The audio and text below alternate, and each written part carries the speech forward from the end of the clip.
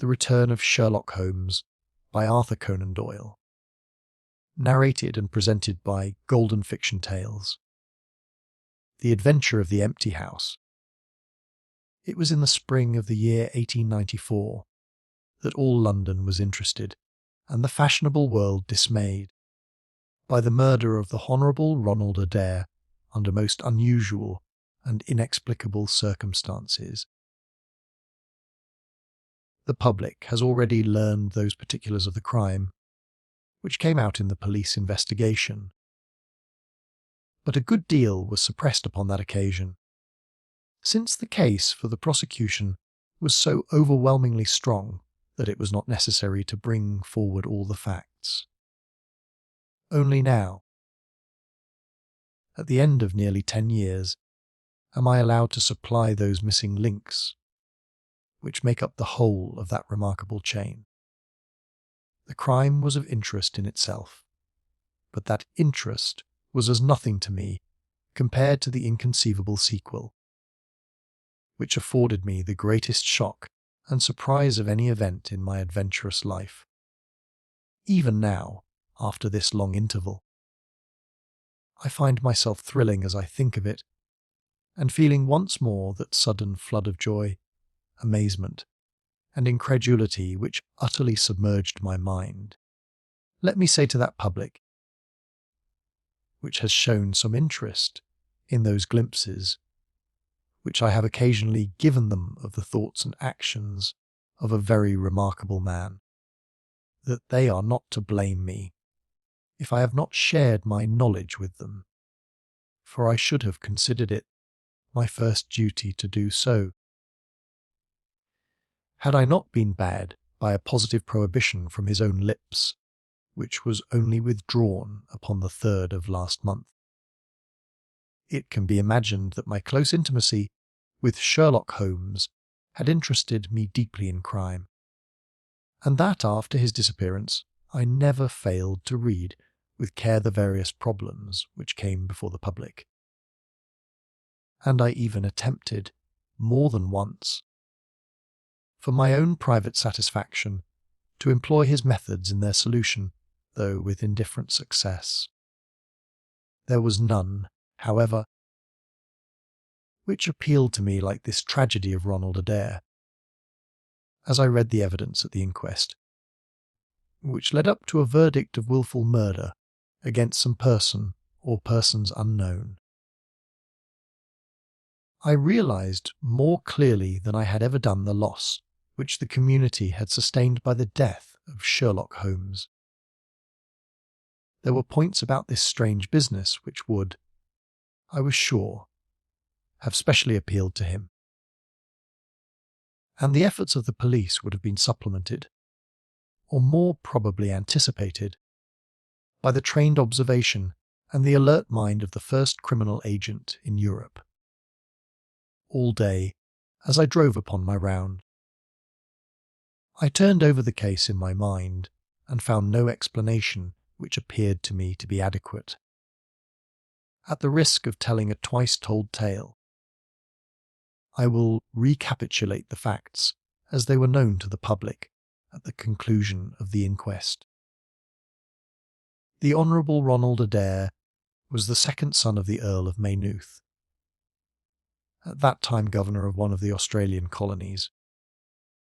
Adair's mother had returned from Australia to undergo the operation for cataract, and she, her son Ronald, and her daughter Hilda were living together at 427 Park Lane. The youth moved in the best society, had, so far as was known, no enemies and no particular vices. He had been engaged to Miss Edith Woodley of Carstairs, but the engagement had been broken off by mutual consent some months before, and there was no sign that it had left any very profound feeling behind it.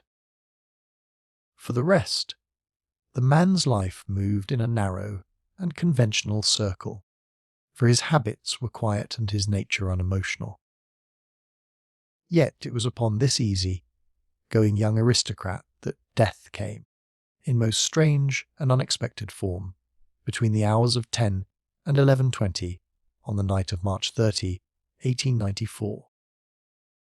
Ronald Adair was fond of cards playing continually, but never for such stakes as would hurt him. He was a member of the Baldwin, the Cavendish, and the Bagatelle card clubs. It was shown that, after dinner on the day of his death, he had played a rubber of whist at the latter club. He had also played there in the afternoon. The evidence of those who had played whist in Murray, Sir John Hardy, and Colonel Moran showed that the game was whist, and that there was a fairly equal fall of the cards. Adair might have lost £5, but not more.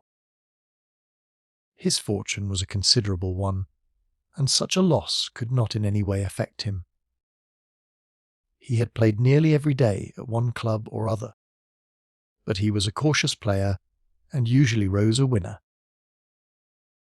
It came out in evidence that, in partnership with Colonel Moran, he had actually won as much as £420 in a sitting, some weeks before, from Godfrey Milner and Lord Balmoral. So much for his recent history as it came out at the inquest. On the evening of the crime, he returned from the club exactly at 10. His mother and sister were out spending the evening with a relation. The servant deposed that she heard him enter the front room, on the second floor, generally used as his sitting room. She had lit a fire there, and as it smoked she had opened the window. No sound was heard from the room until 11:20, the hour of the return of Lady Maynooth and her daughter. Desiring to say good night, she attempted to enter her son's room. The door was locked on the inside, and no answer could be got to their cries and knocking. Help was obtained, and the door forced. The unfortunate young man was found lying near the table. His head had been horribly mutilated by an expanding revolver bullet, but no weapon of any sort was to be found in the room. On the table lay 2 banknotes for £10 each, and £17.10 in silver and gold. The money arranged in little piles of varying amount. There were some figures also upon a sheet of paper, with the names of some club friends opposite to them, from which it was conjectured that before his death he was endeavouring to make out his losses or winnings at cards. A minute examination of the circumstances served only to make the case more complex. In the first place, no reason could be given why the young man should have fastened the door upon the inside. There was the possibility that the murderer had done this, and had afterwards escaped by the window. The drop was at least 20 feet, however, and a bed of crocuses in full bloom lay beneath. Neither the flowers nor the earth showed any sign of having been disturbed, nor were there any marks upon the narrow strip of grass which separated the house from the road. Apparently, therefore, it was the young man himself who had fastened the door. But how did he come by his death? No one could have climbed up to the window without leaving traces. Suppose a man had fired through the window. He would indeed be a remarkable shot who could with a revolver inflict so deadly a wound. Again, Park Lane is a frequented thoroughfare. There is a cab stand within 100 yards of the house. No one had heard a shot. And yet there was the dead man, and there the revolver bullet, which had mushroomed out, as soft-nosed bullets will, and so inflicted a wound which must have caused instantaneous death. Such were the circumstances of the Park Lane mystery, which were further complicated by entire absence of motive, since, as I have said, young Adair was not known to have any enemy, and, No attempt had been made to remove the money or valuables in the room. All day I turned these facts over in my mind, endeavouring to hit upon some theory which could reconcile them all, and to find that line of least resistance which my poor friend had declared to be the starting point of every investigation. I confess that I made little progress. In the evening I strolled across the park, and found myself about 6 o'clock at the Oxford Street end of Park Lane. A group of loafers upon the pavements, all staring up at a particular window, directed me to the house which I had come to see. A tall, thin man with coloured glasses, whom I strongly suspected of being a plain-clothes detective, was pointing out some theory of his own, while the others crowded round to listen to what he said. I got as near him as I could, but his observations seemed to me to be absurd, so I withdrew again in some disgust. As I did so I struck against an elderly, deformed man, who had been behind me, and I knocked down several books which he was carrying. I remember that as I picked them up, I observed the title of one of them, The Origin of Tree Worship, and it struck me that the fellow must be some poor bibliophile, who, either as a trade or as a hobby, was a collector of obscure volumes. I endeavoured to apologise for the accident, but it was evident that these books, which I had so unfortunately maltreated, were very precious objects in the eyes of their owner.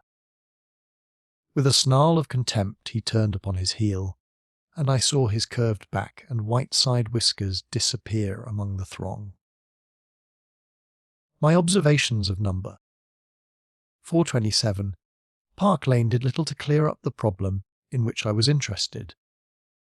The house was separated from the street by a low wall and railing, the whole not more than 5 feet high. It was perfectly easy, therefore, for anyone to get into the garden, but the window was entirely inaccessible, since there was no water pipe or anything which could help the most active man to climb it. More puzzled than ever, I retraced my steps to Kensington. I had not been in my study 5 minutes when the maid entered to say that a person desired to see me. To my astonishment, it was none other than my strange old book collector, his sharp, wizened face peering out from a frame of white hair, and his precious volumes, a dozen of them at least, wedged under his right arm.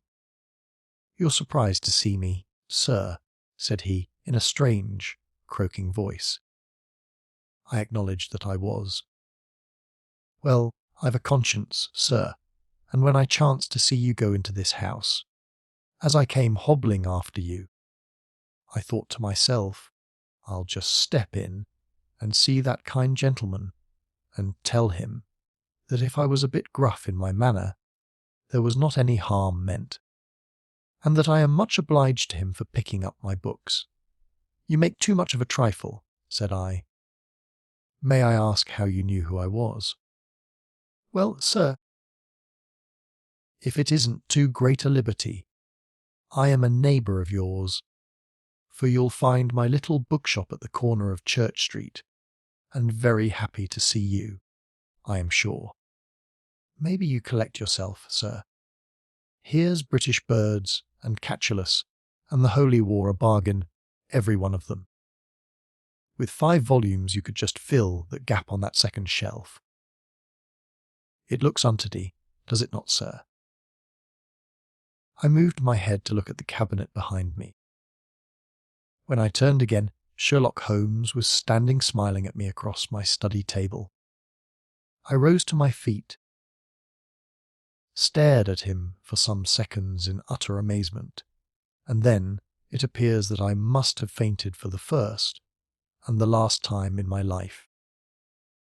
Certainly a grey mist swirled before my eyes, and when it cleared I found my collar, ends undone, and the tingling after taste of brandy upon my lips.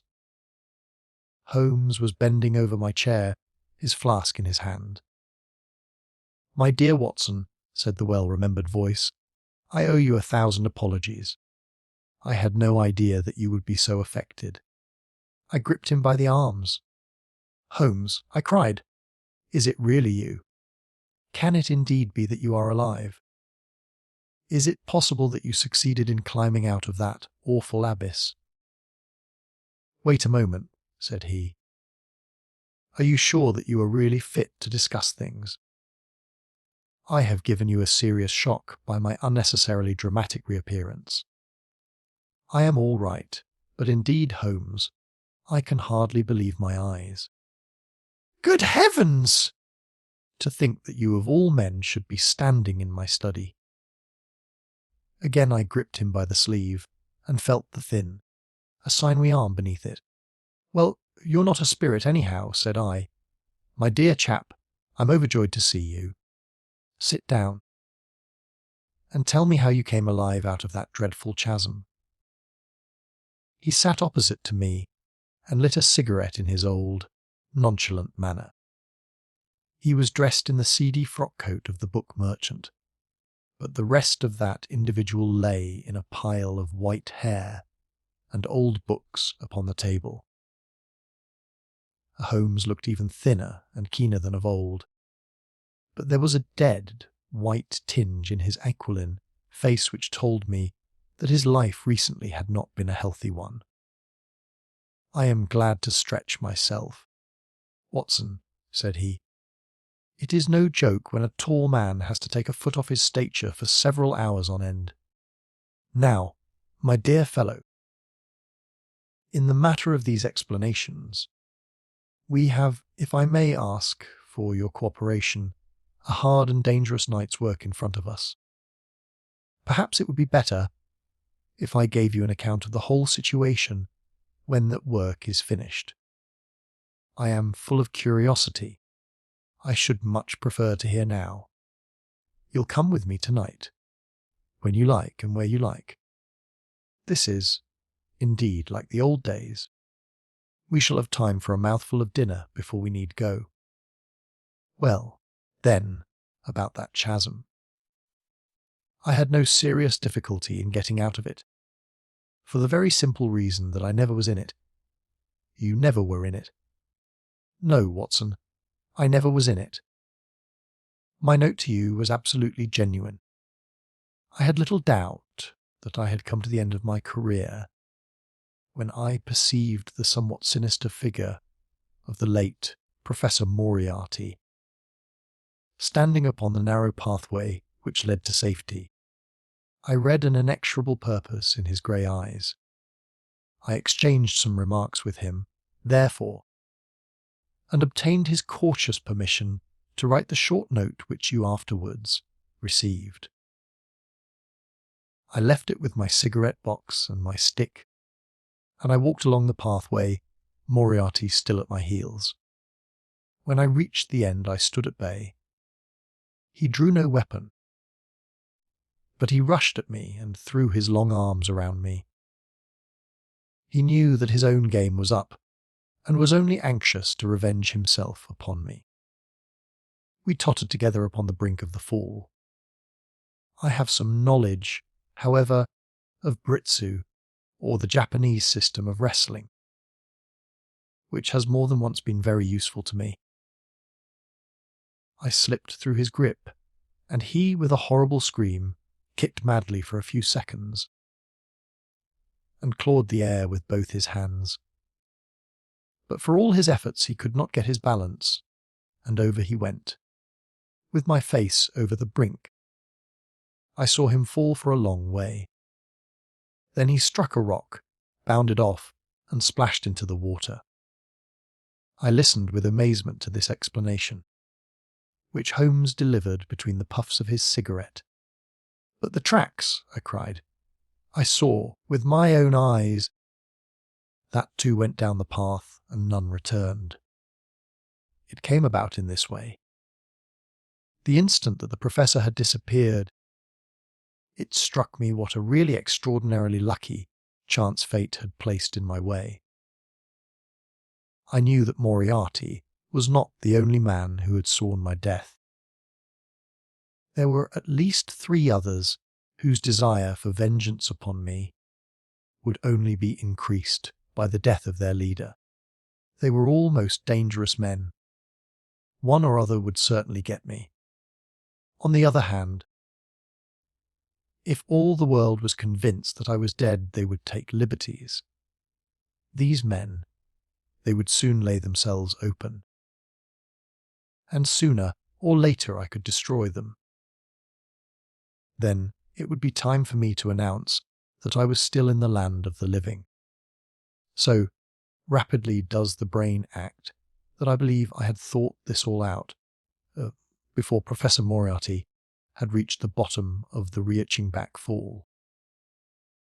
I stood up and examined the rocky wall behind me. In your picturesque account of the matter, which I read with great interest some months later, you assert that the wall was sheer. That was not literally true. A few small footholds presented themselves, and there was some indication of a ledge. The cliff is so high that to climb it all was an obvious impossibility, and it was equally impossible to make my way along the wet path without leaving some tracks. I might, it is true, have reversed my boots, as I have done on similar occasions, but the sight of 3 sets of tracks in one direction would certainly have suggested a deception. On the whole, then, it was best that I should risk the climb. It was not a pleasant business, Watson. The fall roared beneath me.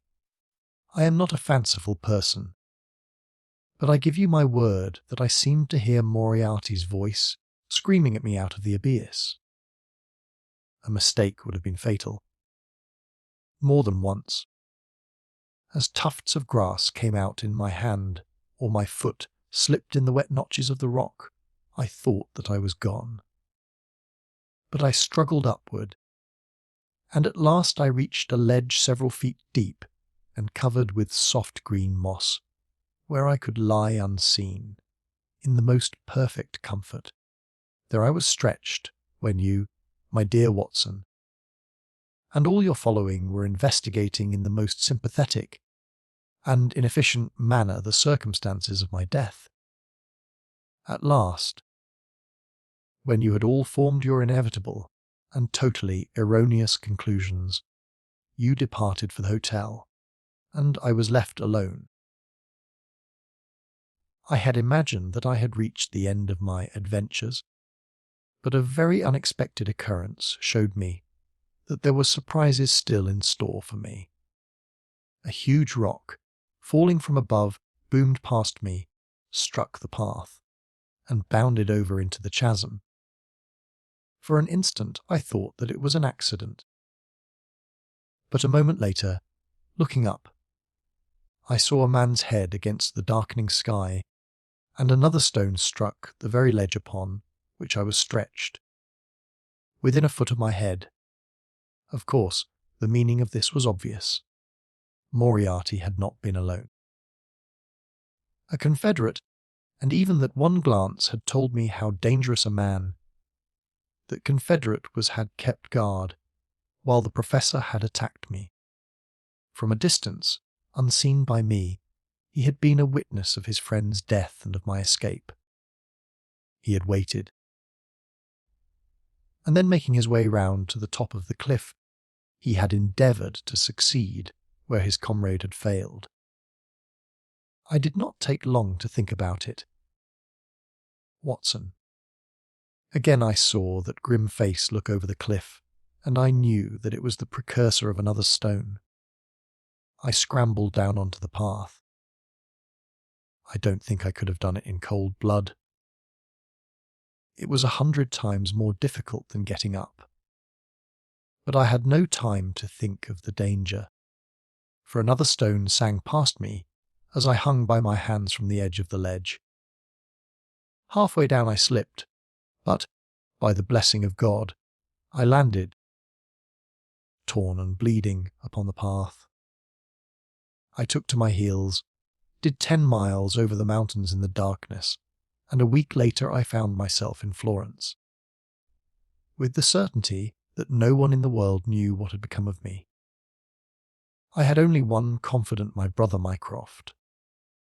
I owe you many apologies, my dear Watson, but it was all important that it should be thought I was dead.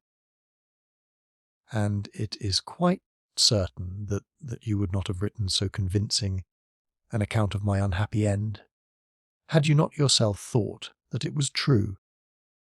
Several times during the last 3 years, I have taken up my pen to write to you, but always I feared lest your affectionate regard for me should tempt you to some indiscretion which would betray my secret. For that reason I turned away from you this evening when you upset my books, for I was in danger at the time, and any show of surprise and emotion upon your part might have drawn attention to my identity and led to the most deplorable and irreparable results. As to Mycroft, I had to confide in him in order to obtain the money which I needed. The course of events in London did not run so well as I had hoped. For the trial of the Moriarty gang left 2 of its most dangerous members, my own most vindictive enemies, at liberty. I travelled for 2 years in Tibet, therefore, and amused myself by visiting Lhasa and spending some days with the head lama. You may have read of the remarkable explorations of a Norwegian named Sigerson, but I am sure that it never occurred to you that you were receiving news of your friend. I then passed through Persia, looked in at Mecca, and paid a short but interesting visit to the Khalifa at Khartoum, the results of which I have communicated to the Foreign Office. Returning to France, I spent some months in a research into the coal tar derivatives, which I conducted in a laboratory at Montpellier, in the south of France. Having concluded this to my satisfaction, and learning that only one of my enemies was now left in London, I was about to return when my movements were hastened by the news of this very remarkable Park Lane mystery, which not only appealed to me by its own merits, but which seemed to offer some most peculiar personal opportunities. I came over at once to London and called in my own person at Baker Street, threw Mrs. Hudson into violent hysterics, and found that Mycroft had preserved my rooms and my papers exactly as they had always been. So it was, my dear Watson, that at 2 o'clock today I found myself in my old armchair in my own old room, and only wishing that I could have seen my old friend Watson in the other chair, which he has so often adorned. Such was the remarkable narrative to which I listened on that April evening, a narrative which would have been utterly incredible to me had it not been confirmed by the actual sight of the tall, spare figure and the keen, eager face, which I had never thought to see again. In some manner he had learned of my own sad bereavement, and his sympathy was shown in his manner rather than in his words. "Work is the best antidote to sorrow, my dear Watson," said he, "and I have a piece of work for us both tonight which, if we can bring it to a successful conclusion, will in itself justify a man's life on this planet." In vain I begged him to tell me more. "You will hear and see enough before morning," he answered. "We have 3 years of the past to discuss. Let that suffice until 9:30, when we start upon the notable adventure of the empty house. It was indeed like old times, when at that hour I found myself seated beside him in a hansom, my revolver in my pocket, and the thrill of adventure in my heart. Holmes was cold and stern and silent. As the gleam of the street lamps flashed upon his austere features, I saw that his brows were drawn down in thought and his thin lips compressed. I knew not what wild beast we were about to hunt down in the dark jungle of criminal London, but I was well assured, from the bearing of this master huntsman, that the adventure was a most grave one, while the sardonic smile, which occasionally broke through his ascetic gloom, boded little good for the object of our quest. I had imagined that we were bound for Baker Street, but Holmes stopped the cab at the corner of Cavendish Square. I observed that as he stepped out, he gave a most searching glance to right and left, and at every subsequent street corner he took the utmost pains to assure that he was not followed. Our route was certainly a singular one. Holmes's knowledge of the byways of London was extraordinary, and on this occasion he passed rapidly and with an assured step through a network of mews and stables, the very existence of which I had never known. We emerged at last into a small road, lined with old, gloomy houses, which led us into Manchester Street, and so to Blandford Street. Here he turned swiftly down a narrow passage, passed through a wooden gate into a deserted yard, and then opened with a key the back door of a house. We entered together, and he closed it behind us. The place was pitch dark, but it was evident to me that it was an empty house. Our feet creaked and crackled over the bare planking, and my outstretched hand touched a wall from which the paper was hanging in ribbons. Holmes's cold, thin fingers closed round my wrist and led me forward down a long hall until I dimly saw the murky fanlight over the door. Here Holmes turned suddenly to the right, and we found ourselves in a large, square, empty room, heavily shadowed in the corners, but faintly lit in the centre from the lights of the street beyond. There was no lamp near, and the window was thick with dust, so that we could only just discern each other's figures within. My companion put his hand upon my shoulder and his lips close to my ear. "Do you know where we are?" he whispered. "Surely that is Baker Street," I answered, staring through the dim window. "Exactly. We are in Camden House, which stands opposite to our own old quarters. But why are we here?" "Because it commands so excellent a view of that picturesque pile. Might I trouble you, my dear Watson, to draw a little nearer to the window, taking every precaution not to show yourself, and then to look up at our old rooms, the starting point of so many of your little fairy tales. We will see if my 3 years of absence have entirely taken away my power to surprise you." I crept forward and looked across at the familiar window. As my eyes fell upon it, I gave a gasp and a cry of amazement. The blind was down, and a strong light was burning in the room. The shadow of a man, who was seated in a chair, within was thrown in hard, black outline upon the luminous screen of the window. There was no mistaking the poise of the head, the squareness of the shoulders, the sharpness of the features. The face was turned half round, and the effect was that of one of those black silhouettes which our grandparents loved to frame. It was a perfect reproduction of Holmes. So amazed was I that I threw out my hand to make sure that the man himself was standing beside me. He was quivering with silent laughter.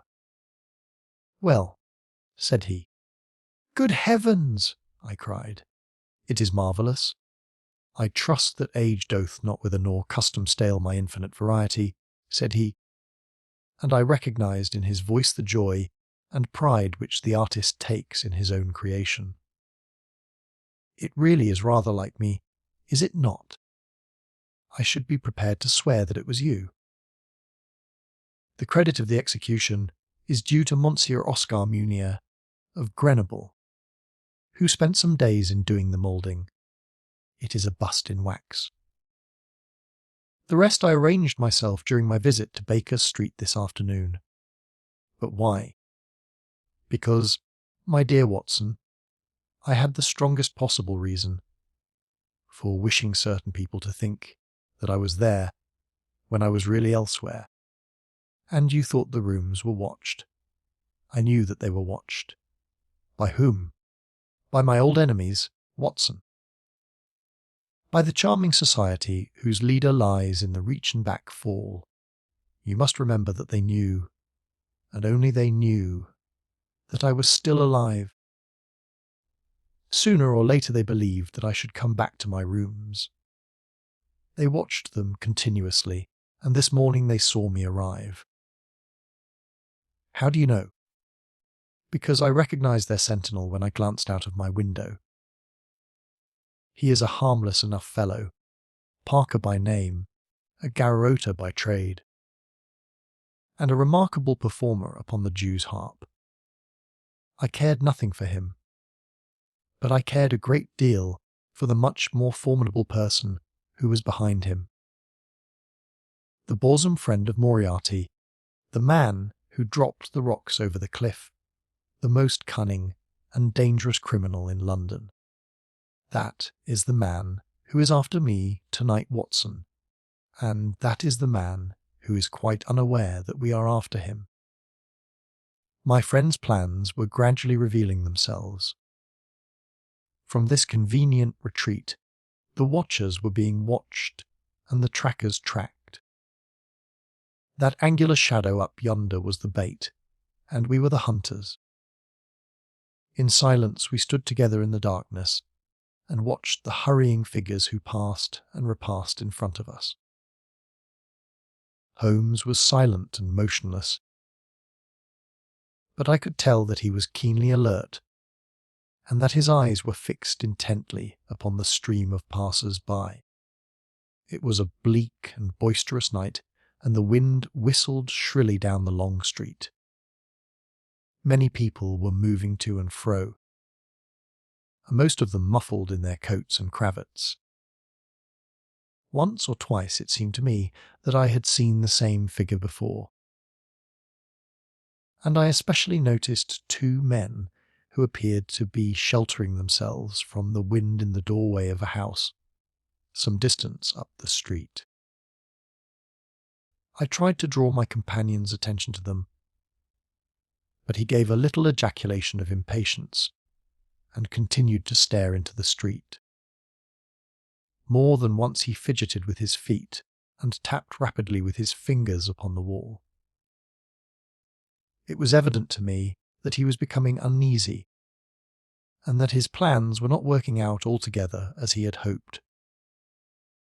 At last, as midnight approached and the street gradually cleared, he paced up and down the room in uncontrollable agitation. I was about to make some remark to him, when I raised my eyes to the lighted window, and again experienced almost as great a surprise before. I clutched Holmes's arm and pointed upward. "The shadow has moved," I cried. It was indeed no longer the profile, but the back, which was turned towards us. 3 years had certainly not smoothed the asperities of his temper or his impatience with a less active intelligence than his own. "Of course it has moved," said he. "Am I such a farcical bungler, Watson, that I should erect an obvious dummy, and expect that some of the sharpest men in Europe would be deceived by it? We have been in this room 2 hours, and Mrs. Hudson has made some change in that figure 8 times, or once in every quarter of an hour. She works it from the front, so that her shadow may never be seen." Ah! He drew in his breath with a shrill, excited intake. In the dim light, I saw his head thrown forward, his whole attitude rigid with attention. Outside the street was absolutely deserted. Those two men might still be crouching in the doorway, but I could no longer see them. All was still and dark, save only that brilliant yellow screen in front of us, with the black figure outlined upon its centre. Again in the utter silence I heard that thin, sibilant note which spoke of intense, suppressed excitement. An instant later he pulled me back into the blackest corner of the room, and I felt his warning hand upon my lips.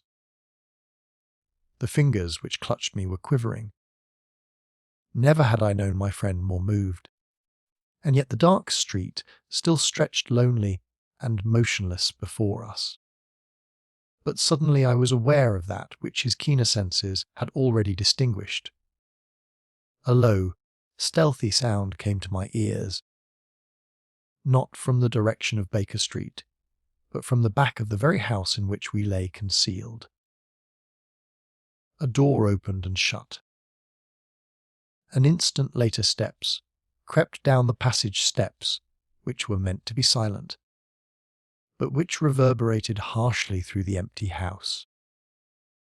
Holmes crouched back against the wall, and I did the same, my hand closing upon the handle of my revolver, peering through the gloom. I saw the vague outline of a man, a shade blacker than the blackness of the open door. He stood for an instant, and then he crept forward, crouching, menacing, into the room.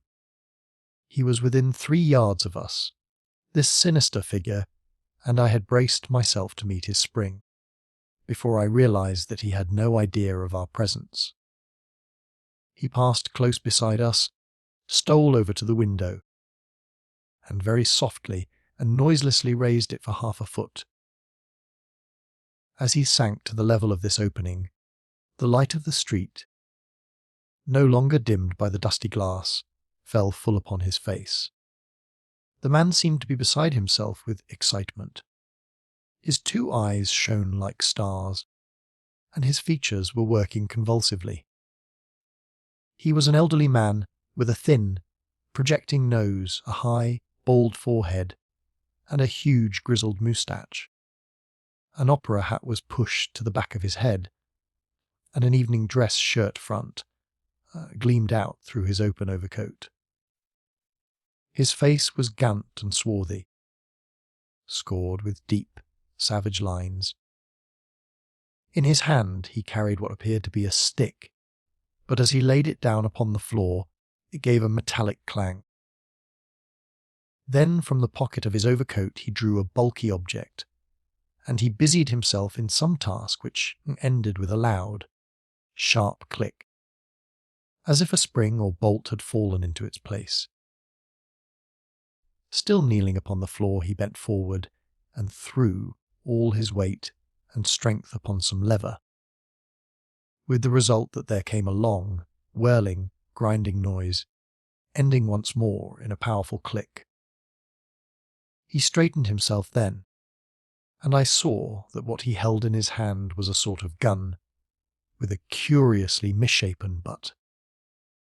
He opened at the breech, put something in, and snapped the breech lock.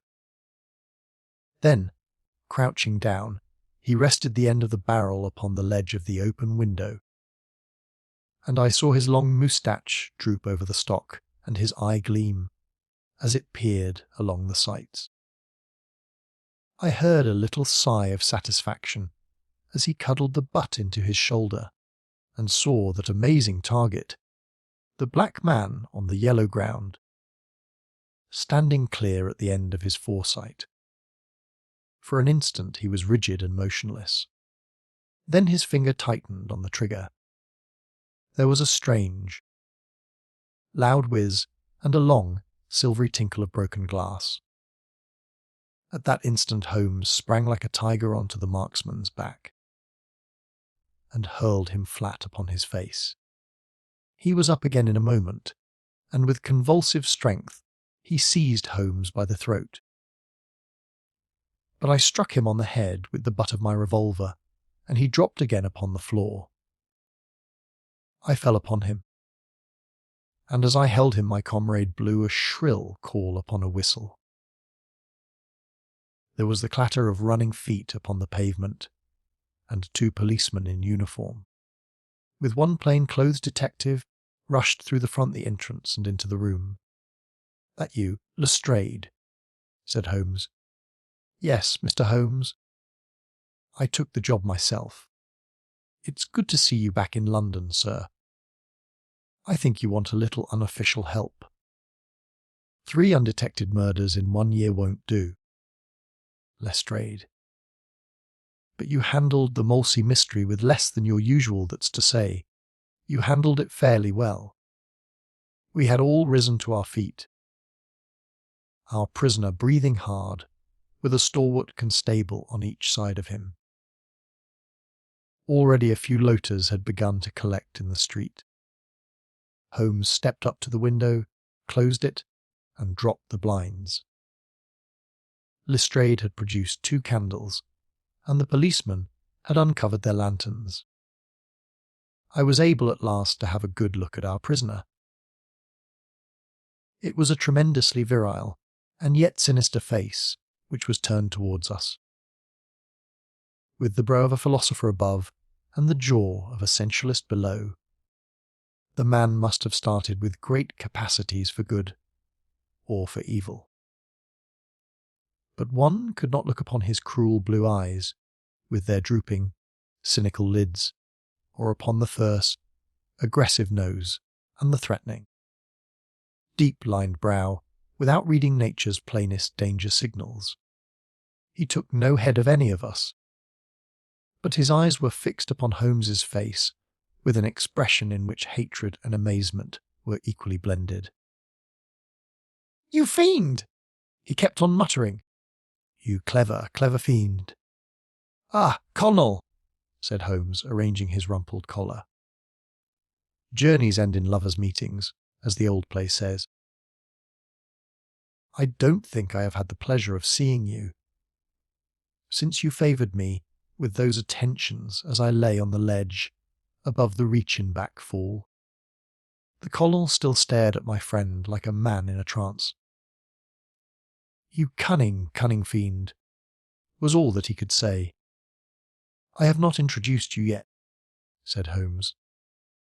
"This, gentleman, is Colonel Sebastian Moran, once of Her Majesty's Indian Army, and the best heavy game shot that our Eastern Empire has ever produced. I believe I am correct, Colonel, in saying that your bag of tigers still remains unrivalled." The fierce old man said nothing, but still glared at my companion. With his savage eyes and bristling moustache, he was wonderfully like a tiger himself. "I wonder that my very simple stratagem could deceive so old a shikari," said Holmes. "It must be very familiar to you. Have you not tethered a young kid under a tree, lain above it with your rifle, and waited for the bit to bring up your tiger? This empty house is my tree, and you are my tiger. You have possibly had other guns in reserve in case there should be several tigers, or in the unlikely supposition of your own aim failing you. These," he pointed around, "are my other guns. The parallel is exact." Colonel Moran sprang forward with a snarl of rage, but the constables dragged him back. The fury upon his face was terrible to look at. "I confess that you had one small surprise for me," said Holmes.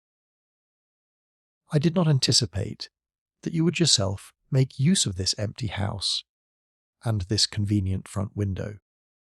I had imagined you as operating from the street, where my friend Lestrade and his merry men were awaiting you. With that exception, all has gone as I expected." Colonel Moran turned to the official detective. "You may or may not have just cause for arresting me," said he, "but at least there can be no reason why I should submit to the gibes of this person. If I am in the hands of the law, let things be done in a legal way." "Well, that's reasonable enough," said Lestrade. "Nothing further you have to say, Mr. Holmes, before we go." Holmes had picked up the powerful air gun from the floor and was examining its mechanism. "An admirable and unique weapon," said he. "A noiseless and of tremendous power. I knew von Herder, the blind German mechanic, who constructed it to the order of the late Professor Moriarty. For years I have been aware of its existence, though I have never before had the opportunity of handling it. I commend it very specially to your attention, Lestrade, and also the bullets which fit it.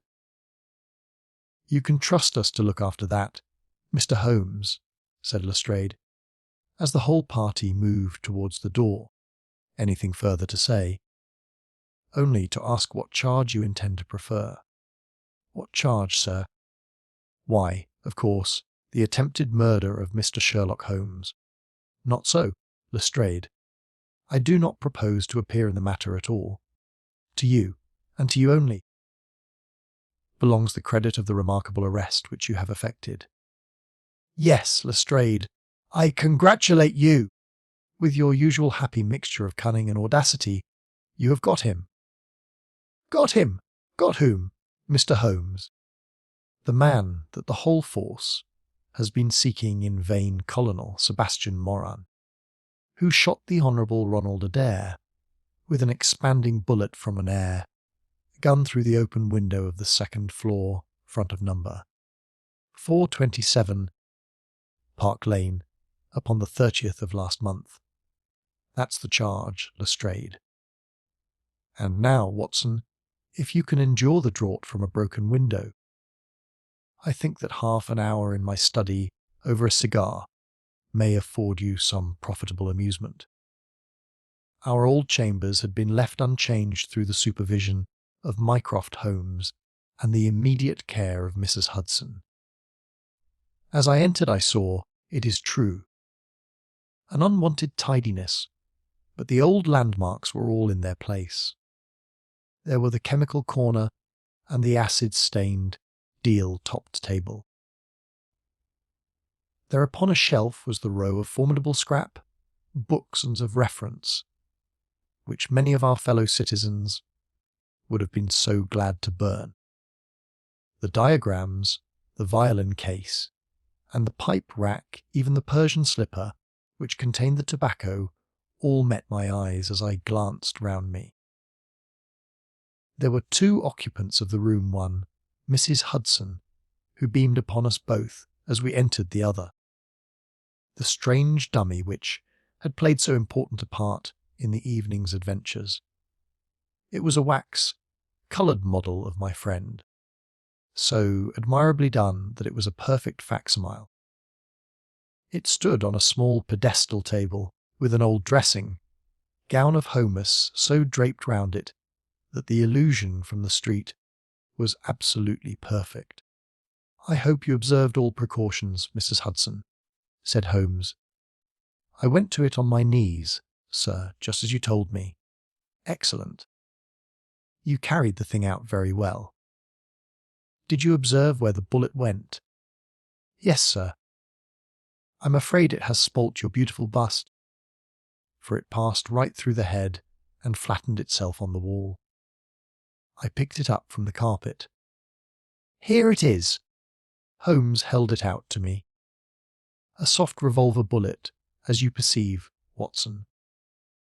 There's genius in that, for who would expect to find such a thing fired from an air gun? All right.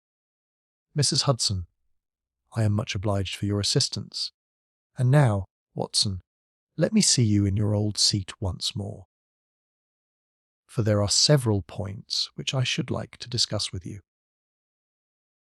He had thrown off the seedy frock-coat, and now he was the Holmes of old in the mouse coloured dressing gown which he took from his effigy. The old shikari's nerves have not lost their steadiness, nor his eyes their keenness, said he, with a laugh, as he inspected the shattered forehead of his bust.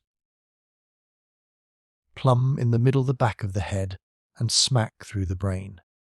He was the best shot in India, and I expect that there are few better in London. Have you heard the name? No, I have not. Well, well, such is fame.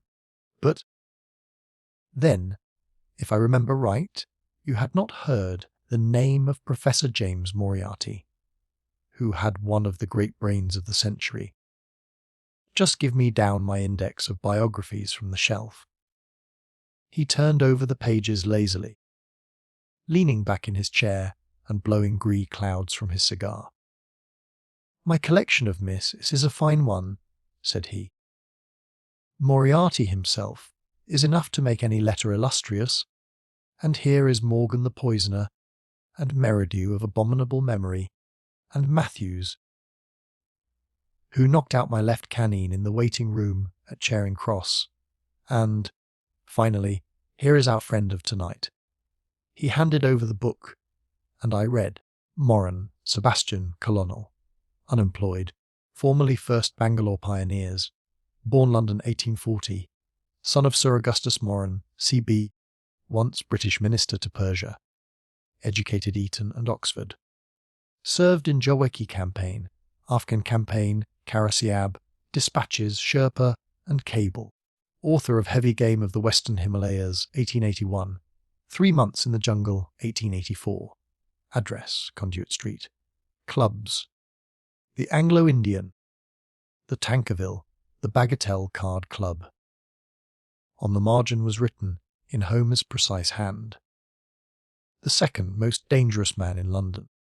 This is astonishing, said I, as I handed back the volume. The man's career is that of an honourable soldier. It is true, Holmes answered. Up to a certain point he did well. He was always a man of iron nerve.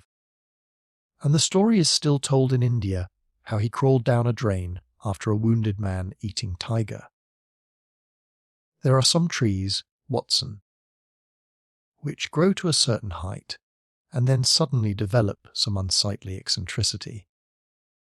You will see it often in humans. I have a theory that the individual represents in his development the whole procession of his ancestors, and that such a sudden turn to good or evil stands for some strong influence which came into the line of his pedigree. The person becomes, as it were, the epitome of the history of his own family. It is surely rather fanciful. Well, I don't insist upon it. Whatever the cause, O'Connell Moran began to go wrong. Without any open scandal, he still made India too hot to hold him. He retired, came to London, and again acquired an evil name.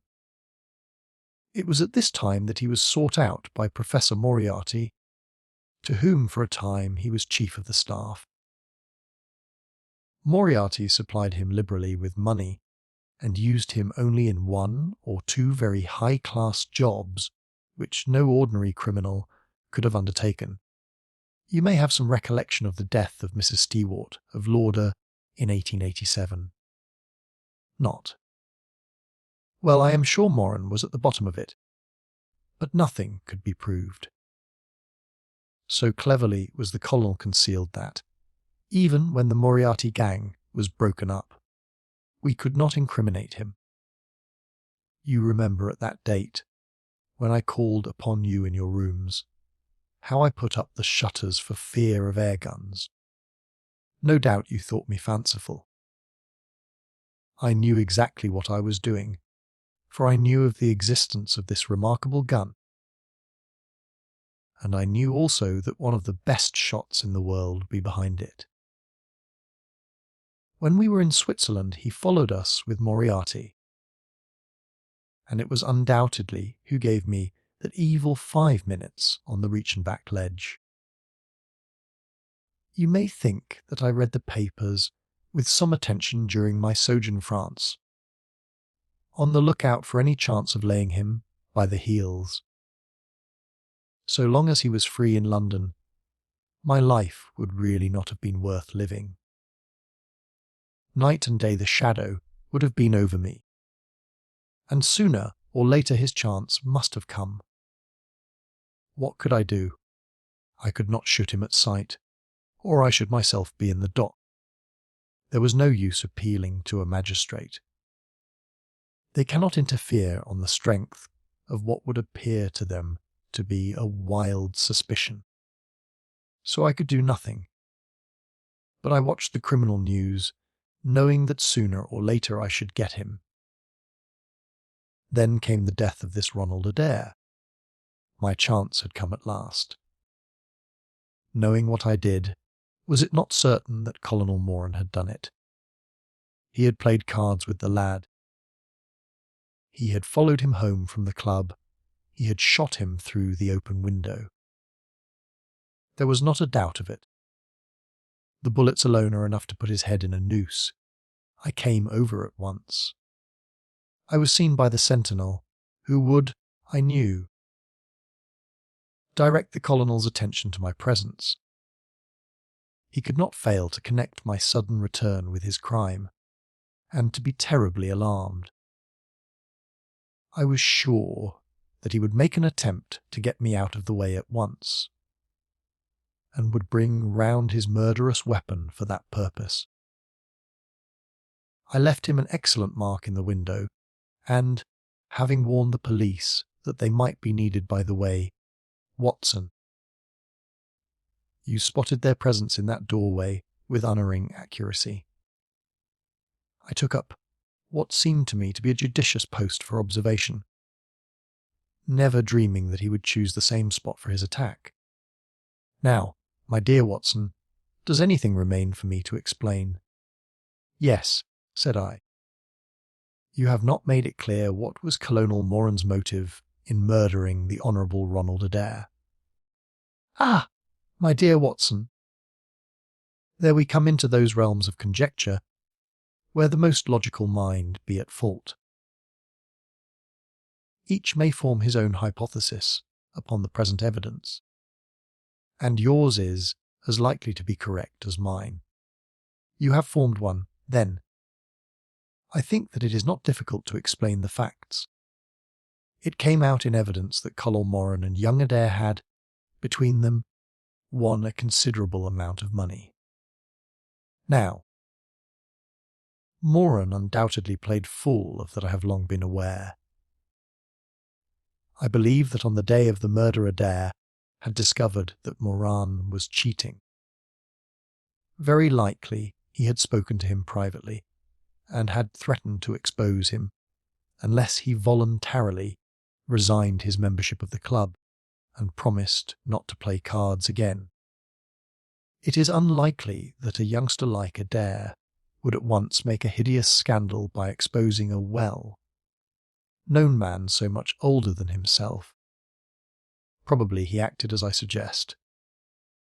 The exclusion from his clubs would mean ruin to Moran, who lived by his ill-gotten card gains.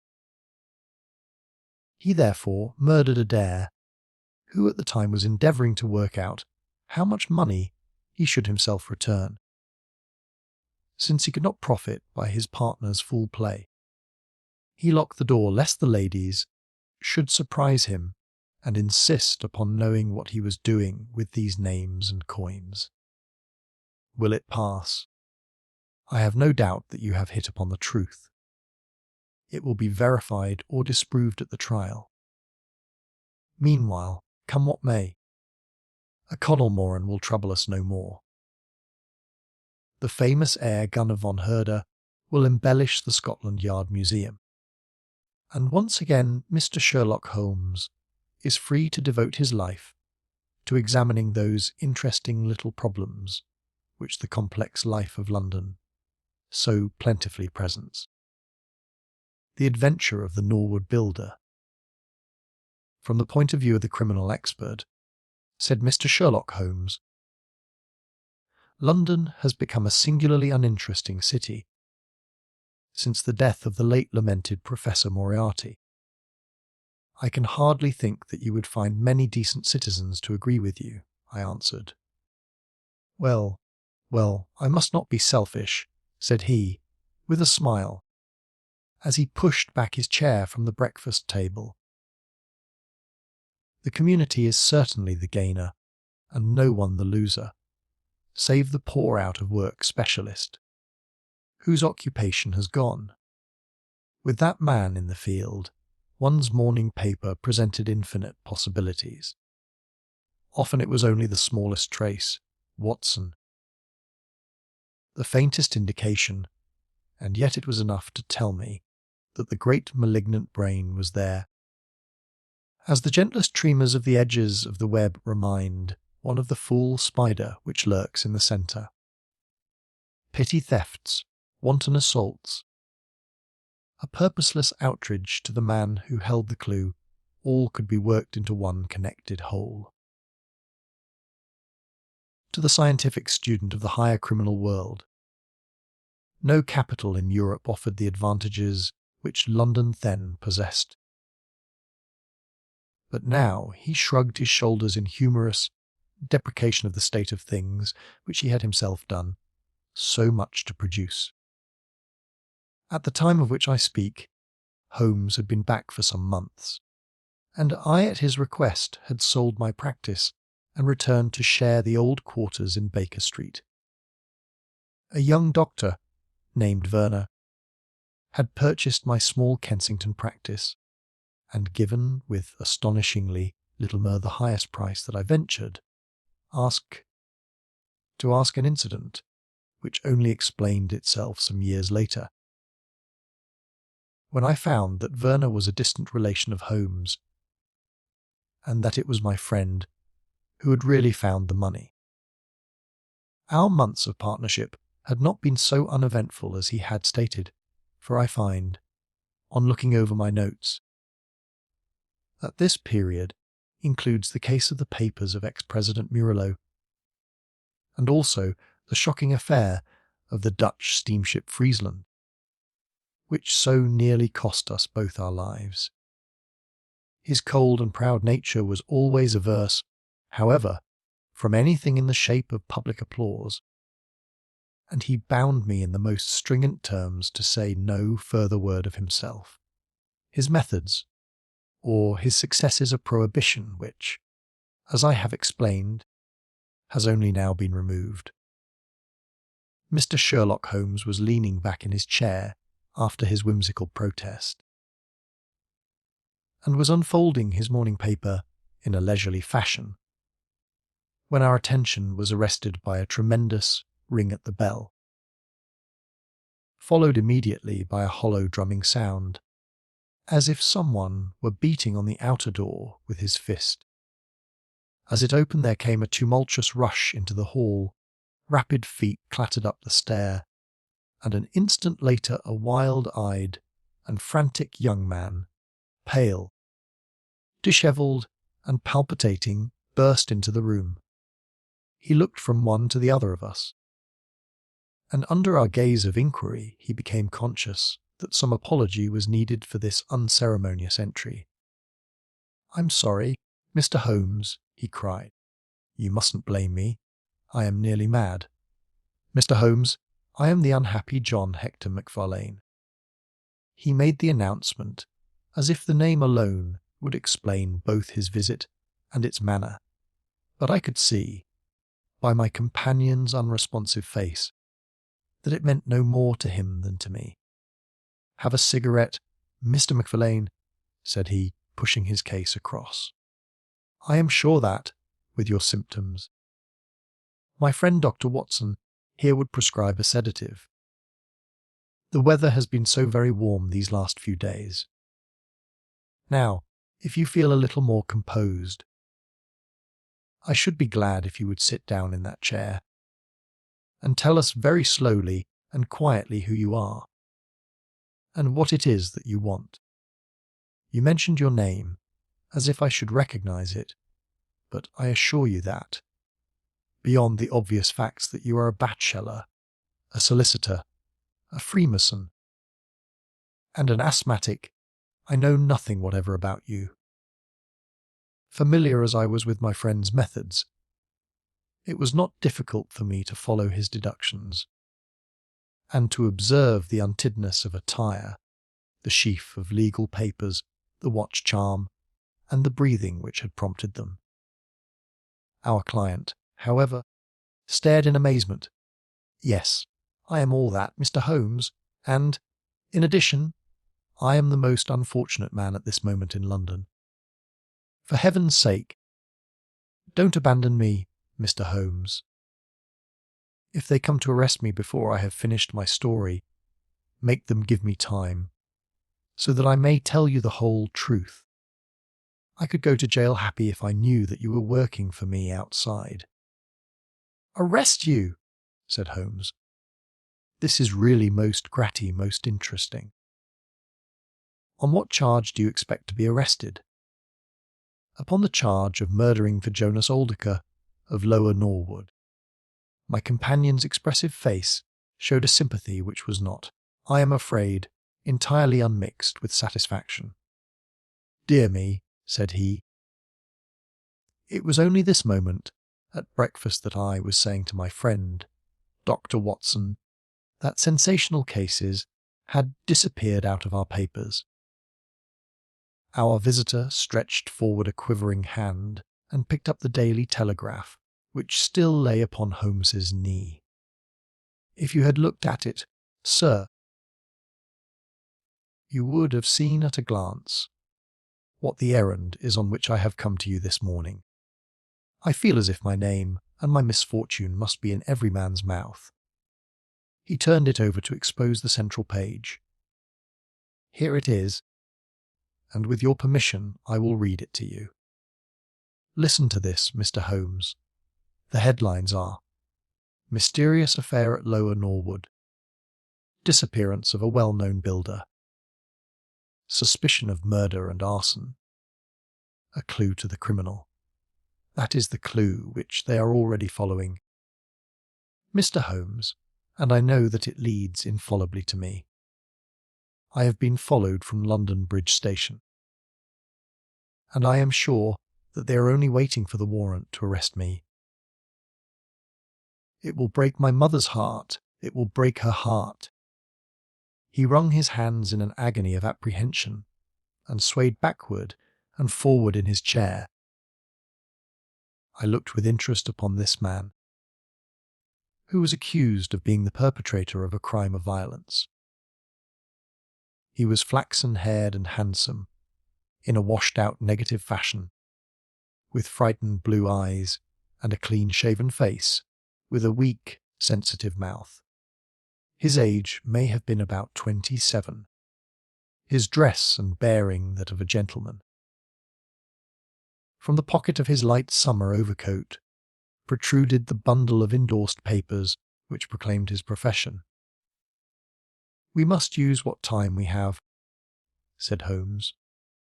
"Watson, would you have the kindness to take the paper and to read the paragraph in question?"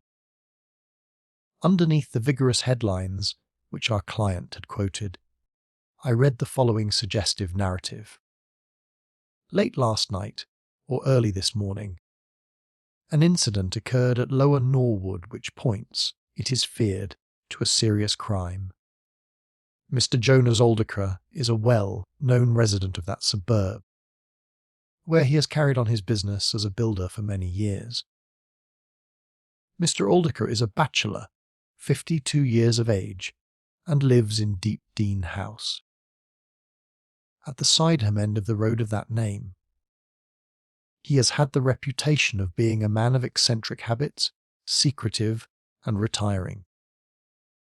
For some years he has practically withdrawn from the business, in which he is said to have amassed considerable wealth. A small timber yard still exists, however, at the back of the house, and last night, about 12 o'clock, an alarm was given that one of the stacks was on fire. The engines were soon upon the spot, but the dry wood burned with great fury, and it was impossible to arrest the conflagration until the stack had been entirely consumed. Up to this point, The incident bore the appearance of an ordinary accident, but fresh indications seemed to point to serious crime. Surprise was expressed at the absence of the master of the establishment from the scene of the fire, and an inquiry followed, which showed that he had disappeared from the house.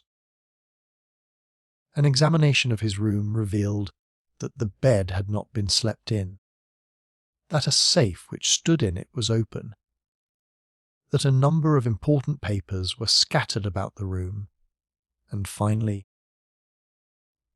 that there were signs of a murderous struggle, slight traces of blood being found within the room, and an oaken walking stick, which also showed stains of blood upon the handle. It is known that Mr. Jonas Oldacre had received a late visitor in his bedroom upon that night, and the stick found has been identified as the property of this person, who is a young London solicitor named John Hector Macfarlane, junior partner of Graham and Macfarlane of 426 Gresham Buildings, EC.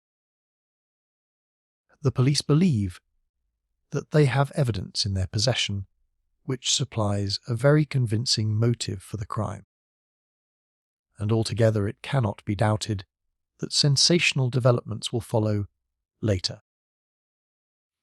It is rumoured, as we go to press, that Mr. John Hector Macfarlane has actually been arrested on the charge of the murder of Mr. Jonas Oldacre. It is at least certain that a warrant has been issued. There have been further and sinister developments in the investigation at Norwood. Besides the signs of a struggle in the room of the unfortunate builder, it is now known that the French windows of his bedroom, which is on the ground floor, were found to be open, that there were marks as if some bulky object had been dragged across to the wood pile, and, finally, it is asserted that charred remains have been found among the charcoal ashes of the fire. The police theory is that a most sensational crime has been committed, that the victim was clubbed to death in his own bedroom, his papers rifled, and his dead body dragged across to the wood stack, which was then ignited so as to hide all traces of the crime. The conduct of the criminal investigation has been left in the experienced hands of Inspector Lestrade of Scotland Yard, who is following up the clues with his accustomed energy and sagacity. Sherlock Holmes listened with closed eyes and fingertips together to this remarkable account. "The case has certainly some points of interest," said he, in his languid fashion. "May I ask, in the first place, Mr. Macfarlane, how it is that you are still at liberty, since there appears to be enough evidence to justify your arrest?" "I live at Torrington Lodge, Blackheath, with my parents, Mr. Holmes, but last night, having to do business very late with Mr. Jonas Oldacre, I stayed at an hotel in Norwood and came to my business from there. I knew nothing of this affair until I was in the train, when I read what you have just heard. I at once saw the horrible danger of my position, and I hurried to put the case into your hands. I have no doubt that I should have been arrested either at my city office or at my home.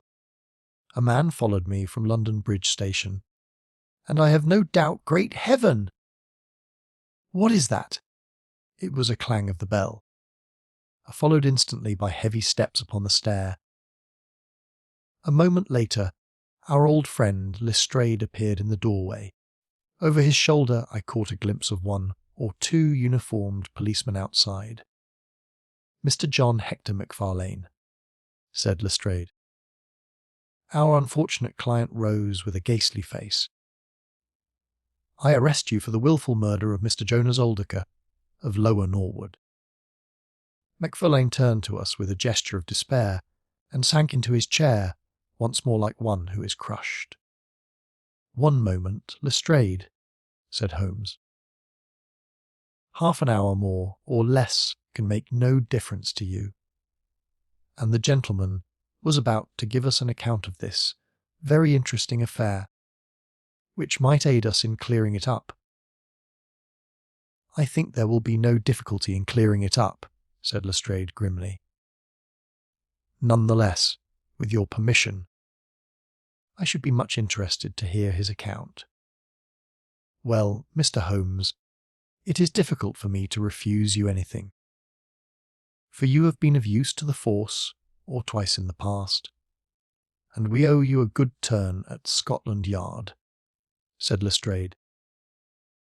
"At the same time, I must remain with my prisoner, and I am bound to warn him that anything he may say will appear in evidence against him." "I wish nothing better," said our client. "All I ask is that you should hear and recognize the absolute truth." Lestrade looked at his watch. "I'll give you half an hour," said he.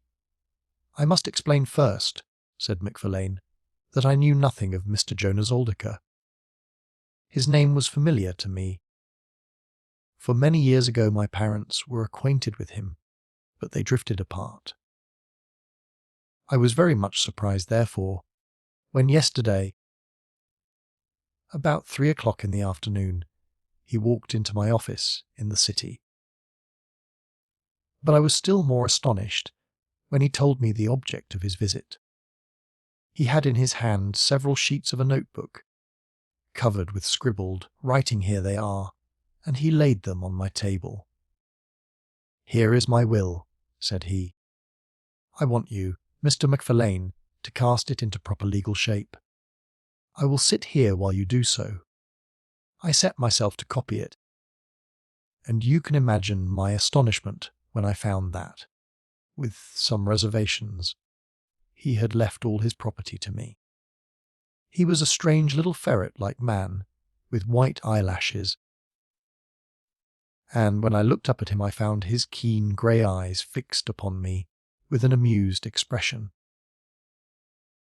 I could hardly believe my own as I read the terms of the will, but he explained that he was a bachelor with hardly any living relation, that he had known my parents in his youth, and that he had always heard of me as a very deserving young man, and was assured that his money would be in worthy hands. Of course, I could only stammer out my thanks. The will was duly finished, signed, and witnessed by my clerk. This is it on the blue paper, and these slips, as I have explained, are the rough draft. Mr. Jonas Oldacre then informed me that there were a number of documents, building leases, title deeds, mortgages, scrip, and so forth, which it was necessary that I should see and understand. He said that his mind would not be easy until the whole thing was settled, and he begged me to come out to his house at Norwood that night, bringing the will with me, and to arrange matters. Remember, my boy, not one word to your parents about the affair until everything is settled. We will keep it as a little surprise for them. He was very insistent upon this point, and made me promise it faithfully. You can imagine, Mr. Holmes, that I was not in a humour to refuse him anything that he might ask. He was my benefactor, and all my desire was to carry out his wishes in every particular. I sent a telegram home, therefore, to say that I had important business on hand, and that it was impossible for me to say how late I might be. Mr. Oldacre had told me that he would like me to have supper with him at 9, as he might not be home before that hour. I had some difficulty in finding his house, however, and it was nearly 1/2 before I reached it. "I found him one moment," said Holmes, who opened the door, a middle-aged woman who was, I suppose, his housekeeper, and it was she, I presume, who mentioned your name. "Exactly," said Macfarlane. pray proceed. Macfarlane wiped his damp brow and then continued his narrative. I was shown by this woman into a sitting room, where a frugal supper was laid out. Afterwards, Mr. Jonas Oldacre led me into his bedroom, in which there stood a heavy safe. This he opened, and took out a mass of documents, which we went over together. It was between 11 and 12 when we finished. He remarked that we must not disturb the housekeeper. He showed me out through his own French window, which had been open all this time. "Was the blind down?" asked Holmes. "I will not be sure, but I believe that it was only half down." "Yes." I remember how he pulled it up in order to swing open the window. I could not find my stick, and he said, "Never mind, my boy. I shall see a good deal of you now, I hope, and I will keep your stick until you come back to claim it." I left him there, the safe open, and the papers made up in packets upon the table.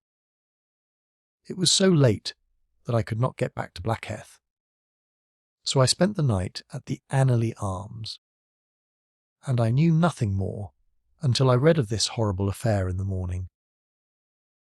"Anything more that you would like to ask, Mr. Holmes?" said Lestrade, whose eyebrows had gone up once or twice during this remarkable explanation. "Not until I have been to Blackheath." "You mean to Norwood?" said Lestrade. "Oh, yes. No doubt that is what I must have meant," said Holmes, with his enigmatical smile. Lestrade had learned by more experiences than he would care to acknowledge that that brain could cut through that which was impenetrable to him. I saw him look curiously at my companion. "I think I should like to have a word with you presently, Mr. Sherlock Holmes," said he. "Now, Mr. Macfarlane, 2 of my constables are at the door, and there is a 4-wheeler waiting." The wretched young man arose, and with a last beseeching glance at us, walked from the room. The officers conducted him to the cab, but Lestrade remained.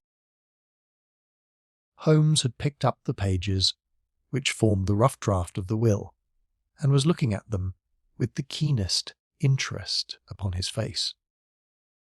"There are some points about that document, Lestrade, are there not?"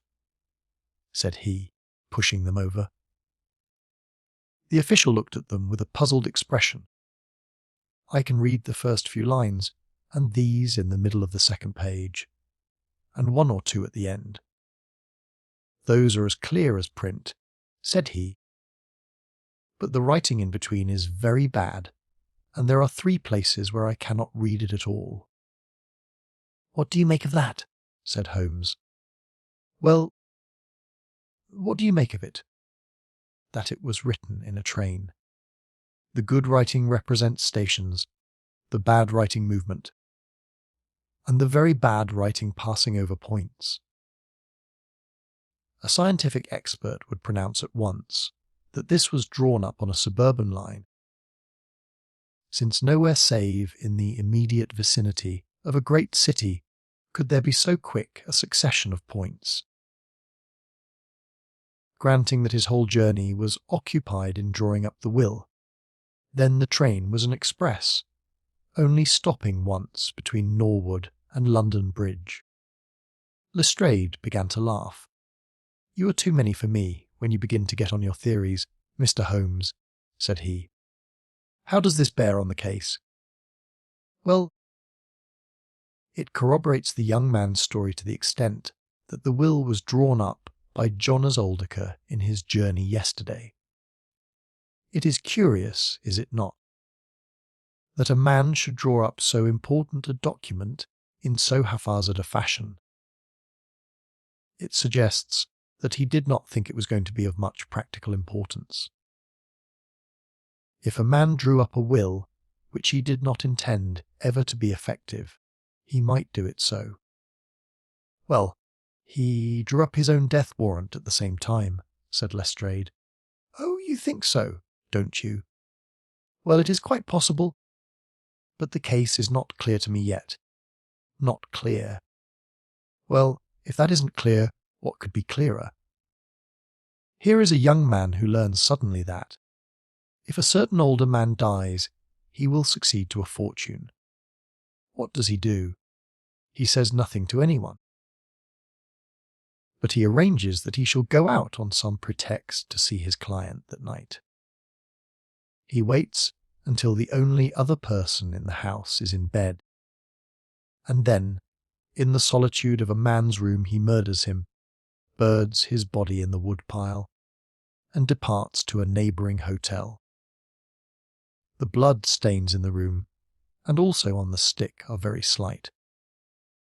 It is probable that he imagined his crime to be a bloodless one, and hoped that, if the body were consumed, it would hide all traces of the method of his death, traces which, for some reason, must have pointed to him.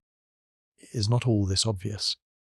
It strikes me, my good Lestrade, as being just a trifle too obvious, said Holmes.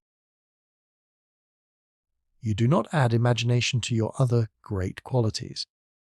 But if you could for one moment put yourself in the place of this young man, would you choose the very night after the will had been made to commit your crime? Would it not seem dangerous to you to make so very close a relation between the two incidents? Again, would you choose an occasion when you are known to be in the house, when a servant has let you in? And, finally, would you take the great pains to conceal the body, and yet leave your own stick as a sign that you were the criminal? Confess, Lestrade, that all this is very unlikely. As to the stick, Mr. Holmes, you know as well as I do that a criminal is often flurried, and does such things which a cool man would avoid. He was very likely afraid to go back to the room. Give me another theory that would fit the facts. I could very easily give you half a dozen, said Holmes. Here, for example, is a very possible and even probable one. I make you a free present of it. The older man is showing documents which are of evident value.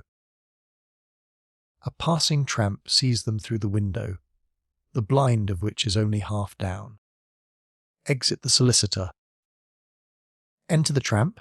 He seizes a stick, which he observes there, kills Oldacre, and departs after burning the body.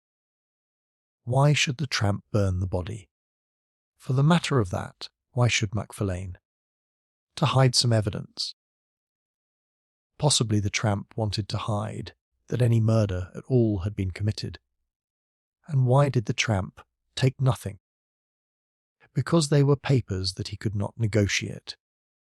Lestrade shook his head, though it seemed to me that his manner was less absolutely assured than before. Well, Mr. Sherlock Holmes, you may look for your tramp, and while you are finding him we will hold on to our man. The future will show which is right. Just notice this point, Mr. Holmes. That's so far as we know.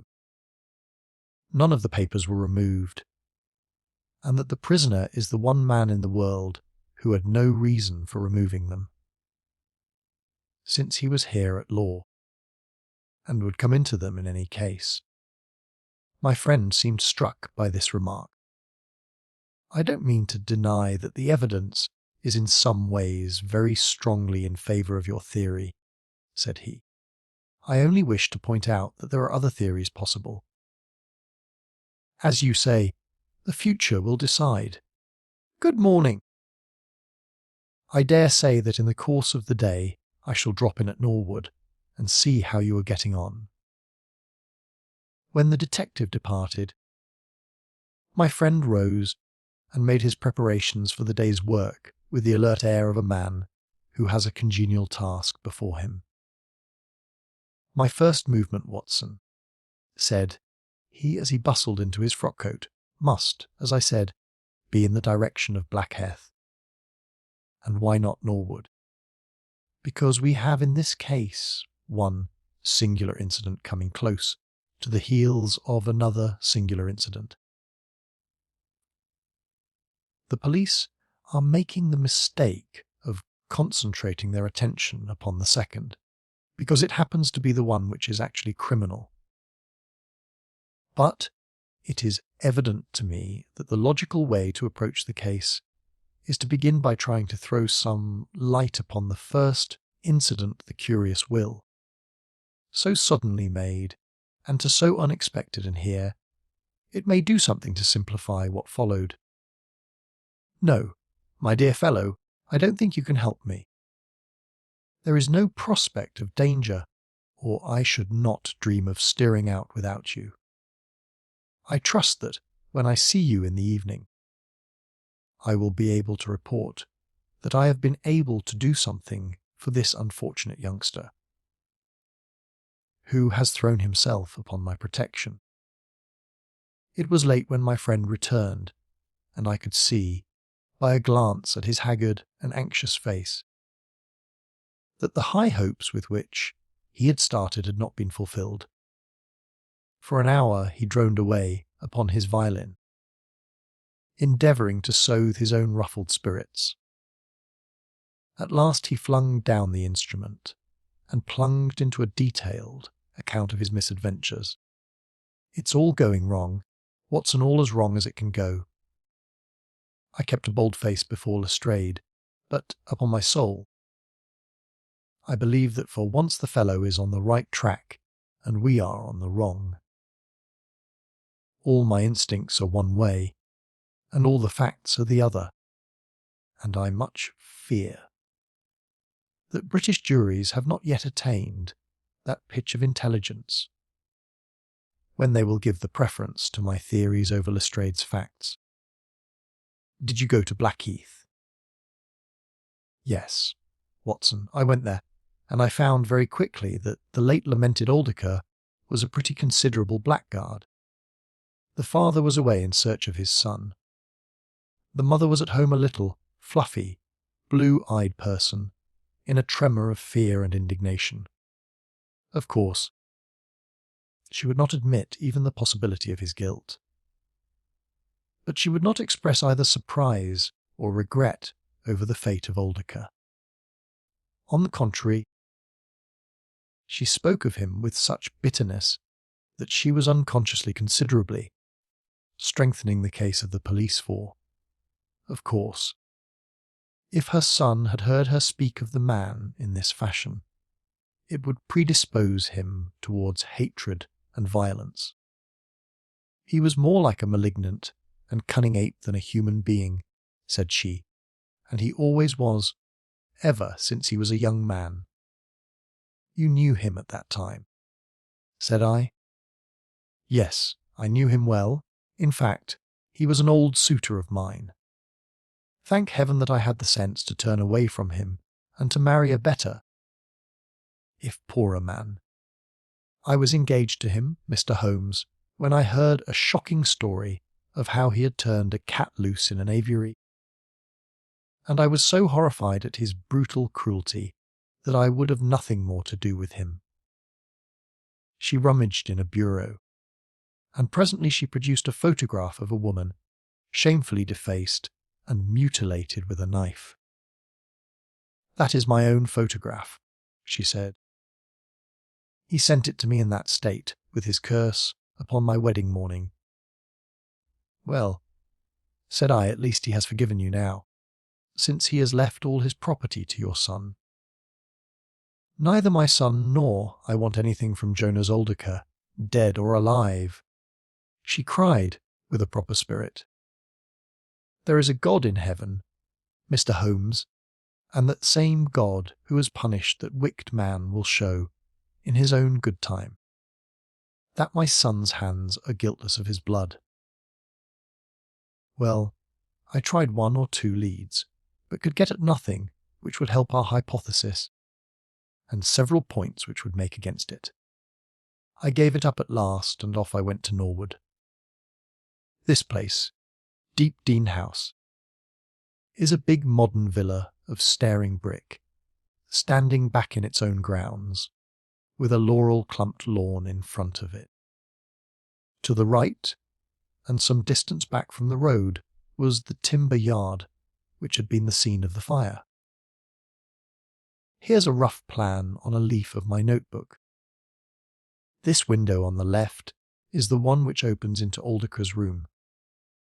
You can look into it from the road, you see. That is about the only bit of consolation I had today. Lestrade was not there, but his head constable did the honours. They had just found a great treasure trove. They had spent the morning raking among the ashes of the burned wood pile, and besides the charred organic remains, they had secured several discoloured metal discs. I examined them with care, and there was no doubt that they were trouser buttons. I even distinguished that one of them was marked with the name of Hyams, who was Oldacre's tailor. I then worked the lawn very carefully for signs and traces, but this draught has made everything as hard as iron. Nothing was to be seen save that some body or bundle had been dragged through a low privet hedge which is in a line with the wood pile. All that, of course, fits in with the official theory. I crawled about the lawn with an August sun on my back, but I got up at the end of an hour no wiser than before. Well, after this fiasco I went into the bedroom and examined that also. The blood stains were very slight, mere smears and discolorations, but undoubtedly fresh. The stick had been removed, but there also the marks were slight. There is no doubt about the stick belonging to our client. He admits it. Footmarks of both men could be made out on the carpet, but none of any third person, which again is a trick for the other side. They were piling up their score all the time, and we were at a standstill. Only one little gleam of hope did I get, and yet it amounted to nothing.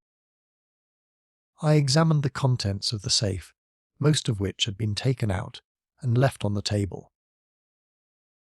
The papers had been made up into sealed envelopes, one or two of which had been opened by the police. They were not, so far as I could judge, of any great value. Nor did the bank book show that Mr. Oldacre was in such very affluent circumstances. But it seemed to me that all the papers were not there. There were allusions to some deeds, possibly the more valuable, which I could not find. This, of course, if we could definitely prove it, would turn Lestrade's argument against himself, for who would steal a thing if he knew that he would shortly inherit it? Finally, having drawn every other cover and picked up no scent, I tried my luck with the housekeeper. Mrs. Lexington is her name, a little, dark, silent person, with suspicious and sidelong eyes. She could tell us something if she would, I am convinced of it. But she was close as wax. Yes, she had let Mr. Macfarlane in at 9:30. She wished her hand had withered before she had done so. She had gone to bed at 10:30. Her room was at the other end of the house, and she could hear nothing of what had passed. Mr. Macfarlane had left his hat, and to the best of her belief his stick, in the hall. She had been awakened by the alarm of fire. Her poor, dear master had certainly been murdered. Had he any enemies? Well, every man had enemies, but Mr. Oldacre kept himself very much to himself, and only met people in the way of business.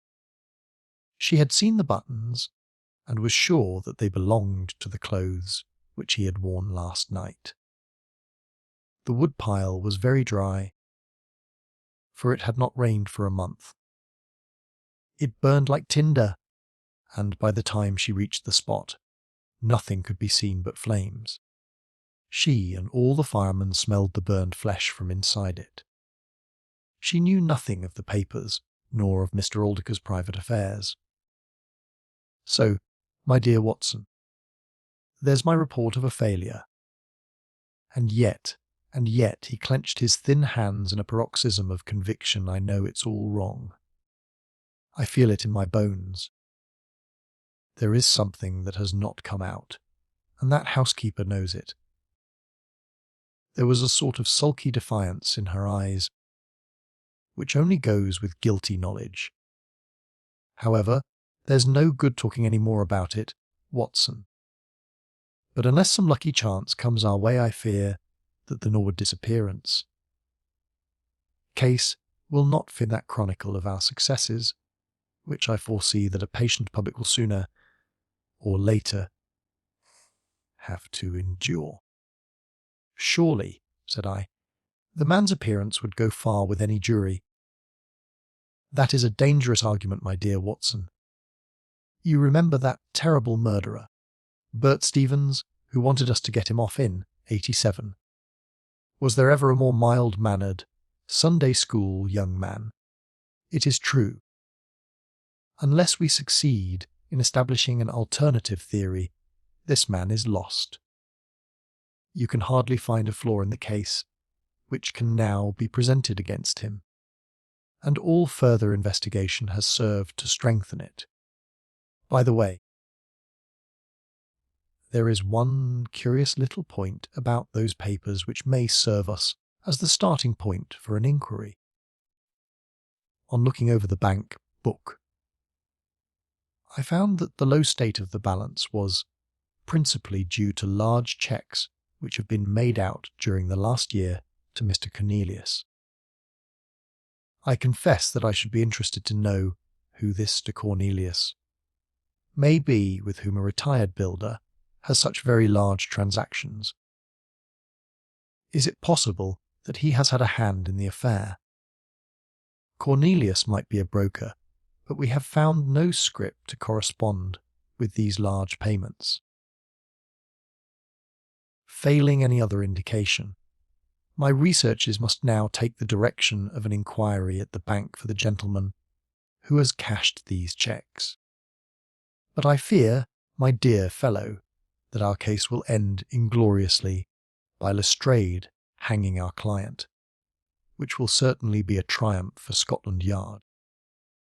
I do not know how far Sherlock Holmes took any sleep that night, but when I came down to breakfast, I found him pale and harassed, his bright eyes the brighter for the dark shadows round them.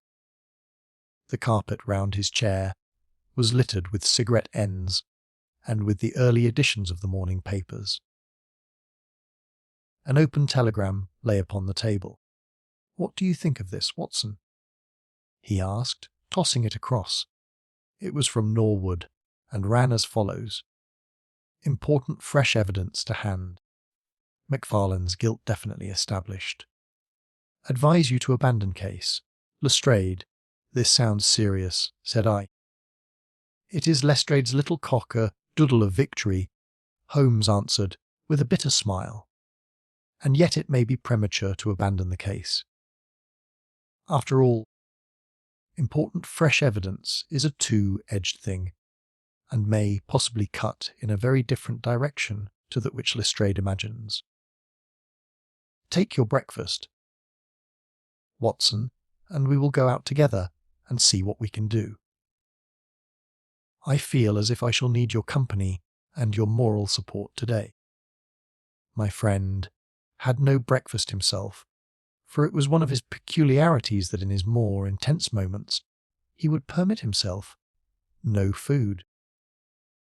And I have known him presume upon his iron strength until he has fainted from pure inanition. "At present I cannot spare energy and nerve force for digestion," he would say in answer to my medical remonstrances. I was not surprised, therefore, when this morning he left his untouched meal behind him and started with me for Norwood. A crowd of morbid sightseers was still gathered round Deep Dean House, which was just such a suburban villa as I had pictured. Within the gates Lestrade met us, his face flushed with victory, his manner grossly triumphant. "Well, Mr. Holmes, have you proved us to be wrong yet? Have you found your tramp?" he cried. "I have formed no conclusion whatever," my companion answered. "But we formed ours yesterday, and now it proves to be correct. So you must acknowledge that we have been a little in front of you this time. Mr. Holmes, you certainly have the air of something unusual having occurred," said Holmes. Lestrade laughed loudly. "You don't like being beaten any more than the rest of us do," said he. "A man can't expect always to have it his own way, can he, Dr. Watson? Step this way, if you please, gentlemen, and I think I can convince you once for all that it was John Macfarlane who did this crime." He led us through the passage and out into a dark hall beyond. "This is where young Macfarlane must have come out to get his hat, after the crime was done," said he. "Now look at this." With dramatic suddenness he struck a match, and by its light exposed a stain of blood upon the whitewashed wall. As he held the match nearer, I saw that it was more than a stain. It was the well-marked print of a thumb. "Look at that with your magnifying glass, Mr. Holmes." "Yes, I am doing so. You are aware that no two thumb marks are alike." "I have heard something of the kind." "Well, then, will you please compare the print with this wax impression of young Macfarlane's right thumb, taken by orders this morning?" As he held the waxen print close to the blood stain, it did not take a magnifying glass to see that the two were undoubtedly from the same thumb. It was evident to me that our unfortunate client was lost. "That is final," said Lestrade. "Yes, that is final," I involuntarily echoed. "It is final," said Holmes. Something in his tone caught my ear, and I turned to look at him. An extraordinary change had come over his face. It was writhing with inward merriment. His two eyes were shining like stars. It seemed to me that he was making desperate efforts to restrain a convulsive attack of laughter. "Dear me!" he said at last. "Well, now, who would have thought it? And how deceptive appearances may be. To be sure! Such a nice young man to look at!" It is a lesson to us not to trust our own judgment, is it not, Lestrade? Yes, some of us are a little too much inclined to be cocksure, Mr. Holmes, said Lestrade. The man's insolence was maddening, but we could not resent it. What a providential thing that this young man should press his right thumb against the wall in taking his hat from the peg. Such a very natural action, too, if you come to think of it. Holmes was outwardly calm, but his whole body gave a wriggle of suppressed excitement as he spoke. By the way, Lestrade, who made this remarkable discovery? It was the housekeeper, Mrs. Lexington, who drew the night constable's attention to it. Where was the night constable? He remained on guard in the bedroom where the crime was committed, so as to see that nothing was touched.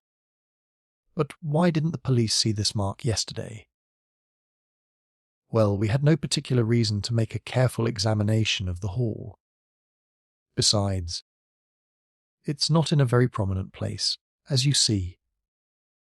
No, of course not. I suppose there is no doubt that the mark was there yesterday. Lestrade looked at Holmes, as if he thought he was going out of his mind. I confess that I was myself surprised both at his hilarious manner and at his rather wild observation. I don't know whether you think that Macfarlane came out of jail, in the dead of the night, in order to strengthen the evidence against himself, said Lestrade. I leave it to any expert in the world whether that is not the mark of his thumb. It is unquestionably the mark of his thumb. There. That's enough, said Lestrade. I am a practical man, Mr. Holmes, and when I have got my evidence, I come to my conclusions. If you have anything to say, you will find me writing my report in the sitting room. Holmes had recovered his equanimity, though I still seemed to detect gleams of amusement in his expression. Dear me, this is a very sad development, Watson, is it not? Said he. And yet there are singular points about it which hold out some hopes for our client. I am delighted to hear it, said I, heartily. I was afraid it was all up with him. I would hardly go so far as to say that, my dear Watson. The fact is that there is one really serious flaw in this evidence, to which our friend attaches so much importance. Indeed, Holmes, what is it? Only this, that I know that that mark was not there when I examined the hall yesterday. And now, Watson, let us have a little stroll round in the sunshine. With a confused brain, but with a heart into which some warmth of hope was returning, I accompanied my friend in a walk round the garden. Holmes took each face of the house in turn and examined it with great interest. He then led the way inside and went over the whole building from basement to attic. Most of the rooms were unfurnished, but none the less Holmes inspected them all minutely. Finally, on the top corridor, which ran outside 3 untenanted bedrooms, he again was seized with a spasm of merriment. There are really some very unique features about this case, Watson, said he. I think it is time now that we took our friend Lestrade into our confidence. He has had his little smile at our expense, and perhaps we may do as much by him if my reading of this problem proves to be correct. Yes, yes. I think I see how we should approach it.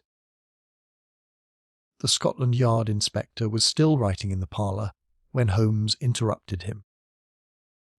I understood that you were writing a report of this case, said he. So I am. Don't you think it may be a little premature? I can't help thinking that your evidence is not complete. Lestrade knew my friend too well to disregard his words. He laid down his pen and looked curiously at him. What do you mean, Mr. Holmes? Only that there is an important witness whom you have not seen. Can you produce him? I think I can. Then do so. I will do my best. How many constables have you? There are 3 within call. Excellent, said Holmes. May I ask if they are all large, able-bodied men with powerful voices? I have no doubt they are, though I fail to see what their voices have to do with it. Perhaps I can help you to see that, and 1 or 2 other things as well, said Holmes. Kindly summon your men, and I will try. 5 minutes later, 3 policemen had assembled in the hall. In the outhouse you will find a considerable quantity of straw, said Holmes. I will ask you to carry in 2 bundles of it. I think it will be of the greatest assistance in producing the witness whom I require. Thank you very much. I believe you have some matches in your pocket, Watson. Now, Mr. Lestrade, I will ask you all to accompany me to the top landing. As I have said, there was a broad corridor there, which ran outside 3 empty bedrooms. At one end of the corridor, we were all marshalled by Sherlock Holmes.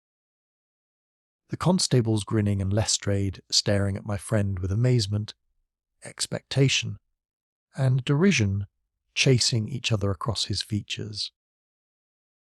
Holmes stood before us with the air of a conjurer who is performing a trick. Would you kindly send one of your constables for 2 buckets of water? Put the straw on the floor here, free from the wall on either side. Now I think that we are all ready. Lestrade's face had begun to grow red and angry.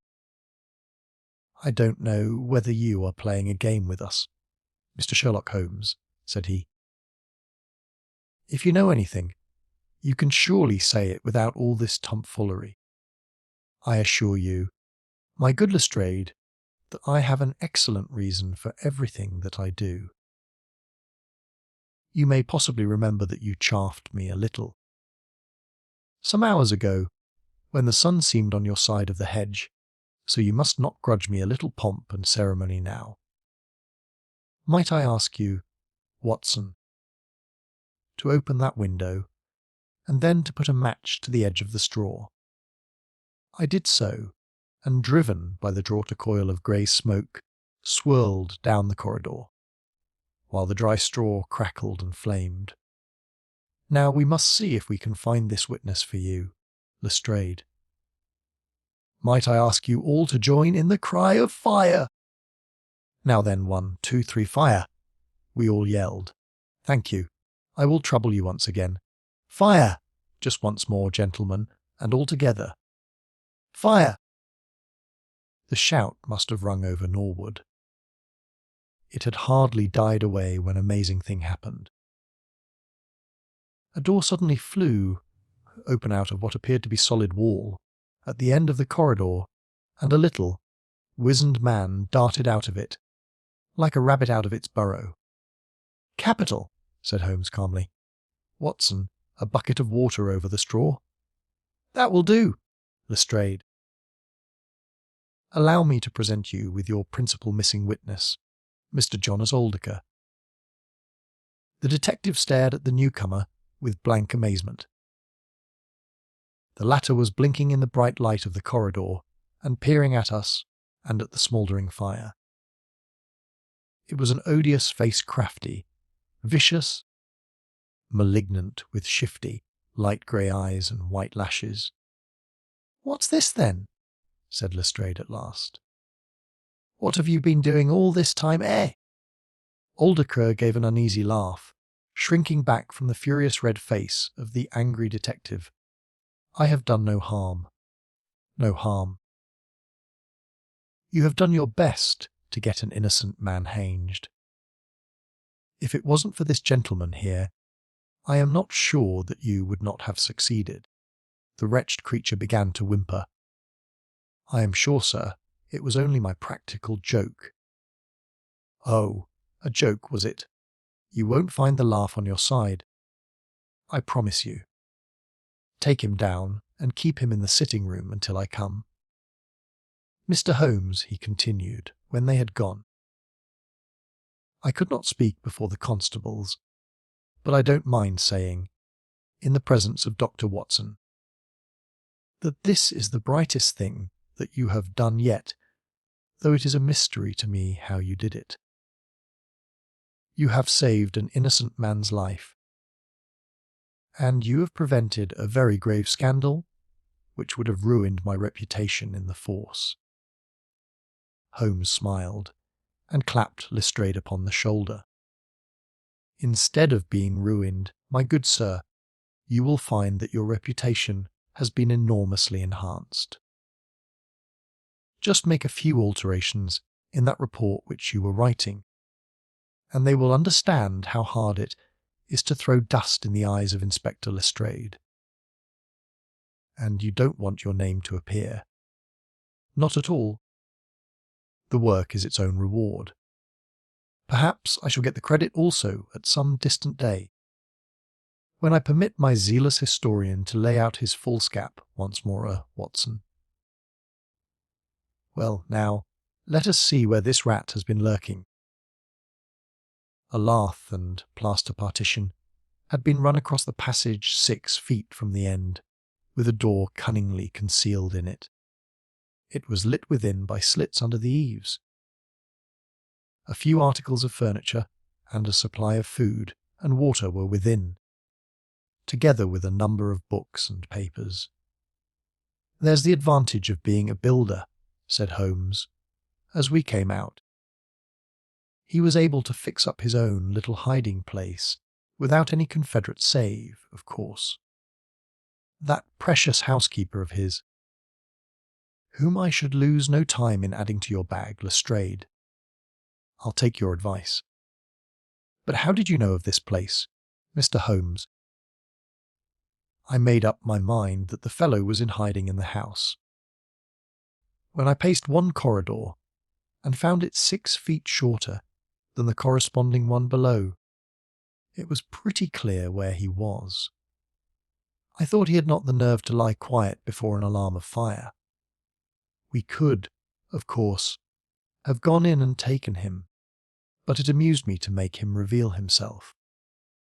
Besides, I owed you a little mystification, Lestrade, for your chaff in the morning. Well, sir, you certainly got equal with me on that. But how in the world did you know that he was in the house at all? The thumb mark, Lestrade. You said it was final, and so it was, in a very different sense. I knew it had not been there the day before. I pay a good deal of attention to matters of detail, as you may have observed, and I had examined the hall, and was sure that the wall was clear. Therefore, it had been put on during the night. But how? Very simply. When those packets were sealed up, Jonas Oldacre got Macfarlane to secure one of the seals by putting his thumb upon the soft wax. It would be done so quickly and so naturally that I dare say the young man himself has no recollection of it. Very likely it just so happened, and Oldacre had himself no notion of the use he would put it to. Brooding over the case in that den of his, it suddenly struck him what absolutely damning evidence he could make against Macfarlane by using that thumb mark. It was the simplest thing in the world for him to take a wax impression from the seal, to moisten it in as much blood as he could get from a pin-prick, and to put the mark upon the wall during the night, either with his own hand or with that of his housekeeper. If you examine among those documents which he took with him into his retreat, I will lay you a wager that you find the seal with the thumb mark upon it. Wonderful, said Lestrade. Wonderful! It's all as clear as crystal, as you put it. But what is the object of this deep deception, Mr. Holmes? It was amusing to me to see how the detective's overbearing manner had changed suddenly to that of a child asking questions of its teacher. Well, I don't think that is very hard to explain. A very deep, malicious, vindictive person is the gentleman who is now waiting us downstairs. You know that he was once refused by Macfarlane's mother. You don't. I told you that you should go to Blackheath first and Norwood afterwards. Well, this injury, as he would consider it, has rankled in his wicked, scheming brain, and all his life he has longed for vengeance, but never seen his chance. During the last year or two, things have gone against him secret speculation, I think, and he finds himself in a bad way. He determines to swindle his creditors, and for this purpose he pays large cheques to a certain Mr. Cornelius, who is, I imagine, himself under another name. I have not traced these cheques yet, but I have no doubt that they were banked under that name at some provincial town where Oldacre, from time to time, led a double existence. He intended to change his name altogether, draw this money, and vanish, starting life again elsewhere. Well, that's likely enough. It would strike him that in disappearing he might throw all pursuit off his track, and at the same time have an ample and crushing revenge upon his old sweetheart, if he could give the impression that he had been murdered by her only child. It was a masterpiece of villainy, and he carried it out like a master. The idea of the will, which would give an obvious motive for the crime, the secret visit unknown to his own parents, the retention of the stick, the blood, and the animal remains and butts in the wood pile, all were admirable. It was a net from which it seemed to me, a few hours ago, that there was no possible escape. But he had not that supreme gift of the artist, the knowledge of when to stop.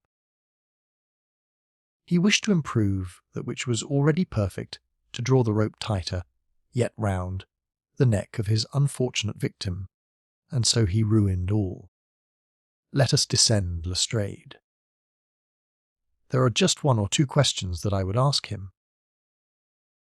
The malignant creature was seated in his own parlour, with a policeman upon each side of him. It was a joke, my good sir, a practical joke, nothing more. He whined incessantly. I assure you, sir, that I simply concealed myself in order to see the effect of my disappearance. And I am sure that you would not be so unjust as to imagine that I have allowed any harm to befall poor young Mr. Macfarlane. That's for a jury to decide, said Lestrade. Anyhow, we shall have you on a charge of conspiracy, if not for attempted murder. And you'll probably find that your creditors will impound the banking account of Mr. Cornelius, said Holmes. The little man started, and turned his malignant eyes upon my friend. I have to thank you for a good deal, said he. Perhaps I'll pay my debt some day. Holmes smiled indulgently. I fancy that, for some few years, you will find your time very fully occupied, said he. By the way, what was it you put into the woodpile besides your old trousers? A dead dog, or rabbits, or what? You won't tell. Dear me, how very unkind of you. Well, I dare say that a couple of rabbits would account both for the blood and for the charred ashes. If ever you write an account, Watson, you can make rabbits serve your turn. The Adventure of the Dancing Men. Holmes had been seated for some hours in silence with his long, thin back curved over a chemical vessel in which he was brewing a particularly malodorous product. His head was sunk upon his breast, and he looked from my point of view like a strange, lank bird with dull grey plumage and a black top knot. So, Watson, said he, suddenly, you do not propose to invest in South African securities. I gave a start of astonishment. Accustomed as I was to Holmes's curious faculties, this sudden intrusion into my most intimate thoughts was utterly inexplicable. How on earth do you know that? I asked. He wheeled round upon his stool, with a steam-in test tube in his hand and a gleam of amusement in his deep-set eyes.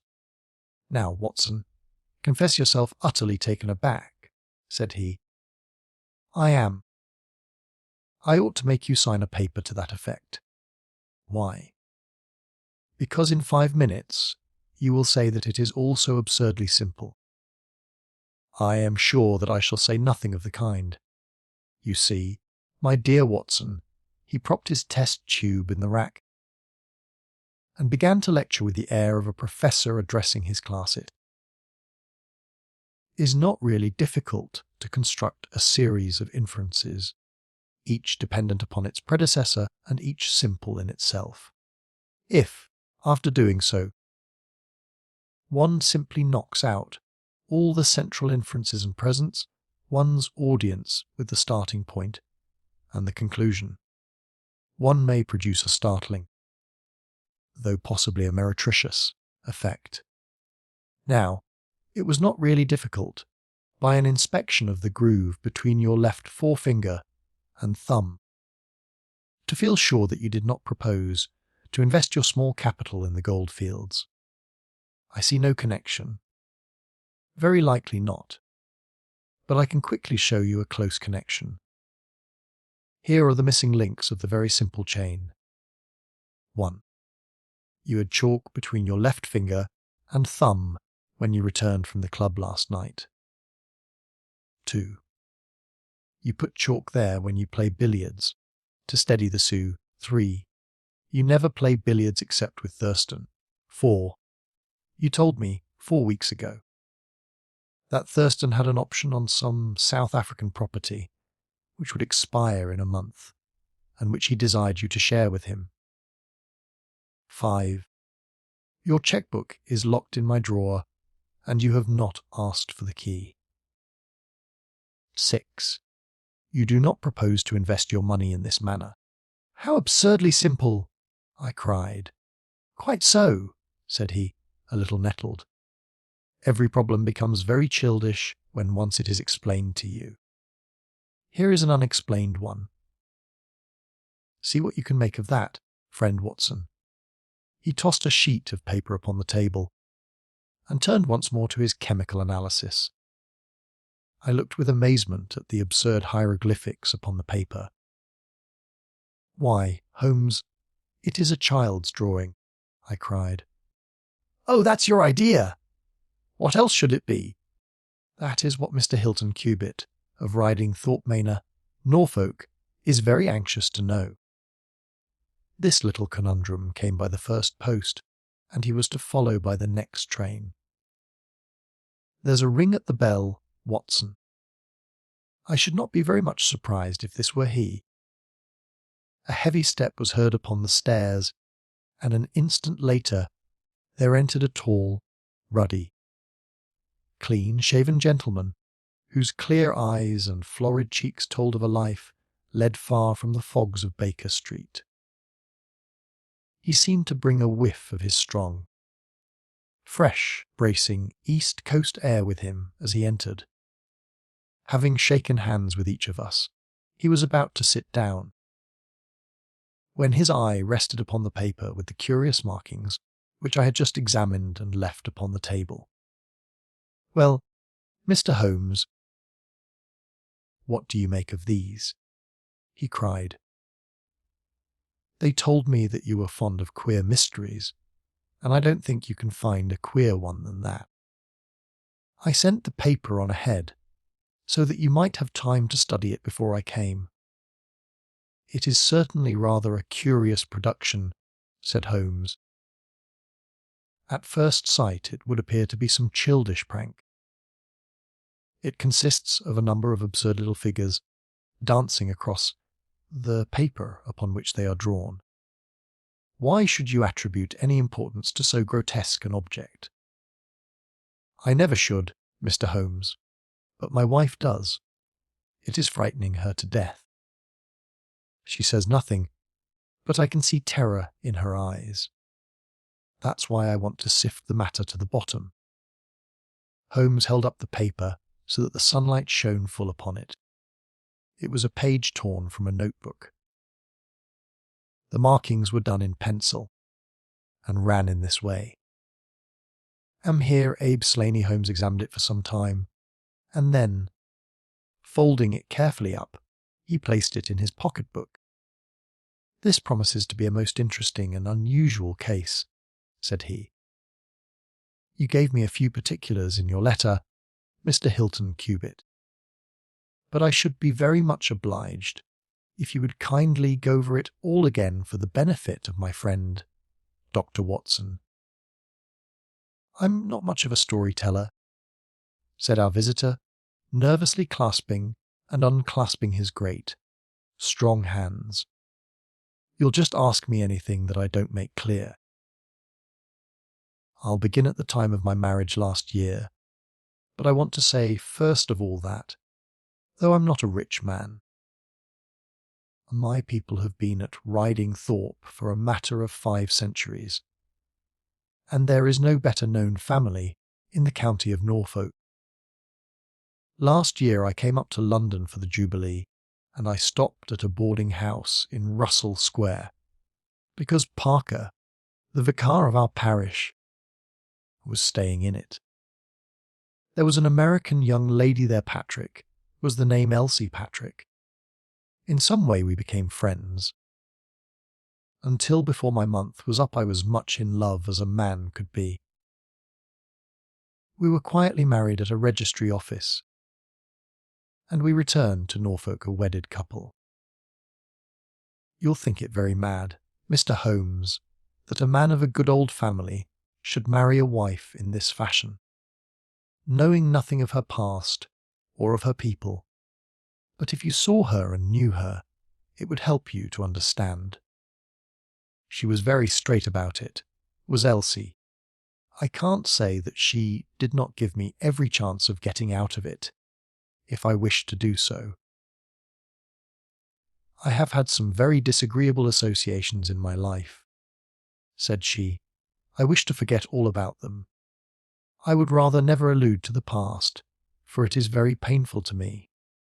If you take me, Hilton, you will take a woman who has nothing that she need be personally ashamed of. But you will have to be content with my word for it, and to allow me to be silent as to all that passed up the time when I became yours. If these conditions are too hard, then go back to Norfolk and leave me to the lonely life in which you found me. It was only the day before our wedding that she said those very words to me. I told her that I was content to take her on her own terms, and I have been as good as my word. Well, we have been married now for a year, and very happy we have been. But about a month ago, at the end of June, I saw for the first time signs of trouble. One day my wife received a letter from America. I saw the American stamp. She turned deadly white, read the letter, and threw it into the fire. She made no allusion to it afterwards, and I made none, for a promise is a promise. But she has never known an easy hour from that moment. There is always a look of fear upon her face, a look as if she were waiting and expecting. She would do better to trust me. She would find that I was her best friend. But until she speaks, I can say nothing. Mind you, she is a truthful woman, Mr. Holmes, and whatever trouble there may have been in her past life, it has been no fault of hers. I am only a simple Norfolk squire, but there is not a man in England who ranks his family honour more highly than I do. She knows it well, and she knew it well before she married me. She would never bring any stain upon it, of that I am sure. Well, now I come to the queer part of my story.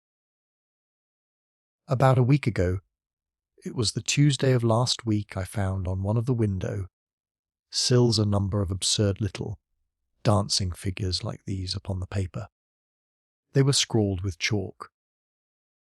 I thought that it was the stable boy who had drawn them, but the lad saw he knew nothing about it. Anyhow, they had come there during the night. I had them washed out, and I only mentioned the matter to my wife afterwards. To my surprise, she took it very seriously and begged me, if any more came, to let her see them. None did come for a week. And then yesterday morning I found this paper lying on the sundial in the garden. I showed it to Elsie, and down she dropped in a dead faint. Since then she has looked like a woman in a dream, half dazed, and with terror always lurking in her eyes. It was then that I wrote and sent the paper to you, Mr. Holmes. It was not a thing that I could take to the police, for they would have laughed at me. But you will tell me what to do. I am not a rich man, but if there is any danger threatening my little woman, I would spend my last copper to shield her.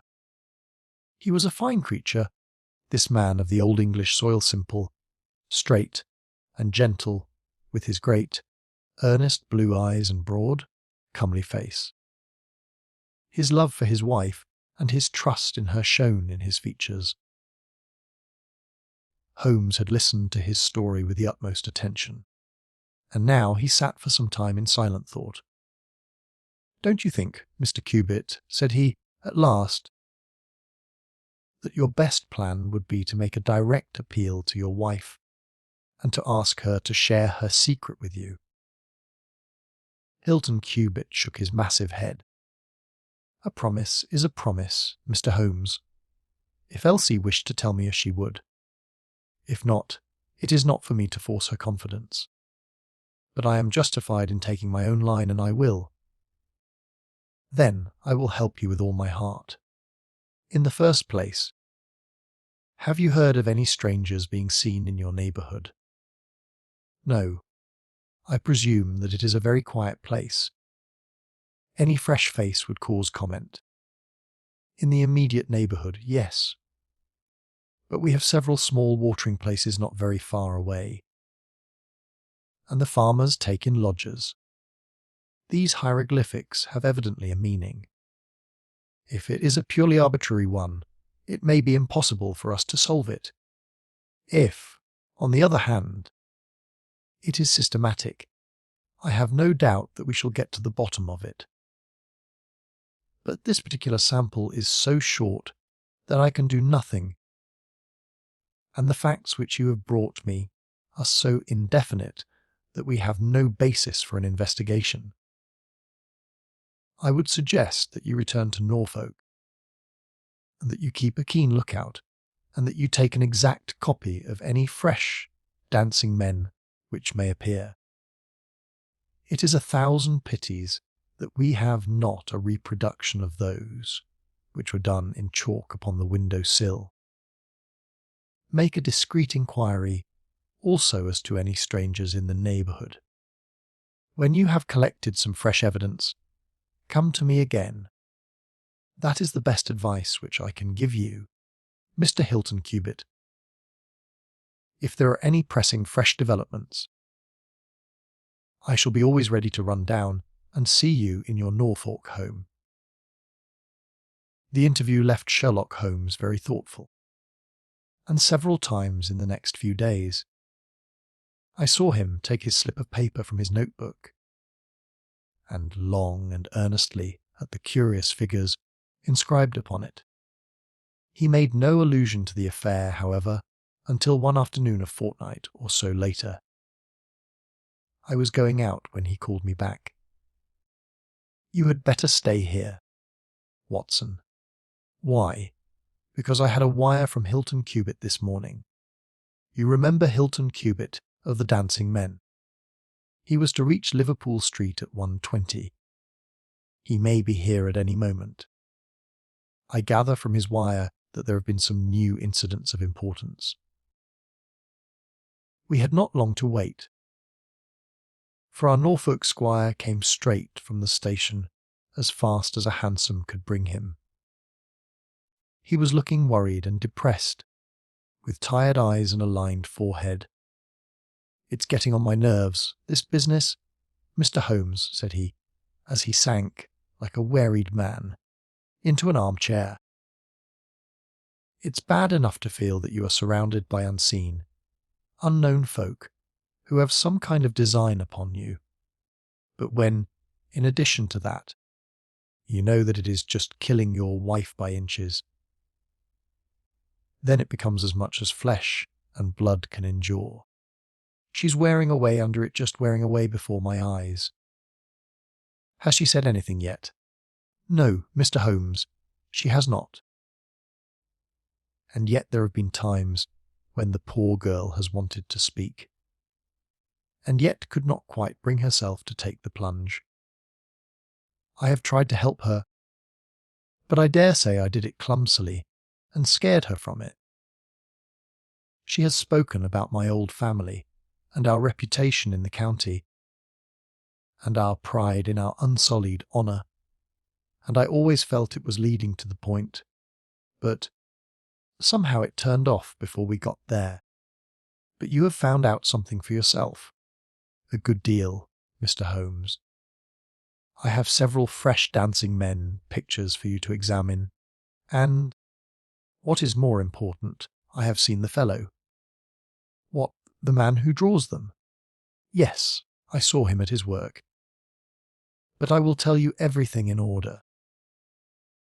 When I got back after my visit to you, the very first thing I saw next morning was a fresh crop of dancing men. They had been drawn in chalk upon the black wooden door of the tool house, which stands beside the lawn in full view of the front windows. I took an exact copy, and here it is. He unfolded a paper and laid it upon the table. Here is a copy of the hieroglyphics. That errage is excellent, said Holmes. Excellent? Pray continue. When I had taken the copy, I rubbed out the marks, but 2 mornings later, a fresh inscription had appeared. I have a copy of it here. Come Elsie, Holmes rubbed his hands and chuckled with delight. Our material is rapidly accumulating, said he. 3 days later a message was left, scrawled upon paper, and placed under a pebble upon the sundial. Here it is. The characters are, as you see, exactly the same as the last one. After that I determined to lie in wait, so I got out my revolver and I sat up in my study, which overlooks the lawn and garden. About 2 in the morning I was seated by the window, all being dark save for the moonlight outside, when I heard steps behind me, and there was my wife in her dressing gown. She implored me to come to bed. I told her frankly that I wished to see who it was who played such absurd tricks upon us. She answered that it was some senseless practical joke, and that I should not take any notice of it. If it really annoys you, Hilton, we might go and travel, you and I, and so avoid this nuisance. What? Be driven out of our own house by a practical joker, said I. Why, we should have the whole county laughing at us. Well, come to bed, said she, and we can discuss it in the morning. Suddenly, as she spoke, I saw her white face grow water yet in the moonlight, and her hand tightened upon my shoulder. Something was moving in the shadow of the tool house. I saw a creeping figure which crawled round the corner and squatted in front of the door. Seizing my pistol, I was rushing out, when my wife threw her arms round me and held me with convulsive strength. I tried to throw her off, but she clung to me most desperately. At last I got clear, but by the time I had opened the door and reached the house the creature was gone. He had left a trace of his presence, however, for there on the door was the very same arrangement of dancing men which had already twice appeared, and which I have copied on that paper. There was no other sign of the fellow anywhere, though I ran all over the grounds, and yet the amazing thing is that he must have been there all the time. For when I examined the door again in the morning, he had scrawled some more of his pictures under the line, which I had already seen. Have you that fresh drawing? Yes, it is very short, but I made a copy of it, and here it is. Again he produced a paper. The new dance was in this form. Never a tell me, said Holmes, and I could see by his eyes that he was much excited. Was this a mere addition to the first, or did it appear to be entirely separate? It was on a different panel of the door. Excellent. This is far the most important of all for our purpose. It fills me with hopes. Now, Mr. Hilton Cubitt, please continue your most interesting statement. I have nothing more to say, Mr. Holmes, except that I was angry with my wife that night for having held me back, when I might have caught the skulking rascal. She said that she feared that I might come to harm. For an instant it had crossed my mind that perhaps what she really feared was that he might come to harm, for I could not doubt that she knew who this man was, and what he meant by these strange signals. "But there is a tone in my wife's voice, Mr. Holmes, and a look in her eyes which forbid doubt, and I am sure that it was indeed my own safety that was in her mind. There's the whole case, and now I want your advice as to what I ought to do. My own inclination is to put 6 of my farm lads in the shrubbery, and when this fellow comes again, to give him such a hiding that he will leave us in peace for the future." "I fear it is too deep a case for such simple remedies," said Holmes. "How long can you stay in London?" "I must go back today.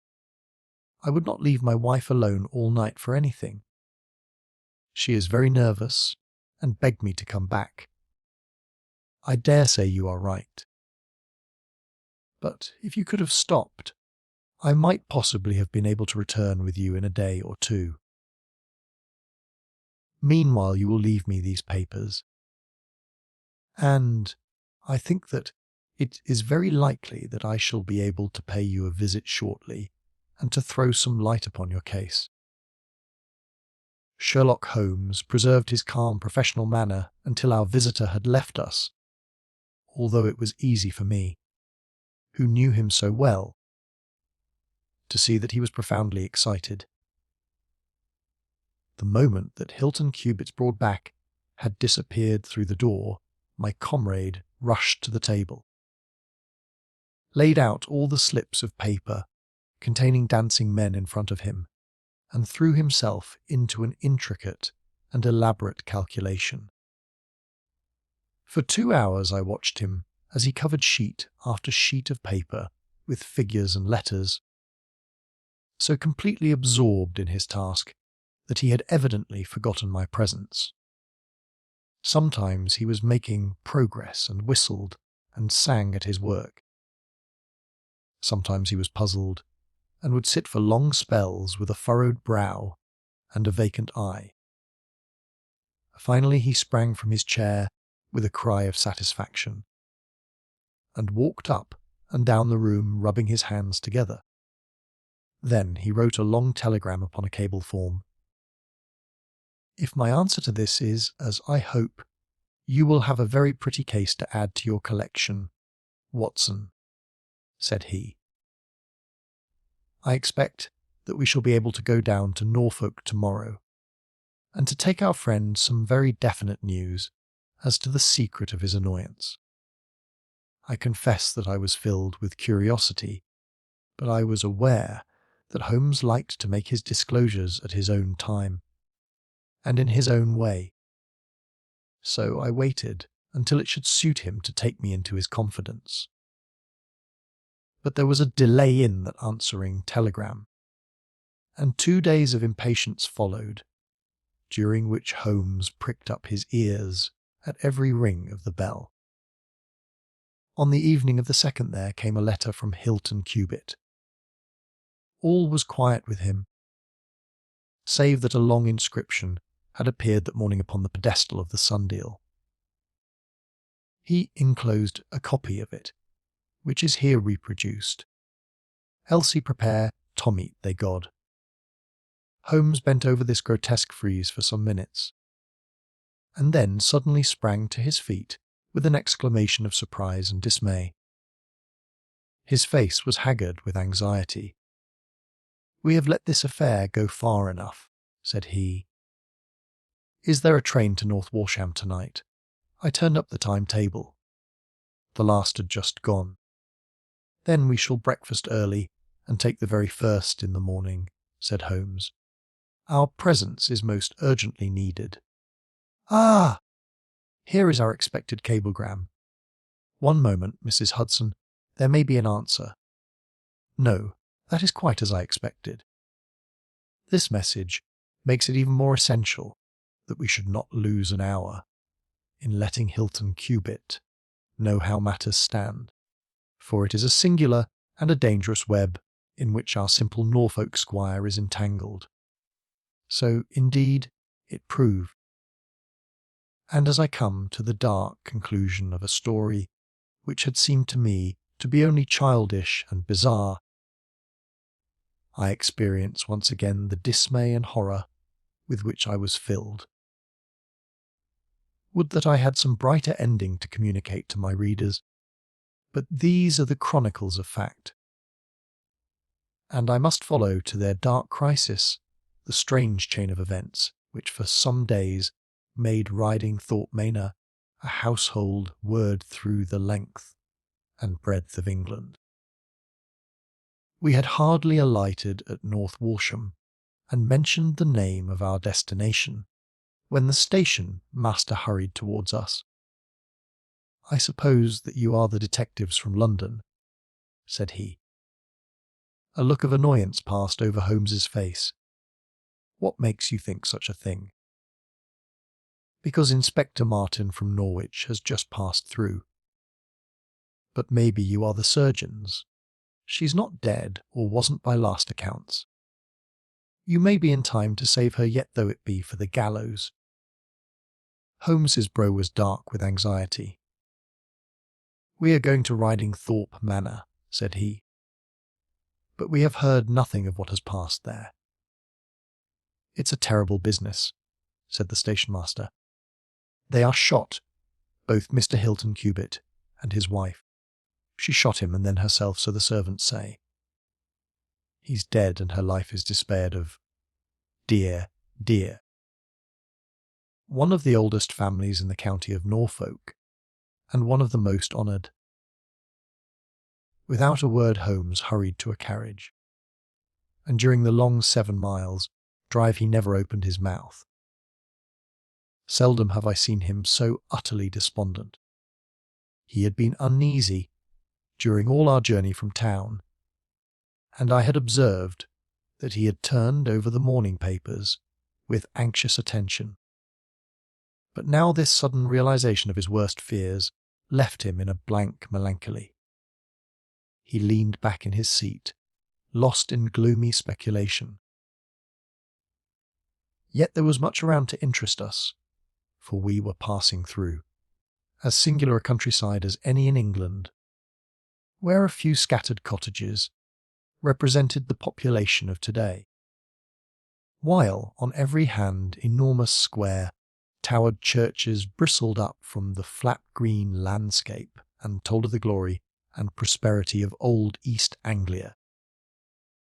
At last the violet rim of the German Ocean appeared over the green edge of the Norfolk coast, and the driver pointed with his whip to 2 old brick and timber gables which projected from a grove of trees.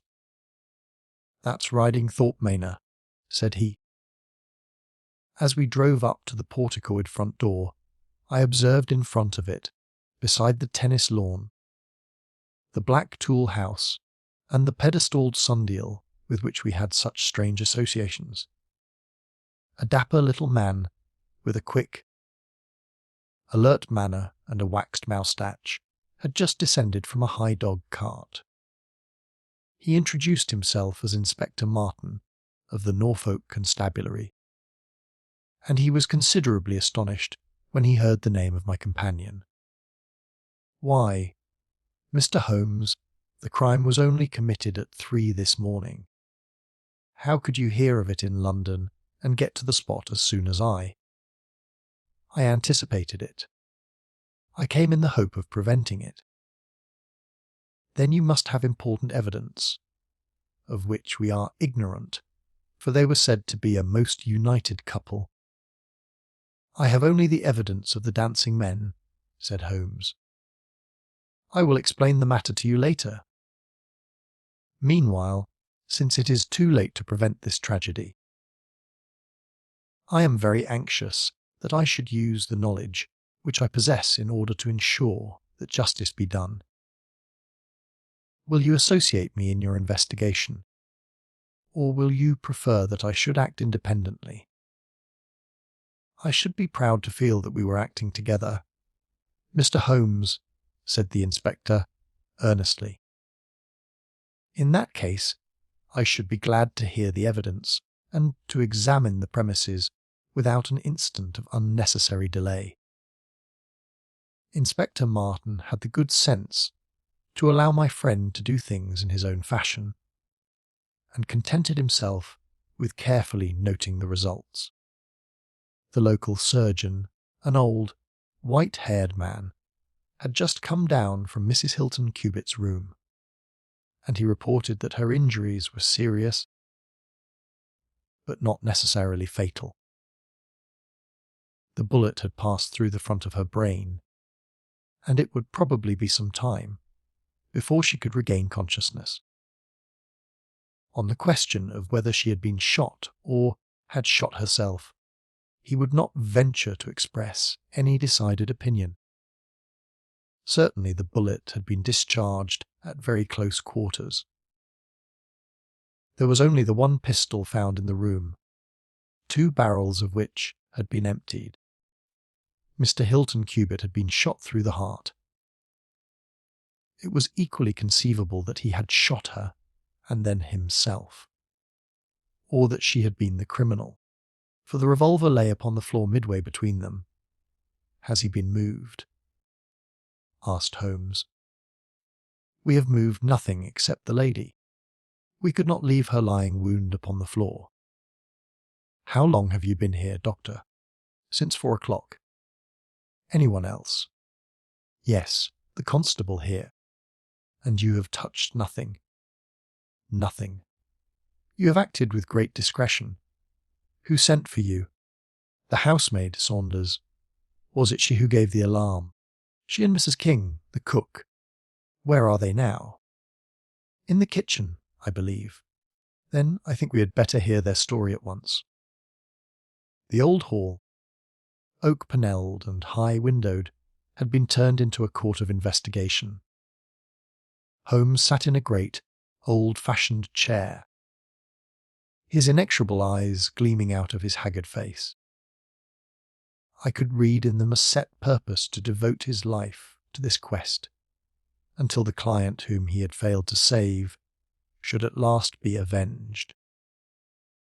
The trim Inspector Martin, the old, grey-headed country doctor, myself, and a stolid village policeman made up the rest of that strange company. The 2 women told their story clearly enough.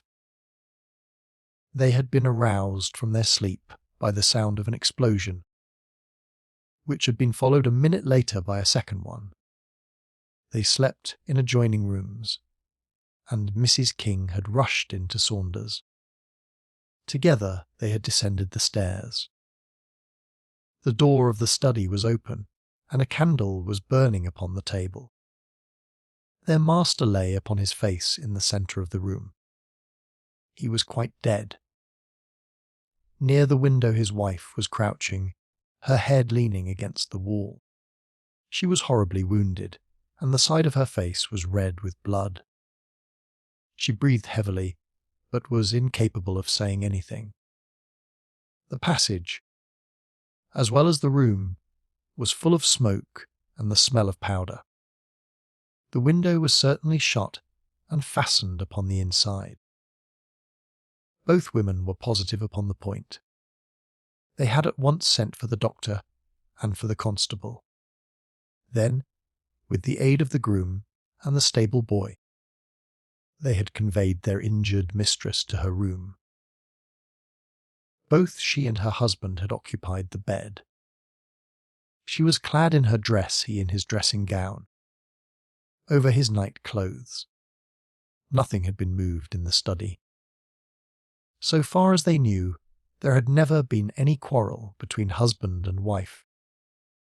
They had always looked upon them as a very united couple. These were the main points of the servant's evidence. In answer to Inspector Martin, they were clear that every door was fastened upon the inside, and that no one could have escaped from the house. In answer to Holmes, they both remembered that they were conscious of the smell of powder from the moment that they ran out of their rooms upon the top floor. I commend that fact very carefully to your attention, said Holmes to his professional colleague. "And now I think that we are in a position to undertake a thorough examination of the room." The study proved to be a small chamber, lined on three sides with books, and with a writing table facing an ordinary window, which looked out upon the garden. Our first attention was given to the body of the unfortunate squire, whose huge frame lay stretched across the room. His disordered dress showed that he had been hastily aroused from sleep.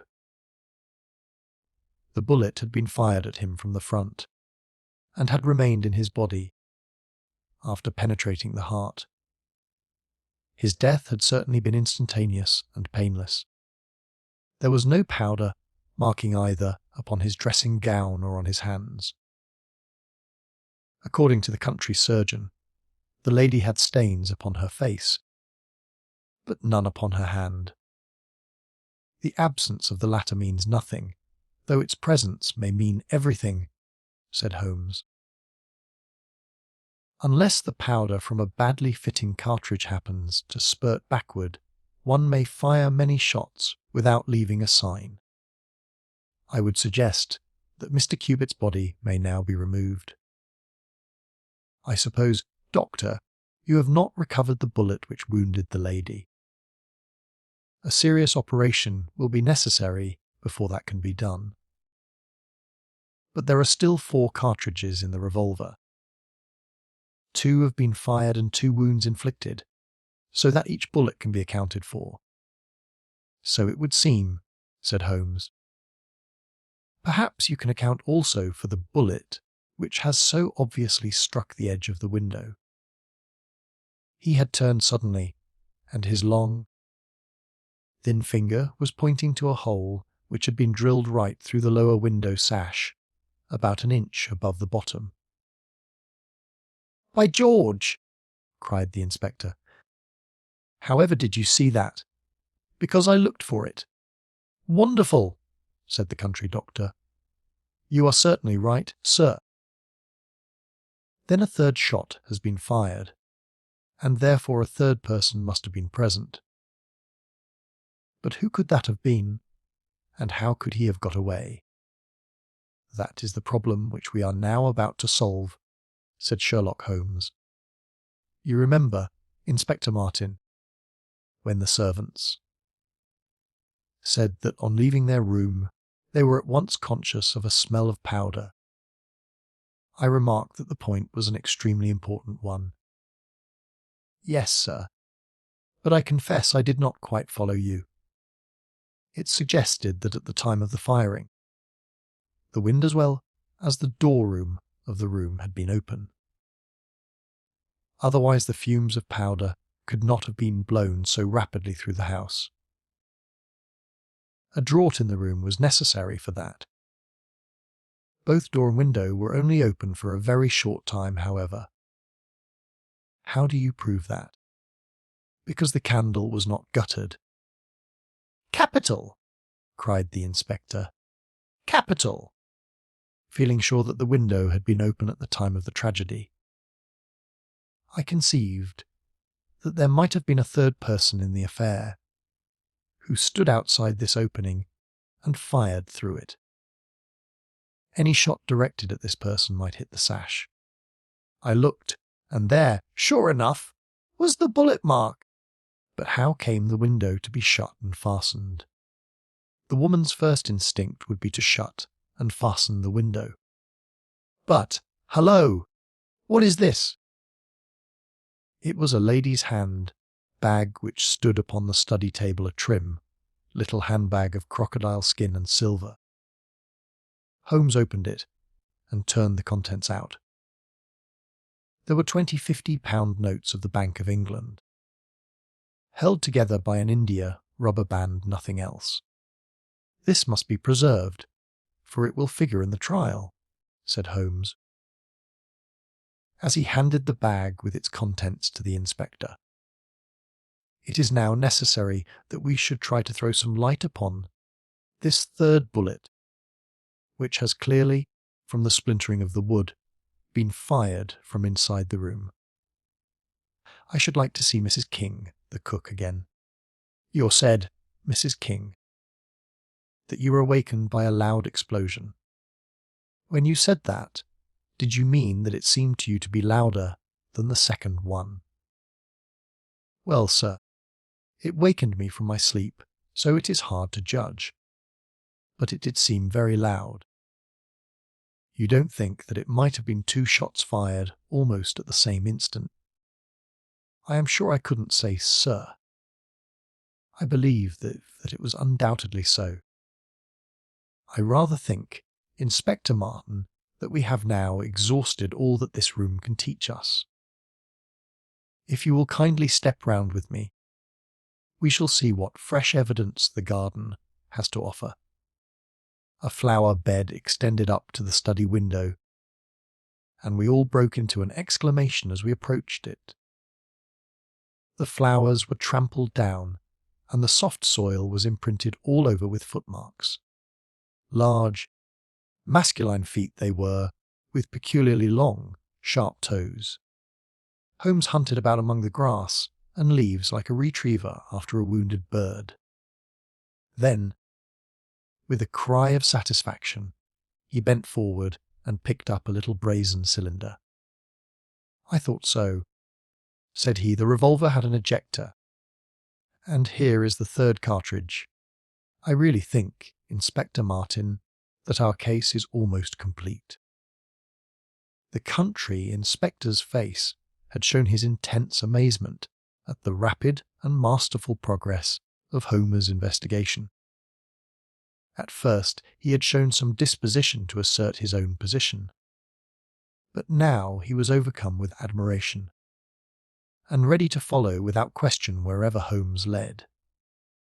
"Whom do you suspect?" he asked. "I'll go into that later. There are several points in this problem which I've not been able to explain to you yet.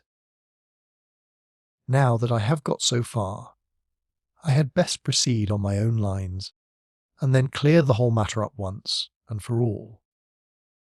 Just as you wish, Mr. Holmes, so long as we get our man. I have no desire to make mysteries, but it is impossible at the moment of action to enter into long and complex explanations. I have the threads of this affair all in my hand. Even if this lady should never recover consciousness, we can still reconstruct the events of last night and ensure that justice be done. First of all, I wish to know whether there is any inn in this neighbourhood known as Erridge's. The servants were cross-questioned, but none of them had heard of such a place. The stable boy threw a light upon the matter by remembering that a farmer of that name lived some miles off, in the direction of East Ruston. Is it a lonely farm? Very lonely, sir. Perhaps they have not heard yet of all that happened here during the night. Maybe not, sir.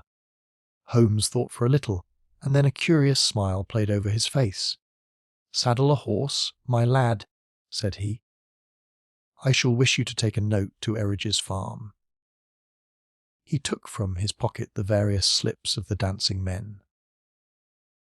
With these in front of him, he worked for some time at the study table. Finally he handed a note to the boy, with directions to put it into the hands of the person to whom it was addressed, and especially to answer no questions of any sort which might be put to him. I saw the outside of the note, addressed in straggling, irregular characters, very unlike Holmes's usual precise hand. It was consigned to Mr. Abe Slaney, Erridge's Farm, East Ruston, Norfolk. I think, Inspector, Holmes remarked, that you would do well to telegraph for an escort, as, if my calculations prove to be correct, you may have a particularly dangerous prisoner to convey to the county jail. The boy who takes this note could no doubt forward your telegram. If there is an afternoon train to town, Watson, I think we should do well to take it, as I have a chemical analysis of some interest to finish, and this investigation draws rapidly to a close." When the youth had been dispatched with the note, Sherlock Holmes gave his instructions to the servants. If any visitor were to call asking for Mrs. Hilton Cubitt, no information should be given as to her condition, but he was to be shown at once into the drawing-room. He impressed these points upon them with the utmost earnestness. Finally he led the way into the drawing-room, with the remark that the business was now out of our hands, and that we must while away the time as best we might until we could see what was in store for us. The doctor had departed to his patients, and only the inspector and myself remained.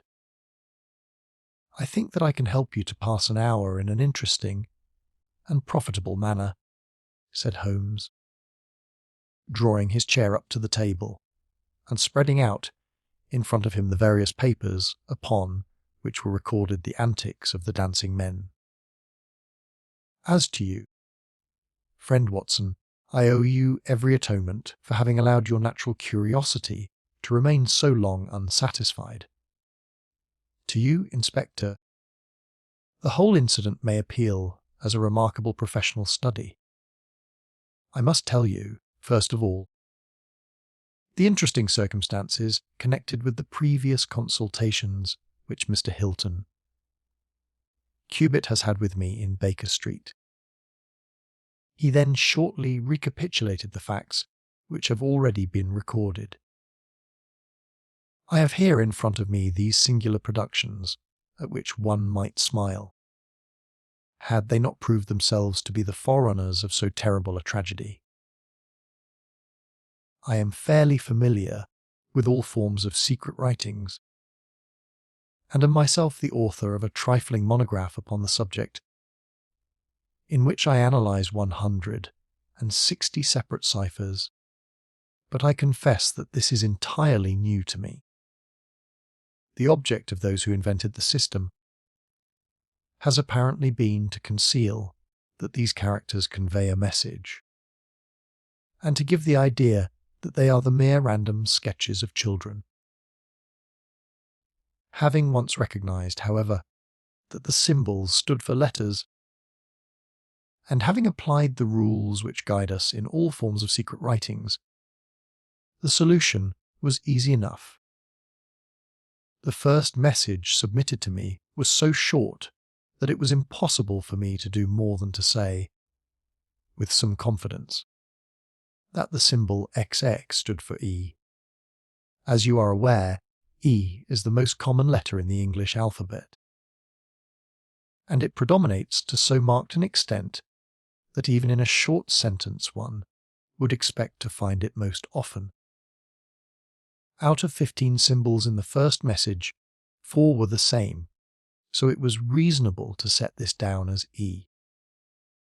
It is true that in some cases the figure was bearing a flag, and in some cases not, but it was probable, from the way in which the flags were distributed, that they were used to break the sentence up into words. I accepted this as a hypothesis, and noted that E was represented by E. But now came the real difficulty of the inquiry.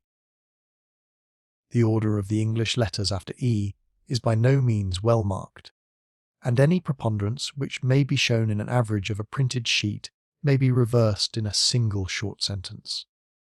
Speaking roughly, T, AOINS, HR, D, and L are the numerical order in which letters occur, but T, A, O, and I are very nearly abreast of each other, and it would be an endless task to try each combination until a meaning was arrived at. I therefore waited for fresh material.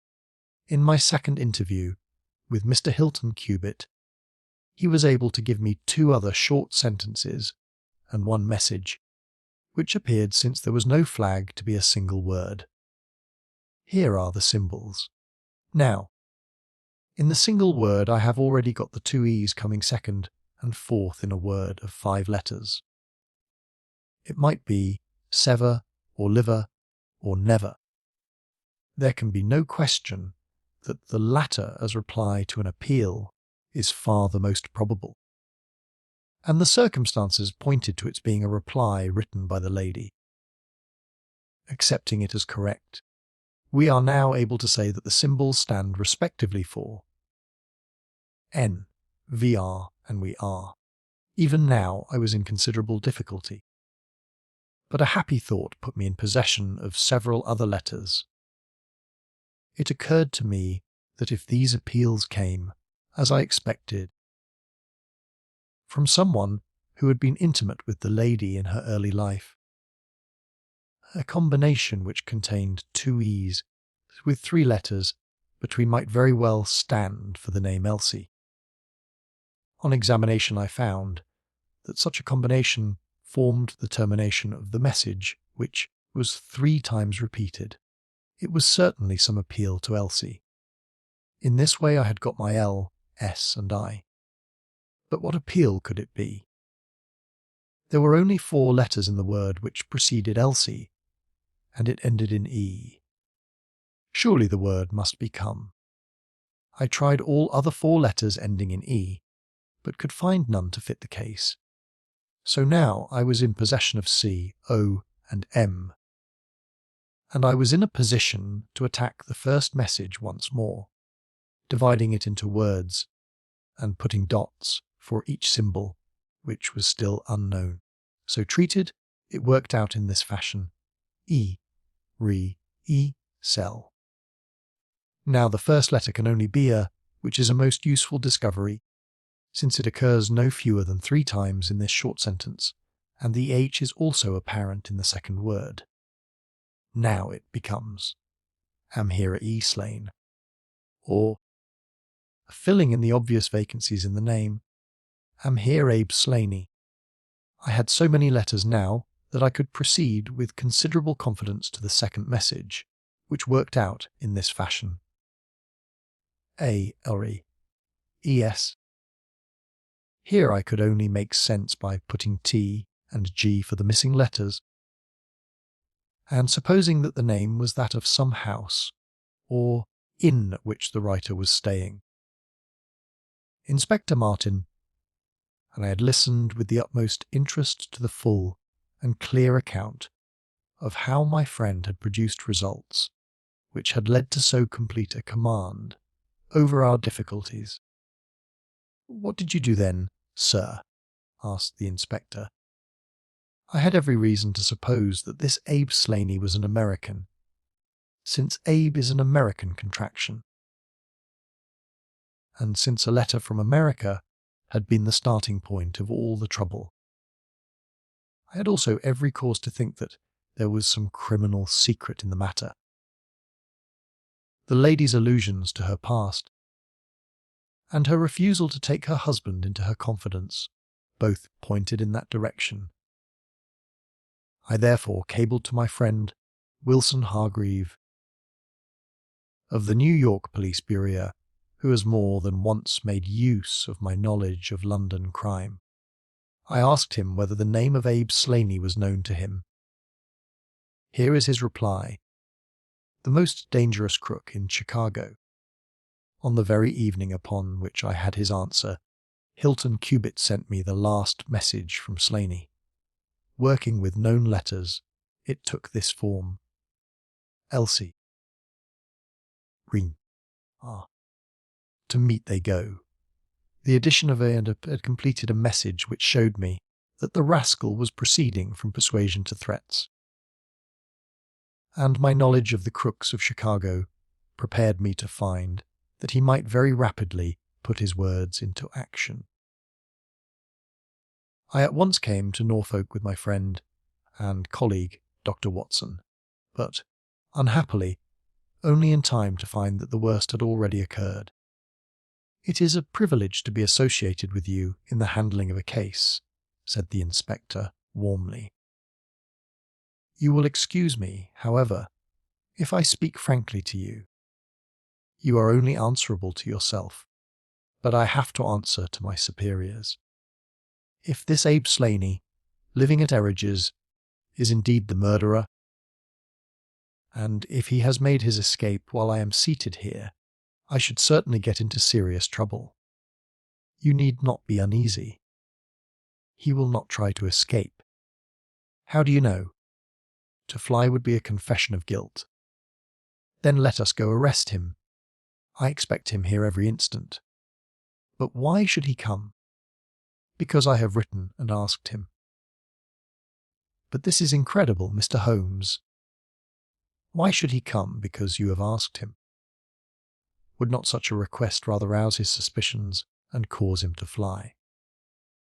I think I have known how to frame the letter, said Sherlock Holmes.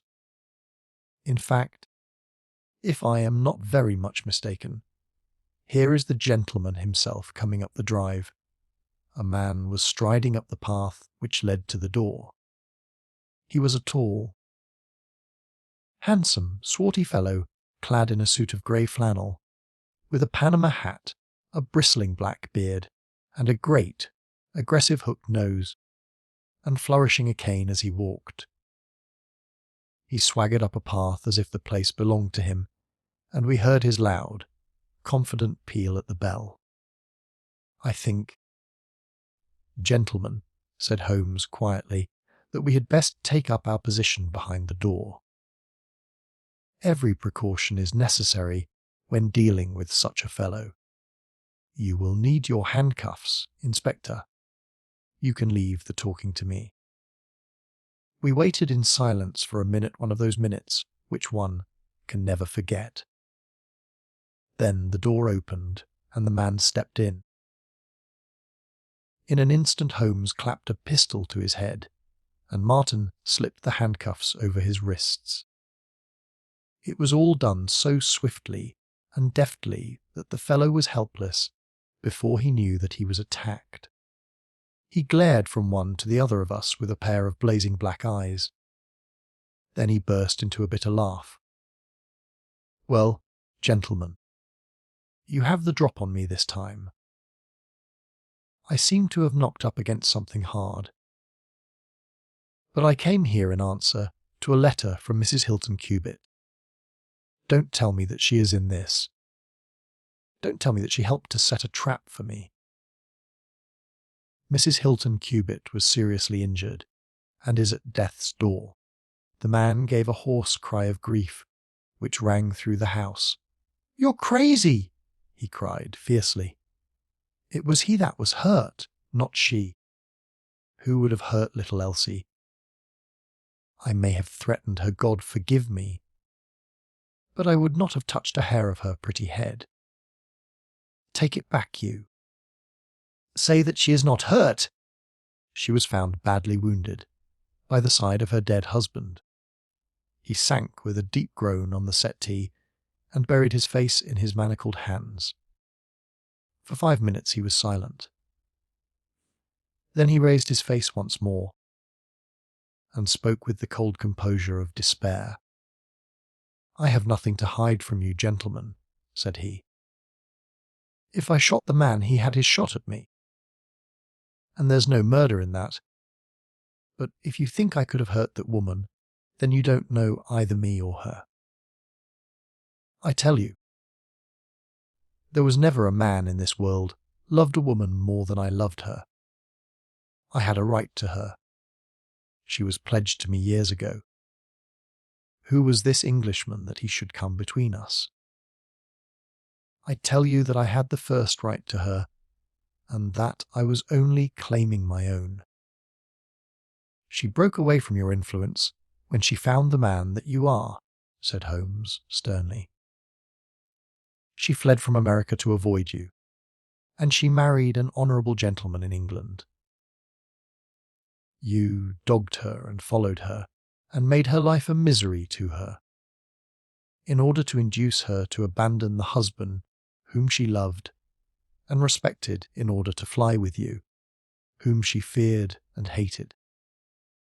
You have ended by bringing about the death of a noble man and driving his wife to suicide.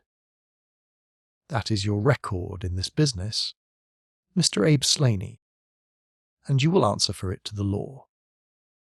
If Elsie dies, I care nothing what becomes of me, said the American. He opened one of his hands and looked at a note crumpled up in his palm. "See here, mister," he cried, with a gleam of suspicion in his eyes. "You're not trying to scare me over this, are you? If the lady is hurt as bad as you say, who was it that wrote this note?" He tossed it forward onto the table. "I wrote it, to bring you here." "You wrote it." There was no one on earth outside the joint who knew the secret of the dancing men.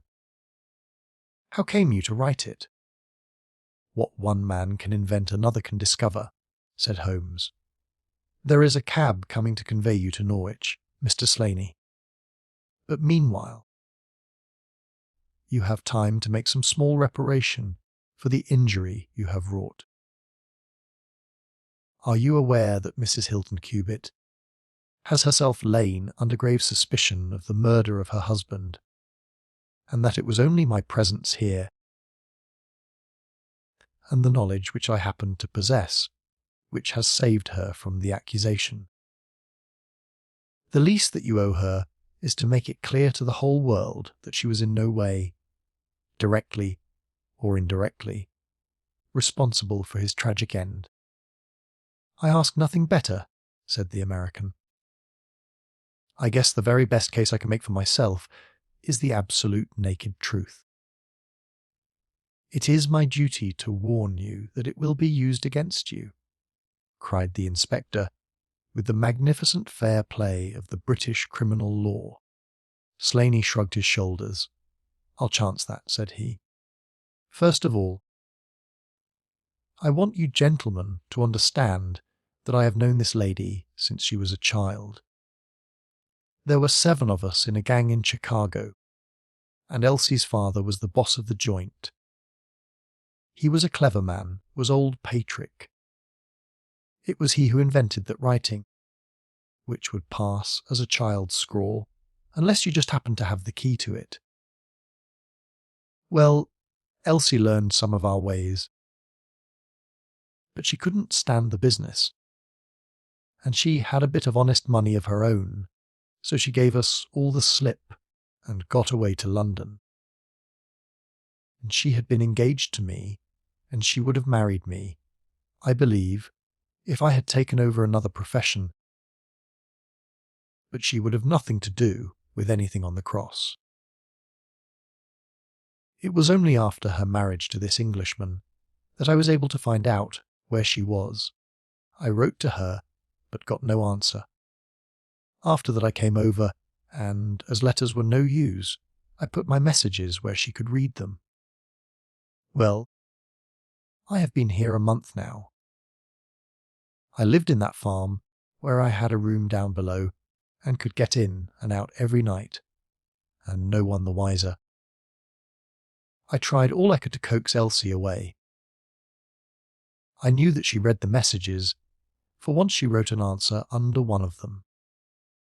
Then my temper got the better of me, and I began to threaten her. She sent me a letter then, imploring me to go away, and saying that it would break her heart if any scandal should come upon her husband. She said that she would come down when her husband was asleep at 3 in the morning, and speak with me through the end window, if I would go away afterwards and leave her in peace. She came down and brought money with her, trying to bribe me to go. This made me mad, and I caught her arm and tried to pull her through the window. At that moment in rushed the husband with his revolver in his hand. Elsie had sunk down upon the floor, and we were face to face. I was healed also, and I held up my gun to scare him off and let me get away. He fired and missed me. I pulled off almost at the same instant, and down he dropped. I made away across the garden, and as I went I heard the window shot behind me. That's God's truth, gentlemen, every word of it. And I heard no more about it, until that lad came riding up with a note which made me walk in here, like a jay, and give myself into your hands. A cab had driven up whilst the American had been talking. 2 uniformed policemen sat inside. Inspector Martin rose and touched his prisoner on the shoulder. "It is time for us to go. Can I see her first?" "No, she is not conscious." "Mr. Sherlock Holmes, I only hope that if ever again I have an important case, I shall have the good fortune to have you by my side." We stood at the window and watched the cab drive away. As I turned back, my eye caught the pellet of paper which the prisoner had tossed upon the table. It was the note with which Holmes had decoyed him. "See if you can read it, Watson," said he with a smile. It contained no word, but this little line of dancing men. "Come here at once if you use the code which I have explained," said Holmes. "You will find that it simply means come here at once." I was convinced that it was an invitation which he would not refuse, since he could never imagine that it could come from anyone but the lady.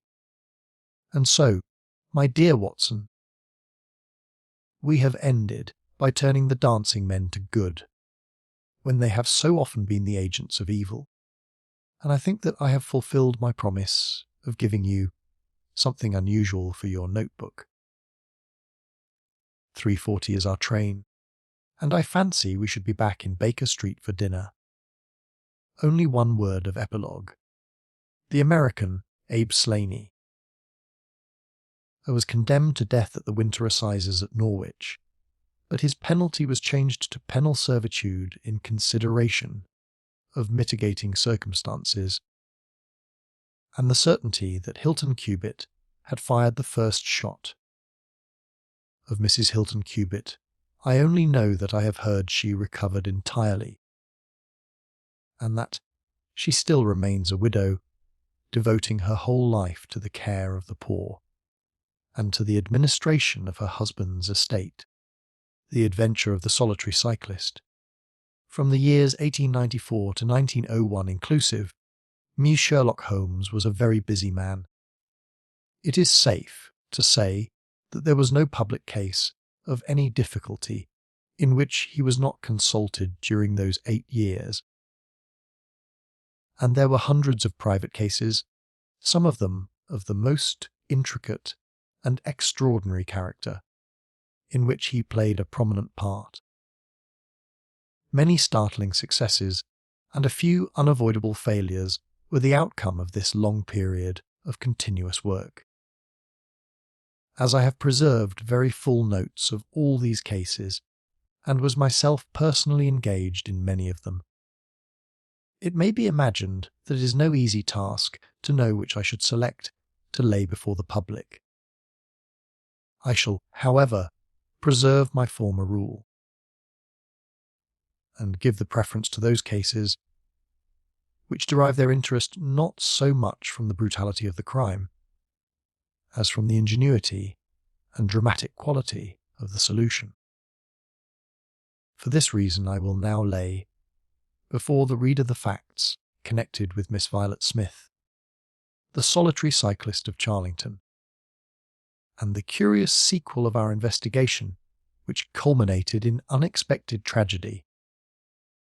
It is true that the circumstance did not admit of any striking illustration of those powers for which my friend was famous.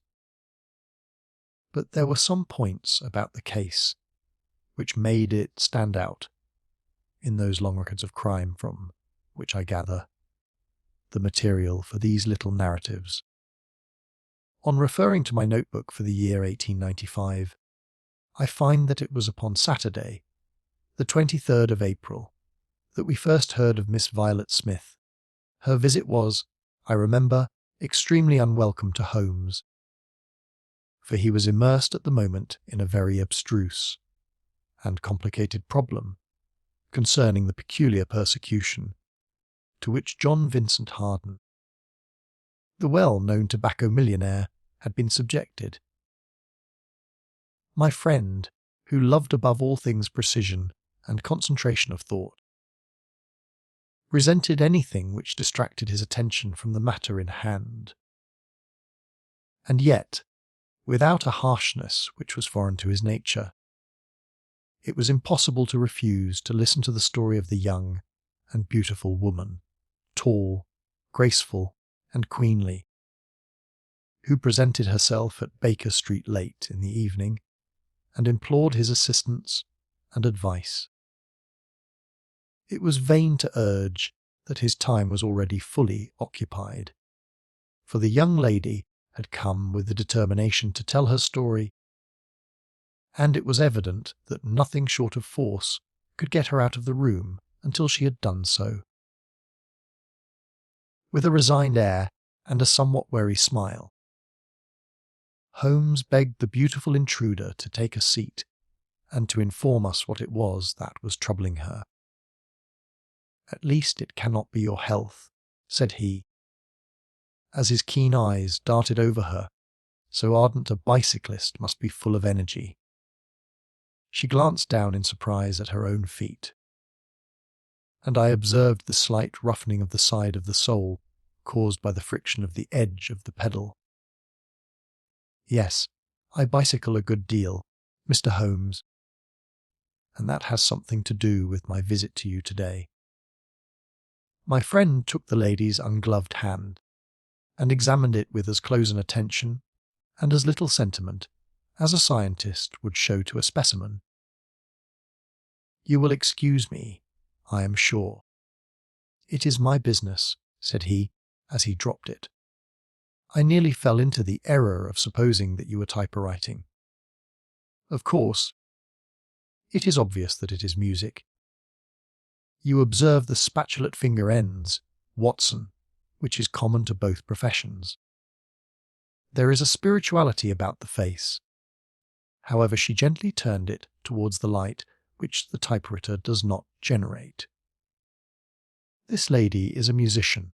Yes, Mr. Holmes, I teach music. In the country, I presume, from your complexion.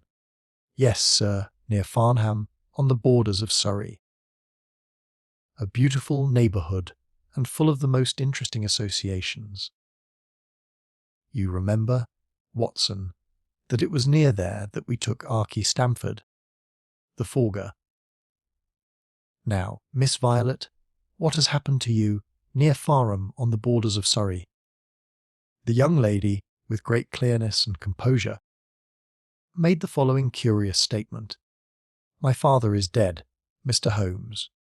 He was James Smith, who conducted the orchestra at the old Imperial Theatre. My mother and I were left without a relation in the world except one uncle, Ralph Smith, who went to Africa 25 years ago, and we have never had a word from him since. When father died, we were left very poor. But one day we were told that there was an advertisement in the Times inquiring for our whereabouts. You can imagine how excited we were, for we thought that someone had left us a fortune. We went at once to the lawyer whose name was given in the paper. There we met two gentlemen, Mr. Carruthers and Mr. Woodley, who were home on a visit from South Africa. They said that my uncle was a friend of theirs, that he had died some months before in great poverty in Johannesburg, and that he had asked them with his last breath to hunt up his relations and see that they were in no want. It seemed strange to us that Uncle Ralph, who took no notice of us when he was alive, should be so careful to look after us when he was dead. But Mr. Carruthers explained that the reason was that my uncle had just heard of the death of his brother, and so felt responsible for our fate. "Excuse me," said Holmes. "When was this interview?" "Last December, 4 months ago. Pray proceed. Mr. Woodley seemed to me to be a most odious person." He was forever making eyes at me, a coarse, puffy-faced, red-moustached young man with his hair plastered down on each side of his forehead. I thought that he was perfectly hateful, and I was sure that Cyril would not wish me to know such a person. "Oh, Cyril is his name," said Holmes, smiling. The young lady blushed and laughed. "Yes, Mr. Holmes, Cyril Morton, an electrical engineer, and we hope to be married at the end of the summer." Dear me, how did I get talking about him? What I wished to say was that Mr. Woodley was perfectly odious, but that Mr. Carruthers, who was a much older man, he was more agreeable. He was a dark, sallow, clean-shaven, silent person, but he had polite manners and a pleasant smile. He inquired how we were left, and on finding that we were very poor, he suggested that I should come and teach music to his only daughter, aged 10. I said that I did not like to leave my mother, on which he suggested that I should go home to her every week-end, and he offered me 100 a year, which was certainly splendid pay. So it ended by my accepting, and I went down to Chiltern Grange, about 6 miles from Farnham. Mr. Carruthers was a widower, but he had engaged a lady housekeeper, a very respectable, elderly person called Mrs. Dixon, to look after his establishment. The child was a dear, and everything promised well. Mr. Carruthers was very kind and very musical, and we had most pleasant evenings together. Every week-end I went home to my mother in town. The first flaw in my happiness was the arrival of the red-moustached Mr. Woodley. He came for a visit of a week, and oh! It seemed 3 months to me. He was a dreadful person, a bully to everyone else. But to me something infinitely worse. He made odious love to me, boasted of his wealth, said that if I married him I could have the finest diamonds in London, and finally, when I would have nothing to do with him. He seized me in his arms one day after dinner. He was hideously strong, and swore that he would not let me go until I had kissed him. Mr. Carruthers came in and tore him from me, on which he turned upon his own host, knocking him down and cutting his face open. That was the end of his visit, as you can imagine. Mr. Carruthers apologised to me next day, and assured me that I should never be exposed to such an insult again. I have not seen Mr. Woodley since. And now, Mr. Holmes. I come at last to the special thing which has caused me to ask your advice today. You must know that every Saturday forenoon I ride on my bicycle to Farnham station, in order to get the 12:22 to town. The road from Chiltern Grange is a lonely one, and at one spot is particularly so, for it lies for over a mile between Charlington Heath, upon one side, and the woods which lie round Charlington Hall upon the other. You could not find a more lonely tract of road anywhere, and it is quite rare to meet so much as a cart or a peasant, until you reach the high road near Crooksbury Hill.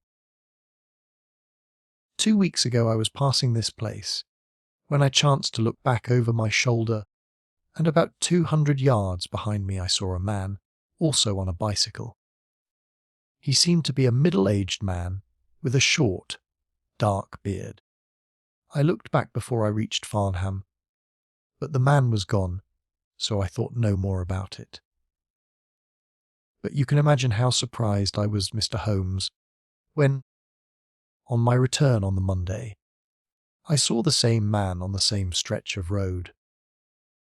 My astonishment was increased when the incident occurred again, exactly as before, on the following Saturday and Monday. He always kept his distance, and did not molest me in any way, but still it certainly was very odd. I mentioned it to Mr. Carruthers, who seemed interested in what I said, and told me that he had ordered a horse and trap, so that in future I should not pass over these lonely roads without some companion. The horse and trap were to have come this week, but for some reason they were not delivered, and again I had to cycle to the station. That was this morning. You can think that I looked out when I came to Charlington Heath, and there, sure enough, was the man, exactly as he had been the 2 weeks before. He always kept so far from me that I could not clearly see his face, but it was certainly someone whom I did not know. He was dressed in a dark suit with a cloth cap. The only thing about his face that I could clearly see was his dark beard. Today I was not alarmed, but I was filled with curiosity, and I determined to find out who he was and what he wanted. I slowed down my machine, but he slowed down his. Then I stopped altogether, but he stopped also. Then I laid a trap for him. There is a sharp turning of the road, and I pedalled very quickly round this, and then I stopped and waited. I expected him to shoot round and pass me before he could stop, but he never appeared. Then I went back and looked round the corner. I could see a mile of road, but he was not on it. To make it the more extraordinary, there was no side road at this point down which he could have gone. Holmes chuckled and rubbed his hands. "This case certainly presents some features of its own," said he. "How much time elapsed between your turning the corner and your discovery that the road was clear?" 2 or 3 minutes. Then he could not have retreated down the road, and you say that there are no side roads? None. Then he certainly took a footpath on one side or the other. It could not have been on the side of the heath, or I should have seen him. So, by the process of exclusion, we arrive at the fact that he made his way toward Charlington Hall, which, as I understand, is situated in its own grounds on one side of the road. Anything else? Nothing, Mr. Holmes, save that I was so perplexed that I should not be happy until I had seen you and had your advice. Holmes sat in silence for some little time. "Where is the gentleman to whom you are engaged?" he asked at last. "He is in the Midland Electrical Company, at Coventry. He would not pay you a surprise visit." "Oh, Mr. Holmes! As if I should not know him! Have you had any other admirers?" "Several before I knew Cyril, and since. There was this dreadful man, Woodley, if you can call him an admirer. No one else." Our fair client seemed a little confused. "Who was he?" asked Holmes. "Oh, it may be a mere fancy of mine, but it had seemed to me sometimes that my employer, Mr. Carruthers, takes a great deal of interest in me. We are thrown rather together. I play his accompaniments in the evening. He has never said anything. He is a perfect gentleman. But a girl always knows." "Ha!" Holmes looked grave. "What does he do for a living?" "He is a rich man. No carriages or horses. Well, at least he is fairly well to do. But he goes into the city 2 or 3 times a week. He is deeply interested in South African gold shares. You will let me know any fresh development, Miss Smith. I am very busy just now, but I will find time to make some inquiries into your case. In the meantime, take no step without letting me know. Goodbye, and I trust that we shall have nothing but good news from you." "It is part of the settled order of nature that such a girl should have followers," said Holmes. He pulled at his meditative pipe, but for choice not on bicycles in lonely country roads. "Some secretive lover, beyond all doubt. But there are curious and suggestive details about the case, Watson, that he should appear only at that point. Exactly. Our first effort must be to find who are the tenants of Charlington Hall. Then, again, how about the connection between Carruthers and Woodley, since they appear to be men of such a different type?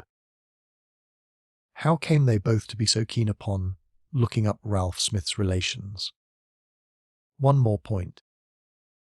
What sort of a min-age is it which pays double the market price for a governess, but does not keep a horse, although 6 miles from the station? Odd. Watson, very odd. You will go down. No, my dear fellow, you will go down. This may be some trifling intrigue, and I cannot break my other important research for the sake of it. On Monday you will arrive early at Farnham. You will conceal yourself near Charlington Heath. You will observe these facts for yourself, and act as your own judgment advises. Then, having inquired as to the occupants of the hall, you will come back to me and report. And now, Watson, not another word of the matter until we have a few solid stepping stones on, which we may hope to get across to our solution. We had ascertained from the lady that she went down at the Monday by the train which leaves Waterloo at 19:50, so I started yearly and caught the 9:13. At Farnham Station I had no difficulty in being directed to Charlington Heath. It was impossible to mistake the scene of the young lady's adventure, for the road runs between the open heath on one side and an old yew hedge upon the other, surrounding a park which is studded with magnificent trees. There was a main gateway of lichen, studded stone, each side pillar surmounted by mouldering heraldic emblems. But besides the central carriage drive I observed several points where there were gaps in the hedge and paths leading through them. The house was invisible from the road, but the surroundings all spoke of gloom and decay. The heath was covered with golden patches of flowering gorse, gleaming magnificently in the light of the bright spring sunshine. Behind one of these clumps I took up my position, so as to command both the gateway of the hall and a long stretch of the road upon either side. It had been deserted when I left it, but now I saw a cyclist riding down it from the opposite direction to that in which I had come. He was clad in a dark suit, and I saw that he had a black beard. On reaching the end of the Charlington grounds, he sprang from his machine and led it through a gap in the hedge, disappearing from my view. A quarter of an hour passed, and then a second cyclist appeared. This time it was the young lady coming from the station. I saw her look about her as she came to the Charlington hedge. An instant later the man emerged from his hiding place, sprang upon his cycle, and followed her. In all the broad landscape those were the only moving figures, the graceful girl sitting very straight upon her machine, and the man behind her bending low over his handle-bar with a curiously furtive suggestion in every movement. She looked back at him and slowed her pace. He slowed also. She stopped. He at once stopped too, keeping 200 yards behind her. Her next movement was as unexpected as it was spirited. She suddenly whisked her wheels round and dashed straight at him. He was as quick as she, however, and darted off in desperate flight. Presently she came back up the road again, her head haughtily in the air, not deigning to take any further notice of her silent attendant. He had turned also, and still kept his distance until the curve of the road hid them from my sight. I remained in my hiding place, And it was well that I did so, for presently the man reappeared, cycling slowly back. He turned in at the hall gates and dismounted from his machine. For some minutes I could see him standing among the trees. His hands were raised, and he seemed to be settling his necktie. Then he mounted his cycle and rode away from me down the drive towards the hall. I ran across the heath and peered through the trees. Far away, I could catch glimpses of the old grey building with its bristling Tudor chimneys. But the drive ran through a dense shrubbery, and I saw no more of my man. However, it seemed to me that I had done a fairly good morning's work, and I walked back in high spirits to Farnham.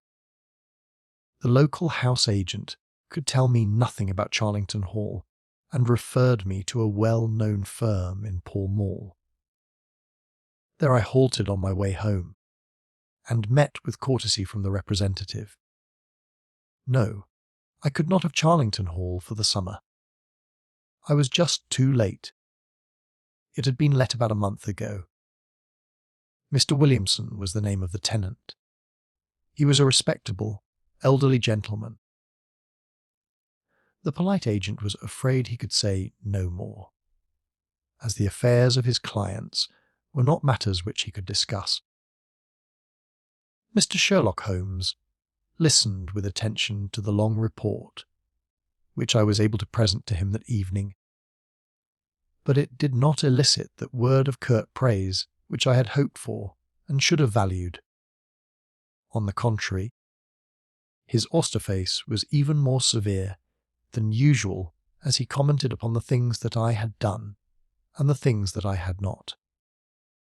Your hiding place, my dear Watson, was very faulty. You should have been behind the hedge, then you would have had a close view of this interesting person. As it is, you are some hundreds of yards away and can tell me even less than Miss Smith. She thinks she does not know the man. I am convinced she does. Why? Otherwise, should he be so desperately anxious that she should not get so near him as to see his features? You describe him as bending over the handlebar. Concealment again, you see. You really have done remarkably badly. He returns to the house, and you want to find out who he is. You come to a London house agent. What should I have done? I cried with some heat. Gone to the nearest public house. That is the centre of country gossip. They would have told you every name, from the master to the scullery maid. Williamson. It conveys nothing to my mind. If he is an elderly man, he is not this active cyclist who sprints away from that young lady's athletic pursuit. What have we gained by your expedition? The knowledge that the girl's story is true. I never doubted it. That there is a connection between the cyclist and the hall. I never doubted that either. That the hall is tenanted by Williamson. Who's the better for that? Well, my dear sir, don't look so depressed. We can do little more until next Saturday, and in the meantime I may make one or two inquiries myself. Next morning, we had a note from Miss Smith, recounting shortly and accurately the very incidents which I had seen. But the pith of the letter lay in the postscript. I am sure that you will respect my confidence, Mr. Holmes, when I tell you that my place here has become difficult, owing to the fact that my employer has proposed marriage to me. I am convinced that his feelings are most deep and most honourable. At the same time, my promise is of course given. He took my refusal very seriously, but also very gently. You can understand, however, that the situation is a little strained. Our young friend seems to be getting into deep waters, said Holmes, thoughtfully, as he finished the letter. The case, certainly presents more features of interest and more possibility of development than I had originally thought. I should be none the worse for a quiet, peaceful day in the country, and I am inclined to run down this afternoon and test one or two theories which I have formed.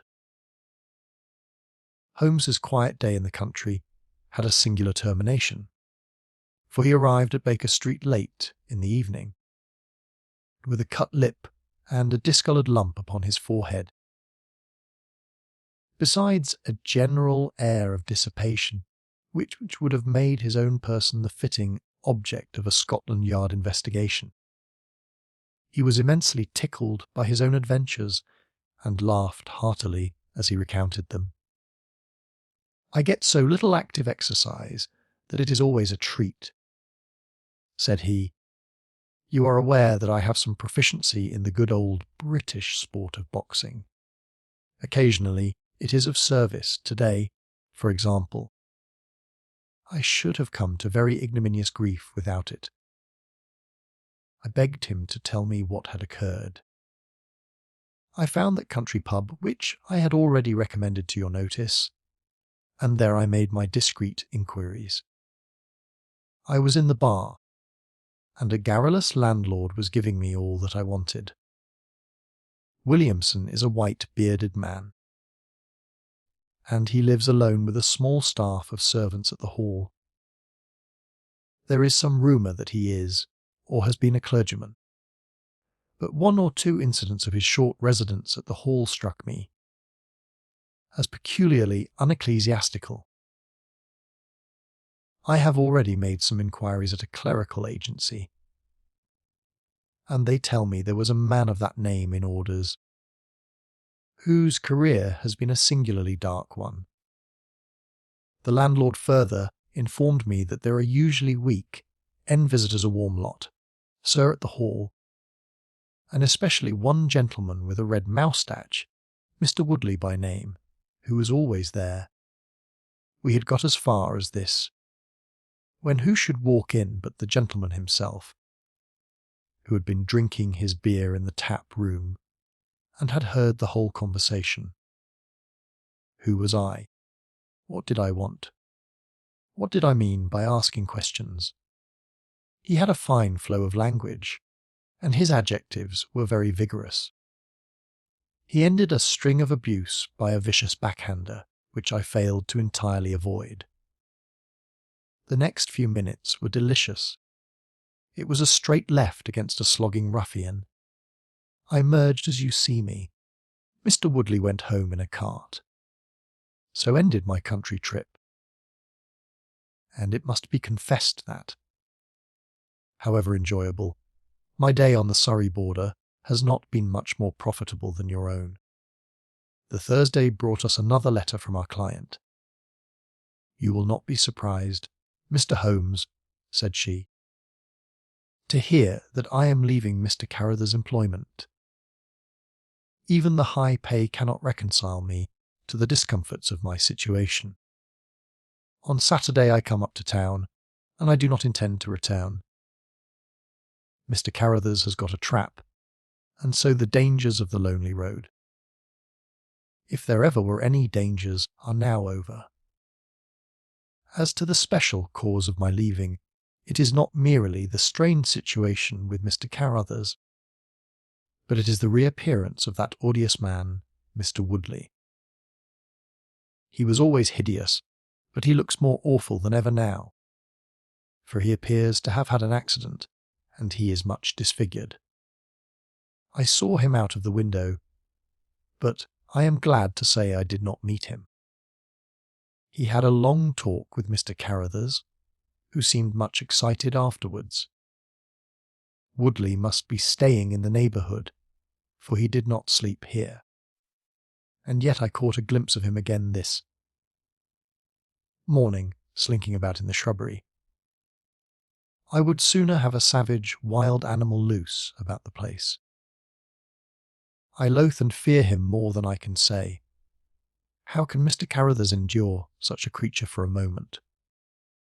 However, all my troubles will be over on Saturday, "So I trust, Watson, so I trust," said Holmes gravely. "There is some deep intrigue going on round that little woman, and it is our duty to see that no one mollists her upon that last journey. I think, Watson, that we must spare time to run down together on Saturday morning and make sure that this curious and inclusive investigation has no untoward ending." I confess that I had not up to now taken a very serious view of the case, which had seemed to me rather grotesque and bizarrer than dangerous. That a man should lie in wait for and follow a very handsome woman is no unheard of thing. And if he has so little audacity that he not only dared not address her, but even fled from her approach, he was not a very formidable assailant. The ruffian Woodley was a very different person, but, except on one occasion, he had not molested our client. And now he visited the house of Carruthers without intruding upon her presence. The man on the bicycle was doubtless a member of those week-end parties at the hall of which the publican had spoken, but who he was, or what he wanted, was as obscure as ever. It was the severity of Homer's manner, and the fact that he slipped a revolver into his pocket before leaving our rooms, which impressed me with the feeling that tragedy might prove to lurk behind this curious train of events. A rainy night had been followed by a glorious morning, and the heath-covered countryside, with the glowing clumps of flowering gorse, seemed all the more beautiful to eyes which were wary of the duns and drabs and slate greys of London. Holmes and I walked along the Broad. Sandy Road, inhaling the fresh morning air and rejoicing in the music of the birds and the fresh breath of the spring. From a rise of the road on the shoulder of Crooksbury Hill, we could see the grim hall bristling out from amidst the ancient oaks, which, old as they were still younger than the building which they surrounded. Holmes pointed down the long tract of road which wound, a reddish-yellow band between the brown of the heath and the budding green of the woods. Far away, a black dot. We could see a vehicle moving in our direction. Holmes gave an exclamation of impatience. "I have given a margin of half an hour," said he. "If that is her trap, she must be making for the earlier train. I fear, Watson, that she will be past Charlington before we can possibly meet her." From the instant that we passed the rise, we could no longer see the vehicle, but we hastened onward at such a pace that my sedentary life began to tell upon me, and I was compelled to fall behind. Holmes, however, was always in training, for he had inexhaustible stores of nervous energy upon which to draw. His springy step never slowed until suddenly. When he was 100 yards in front of me, he halted, and I saw him throw up his hand with a gesture of grief and despair. At the same instant an empty dog-cart, the horse cantering, the reins trailing, appeared round the curve of the road and rattled swiftly towards us. "Too late, Watson, too late!" cried Holmes, as I ran panting to his side. "Fool that I was not to allow for that earlier train! It's abduction? What's an abduction? Murder! Heaven knows what! Block the road! Stop the horse! That's right. Now, jump in, and let us see if I can repair the consequences of my own blunder." We had sprung into the dog-cart, and Holmes, after turning the horse, gave it a sharp cut with the whip, and we flew back along the road. As we turned the curve, the whole stretch of road between the hall and the heath was opened up. I grasped Holmes's arm. "That's the man!" I gasped. A solitary cyclist was coming towards us. His head was down and his shoulders rounded as he put every ounce of energy that he possessed onto the pedals. He was flying like a racer. Suddenly, he raised his bearded face, saw us close to him, and pulled up, springing from his machine. That coal-black beard was in singular contrast to the pallor of his face, and his eyes were as bright as if he had a fever. He stared at us and at the dog cart. Then a look of amazement came over his face. "Hello! Stop there!" he shouted, holding his bicycle to block our road. "Where did you get that dog cart? Pull up! Man," he yelled, drawing a pistol from his side pocket. "Pull up, I say, or by George, I'll put a bullet into your horse." Holmes threw the reins into my lap and sprang down from the cart. "You're the man we want to see. Where is Miss Violet Smith?" he said in his quick, clear way. "That's what I'm asking you. You're in her dog cart. You ought to know where she is. We met the dog cart on the road. There was no one in it. We drove back to help the young lady. Good Lord! Good Lord! What shall I do?"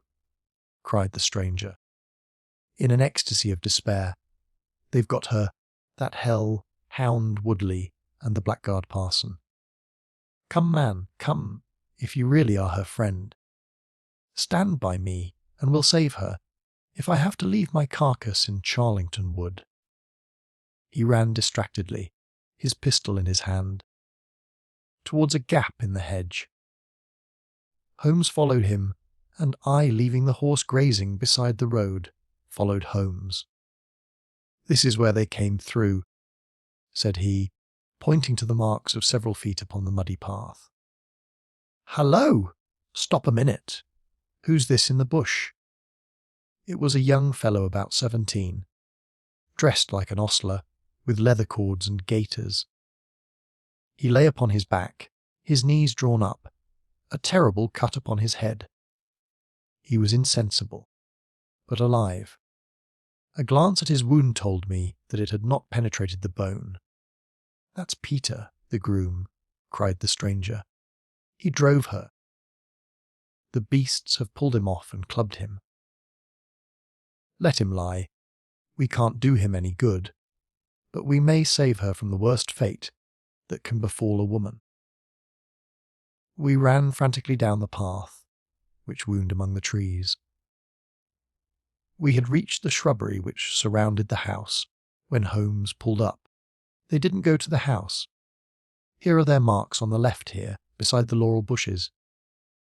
"Ah!" I said so. As he spoke, a woman's shrill scream, a scream which vibrated with a frenzy of horror, burst from the thick, green clump of bushes in front of us. It ended suddenly on its highest note with a choke and a gurgle. "This way! This way!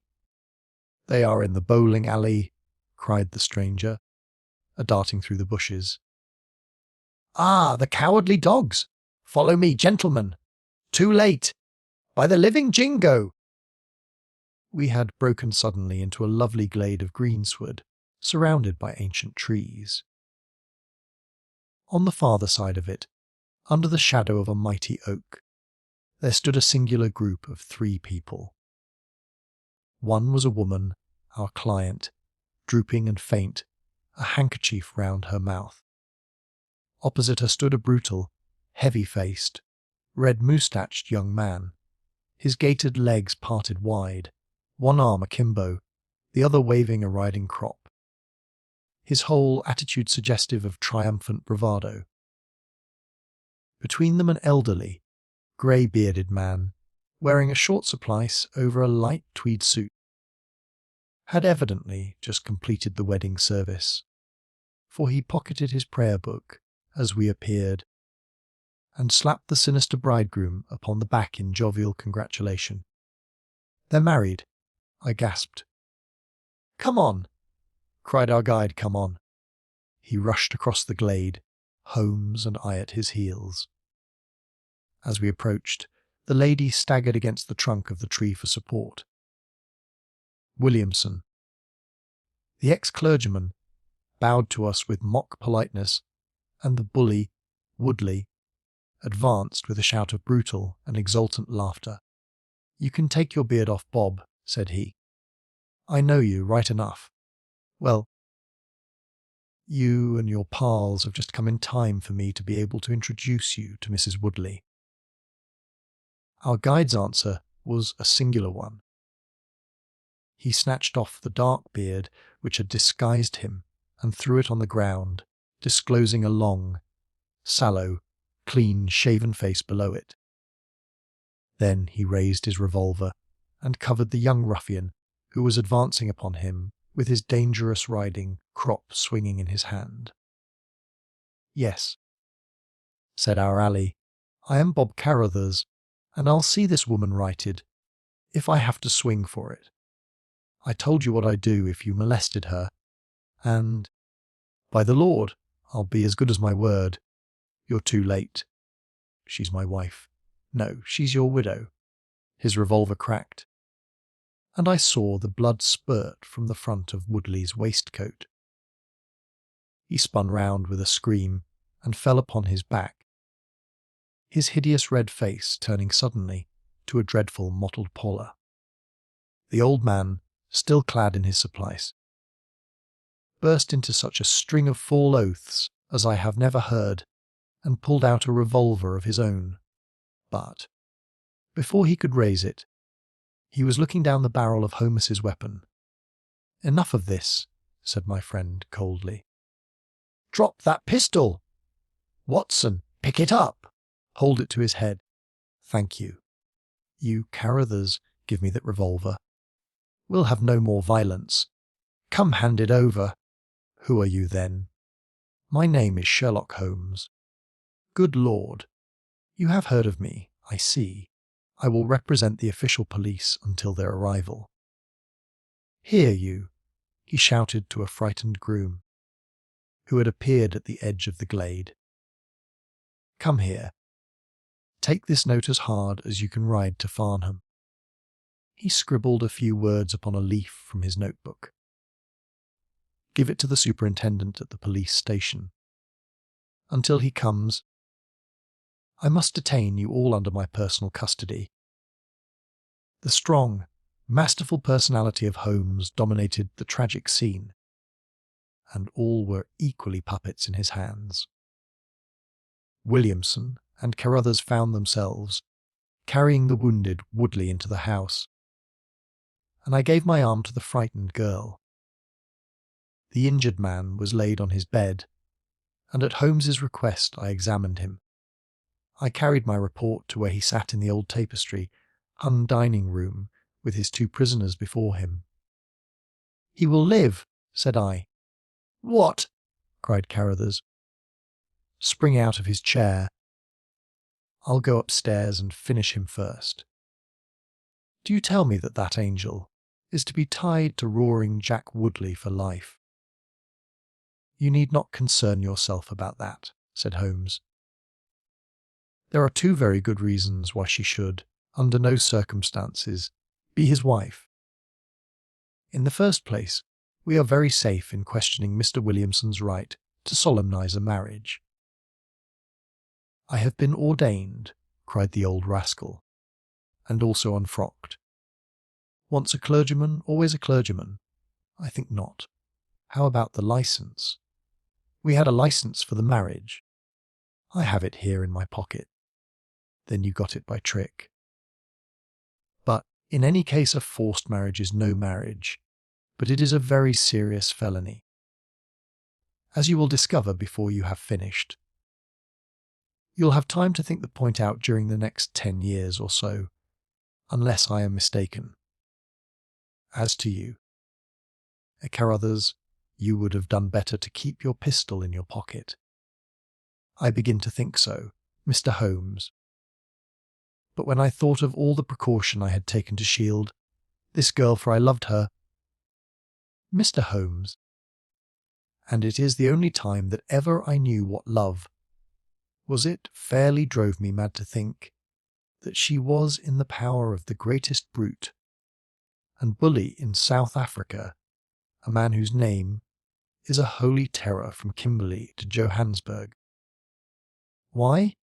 Mr. Holmes, you'll hardly believe it, but ever since that girl has been in my employment, I never once let her go past this house, where I knew the rascals were lurking, without following her on my bicycle, just to see that she came to no harm. I kept my distance from her, and I wore a beard, so that she should not recognize me, for she is a good and high-spirited girl, and she wouldn't have stayed in my employment long if she had thought that I was following her about the country roads. Why didn't you tell her of her danger? Because then, again, she would have left me, and I couldn't bear to face that. Even if she couldn't love me. It was a great deal to me just to see her dainty form about the house, and to hear the sound of her voice. Well, said I, you call that love, Mr. Carruthers, but I should call it selfishness. Maybe the two things go together. Anyhow, I couldn't let her go.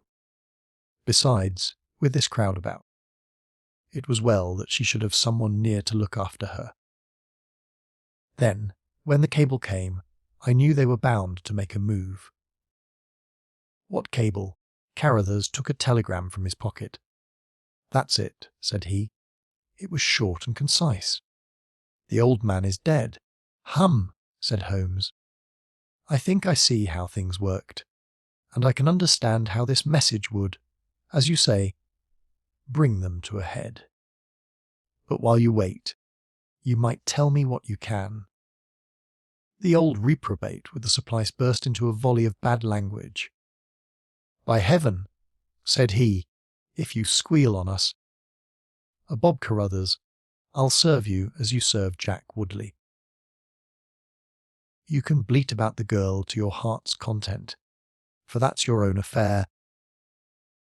But if you round on your pals to this plain clothes copper, it will be the worst day's work that ever you did.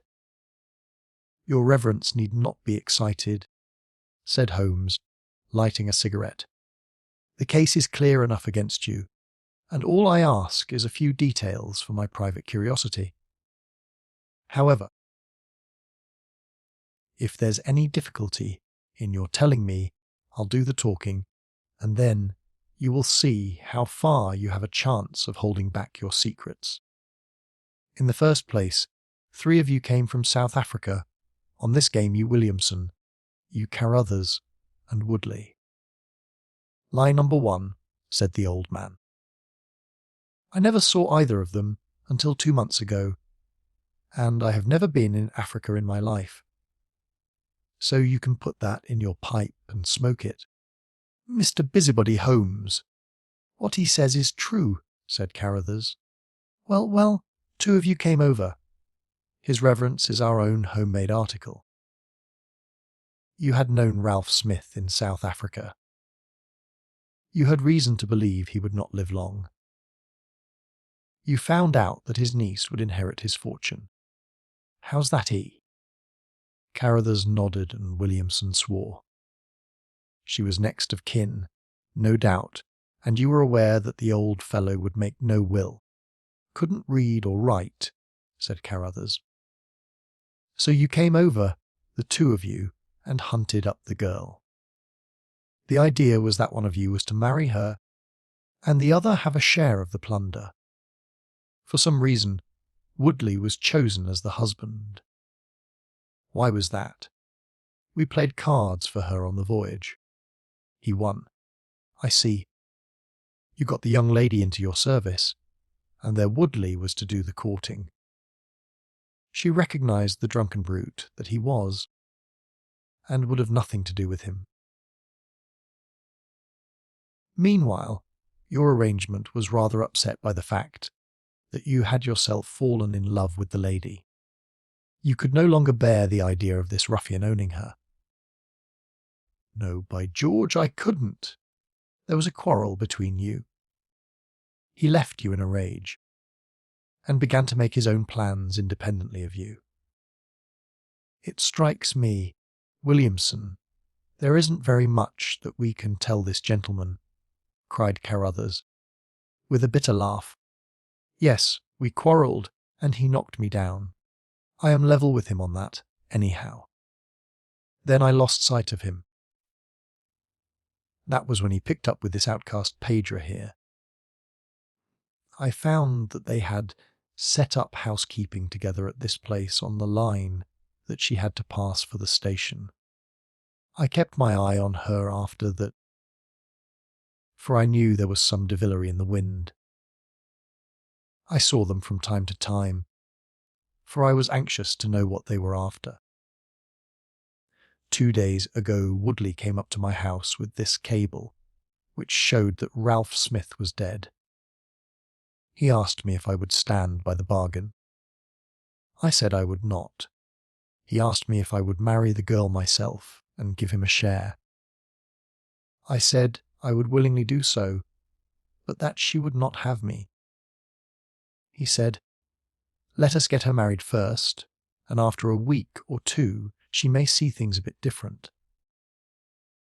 I said I would have nothing to do with violence. So he went off cursing, like the foul-mouthed blackguard that he was, and swearing that he would have her yet. She was leaving me this weekend, and I had got a trap to take her to the station, but I was so uneasy in my mind that I followed her on my bicycle. She had got a start, however, and before I could catch her, the mischief was done. The first thing I knew about it when I saw you two gentlemen driving back in a dog-cart. Holmes rose and tossed the end of his cigarette into the grate. "I have been very obtuse, Watson," said he. "When in your report you said that you had seen the cyclist as you thought arrange his necktie in the shrubbery. That alone should have told me all. However, we may congratulate ourselves upon a curious, and in some respects a unique case. I perceive 3 of the county constabulary in the drive, and I am glad to see that the little ostler is able to keep pace with them. So it is likely that neither he nor the interesting bridegroom will be permanently damaged by their morning's adventures. I think, Watson, that in your medical capacity you might wait upon Miss Smith and tell her that if she is sufficiently recovered, we shall be happy to escort her to her mother's home. If she is not quite convalescent, you will find it a hint that we were about to telegraph to a young electrician in the Midlands would probably complete the cure. As to you, Mr. Carruthers, I think that you have done what you could to make amends for your share in an evil plot. There is my card, sir, and if my evidence can be of help in your trial, it shall be at your disposal. In the whirl of our incessant activity, it has often been difficult for me, as the reader has probably observed, to round off my narratives and to give those final details which the curious might expect. Each case has been the prelude to another, and the crisis once over, the actors have passed for ever out of our busy lives. I find, however, a short note at the end of my manuscript dealing with this case, in which I have put upon record that Miss Violet Smith did indeed inherit a large fortune, and that she is now the wife of Cyril Morton, the senior partner of Morton and Kennedy, the famous Westminster electricians. Williamson and Woodley were both tried for abduction and assault, the former getting 7 years, the latter 10. Of the fate of Carruthers I have no record, but I am sure that his assault was not viewed very gravely by the court, since Woodley had the reputation of being a most dangerous ruffian, and I think that a few months were sufficient to satisfy the demands of justice. The Adventure of the Priory School. We have had some dramatic entrances and exits upon our small stage at Baker Street, but I cannot recollect anything more sudden and startling than the first appearance of Thornycroft Huxtable, M.A., Ph.D., etc. His card, which seemed too small to carry the weight of his academic distinctions, preceded him by a few seconds. And then he entered himself so large, so pompous, and so dignified that he was the very embodiment of self-possession and solidity. And yet his first action, when the door had closed behind him, was to stagger against the table, whence he slipped down upon the floor. And there was that majestic figure prostrate and insensible upon our bearskin hearthrug.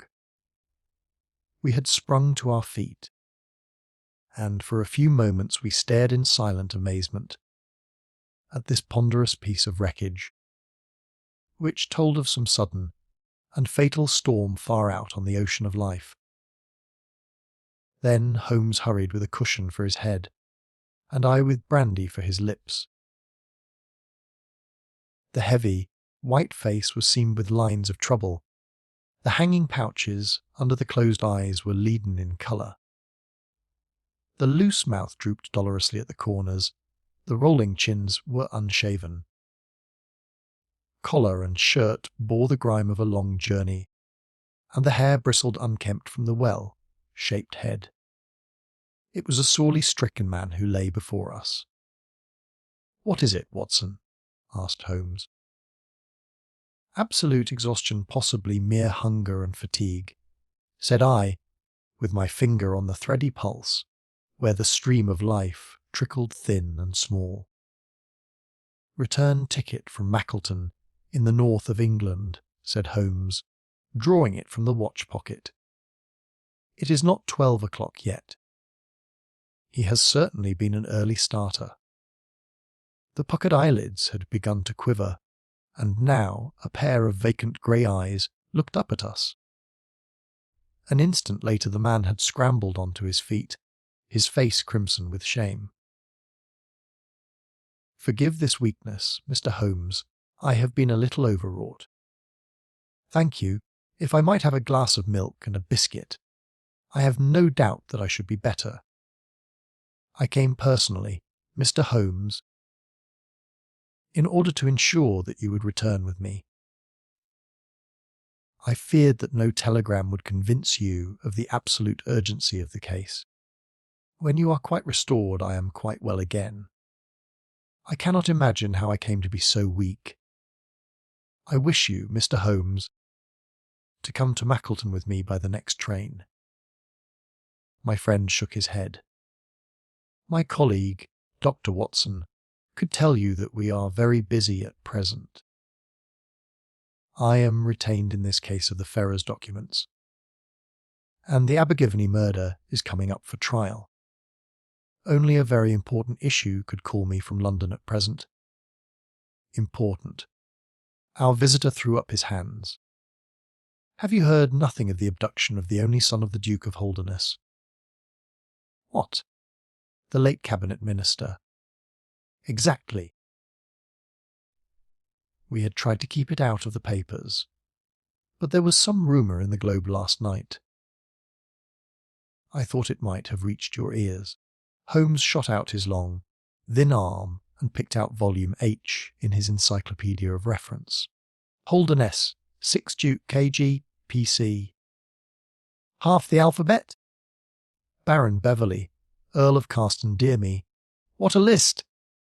Lord Lieutenant of Hallamshire since 1900. Married Edith, daughter of Sir Charles Appledore, 1888. Heir and only child, Lord Saltire. Owns about 250,000 acres. Minerals in Lancashire and Wales. Address: Carton House Terrace, Holderness Hall, Hallamshire, Carston Castle, Bangor, Wales. Lord of the Admiralty, 1872. Chief Secretary of State for Well, this man is certainly one of the greatest subjects of the Crown. The greatest, and perhaps the wealthiest. I am aware, Mr. Holmes, that you take a very high line in professional matters, and that you are prepared to work for the work's sake. I may tell you, however, that His Grace has already intimated that a cheque for £5,000 will be handed over to the person who can tell him where his son is, and another 1,000 to him who can name the man or men who have taken him. Is a princely offer, said Holmes. Watson, I think that we shall accompany Dr. Huxtable back to the north of England. And now, Dr. Huxtable, when you have consumed that milk, you will kindly tell me what has happened, when it happened, how it happened, and, finally, what Dr. Thornycroft Huxtable, of the Priory School, near Mackleton, has to do with the matter, and why he comes 3 days after an event the state of your chin gives the date to ask for my humble services. Our visitor had consumed his milk and biscuits. The light had come back to his eyes and the colour to his cheeks, as he set himself with great vigour and lucidity to explain the situation. I must inform you, gentlemen, that the Priory is a preparatory school, of which I am the founder and principal. Huxtable's sidelights on Horace may possibly recall my name to your memories. The Priory is, without exception, the best and most select preparatory school in England. Lord Leverstoke, the Earl of Blackwater, Sir Cathcart Soames, they all have entrusted their sons to me. But I felt that my school had reached its zenith when, weeks ago, the Duke of Holderness sent to James Wilder, his secretary, with intimation that young Lord Saltire, 10 years old, his only son and heir, was about be committed to my charge. Little did I think that this would be the prelude to the most crushing misfortune of my life. On May 1st the boy arrived, that being the beginning of the summer term. He was a charming youth, and he soon fell into our ways. I may tell you I trust that I am not indiscreet, but half-confidences are absurd in such a case, that he was not entirely happy at home. It is an open secret that the Duke's married life had not been a peaceful one, and the matter had ended in a separation by mutual consent, the Duchess taking up her residence in the south of France.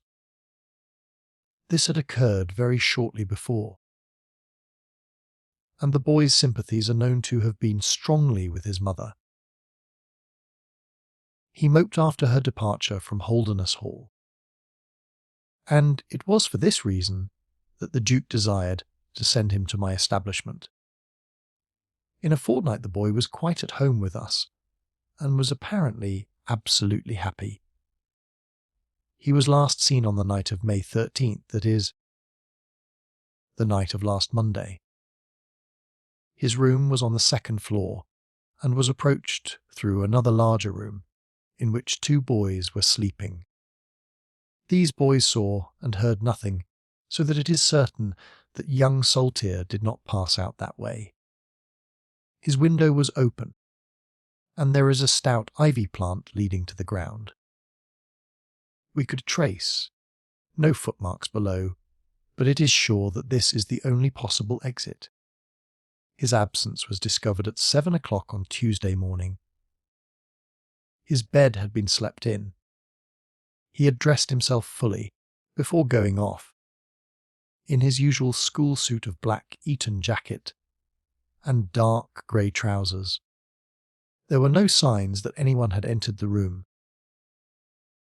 and it is quite certain that anything in the nature of cries or a struggle would have been heard, since Caunter, the elder boy in the inner room, is a very light sleeper. When Lord Saltire's disappearance was discovered, I at once called a roll of the whole establishment, boys, masters, and servants. It was then that we ascertained that Lord Saltire had not been alone in his flight. Heidegger, The German master was missing. His room was on the second floor, at the farther end of the building, facing the same way as Lord Saltier's. His bed had also been slept in, but he had apparently gone away partly dressed, since his shirt and socks were lying on the floor. He had undoubtedly let himself down by the ivy, for we could see the marks of his feet where he had landed on the lawn. His bicycle was kept in a small shed beside this lawn, and it also was gone. He had been with me for 2 years, and came with the best references, but he was a silent, morose man, not very popular, either with masters or boys. No trace could be found of the fugitives, and now, on Thursday morning, we are as ignorant as we were on Tuesday. Inquiry was, of course, made at once at Holderness Hall. It is only a few miles away, and we imagined that, in some sudden attack of homesickness, he had gone back to his father, but nothing had been heard of him. The Duke is greatly agitated, and, as to me, you have seen yourselves the state of nervous prostration to which the suspense and the responsibility have reduced me. Mr. Holmes, if ever you put forward your full powers, I implore you to do so now, for never in your life could you have a case which is more worthy of them. Sherlock Holmes had listened with the utmost intentness to the statement of the unhappy schoolmaster. His drawn brows and the deep furrow between them showed that he needed no exhortation to concentrate all his attention upon a problem which, apart from the tremendous interests involved, must appeal so directly to his love of the complex and the unusual. He now drew out his notebook and jotted down 1 or 2 memoranda. "You have been very remiss in not coming to me sooner," said he, severely. "You start me on my investigation with a very serious handicap. It is inconceivable, for example, that this ivy and this lawn would have yielded nothing to an expert observer. I am not to blame, Mr. Holmes. His Grace was extremely desirous to avoid all public scandal. He was afraid of his family, unhappiness being dragged before the world. He has a deep horror of anything of the kind. But there has been some official investigation." "Yes, sir, and it has proved most disappointing. An apparent clue was at once obtained, since a boy and a young man were reported to have been seen leaving a neighbouring station by an early train. Only last night we had news that the couple had been hunted down in Liverpool, and they proved to have no connection whatever with the matter in hand. Then it was that in my despair and disappointment, after a sleepless night, I came straight to you by the early train. I suppose the local investigation was relaxed while this false clue was being followed up. It was entirely dropped, so that 3 days have been wasted. The affair has been most deplorably handled. I feel it and admit it. And yet the problem should be capable of ultimate solution. I shall be very happy to look into it. Have you been able to trace any connection between the missing boy and this German master?" "None at all. Was he in the master's class?" "No, he never exchanged a word with him, so far as I know." "That is certainly very singular. Had the boy a bicycle?" "No. Was any other bicycle missing?" "No. Is that certain?" "Well, now, you do not mean to seriously suggest that this German rode off upon a bicycle in the dead of the night, bearing the boy in his arms?" "Certainly not." "Then what is the theory in your mind? The bicycle may have been a blind. It may have been hidden somewhere, and the pair gone off on foot." "Quite so. But it seems rather an absurd blind, does it not? Were there other bicycles in this shed? Several. Would he not have hidden a couple?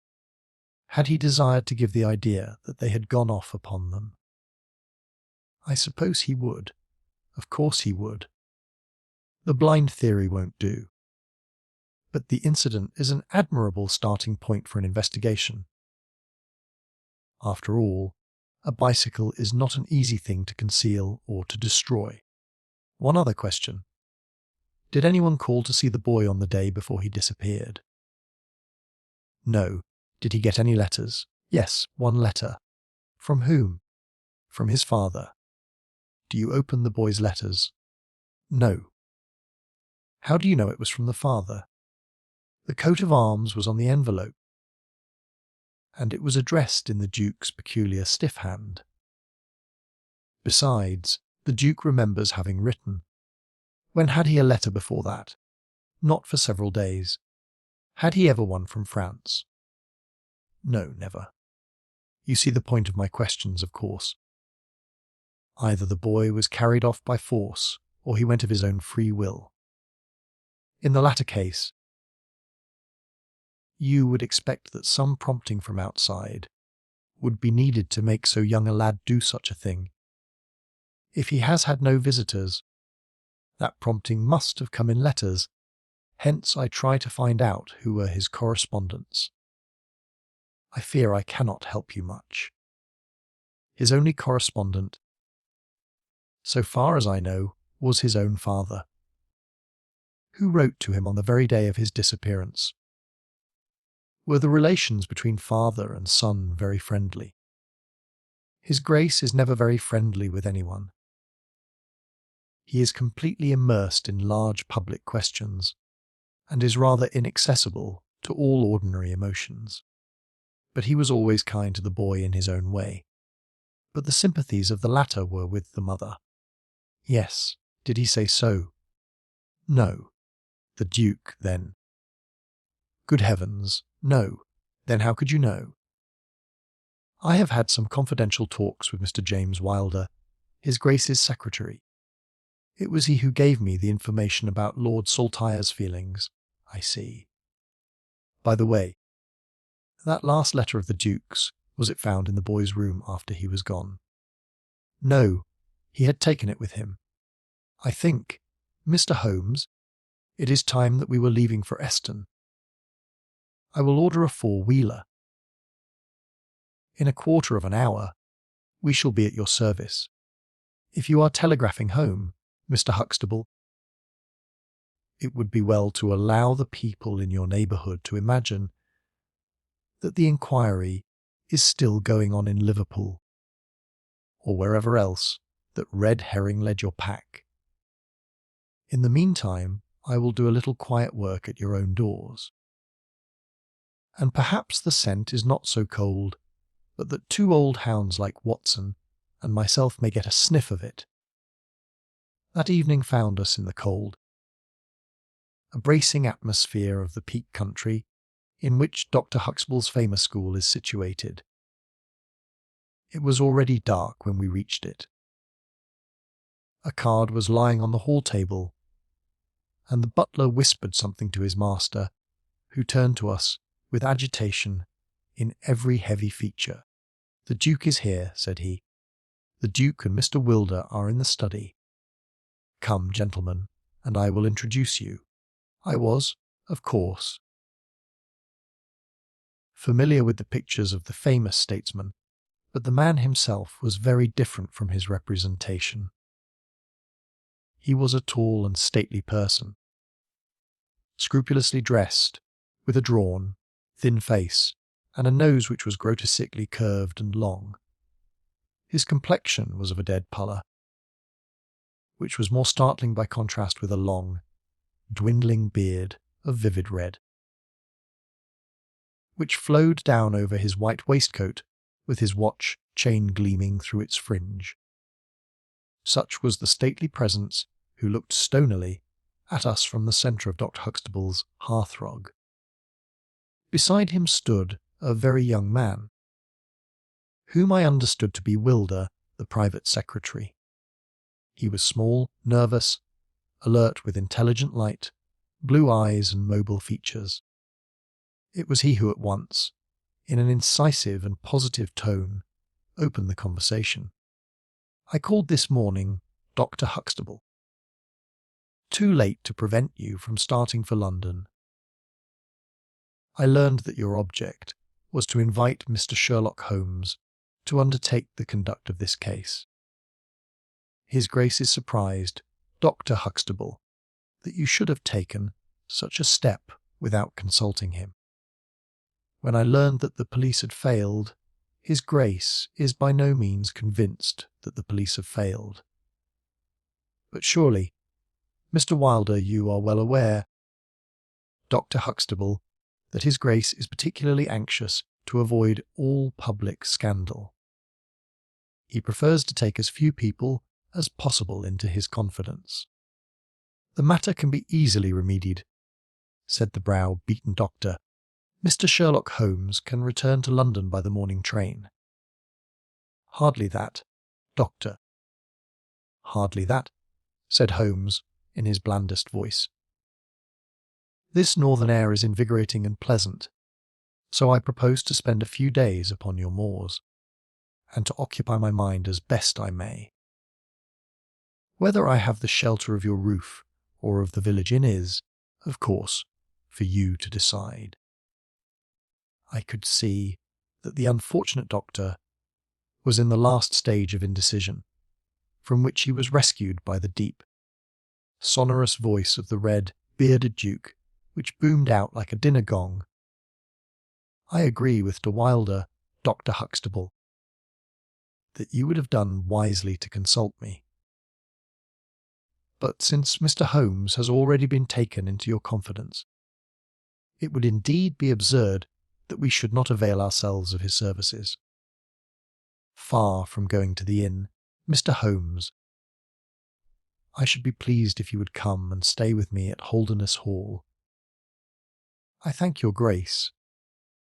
For the purposes of my investigation, I think that it would be wiser for me to remain at the scene of the mystery." "Just as you like, Mr. Holmes. Any information which Mr. Wilder or I can give you is, of course, at your disposal. It will probably be necessary for me to see you at the hall," said Holmes. "I would only ask you now, sir, whether you have formed any explanation in your own mind as to the mysterious disappearance of your son." "No, sir, I have not. Excuse me if I allude to that which is painful to you, but I have no alternative. Do you think that the Duchess had anything to do with the matter?" The great minister showed perceptible hesitation. "I do not think so," he said, at last. "The other most obvious explanation is that the child has been kidnapped for the purpose of levying ransom."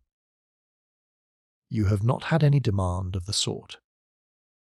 "No, sir. One more question, your Grace. I understand that you wrote to your son upon the day when this incident occurred." "No, I wrote upon the day before." "Exactly. But he received it on that day." "Yes. Was there anything in your letter which might have unbalanced him or induced him to take such a step?" "No, sir, certainly not." "Did you post that letter yourself?" The nobleman's reply was interrupted by his secretary, who broke in with some heat. "His Grace is not in the habit of posting letters himself," said he. "This letter was laid with others upon the study table, and I myself put them in the post bag. You are sure this one was among them?" "Yes, I observed it." "How many letters did your Grace write that day? 20 or 30? I have a large correspondence. But surely this is somewhat irrelevant."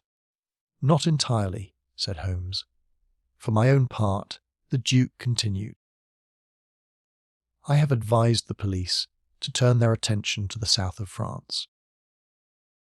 I have already said that I do not believe that the Duchess would encourage so monstrous an action, but the lad had the most wrong-headed opinions. and it is possible that he may have fled to her, aided and abetted by this German. I think, Dr. Huxtable, that we will now return to the hall. I could see that there were other questions which Holmes would have wished to put, but the nobleman's abrupt manner showed that the interview was at an end. It was evident that to his intensely aristocratic nature this discussion of his intimate family affairs with a stranger was most abhorrent, and that he feared lest every fresh question would throw a fiercer light into the discreetly shadowed corners of his ducal history. When the nobleman and his secretary had left, my friend flung himself, at once with characteristic eagerness, into the investigation. The boy's chamber was carefully examined, and yielded nothing save the absolute conviction that it was only through the window that he could have escaped. The German master's room and effects gave no further clue. In his case, a trailer of ivy had given way under his weight, and we saw by the light of a lantern the mark on the lawn where his heels had come down. That one dint in the short. Green grass was the only material witness left of this inexplicable nocturnal flight. Sherlock Holmes left the house alone, and only returned after 11. He had obtained a large ordnance map of the neighbourhood, and this he brought into my room, where he laid it out on the bed, and, having balanced the lamp in the middle of it, he began to smoke over it, and occasionally to point out objects of interest with the reeking amber of his pipe. "This case grows upon me, Watson," said he. "There are decidedly some points of interest in connection with it. In this early stage, I want you to realize those geographical features which may have a good deal to do with our investigation." Holmes' map. Holmes' map of the neighbourhood of the school. "Look at this map. This dark square is the Priory School. I'll put a pin in it. Now, this line is the main road. You see that it runs east and west past the school, and you see also that there is no side road for a mile either way. If these two folk passed away by road, it was this road, exactly, by a singular and happy chance. We are able to some extent to check what passed along this road during the night in question. At this point, where my pipe is now resting, a county constable was on duty from 12 to 6. It is, as you perceive, the first cross road on the east side. This man declares that he was not absent from his post for an instant, and he is positive that neither boy nor man could have gone that way unseen. I have spoken with this policeman tonight, and he appears to me to be a perfectly reliable person. That blocks this end. We have now to deal with the other. There is an inn here, the Red Bull, the landlady of which was ill. She had sent to Mackleton for a doctor, but he did not arrive until morning, being absent at another case.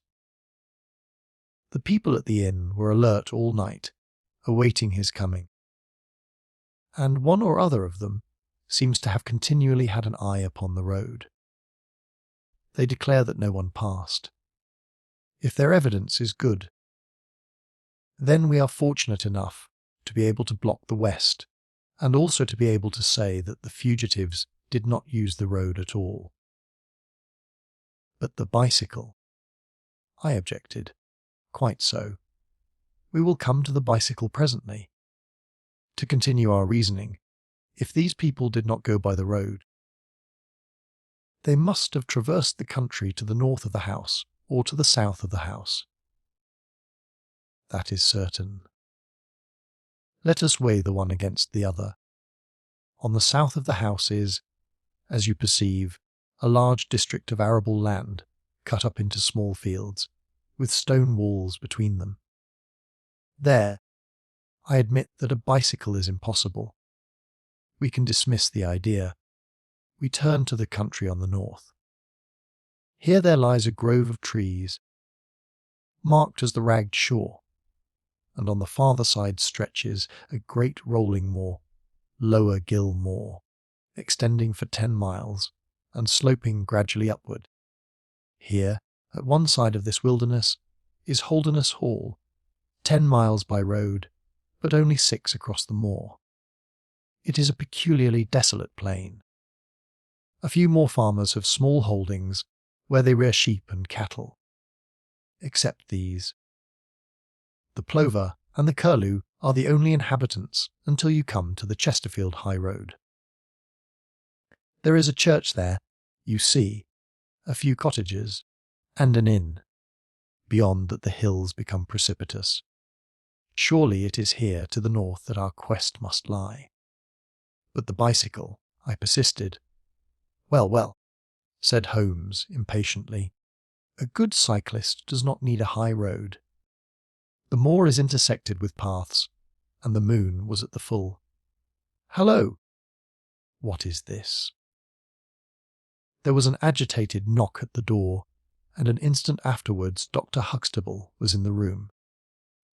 In his hand he held a blue cricket cap with a white chevron on the peak. "At last we have a clue!" he cried. "Thank heaven! At last we are on the dear boy's track. It is his cap. Where was it found?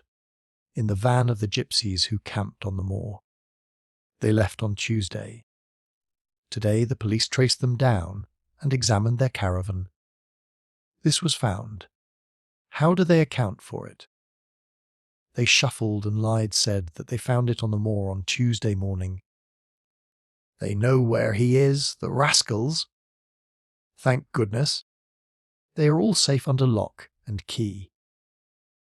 Either the fear of the law or the Duke's purse will certainly get out of them all that they know. So far, so good, said Holmes, when the doctor had at last left the room. It at least bears out the theory that it is on the side of the Lower Gill Moor that we must hope for results. The police have really done nothing locally, save the arrest of these gypsies. Look here, Watson. There is a watercourse across the moor. You see it marked here in the map. In some parts it widens into a morass. This is particularly so in the region between Holderness Hall and the school. It is vain to look elsewhere for tracks in this dry weather, but at that point there is certainly a chance of some record being left. I will call you early tomorrow morning, and I will try if we can throw some little light upon the mystery. The day was just breaking when I woke to find the long, thin form of Holmes by my bedside. He was fully dressed, and had apparently already been out. "I have done the lawn and the bicycle shed," said he. "I have also had a rumble through the ragged shore. Now, Watson, there is cocoa ready in the next room. I must beg you to hurry, for we have a great day before us." His eyes shone, and his cheek was flushed with the exhilaration of the master workman who sees his work lie ready before him. A very different Holmes, this active, alert man from the introspective and pallid dreamer of Baker Street. I felt, as I looked upon that supple figure, alive with nervous energy, that it was indeed a strenuous day that awaited us. And yet it opened in the blackest disappointment. With high hopes we struck across the peaty, russet moor, intersected with 1,000 sheep paths, until we came to the broad, light green belt which marked the morass between us and Holderness. Certainly, if the lad had gone homeward, he must have passed this, and he could not pass it without leaving his traces. But no sign of him or the German could be seen. With a darkening face my friend strode along the margin, eagerly observant of every muddy, stain upon the mossy surface. Sheep marks there were in profusion, and at one place, some miles down, the cows had left their tracks. Nothing more. Check number 1, said Holmes, looking gloomily over the rolling expanse of the moor. There is another morass down yonder, and a narrow neck between. Hello! Hello! What have we here? We had come on a small black ribbon of pathway. In the middle of it, clearly marked on the sodden soil, was the track of a bicycle. Hurrah! I cried. We have it. But Holmes was shaking his head, and his face was puzzled and expectant rather than joyous. A bicycle, certainly, but not the bicycle, said he. I am familiar with 42 different impressions left by tyres. This, as you perceive, is a Dunlop with a patch upon the outer cover. Heidegger's tyres were Palmer's, leaving longitudinal stripes. Aveling, the mathematical master, was sure upon the point. Therefore, it is not Heidegger's track. The boy's, then. Possibly, if we could prove a bicycle to have been in his possession. But this we have utterly failed to do. This track, as you perceive, was made by a rider who was going from the direction of the school, or towards it. No, no, my dear Watson. The more deeply sunk impression is, of course, the hind wheel, upon which the weight rests. You perceive several places where it has passed across and obliterated the more shallow mark of the front one. It was undoubtedly heading away from the school. It may or may not be connected with our inquiry, but we will follow it backwards before we go any farther. We did so, and at the end of a few hundred yards lost the tracks as we emerged from the boggy portion of the moor. Following the path backwards, we picked out another spot where a spring trickled across it. Here, once again, was the mark of the bicycle, though nearly obliterated by the hoofs of cows. After that there was no sign, but the path ran right on into Ragged Shaw, the wood which backed onto the school. From this wood the cycle must have emerged. Holmes sat down on a boulder and rested his chin in his hands. I had smoked 2 cigarettes before he moved. Well, well, said he at last.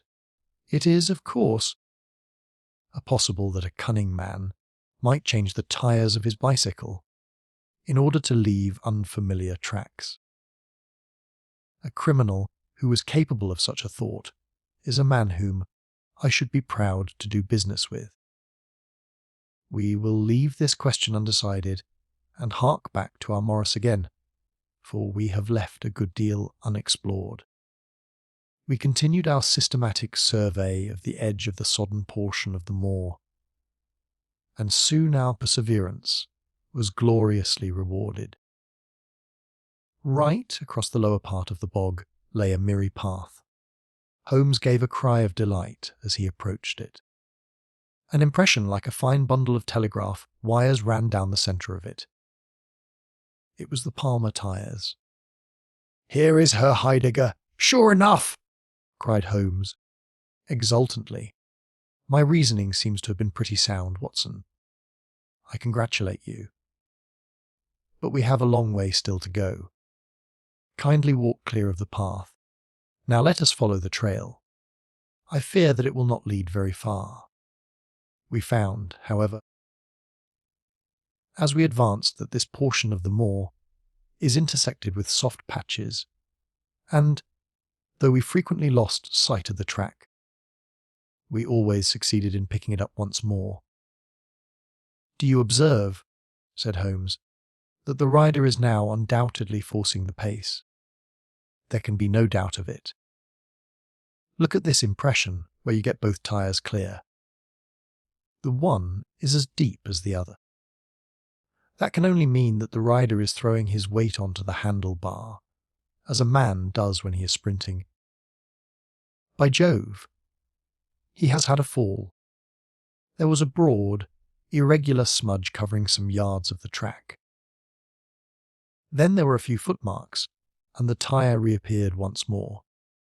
A side slip, I suggested. Holmes held up a crumpled branch of flowering gorse. To my horror, I perceived that the yellow blossoms were all dabbled with crimson. On the path, too, and among the heather were dark stains of clotted blood. "Bad!" said Holmes. "Bad! Stand clear, Watson! Not an unnecessary footstep!" What do I read here? He fell wounded, he stood up, he remounted, he proceeded. But there is no other track. Cattle on this side path. He was surely not gored by a bull. Impossible, but I see no traces of anyone else. We must push on, Watson. Surely, with stains as well as the track to guide us, he cannot escape us now. Our search was not a very long one. The tracks of the tyre began to curve fantastically upon the wet and shining path. Suddenly, as I looked ahead, the gleam of metal caught my eye from amid the thick gorse bushes. Out of them we dragged a bicycle, palmer-tired, one pedal bent, and the whole front of it horribly smeared and slobbered with blood. On the other side of the bushes a shoe was projecting. We ran round, and there lay the unfortunate rider. He was a tall man, full-bearded, with spectacles, one glass of which had been knocked out. The cause of his death was a frightful blow upon the head, which had crushed in part of his skull. That he could have gone on after receiving such an injury said much for the vitality and courage of the man. He wore shoes, but no socks, and his open coat disclosed a nightshirt beneath it. It was undoubtedly the German master. Holmes turned the body over reverently and examined it with great attention. He then sat in deep thought for a time, and I could see by his ruffled brow that this grim discovery had not, in his opinion, advanced us much in our inquiry. "It is a little difficult to know what to do, Watson," said he, at last. "My own inclinations are to push this inquiry on, for we have already lost so much time that we cannot afford to waste another hour.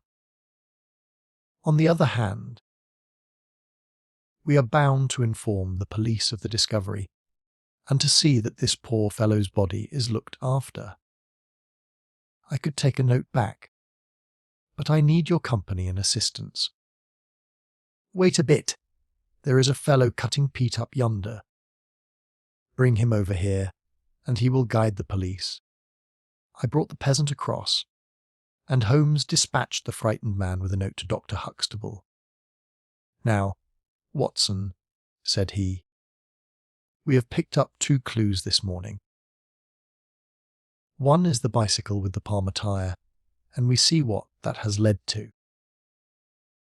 The other is the bicycle with the patched Dunlop. Before we start to investigate that, let us try to realize what we do know, so as to make the most of it and to separate the essential from the accidental. First of all, I wish to impress upon you that the boy certainly left of his own free will. He got down from his window, and he went off, either alone or with someone. That is sure," I assented. "Well, now, let us turn this unfortunate German master. The boy was fully dressed when he fled. Therefore, he foresaw what he would do. But the German went without his socks. He certainly acted on very short notice. Undoubtedly. Why did he go? Because, from his bedroom window, he saw the flight of the boy, because he wished to overtake him and bring him back. He seized his bicycle, pursued the lad, and in pursuing him met his death. So it would seem. Now I come to the critical part of my argument. The natural action of a man in pursuing a little boy would be to run after him. He would know that he could overtake him. But the German does not do so. He turns to his bicycle. I am told that he was an excellent cyclist. He would not do this if he did not see that the boy had some swift means of escape. The other bicycle. Let us continue our reconstruction. He meets his death 5 miles from the school, not by a bullet, mark you, which even a lad might conceivably discharge, but by a savage blow dealt by a vigorous arm. The lad then had a companion in his flight. And the flight was a swift one, since it took 5 miles before an expert cyclist could overtake them. Yet we survey the ground round the scene of the tragedy. What do we find? A few cattle tracks, nothing more. I took a wide sweep round, and there is no path within 50 yards. Another cyclist could have had nothing to do with the actual murder, nor were there any human footmarks. Holmes, I cried, this is impossible. Admirable, he said, a most illuminating remark. It is impossible as I state it, and therefore I must in some respect have stated it wrong. Yet you saw for yourself. Can you suggest any fallacy? He could not have fractured his skull in a fall. In a morass, Watson. I am at my wit's end. Tut, we have solved some worse problems. At least we have plenty of material, if we can only use it.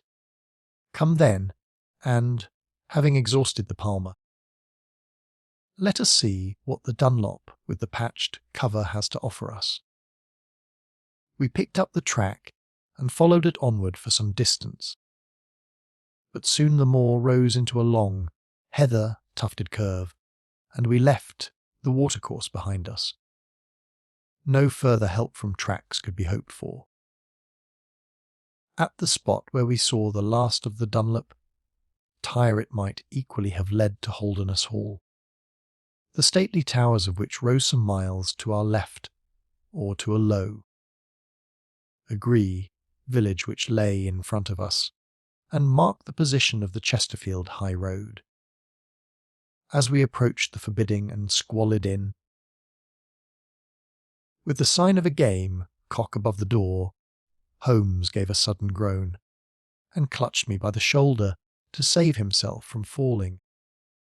He had one of those violent strains of the ankle which leave a man helpless. With difficulty he limped up to the door, where a squat, dark, elderly man was smoking a black clay pipe. "How are you, Mr. Reuben Hayes?" said Holmes. "Who are you, and how do you get my name so pat?" The countryman answered, with a suspicious flash of a pair of cunning eyes. "Well, it's printed on the board above your head. It's easy to see a man who is master of his own house. I suppose you haven't such a thing as a carriage in your stables?" "No, I have not. I can hardly put my foot to the ground." "Don't put it to the ground, but I can't walk." "Well, then hop." Mr. Reuben Hayes's manner was far from gracious, but Holmes took it with admirable good humour. "Look here, my man," said he. "This is really rather an awkward fix for me. I don't mind how I get on." "Neither do I," said the morrow's landlord. "The matter is very important. I would offer you a sovereign for the use of a bicycle." The landlord pricked up his ears. "Where do you want to go? To Holderness Hall? Parles of the Duke, I suppose," said the landlord, surveying our mud-stained garments with ironical eyes. Holmes laughed good-naturedly. "He'll be glad to see us, anyhow." "Why?" "Because we bring him news of his lost son." The landlord gave a very visible start. "What? You're on his track? He has been heard of in Liverpool. They expect to get him every hour." Again a swift change passed over the heavy, unshaven face. His manner was suddenly genial. "I've less reason to wish the Duke well than most men," said he, "for I was head coachman once, and cruel bad he treated me. It was him that sacked me without a character on the word of a lying corn chandler. But I'm glad to hear that the young lord was heard of in Liverpool, and I'll help you to take the news to the hall." "Thank you," said Holmes. "We'll have some food first. Then you can bring round the bicycle." "I haven't got a bicycle." Holmes held up a sovereign. "I tell you, man, that I haven't got one. I'll let you have 2 horses as far as the hall." "Well," said Holmes, "we'll talk about it when we've had something to eat." When we were left alone in the stone-flagged kitchen, it was astonishing how rapidly that sprained ankle recovered. It was nearly nightfall, and we had eaten nothing since early morning, so that we spent some time over our meal. Holmes was lost in thought, and once or twice he walked over to the window and stared earnestly out. It opened on to a squalid courtyard.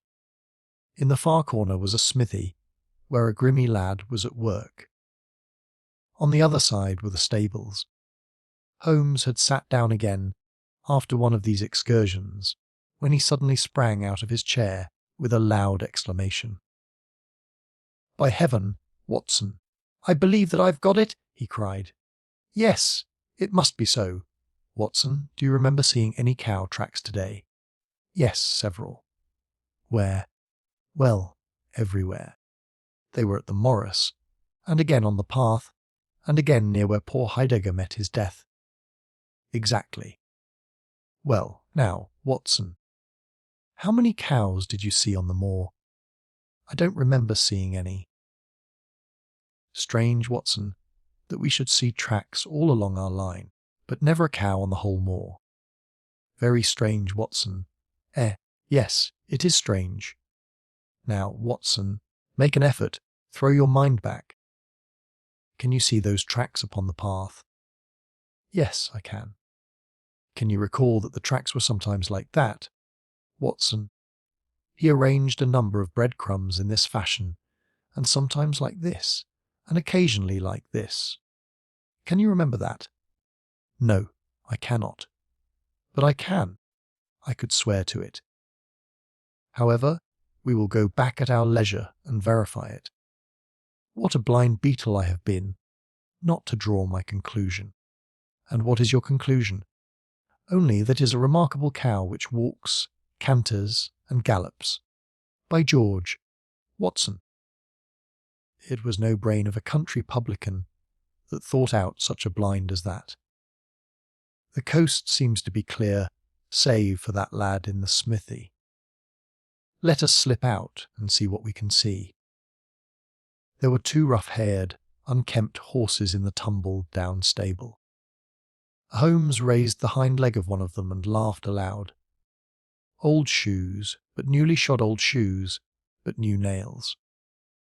This case deserves to be a classic. Let us go across to the smithy. The lad continued his work without regarding us.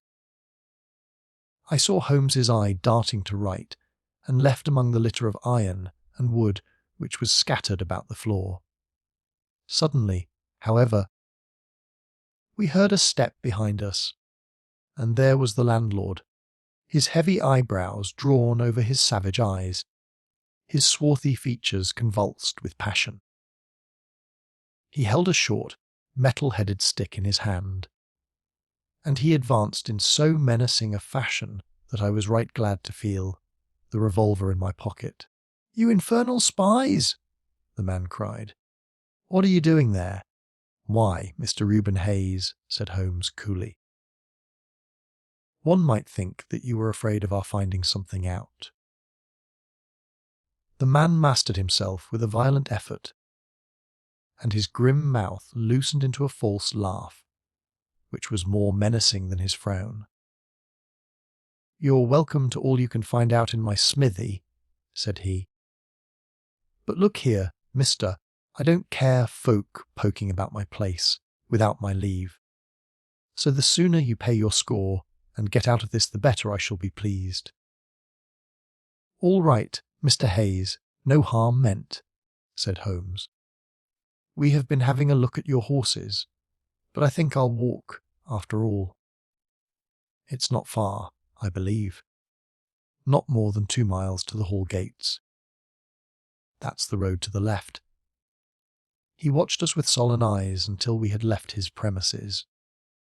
We did not go very far along the road, for Holmes stopped the instant that the curve hid us from the landlord's view.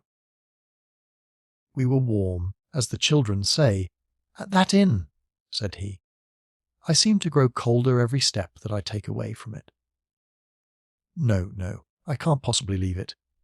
I am convinced," said I, "that this Reubenhays knows all about it. A more self-evident villain I never saw." "Oh, he impressed you in that way, did he? There are the horses. There is the smithy. Yes, it is an interesting place, this Fighting Cock. I think we shall have another look at it in an unobtrusive way." A long, sloping hillside, dotted with grey limestone boulders, stretched behind us. We had turned off the road and were making our way up the hill, when, looking in the direction of Holderness Hall, I saw a cyclist coming swiftly along. "Get down, Watson!" cried Holmes, with a heavy hand upon my shoulder. We had hardly sunk from view when the man flew past us on the road. Amid a rolling cloud of dust, I caught a glimpse of a pale, agitated face-to-face with horror in every lineament, the mouth open, the eyes staring wildly in front. It was like some strange caricature of the dapper James Wilder whom we had seen the night before. "The Duke's secretary!" cried Holmes. "Come, Watson, let us see what he does." We scrambled from rock to rock, until in a few moments we had made our way to a point from which we could see the front door of the inn. Wilder's bicycle was leaning against the wall beside it. No one was moving about the house, nor could we catch a glimpse of any faces at the windows. Slowly the twilight crept down as the sun sank behind the high towers of Holderness Hall. Then, in the gloom, we saw the 2 side lamps of a trap light up in the stable yard of the inn, and shortly afterwards heard the rattle of hoofs as it wheeled out into the road and tore off at a furious pace in the direction of Chesterfield. "What do you make of that, Watson?" Holmes whispered. "It looks like a flight. A single man in a dog-cart, so far as I could see." "Well, it certainly was not Mr. James Wilder, for there he is at the door." A red square of light had sprung out of the darkness. In the middle of it was the black figure of the secretary, his head advanced, peering out into the night. It was evident that he was expecting someone. Then at last there were steps in the road. A second figure was visible for an instant against the light. The door shut, and all was black once more. 5 minutes later a lamp was lit in a room upon the first floor. "It seems to be a curious class of custom that is done by the Fighting Cock," said Holmes. "The bar is on the other side." "Quite so. These are what one may call the private guests. Now, what in the world is Mr. James Wilder doing in that den at this hour of night, and who is the companion who comes to meet him there? Come, Watson. We must really take a risk and try to investigate this a little more closely." Together we stole down to the road and crept across to the door of the inn. The bicycle still leaned against the wall. Holmes struck a match and held it to the back wheel, and I heard him chuckle as the light fell upon a patched Dunlop tyre. Up above us was the lighted window. "I must have a peep through that, Watson. If you bend your back and support yourself upon the wall, I think that I can manage." An instant later, his feet were on my shoulders, But he was hardly up before he was down again. "Come, my friend," said he, "our day's work has been quite long enough. I think that we have gathered all that we can. It's a long walk to the school, and the sooner we get started the better." He hardly opened his lips during that weary trudge across the moor, nor would he enter the school when he reached it, but went on to Mackleton station, whence he could send some telegrams. Late at night I heard him consoling Dr. Huxtable, prostrated by the tragedy of his master's death, and later still he entered my room as alert and vigorous as he had been when he started in the morning. "All goes well, my friend," said he. "I promise that before tomorrow evening we shall have reached the solution of the mystery." At 11 o'clock next morning, my friend and I were walking up the famous yew avenue of Holderness Hall. We were ushered through the magnificent Elizabethan doorway and into his Grace's study. There we found Mr. James Wilder, demure and courtly, but with some trace of that wild terror of the night before still lurking in his furtive eyes and in his twitching features. "You have come to see his Grace. I am sorry, but the fact is that the Duke is far from well. He has been very much upset by the tragic news. We received a telegram from Dr. Huxtable yesterday afternoon, which told us of your discovery. I must see the Duke, Mr. Wilder. But he is in his room. Then I must go to his room. I believe he is in his bed. I will see him there." Holmes's cold and inexorable manner showed the secretary that it was useless to argue with him. "Very good, Mr. Holmes, I will tell him that you are here." After an hour's delay, the great nobleman appeared. His face was more cadaverous than ever, his shoulders had rounded, and he seemed to me to be an altogether older man than he had been the morning before. He greeted us with a stately courtesy and seated himself at his desk, his red beard streaming down on the table. "Well, Mr. Holmes," said he. But my friend's eyes were fixed upon the secretary, who stood by his master's chair. "I think, your Grace, that I could speak more freely in Mr. Wilder's absence." The man turned a shade paler and cast a malignant glance at Holmes. "If your Grace wishes, yes, you had better go. Now, Mr. Holmes, what have you to say?" My friend waited until the door had closed behind the retreating secretary. "The fact is, your Grace," said he, "that my colleague, Dr. Watson, and myself had an assurance from Dr. Huxtable that a reward had been offered in this case. I should like to have this confirmed from your own lips." "Certainly, Mr. Holmes. It amounted, if I am correctly informed, to £5,000 to anyone who will tell you where your son is." "Exactly. And another 1,000 to the man who will name the person or persons who keep him in custody." "Exactly. Under the latter heading is included, no doubt, not only those who may have taken him away, but also those who conspire to keep him in his present position." Yes, cried the Duke, impatiently. "If you do your work well, Mr. Sherlock Holmes, you will have no reason to complain of niggardly treatment." My friend rubbed his thin hands together with an appearance of avidity which was a surprise to me, who knew his frugal tastes. "I fancy that I see your Grace's cheque book upon the table," said he. "I should be glad if you would make me out a cheque for £6,000. It would be as well, perhaps, for you to cross it. The Capital and Counties Bank, Oxford Street branch, are my agents."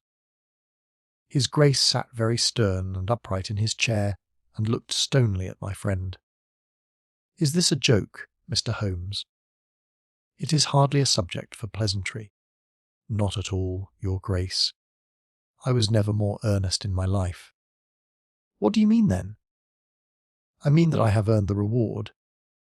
I know where your son is, and I know some, at least, of those who are holding him. The Duke's beard had turned more aggressively red than ever against his ghastly white face. Where is he? He gasped. He is, or was last night, at the Fighting Cock Inn, about 2 miles from your park gate. The Duke fell back in his chair. And whom do you accuse? Sherlock Holmes's answer was an astounding one.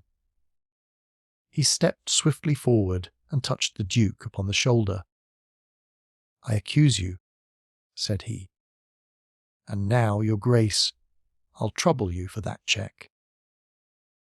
Never shall I forget the Duke's appearance as he sprang up and clawed with his hands, like one who is sinking into an abyss.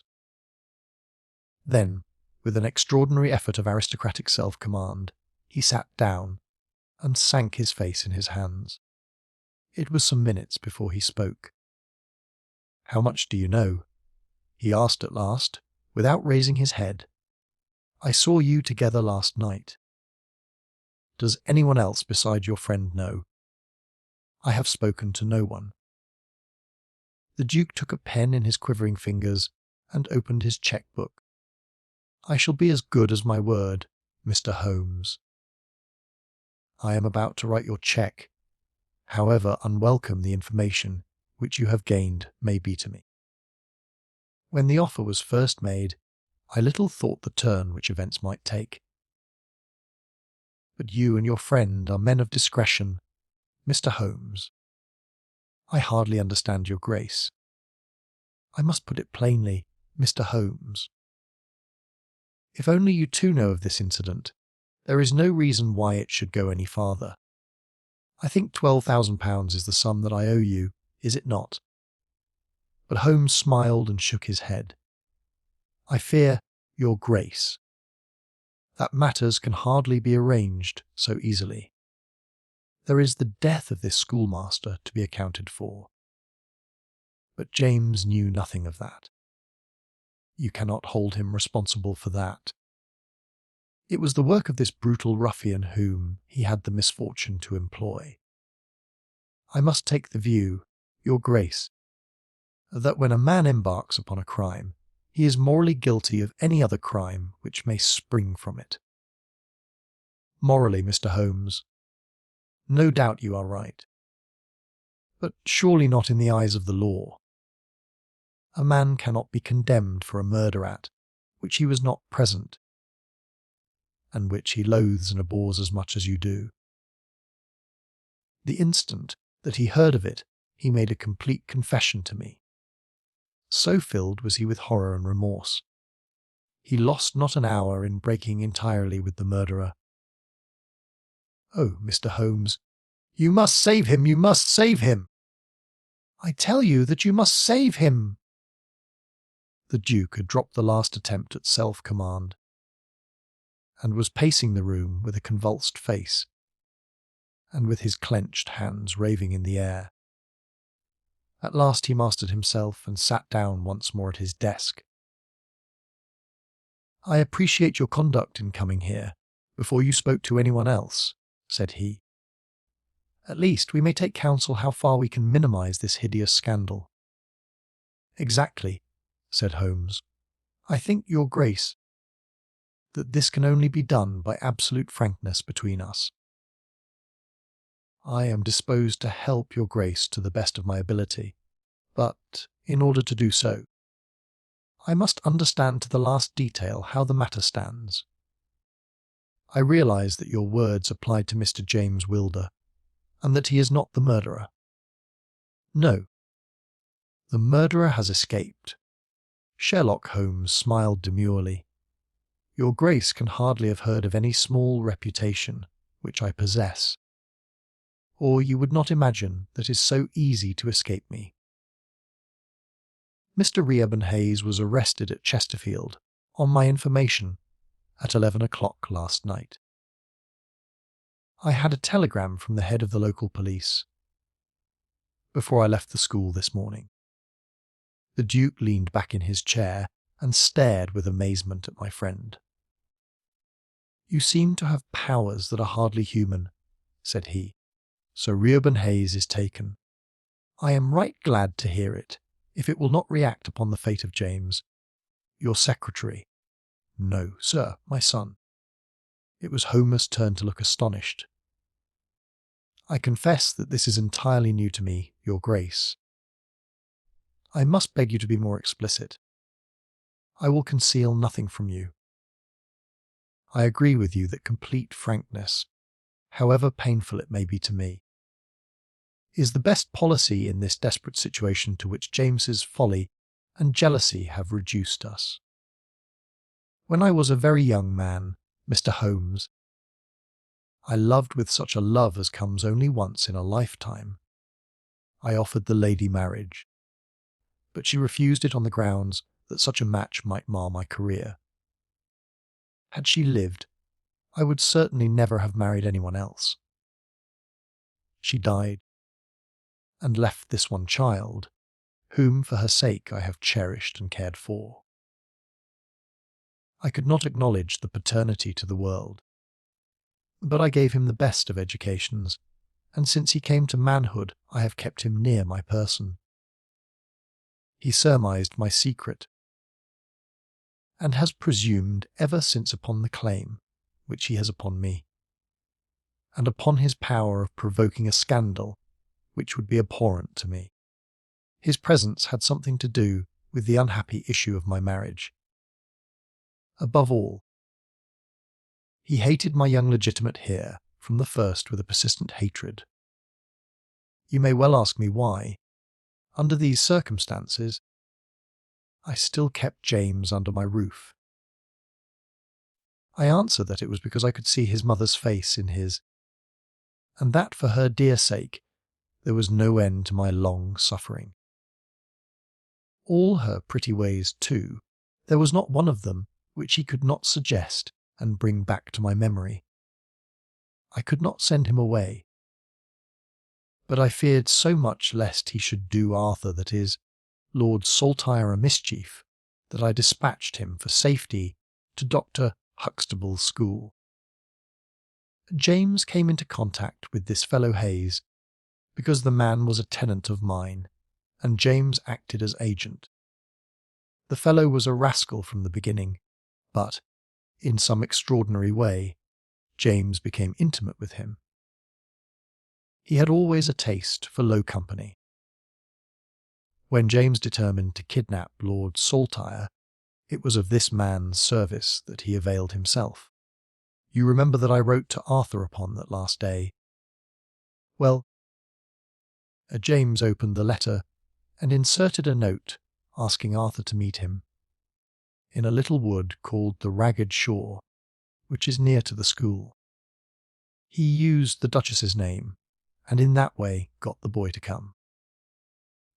That evening James bicycled over. I am telling you what he has himself confessed to me, and he told Arthur, whom he met in the wood, that his mother longed to see him, that she was awaiting him on the moor, and that, if he would come back into the wood at midnight, he would find a man with a horse, who would take him to her. Poor Arthur fell into the trap. He came to the appointment, and found this fellow Hayes with a led pony. Arthur mounted, and they set off together. It appears though this James only heard yesterday that they were pursued, that Hayes struck the pursuer with his stick, and that the man died of his injuries. Hayes brought Arthur to his public house, the Fighting Cock, where he was confined in an upper room, under the care of Mrs. Hayes, who is a kindly woman, but entirely under the control of her brutal husband. Well, Mr. Holmes, that was the state of affairs when I first saw you 2 days ago. I had no more idea of the truth than you. You will ask me what was James' motive in doing such a deed. I answer that there was a great deal which was unreasoning and fanatical in the hatred which he bore my heir. In his view, he should himself have been heir of all my estates, and he deeply resented those social laws which made it impossible. At the same time, he had a definite motive also. He was eager that I should break the entail, and he was of opinion that it lay in my power to do so. He intended to make a bargain with me to restore Arthur if I would break the entail, and so make it possible for the estate to be left to him by will. He knew well that I should never willingly invoke the aid of the police against him. I say that he would have proposed such a bargain to me, but he did not actually do so, for events moved too quickly for him, and he had not time to put his plans into practice. What brought all his wicked scheme to wreck was your discovery of this man Heidegger's dead body. James was seized with horror at the news. It came to us yesterday as we sat together in this study. Dr. Huxtable had sent a telegram. James was so overwhelmed with grief and agitation that my suspicions, which had never been entirely absent, rose instantly to a certainty, and I taxed him with the deed. He made a complete voluntary confession. Then he implored me to keep his secret for 3 days longer, so as to give his wretched accomplice a chance of saving his guilty life. I yielded as I have always yielded to his prayers, and instantly James hurried off to the Fighting Cock to warn Hayes and give him the means of flight. I could not go there by daylight without provoking comment, but as soon as night fell I hurried off to see my dear Arthur. I found him safe and well, but horrified beyond expression by the dreadful deed he had witnessed. In deference to my promise, and much against my will, I consented to leave him there for 3 days, under the charge of Mrs. Hayes, since it was evident that it was impossible to inform the police, where he was without telling them also who was the murderer, and I could not see how that murderer could be punished without ruin to my unfortunate James. You asked for frankness, Mr. Holmes, and I have taken you at your word, for I have now told you everything without an attempt at circumlocution or concealment. Do you in turn be as frank with me? I will, said Holmes. In the first place, Your Grace, I am bound to tell you that you have placed yourself in a most serious position in the eyes of the law.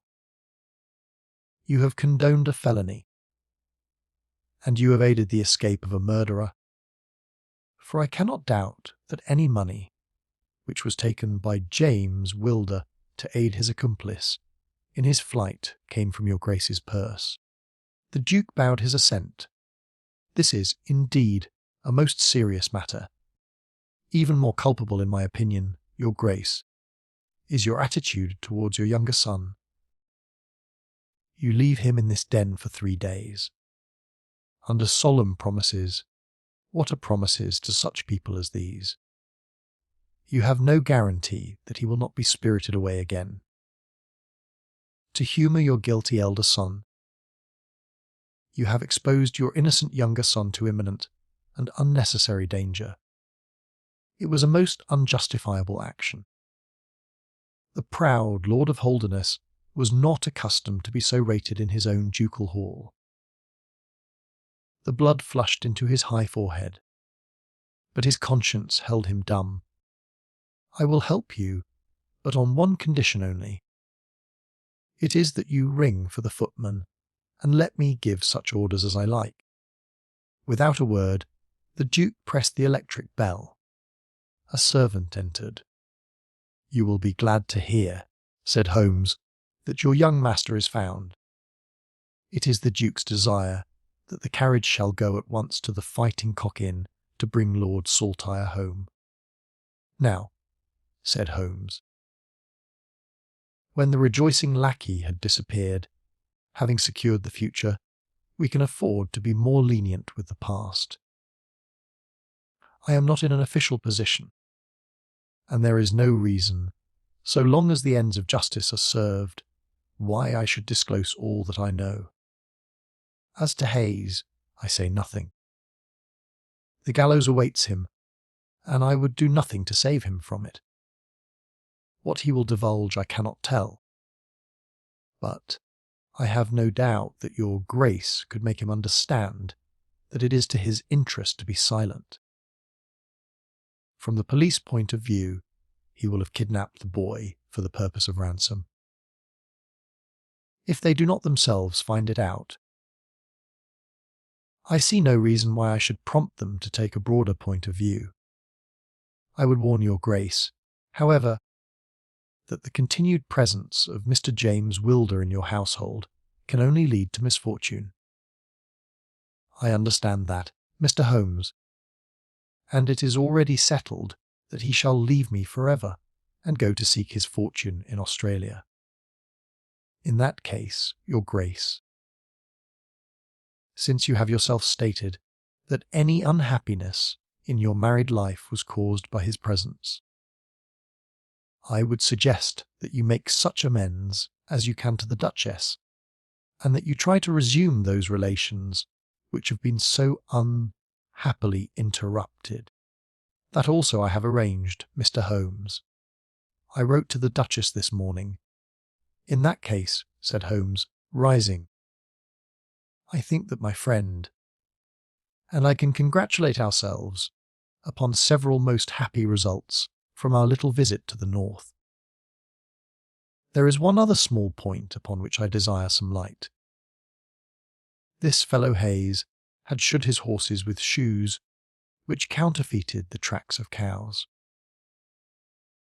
Was it from Mr. Wilder that he learned so extraordinary a device? The Duke stood in thought for a moment, with a look of intense surprise on his face. Then he opened a door and showed us into a large room furnished as a museum. He led the way to a glass case in a corner, and pointed to the inscription. These shoes, it ran, were dug up in the moat of Holderness Hall. They are for the use of horses, but they are shaped below with a cloven foot of iron, so as to throw pursuers off the track. They are supposed to have belonged to some of the marauding barons of Holderness in the Middle Ages. Holmes opened the case, and moistening his finger, he passed it along the shoe. A thin film of recent mud was left upon his skin. Thank you, said he, as he replaced the glass. It is the second most interesting object that I have seen in the north. And the first? Holmes folded up his cheque and placed it carefully in his notebook. I am a poor man, said he, as he patted it affectionately, and thrust it into the depths of his inner pocket. The Adventure of Black Peter. I have never known my friend to be in better form, both mental and physical, than in the year 95. His increasing fame had brought with it an immense practice, and I should be guilty of an indiscretion if I were even to hint at the identity of some of the illustrious clients who crossed our humble threshold in Baker Street. Holmes, however, like all great artists, lived for his art's sake, and, save in the case of the Duke of Holderness, I have seldom known him claim any large reward for his inestimable services. So unworldly was he, or so capricious, that he frequently refused his help to the powerful, and wealthy where the problem, made no appeal to his sympathies. While he would devote weeks of most intense application to the affairs of some humble client whose case presented those strange and dramatic qualities which appealed to his imagination and challenged his ingenuity. In this memorable year, 95, a curious and incongruous succession of cases had engaged his attention, ranging from his famous investigation of the sudden death of Cardinal Tosca, an inquiry which was carried out by him at the express desire of His Holiness the Pope, down to his arrest of Wilson, the notorious cannery trainer which removed a plague spot from the East End of London. Close on the heels of these two famous cases came the tragedy of Woodman's Lee, and the very obscure circumstances which surrounded the death of Captain Peter Carey. No record of the doings of Mr. Sherlock Holmes would be complete which did not include some account of this very unusual affair. During the first week of July, my friend had been absent so often and so long from our lodgings that I knew he had something on hand. The fact that several rough-looking men called during that time and inquired for Captain Basil made me understand that Holmes was working somewhere under one of the numerous disguises and names with which he concealed his own formidable identity. He had at least 5 small refuges in different parts of London, in which he was able to change his personality. He said nothing of his business to me, and it was not my habit to force a confidence. The first positive sign which he gave me of the direction which his investigation was taking was an extraordinary one. He had gone out before breakfast, and I had sat down to mine when he strode into the room, his hat upon his head and a huge barbed-headed spear tucked like an umbrella under his arm. "Good gracious, Holmes!" I cried. "You don't mean to say that you have been walking about London with that thing?" I drove to the butcher's and back. The butcher's. And I return with an excellent appetite. There can be no question, my dear Watson, of the value of exercise before breakfast. But I am prepared to bet that you will not guess the form that my exercise has taken. I will not attempt it. He chuckled as he poured out the coffee. If you could have looked into a Lardis's back shop, you would have seen a dead pig swung from a hook in the ceiling, and a gentleman in his shirt sleeves furiously stabbing at it with this weapon. I was that energetic person, and I have satisfied myself that by no exertion of my strength can I transfix the pig with a single blow.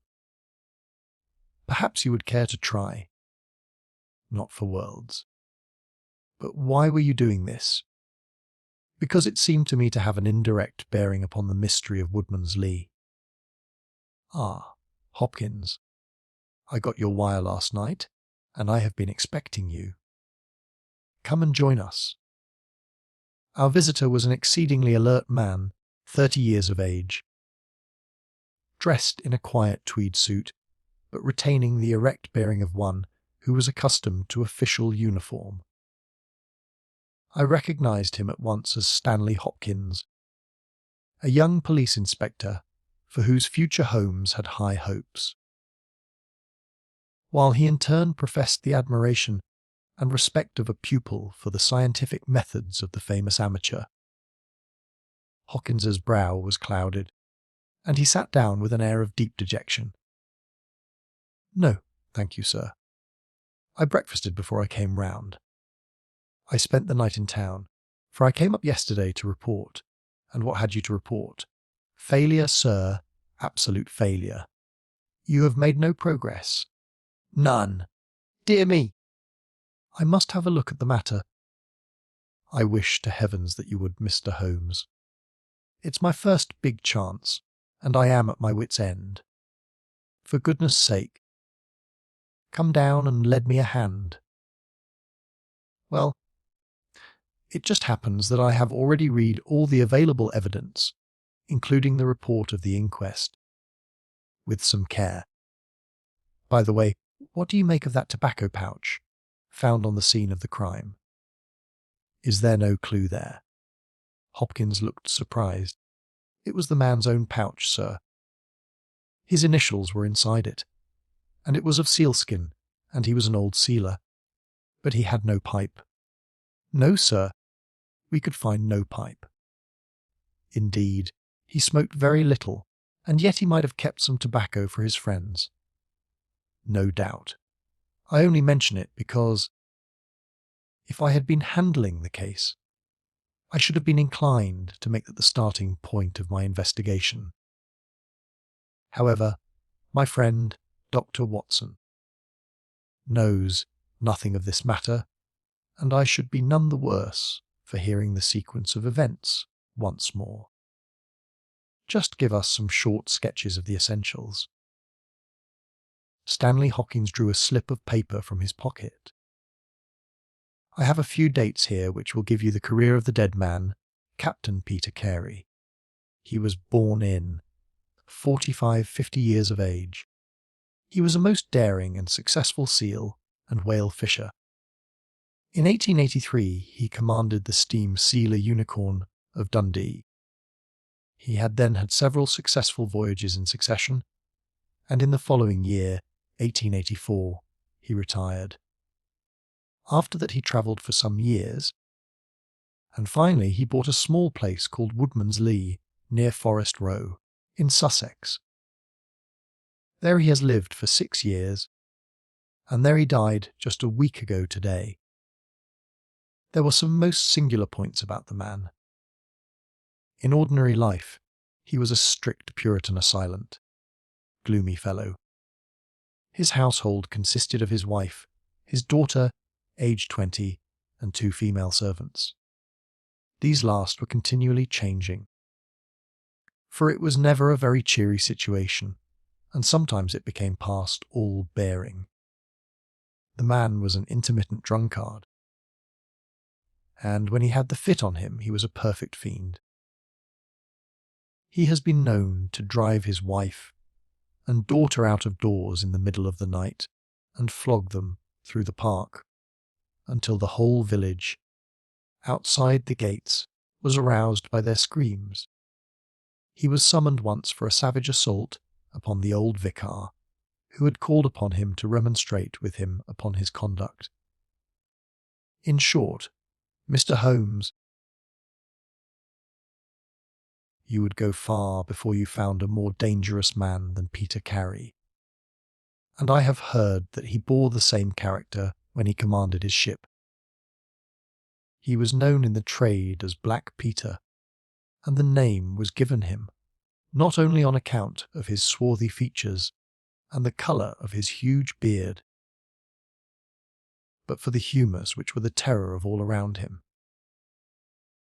I need not say that he was loathed and avoided by every one of his neighbours, and that I have not heard one single word of sorrow about his terrible end. You must have read in the account of the inquest about the man's cabin, Mr. Holmes, but perhaps your friend here has not heard of it. He had built himself a wooden outhouse, he always called it, the cabin a few 100 yards from his house, and it was here that he slept every night.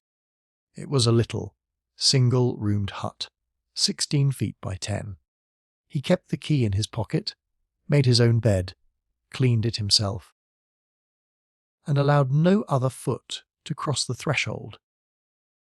There are small windows on each side, which were covered by curtains and never opened. One of these windows was turned towards the high road, and when the light burned in it at night the folk used to point it out to each other and wonder what Black Peter was doing in there. That's the window. Mr. Holmes, which gave us one of the few bits of positive evidence that came out at the inquest. You remember that a stonemason, named Slater, walking from Forest Row about 1 o'clock in the morning 2 days before the murder stopped as he passed the grounds, and looked at the square of light still shining among the trees. He swears that the shadow of a man's head turned sideways was clearly visible on the blind. and that this shadow was certainly not of Peter Carey, whom he knew well. It was that of a bearded man, but the beard was short and bristled forward in a way very different from that of the captain.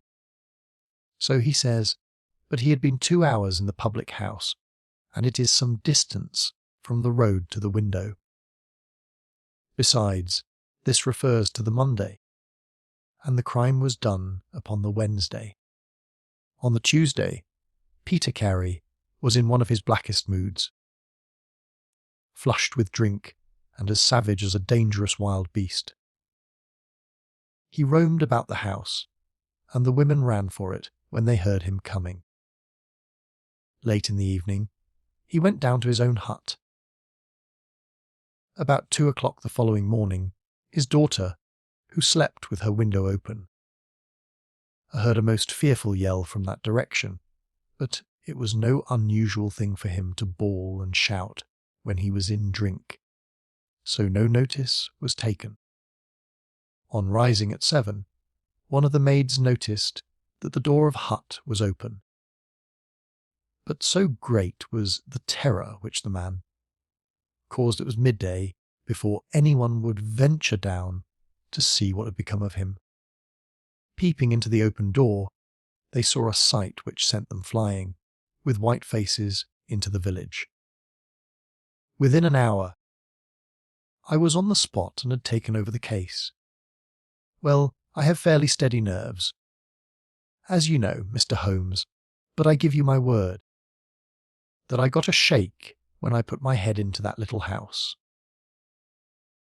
It was droning like a harmonium with the flies and bluebottles, and the floor and walls were like a slaughterhouse.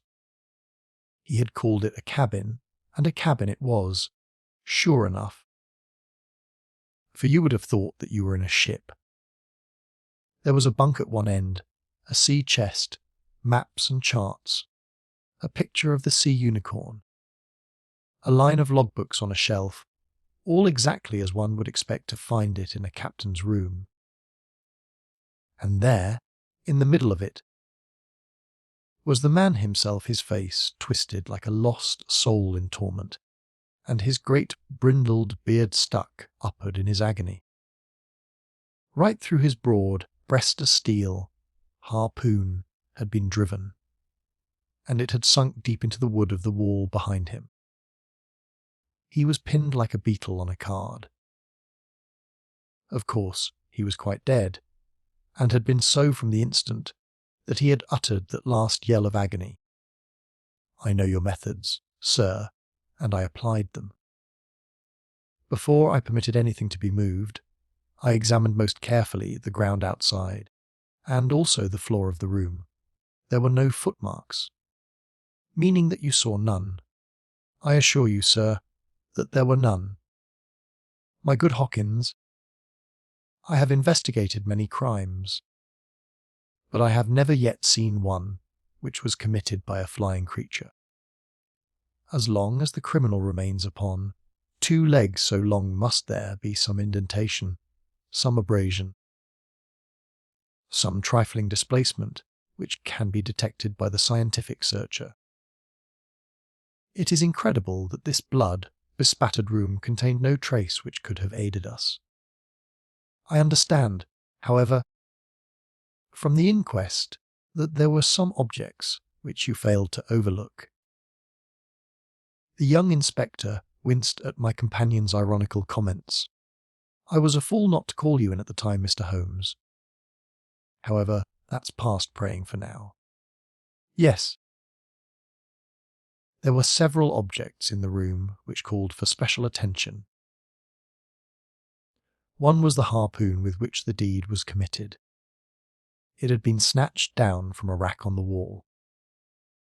2 others remained there, and there was a vacant place for the third. On the stock was engraved CS.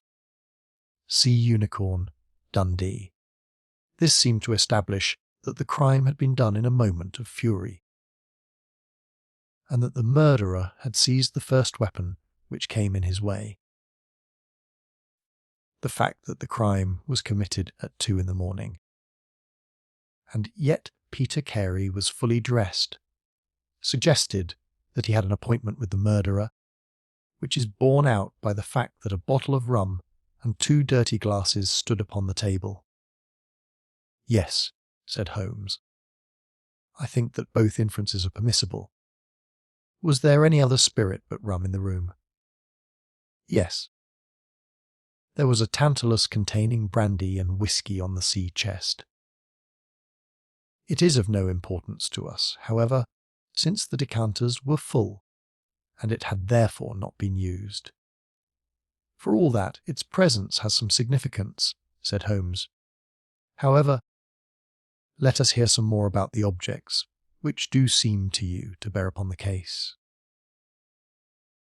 "There was this tobacco pouch upon the table."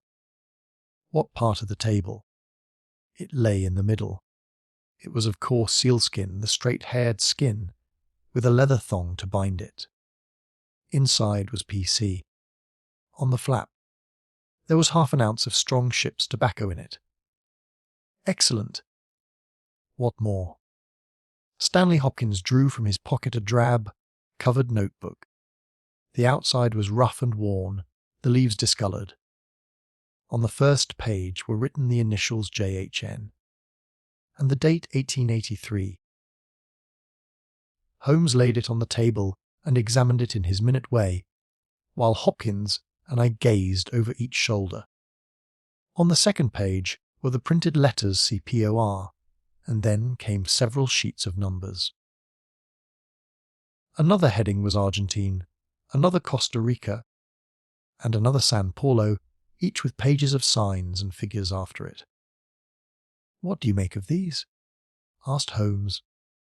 "They appear to be lists of stock exchange securities."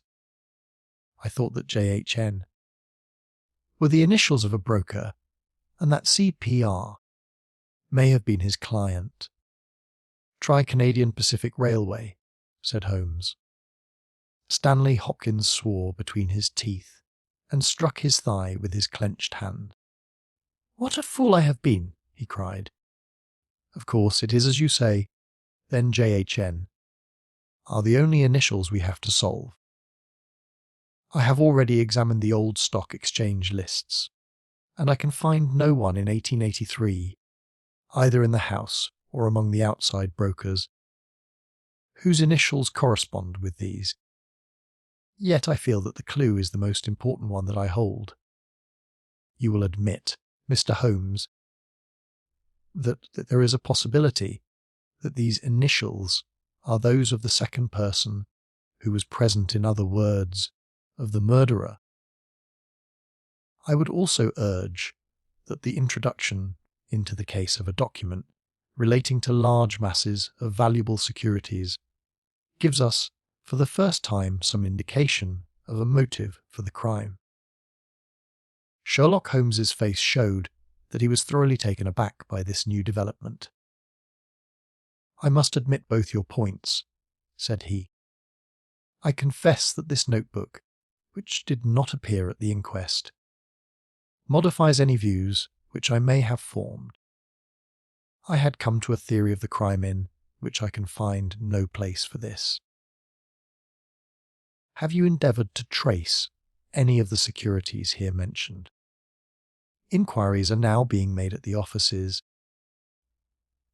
but I fear that the complete register of the stockholders of these South American concerns is in South America, and that some weeks must elapse before we can trace the shares." Holmes had been examining the cover of the notebook with his magnifying lens. "Surely there is some discoloration here," said he. "Yes, sir, it is a blood stain. I told you that I picked the book off the floor. Was the blood stain above or below?" "On the side next the boards." "Which proves, of course, that the book was dropped after the crime was committed." "Exactly, Mr. Holmes. I appreciated that point, and I conjectured that it was dropped by the murderer in his hurried flight. It lay near the door. I suppose that none of these securities have been found among the property of the dead man?" "No, sir. Have you any reason to suspect robbery? No, sir. Nothing seemed to have been touched. Dear me, it is certainly a very interesting case. Then there was a knife, was there not?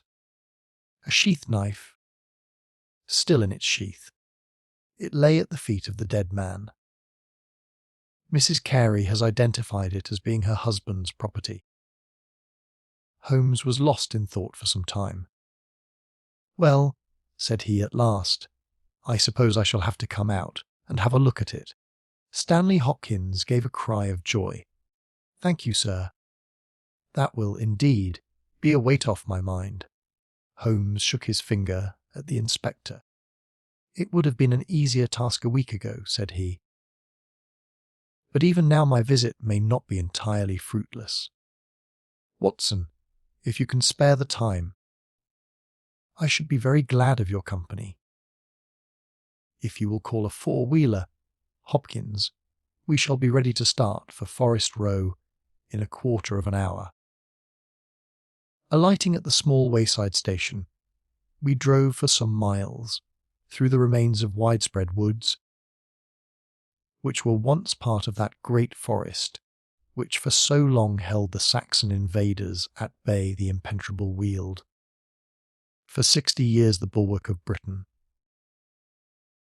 Vast sections of it have been cleared, for this is the seat of the first iron works of the country, and the trees have been felled to smelt the ore. Now the richer fields of the north have absorbed the trade, and nothing save these ravaged groves and great scars in the earth show the work of the past. Here, in a clearing upon the green slope of a hill, stood a long, low stone house, approached by a curving drive running through the fields. Nearer the road, and surrounded on 3 sides by bushes, was a small outhouse, 1 window, and the door facing in our direction. It was the scene of the murder.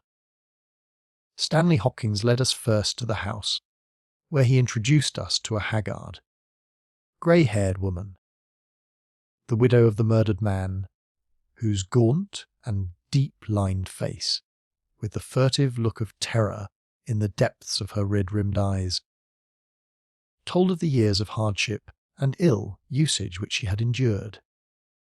With her was her daughter, a pale, fair-haired girl, whose eyes blazed defiantly at us, as she told us that she was glad that her father was dead, and that she blessed the hand which had struck him down. It was a terrible household that Black Peter Carey had made for himself, and it was with a sense of relief that we found ourselves in the sunlight again, and making our way along a path which had been worn across the fields by the feet of the dead man. The outhouse was the simplest of dwellings, wooden-walled, shingle-roofed, 1 window beside the door, and 1 on the farther side.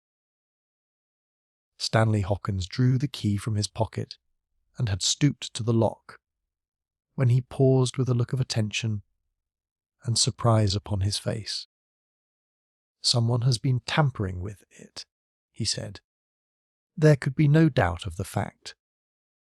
The woodwork was cut, and the scratches showed white through the paint, as if they had been that instant done. Holmes had been examining the window. Someone has tried to force this also. Whoever it was has failed to make his way in. He must have been a very poor burglar. This is a most extraordinary thing, said the inspector. I could swear that these marks were not here yesterday evening. Some curious person from the village, perhaps, I suggested. Very unlikely. Few of them would dare to set foot in the grounds, far less try to force their way into the cabin. What do you think of it, Mr. Holmes? I think that fortune is very kind to us. You mean that the person will come again? It is very probable. He came expecting to find the door open. He tried to get in with the blade of a very small penknife. He could not manage it. What would he do? Come again next night with a more useful tool. So I should say, it will be our fault if we are not there to receive him. Meanwhile, let me see the inside of the cabin. The traces of the tragedy had been removed, but the furniture within the little room still stood as it had been on the night of the crime. For 2 hours, with most intense concentration, Holmes examined every object in turn. But his face showed that his quest was not a successful one. Once only he paused in his patient investigation. "Have you taken anything off this shelf, Hawkins?" "No, I have moved nothing." "Something has been taken. There is less dust in this corner of the shelf than elsewhere. It may have been a book lying on its side. It may have been a box. Well, I can do nothing more. Let us walk in these beautiful woods, Watson, and give a few hours to the birds and the flowers. We shall meet you here later, Hawkins, and see if we can come to closer quarters with the gentleman who has paid this visit in the night." It was past 11 o'clock when we formed our little ambuscade. Hopkins was for leaving the door of the hut open, but Holmes was of the opinion that this would rouse the suspicions of the stranger. The lock was a perfectly simple one, and only a strong blade was needed to push it back. Holmes also suggested that we should wait, not inside the hut, but outside it, among the bushes which grew round the farther window. In this way we should be able to watch our man, if he struck a light, and see what his object was in this stealthy nocturnal visit. It was a long and melancholy vigil, and yet brought with it something of the thrill which the hunter feels when he lies beside the water pool and waits for the coming of the thirsty beast of prey. What savage creature was it which might steal upon us out of the darkness? Was it a fierce tiger of crime, which could only be taken fighting hard, with flashing fang and claw? Or would it prove to be some skulking jackal, dangerous only to the weak and unguarded? In absolute silence we crouched amongst the bushes, waiting for whatever might come. At first the steps of a few belated villagers, or the sound of voices from the village, lightened our vigil. But one by one these interruptions died away, and an absolute stillness fell upon us, save for the chimes of the distant church, which told us of the progress of the night, and for the rustle and whisper of a fine rain falling amid the foliage which roofed us in. 2:30 had chimed, and it was the darkest hour which precedes the dawn, when we all started as a low but sharp click came from the direction of the gate. Someone had entered the drive. Again there was a long silence, and I had begun to fear that it was a false alarm, when a stealthy step was heard upon the other side of the hut, and a moment later a metallic scraping and clinking. The man was trying to force the lock. This time his skill was greater, or his tool was better, for there was a sudden snap and the creak of the hinges. Then a match was struck, and next instant the steady light from a candle filled the interior of the hut. Through the gauze curtain our eyes were all riveted upon the scene within. The nocturnal visitor was a young man, frail and thin, with a black moustache which intensified the deadly pallor of his face. He could not have been much above 20 years of age. I have never seen any human being who appeared to be in such a pitiable fright, for his teeth were visibly chattering, and he was shaking in every limb. He was dressed like a gentleman, in Norfolk jacket and knickerbockers, with a cloth cap upon his head. We watched him staring round with frightened eyes. Then he laid the candle end upon the table and disappeared from our view into one of the corners. He returned with a large book, one of the logbooks which formed a line upon the shelves. Leaning on the table, he rapidly turned over the leaves of this volume until he came to the entry which he sought. Then, with an angry gesture of his clenched hand, he closed the book, replaced it in the corner, and put out the light. He had hardly turned to leave the hut when Hawkins's hand was on the fellow's collar, and I heard his loud gasp of terror as he understood that he was taken. The candle was relit, and there was our wretched captive, shivering and cowering in the grasp of the detective. He sank down upon the sea chest and looked helplessly from one of us to the other. "Now, my fine fellow," said Stanley Hawkins, "who are you, and what do you want here?" The man pulled himself together and faced us with an effort at self-composure. "You are detectives, I suppose," said he. "You imagine I am connected with the death of Captain Peter Carey. I assure you that I am innocent." "We'll see about that," said Hawkins. "First of all, what is your name?" "It is John Hopley Nelligan." I saw Holmes and Hopkins exchange a quick glance. "What are you doing here? Can I speak confidentially?" "No, certainly not. Why should I tell you?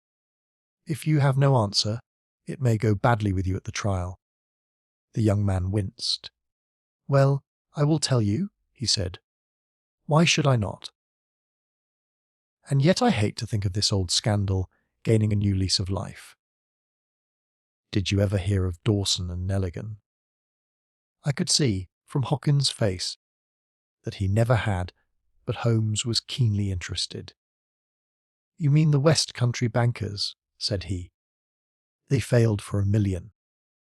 Ruined half the county families of Cornwall, and Nelligan disappeared." "Exactly. Nelligan was my father. At last we were getting something positive. And yet it seemed a long gap between an absconding banker and Captain Peter Carey pinned against the wall with one of his own harpoons. We all listened intently to the young man's words. It was my father who was really concerned. Dawson had retired. I was only 10 years of age at the time, but I was old enough to feel the shame and horror of it all. It has always been said that my father stole all the securities and fled. It is not true. It was his belief that if he were given time in which to realize them, all would be well and every creditor paid in full. He started in his little yacht for Norway just before the warrant was issued for his arrest. I can remember that last night when he bade farewell to my mother. He left us a list of the securities he was taking, and he swore that he would come back with his honour cleared, and that none who had trusted him would suffer. Well, no word was ever heard from him again. Both the yacht and he vanished utterly. We believed, my mother and I, that he and it, with the securities that he had taken with him, were at the bottom of the sea. We had a faithful friend, however, who is a businessman, and it was he who discovered some time ago that some of the securities which my father had with him had reappeared on the London market. You can imagine our amazement. I spent months in trying to trace them, and at last, after many doubtings and difficulties, I discovered that the original seller had been Captain Peter Carey, the owner of this hut. Naturally, I made some inquiries about the man. I found that he had been in command of a whaler, which was due to return from the Arctic seas at the very time when my father was crossing to Norway.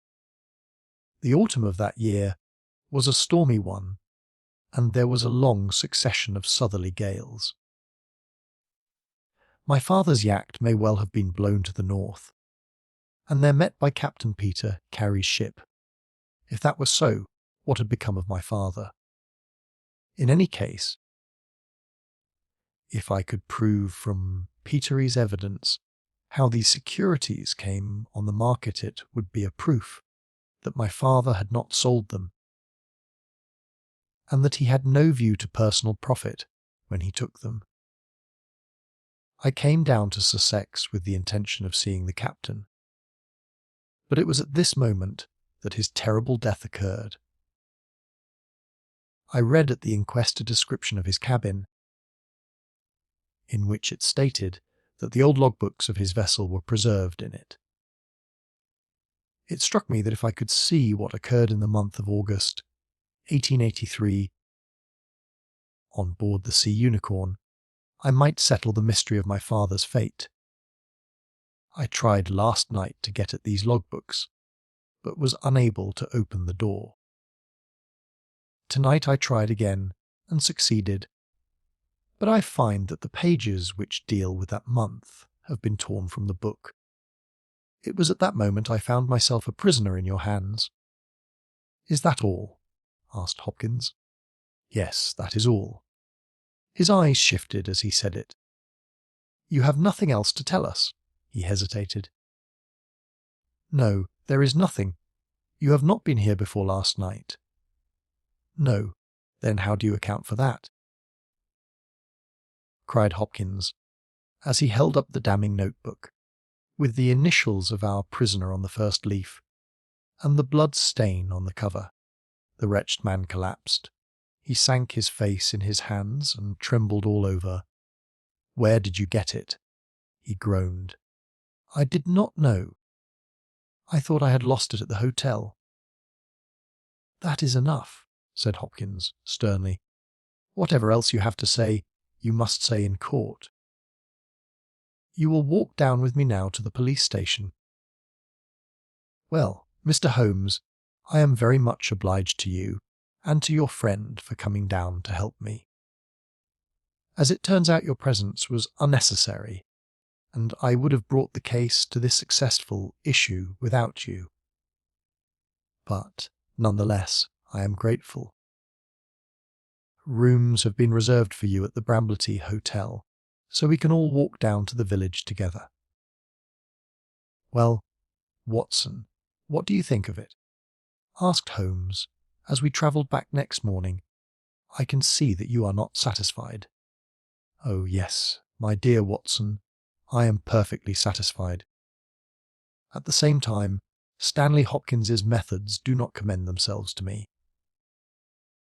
I am disappointed in Stanley Hopkins.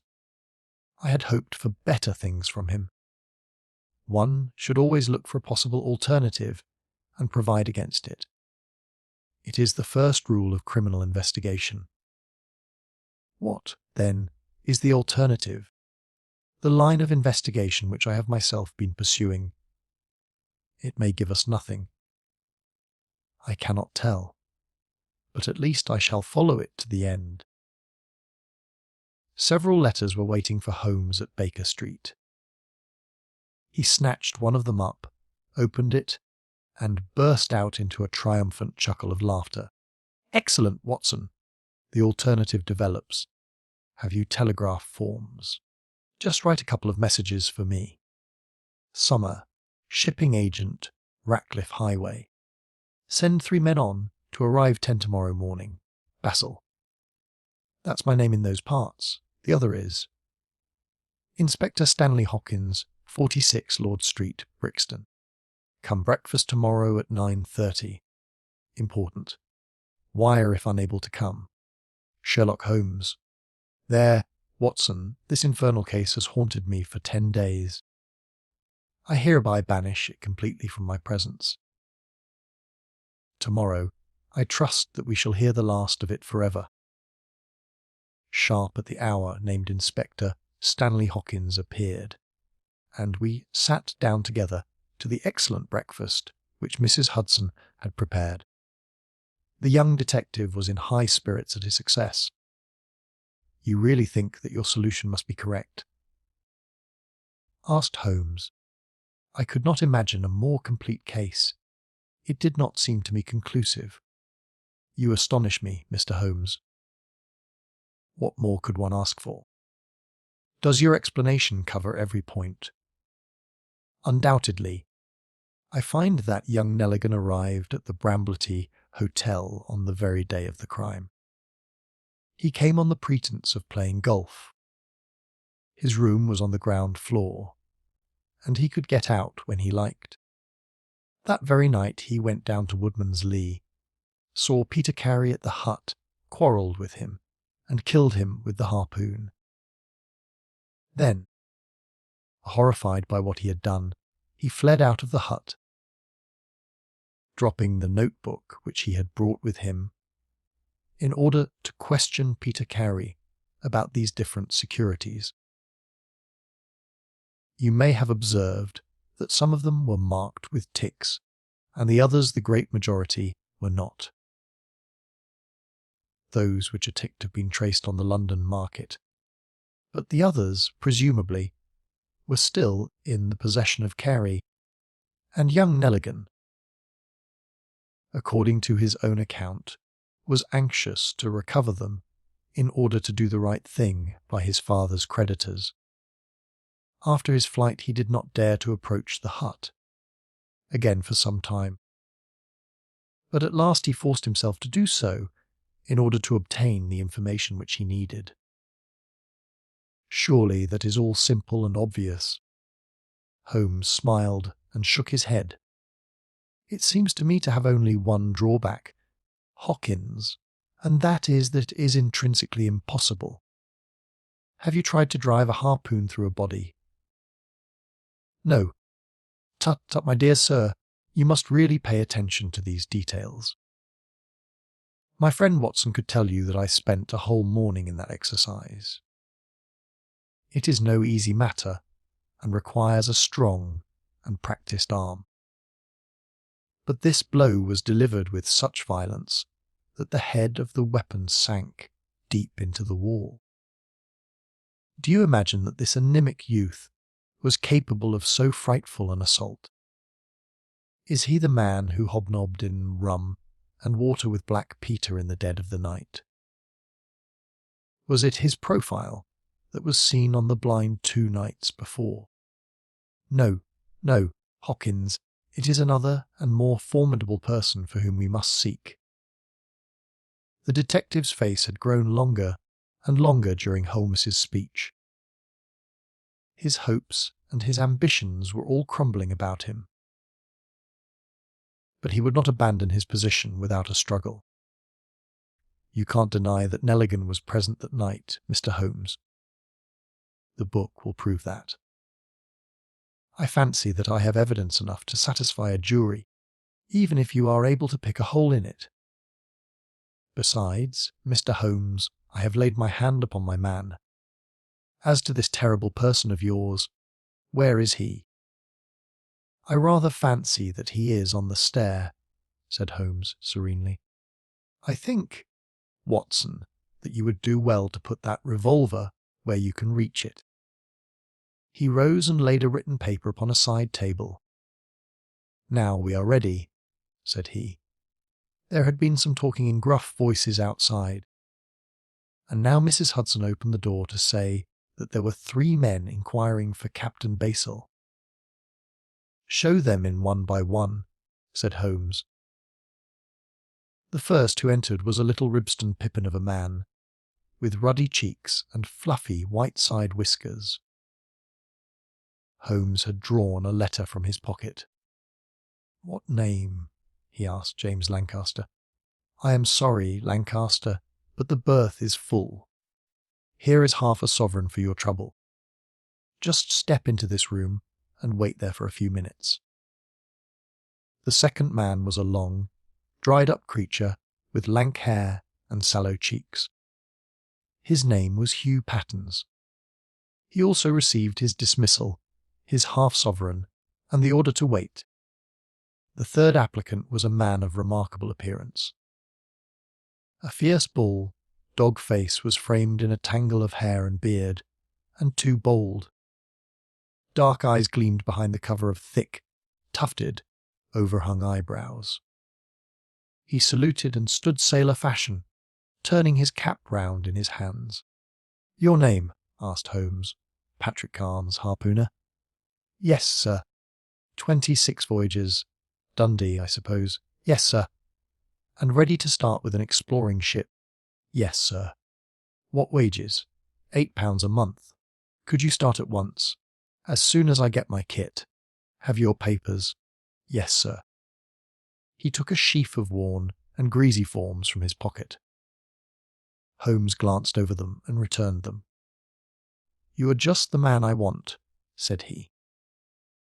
"Here's the agreement on the side table. If you sign it, the whole matter will be settled." The seaman lurched across the room and took up the pen. "Shall I sign here?" he asked, stooping over the table. Holmes leaned over his shoulder and passed both hands over his neck. "This will do," said he. I heard a click of steel and a bellow like an enraged bull. The next instant Holmes and the seaman were rolling on the ground together. He was a man of such gigantic strength that, even with the handcuffs which Holmes had so deftly fastened upon his wrists, he would have very quickly overpowered my friend had Hopkins and I not rushed to his rescue. Only when I pressed the cold muzzle of the revolver to his temple did he at last understand that resistance was vain. We lashed his ankles with cord and rose breathless from the struggle. "I must really apologize, Hawkins," said Sherlock Holmes. "I fear that the scrambled eggs are cold. However, you will enjoy the rest of your breakfast all the better, will you not, for the thought that you have brought your case to a triumphant conclusion?" Stanley Hopkins was speechless with amazement. "I don't know what to say, Mr. Holmes," he blurted out at last, with a very red face. "It seems to me that I have been making a fool of myself from the beginning. I understand now what I should never have forgotten, that I am the pupil and you are the master. Even now I see what you have done, but I don't know how you did it or what it signifies." Well, said Holmes, good-humouredly. "We all learn by experience, and your lesson this time is that you should never lose sight of the alternative. You were so absorbed in young Nelligan that you could not spare a thought to Patrick Cairns, the true murderer of Peter Carey." The hoarse voice of the seaman broke in on our conversation. "See here, mister," said he, "I make no complaint of being man-handled in this fashion. But I would have you call things by their right names. You say I murdered Peter Carey. I say I killed Peter Carey. And there's all the difference. Maybe you don't believe what I say. Maybe you think I am just slinging you a yarn." "Not at all," said Holmes. "Let us hear what you have to say. It's soon told, and, by the Lord, every word of it is truth. I knew Black Peter, and when he pulled out his knife, I whipped a harpoon through him sharp, for I knew that it was him or me. That's how he died. You can call it murder.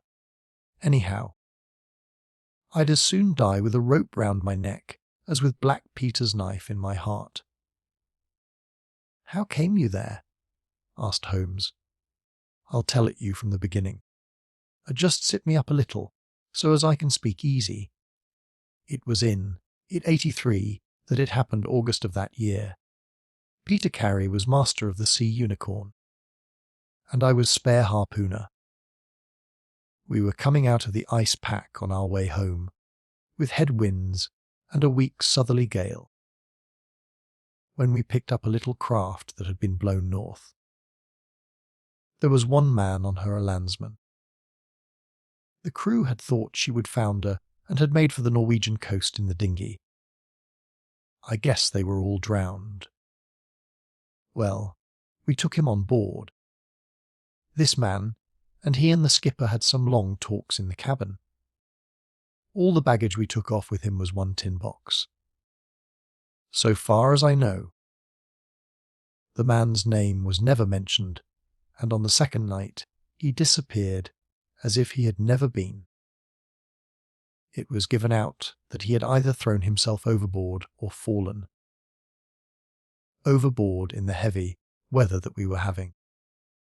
Only one man knew what had happened to him, and that was me, for, with my own eyes, I saw the skipper tip up his heels and put him over the rail in the middle watch of a dark night, 2 days before we sighted the Shetland lights.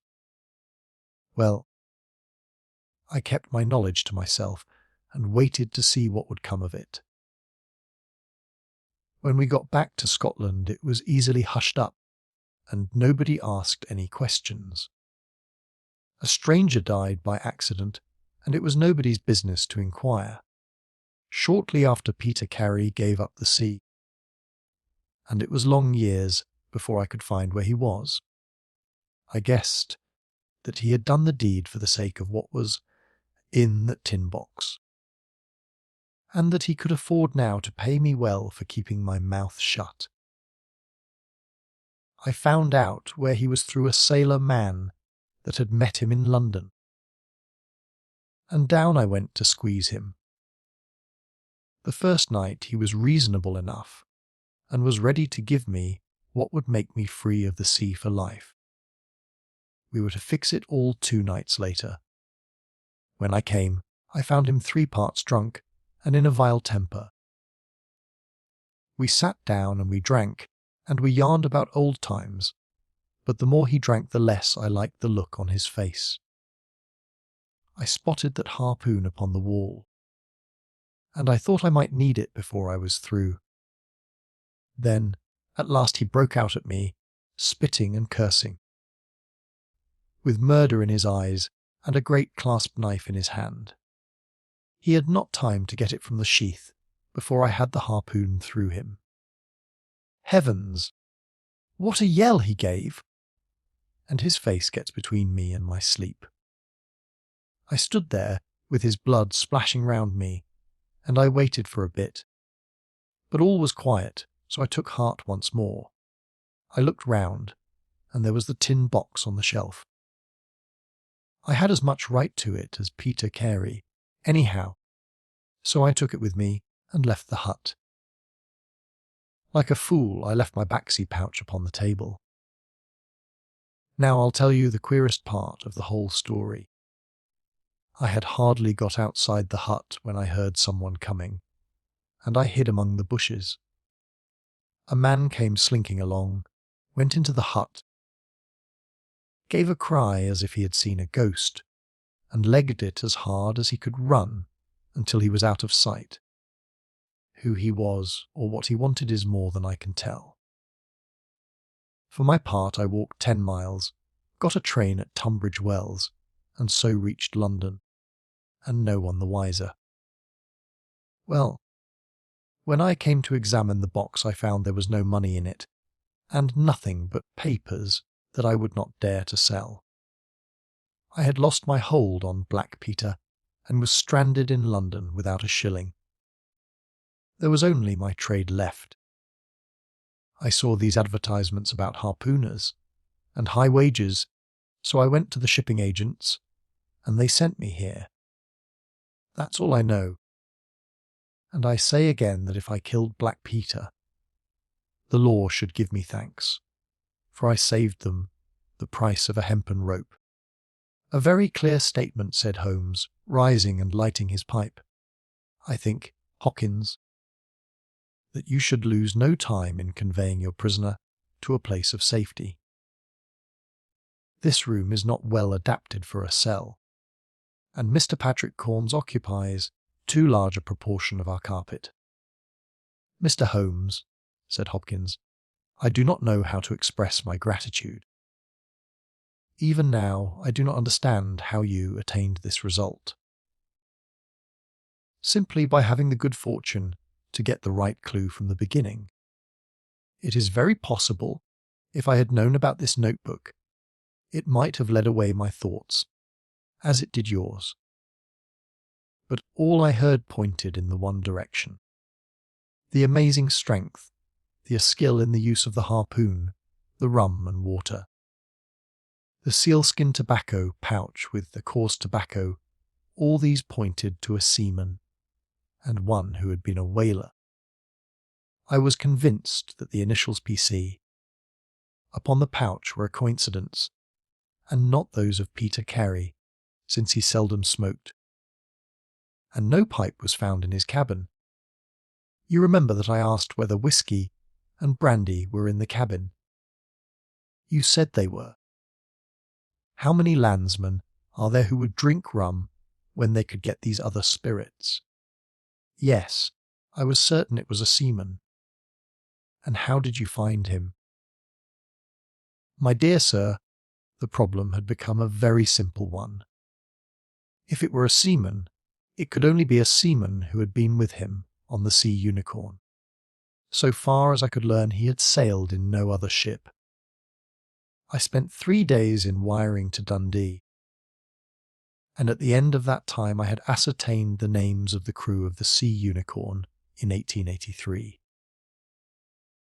When I found Patrick Cairns among the harpooners, my research was nearing its end.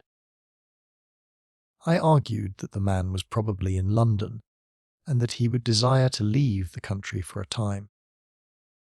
I therefore spent some days in the East End, devised an Arctic expedition, put forth tempting terms for harpooners who would serve under Captain Basil, and behold the result!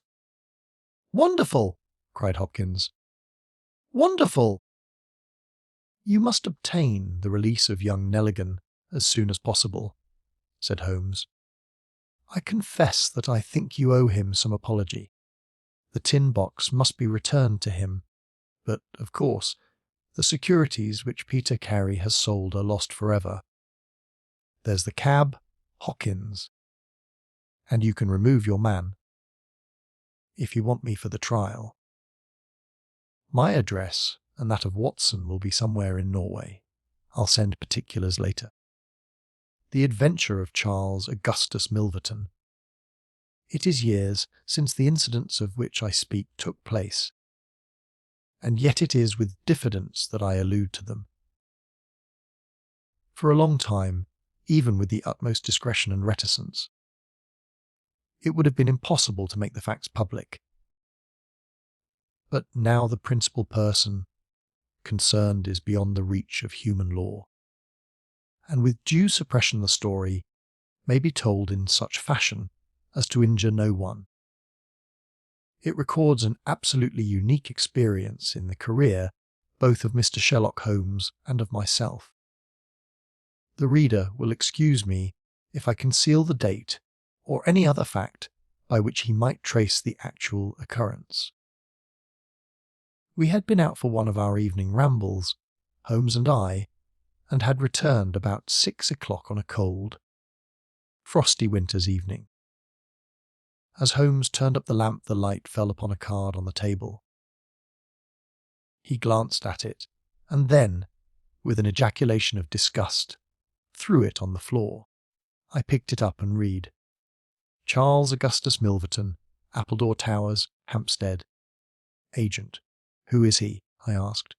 "The worst man in London," Holmes answered, as he sat down and stretched his legs before the fire.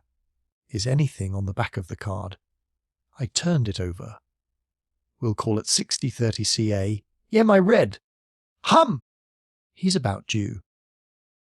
Do you feel a creeping, shrinking sensation, Watson, when you stand before the serpents in the zoo and see the slithery, gliding, venomous creatures with their deadly eyes and wicked, flattened faces? Well, that's how Milverton impresses me. I've had to do with 50 murderers in my career, but the worst of them never gave me the repulsion which I have for this fellow. And yet I can't get out of doing business with him indeed. He is here at my invitation. But who is he? I'll tell you, Watson. He is the king of all the blackmailers. Heaven help the man, and still more the woman, whose secret and reputation come into the power of Milverton! With a smiling face and a heart of marble, he will squeeze and squeeze until he has drained them dry. The fellow is a genius in his way, and would have made his mark in some more savoury trade. His method is as follows. He allows it to be known that he is prepared to pay very high sums for letters which compromise people of wealth and position. He receives these wares not only from treacherous valets or maids, but frequently from genteel ruffians, who have gained the confidence and affection of trusting women. He deals with no niggard hand. I happen to know that he paid £700 to a footman for a note 2 lines in length, and that the ruin of a noble family was the result. Everything which is in the market goes to Milverton, and there are hundreds in this great city who turn white at his name. No one knows where his grip may fall, for he is far too rich and far too cunning to work from hand to mouth. He will hold a card back for years in order to play it at the moment when the stake is best worth winning. I have said that he is the worst man in London, and I would ask you, how could one compare the ruffian, who in hot blood bludgeons his mate, with this man, who methodically and at his leisure tortures the soul, and wrings the nerves in order to add to his already swollen money bags? I had seldom heard my friend speak with such intensity of feeling. But surely, said I, the fellow must be within the grasp of the law. Technically, no doubt, but practically not. What would it profit a woman, for example, to get him a few months' imprisonment if her own ruin must immediately follow? His victims dare not hit back. If ever he blackmailed an innocent person, then indeed we should have him, but he is as cunning as the evil one. No. We must find other ways to fight him. And why is he here? Because an illustrious client has placed her picturesque case in my hands. It is the Lady Eva Blackwell, the most beautiful debutant of last season. She is to be married in a fortnight to the Earl of Dovercourt.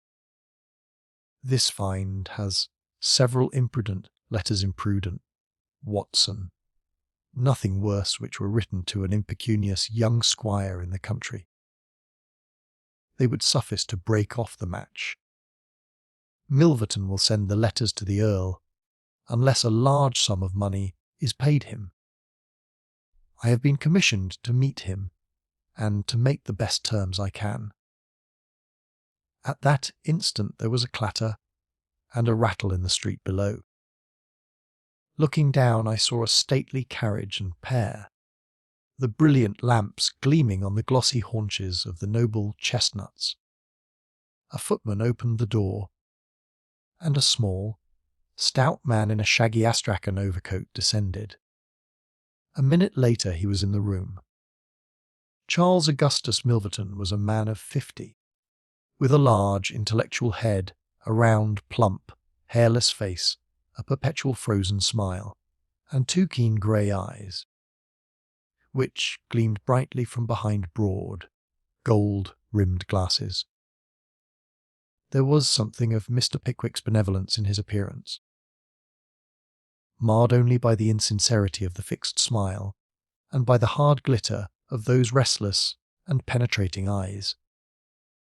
His voice was as smooth and suave as his countenance, as he advanced with a plump little hand extended, murmuring his regret for having missed us at his first visit. Holmes disregarded the outstretched hand and looked at him with a face of granite. Milverton's smile broadened. He shrugged his shoulders, removed his overcoat, folded it with great deliberation, over the back of a chair, and then took a seat. "This gentleman," said he, with a wave in my direction. "Is it discreet? Is it right? Dr. Watson is my friend and partner." "Very good, Mr. Holmes. It is only in your client's interests that I protested. The matter is so very delicate. Dr. Watson has already heard of it. Then we can proceed to business. You say that you are acting for Lady Eva. Has she empowered you to accept my terms? What are your terms?" £7,000. "And the alternative?" "My dear sir, it is painful for me to discuss it, but if the money is not paid on the 14th, there certainly will be no marriage on the 18th. His insufferable smile was more complacent than ever. Holmes thought for a little. "You appear to me," he said, at last, "to be taking matters too much for granted. I am, of course, familiar with the contents of these letters. My client will certainly do what I may advise. I shall counsel her to tell her future husband the whole story and to trust to his generosity." Milverton chuckled. "You evidently do not know the Earl," said he. From the baffled look upon Holmes's face, I could see clearly that he did. "What harm is there in the letters?" he asked. "They are sprightly, very sprightly," Milverton answered. "The lady was a charming correspondent. But I can assure you that the Earl of Dovercourt would fail to appreciate them. However, since you think otherwise, we will let it rest at that. It is purely a matter of business. If you think that it is, in the best interests of your client, that these letters should be placed in the hands of the Earl, then you would indeed be foolish to pay so large a sum of money to regain them." He rose and seized his astrakhan coat. Holmes was grey with anger and mortification. "Wait a little," he said. "You go too fast. We should certainly make every effort to avoid scandal in so delicate a matter." Milverton relapsed into his chair. "I was sure that you would see it in that light," he purred. At the same time, Holmes continued, "Lady Eva is not a wealthy woman. I assure you that £2,000 would be a drain upon her resources, and that the sum you name is utterly beyond her power. I beg, therefore, and that you will moderate your demands, and that you will return the letters at the price I indicate, which is, I assure you, the highest that you can get." Milverton's smile broadened, and his eyes twinkled humorously. "I am aware that what you say is true about the lady's resources," said he. "At the same time, you must admit that the occasion of a lady's marriage is a very suitable time for her friends and relatives to make some little effort upon her behalf. They may hesitate as to an acceptable wedding present. Let me assure them that this little bundle of letters would give more joy than all the candelabra and butter dishes in London." "It is impossible," said Holmes. Dear me, how unfortunate!" cried Milverton, taking out a bulky pocket-book. "I cannot help thinking that ladies are ill, advised in not making an effort. Look at this." He held up a little note with a coat of arms upon the envelope. "That belongs to, well, perhaps it is hardly fair to tell the name until tomorrow morning. But at that time it will be in the hands of the lady's husband, and all because she will not find a beggarly sum which she get by turning her diamonds into paste. It is such a pity! Now, you remember the sudden end of the engagement between the Honourable Miss Miles and Colonel Dorking. Only 2 days before the wedding, there was a paragraph in the Morning Post to say that it was all off. And why? It is almost incredible, but the absurd sum of £1,200 would have settled the whole question. Is it not pitiful? And here I find you, a man of sense, a boggling about terms, when your client's future and honour are at stake. You surprise me, Mr. Holmes. What I say is true, Holmes answered. The money cannot be found. Surely it is better for you to take the substantial sum which I offer than to ruin this woman's career, which can profit you in no way. There you make a mistake, Mr. Holmes. An exposure would profit me indirectly to a considerable extent. I have 8 or 10 similar cases maturing.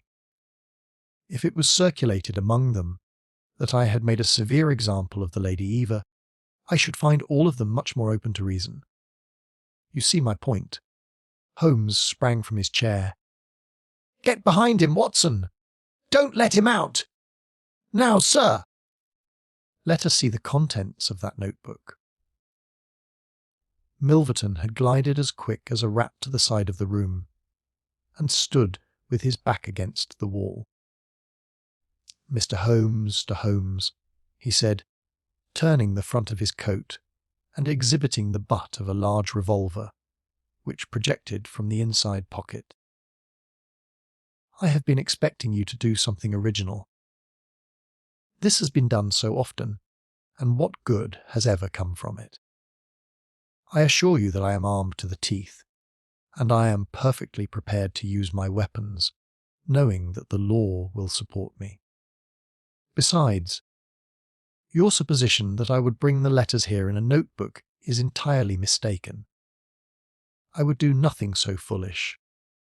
And now, gentlemen, I have 1 or 2 little interviews this evening, and it is a long drive to Hampstead."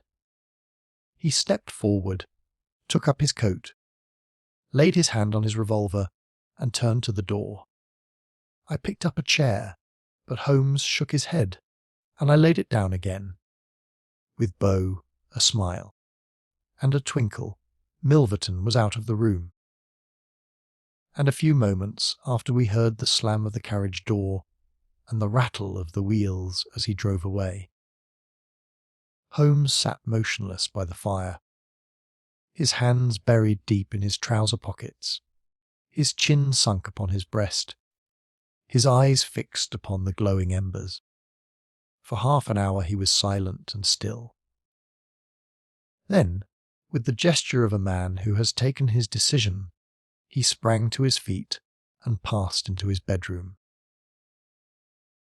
A little later a rakish young workman, with a goatee beard and a swagger, lit his clay pipe at the lamp before descending into the street. "I'll be back some time, Watson," said he, and vanished into the night. I understood that he had opened his campaign against Charles Augustus Milverton, but I little dreamed the strange shape which that campaign was destined to take. For some days Holmes came and went at all hours in this attire, but beyond a remark that his time was spent at Hampstead, and that it was not wasted, I knew nothing of what he was doing. At last, however, on a wild, tempestuous evening, when the wind screamed and rattled against the windows, he returned from his last expedition, and having removed his disguise, he sat before the fire and laughed heartily in his silent inward fashion. "You would not call me a marrying man, Watson?" "No, indeed. You'll be interested to hear that I'm engaged." "My dear fellow!" I congrat to Milverton's housemaid. "Good heavens, Holmes!" "I wanted information, Watson." "Surely you have gone too far. It was a most necessary step. I am a plumber with a rising business, Scott by name. I have walked out with her each evening, and I have talked with her. Good heavens, those talks! However, I have got all I wanted. I know Milverton's house as I know the palm of my hand. But the girl, Holmes," he shrugged his shoulders. "You can't help it, my dear Watson. You must play your cards as best you and when such a stake is on the table. However, I rejoice to say that I have a hated rival, who will certainly cut me out the instant that my back is turned. What a splendid night it is! You like this weather. It suits my purpose. Watson. I mean to burgle Milverton's house tonight. I had a catching of the breath, and my skin went cold at the words, which were slowly uttered in a tone of concentrated resolution.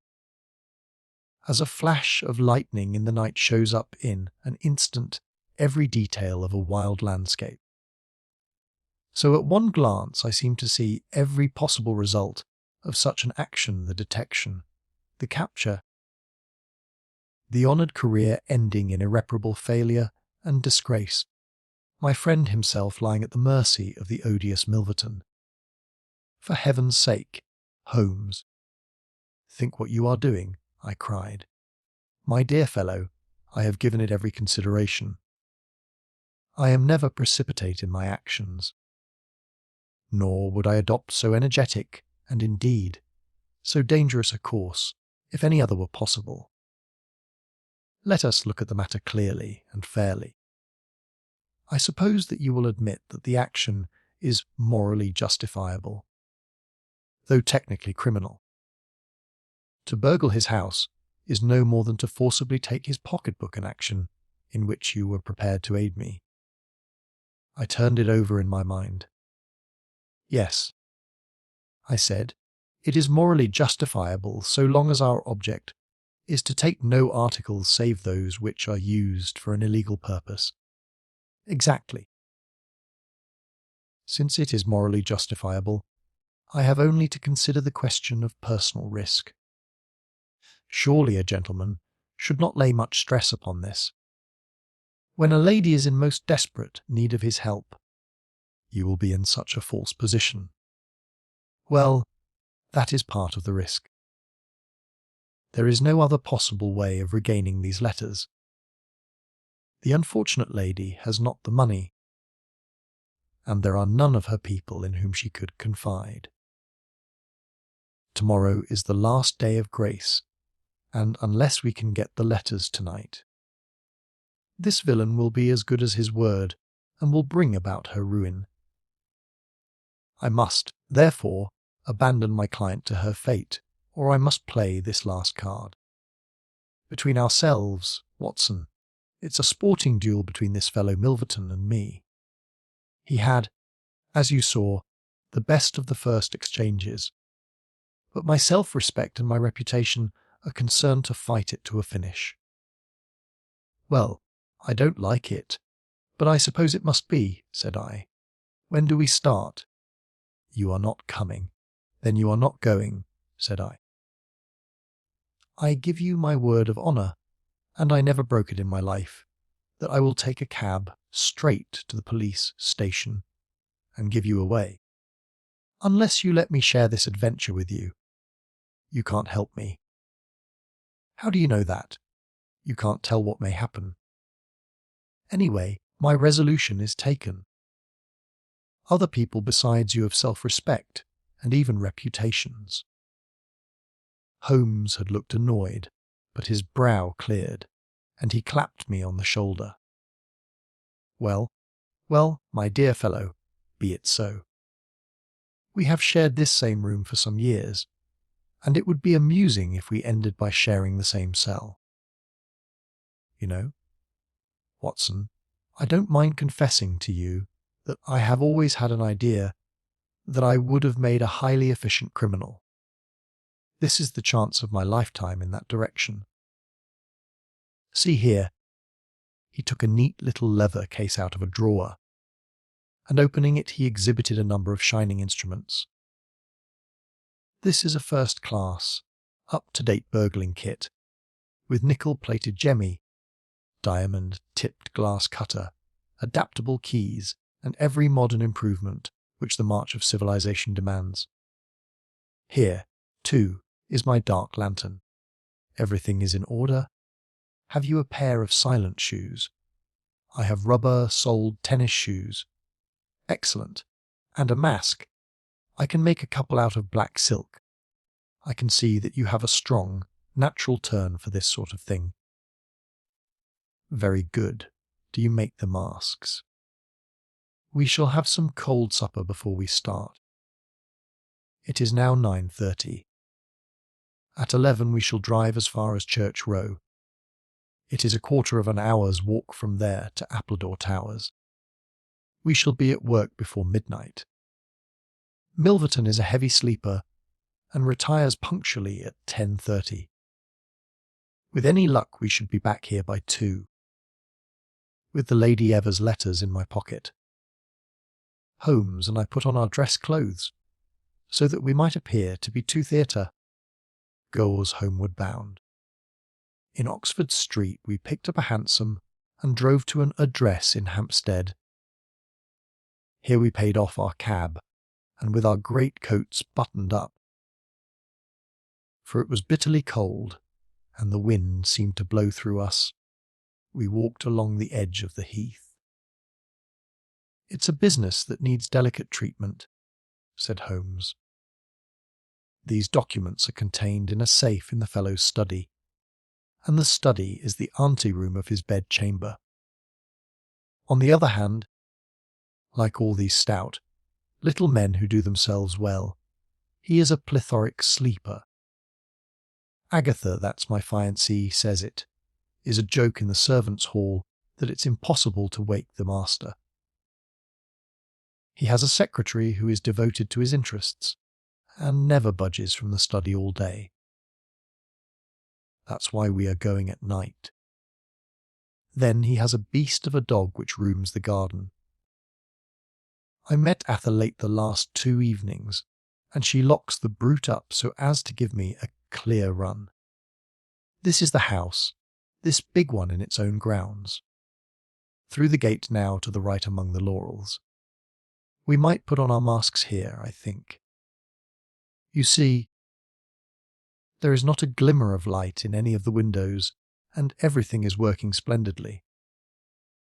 With our black silk face coverings, which turned us into 2 of the most truculent figures in London, we stole up to the silent, gloomy house. A sort of tiled veranda extended along one side of it, lined by several windows and 2 doors. "That's his bedroom," Holmes whispered. "This door opens straight into the study. It would suit us best, but it is bolted as well as locked, and we should make too much noise getting in. Come round here. There's a greenhouse which opens into the drawing-room." The place was locked, but Holmes removed a circle of glass and turned the key from the inside. An instant afterwards he had closed the door behind us, and we had become felons in the eyes of the law. The thick, warm air of the conservatory and the rich, choking fragrance of exotic plants took us by the throat. He seized my hand in the darkness and led me swiftly past banks of shrubs which brushed against our faces. Holmes had remarkable powers, carefully cultivated, of seeing in the dark. Still holding my hand in one of his, he opened a door, and I was vaguely conscious that we had entered a large room in which a cigar had been smoked not long before. He felt his way among the furniture, opened another door, and closed it behind us. Putting out my hand, I felt several coats hanging from the wall, and I understood that I was in a passage. We passed along it, and Holmes very gently opened a door upon the right-hand side. Something rushed out at us, and my heart sprang into my mouth. But I could have laughed when I realized that it was the cat. A fire was burning in this new room, and again the air was heavy with tobacco smoke. Holmes entered on tiptoe, waited for me to follow, and then very gently closed the door. We were in Milverton's study, and a portiere at the farther side showed the entrance to his bedroom. It was a good fire, and the room was illuminated by it. Near the door I saw the gleam of an electric switch, but it was unnecessary, even if it had been safe, to turn it on. At one side of the fireplace was a heavy curtain which covered the bay window we had seen from outside. On the other side was the door which communicated with the veranda. A desk stood in the centre, with a turning chair of shining red leather. Opposite was a large bookcase, with a marble bust of Athene on the top. In the corner between the bookcase and the wall, there stood a tall, green safe, the firelight flashing back from the polished brass knobs upon its face. Holmes stole across and looked at it. Then he crept to the door of the bedroom and stood with slanting head, listening intently. No sound came from within. Meanwhile, it had struck me that it would be wise to secure our retreat through the outer door, so I examined it. To my amazement, it was neither locked nor bolted. I touched Holmes on the arm, and he turned his masked face in that direction. I saw him start, and he was evidently as surprised as I. "I don't like it," he whispered, putting his lips to my very ear. "I can't quite make it out. Anyhow, we have no time to lose. Can I do anything?" "Yes. Stand by the door. If you hear anyone come, bolt it on the inside, and we can get away as we came. If they come the other way, we can get through the door if our job is done, or hide behind these window curtains if it is not. Do you understand?" I nodded and stood by the door. My first feeling of fear had passed away, and I thrilled now with a keener zest than I had ever enjoyed when we were the defenders of the law instead of its defiers. The high object of our mission, the consciousness that it was unselfish and chivalrous, the villainous character of our opponent, all added to the sporting interest of the adventure. Far from feeling guilty, I rejoiced and exulted in our dangers. With a glow of admiration, I watched Holmes unrolling his case of instruments and choosing his tool with the calm, a scientific accuracy of a surgeon who performs a delicate operation. I knew that the opening of safes was a particular hobby with him, and I understood the joy which it gave him to be confronted with this green and gold monster. The dragon which held in its maw the reputations of many fair ladies. Turning up the cuffs of his coat, he had placed his overcoat on a chair. Holmes laid out 2 drills, a jemmy, and several skeleton keys. I stood at the centre door with my eyes glancing at each of the others, ready for any emergency, though, indeed, my plans were somewhat vague as to what I should do if we were interrupted. For half an hour, Holmes worked with concentrated energy, laying down one tool, picking up another, handling each with the strength and delicacy of the trained mechanic. Finally, I heard a click. The broad green door swung open, and inside I had a glimpse of a number of paper packets, each tied, sealed, and inscribed. Holmes picked one out, but it was as hard to read by the flickering fire, and he drew out his little dark lantern, for it was too dangerous, with Milverton in the next room, to switch on the electric light. Suddenly I saw him halt, listen intently, and then in an instant he had swung the door of the safe to, picked up his coat, stuffed his tools into the pockets, and darted behind the window curtain, motioning me to do the same. It was only when I had joined him there that I heard what had alarmed his quicker senses. There was a noise somewhere within the house. A door slammed in the distance. Then a confused, dull murmur broke itself into the measured thud of heavy footsteps rapidly approaching. They were in the passage outside the room. They paused at the door. The door opened. There was a sharp snick as the electric light was turned on. The door closed once more, and the pungent reek of a strong cigar was borne to our nostrils. Then the footsteps continued backward and forward, within a few yards of us. Finally there was a creak from a chair, and the footsteps ceased. Then a key clicked in a lock, and I heard the rustle of papers. So far I had not dared to look out, but now I gently parted the division of the curtains in front of me and peeped through.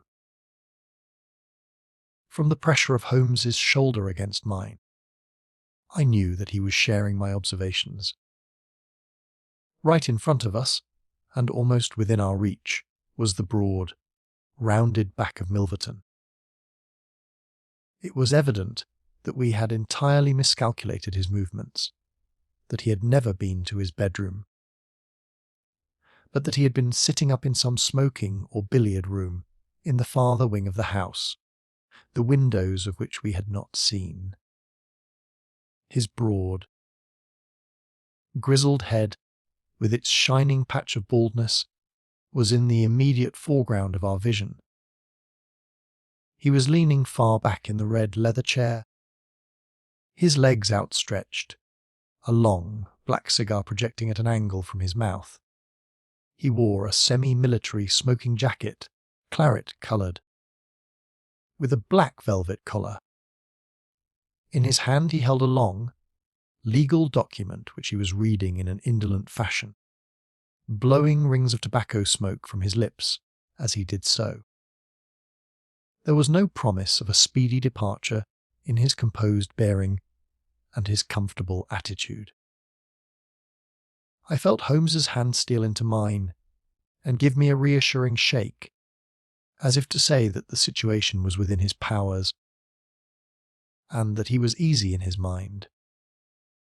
I was not sure whether he had seen what was only too obvious from my position, that the door of the safe was imperfectly closed, and that Milverton might at any moment observe it.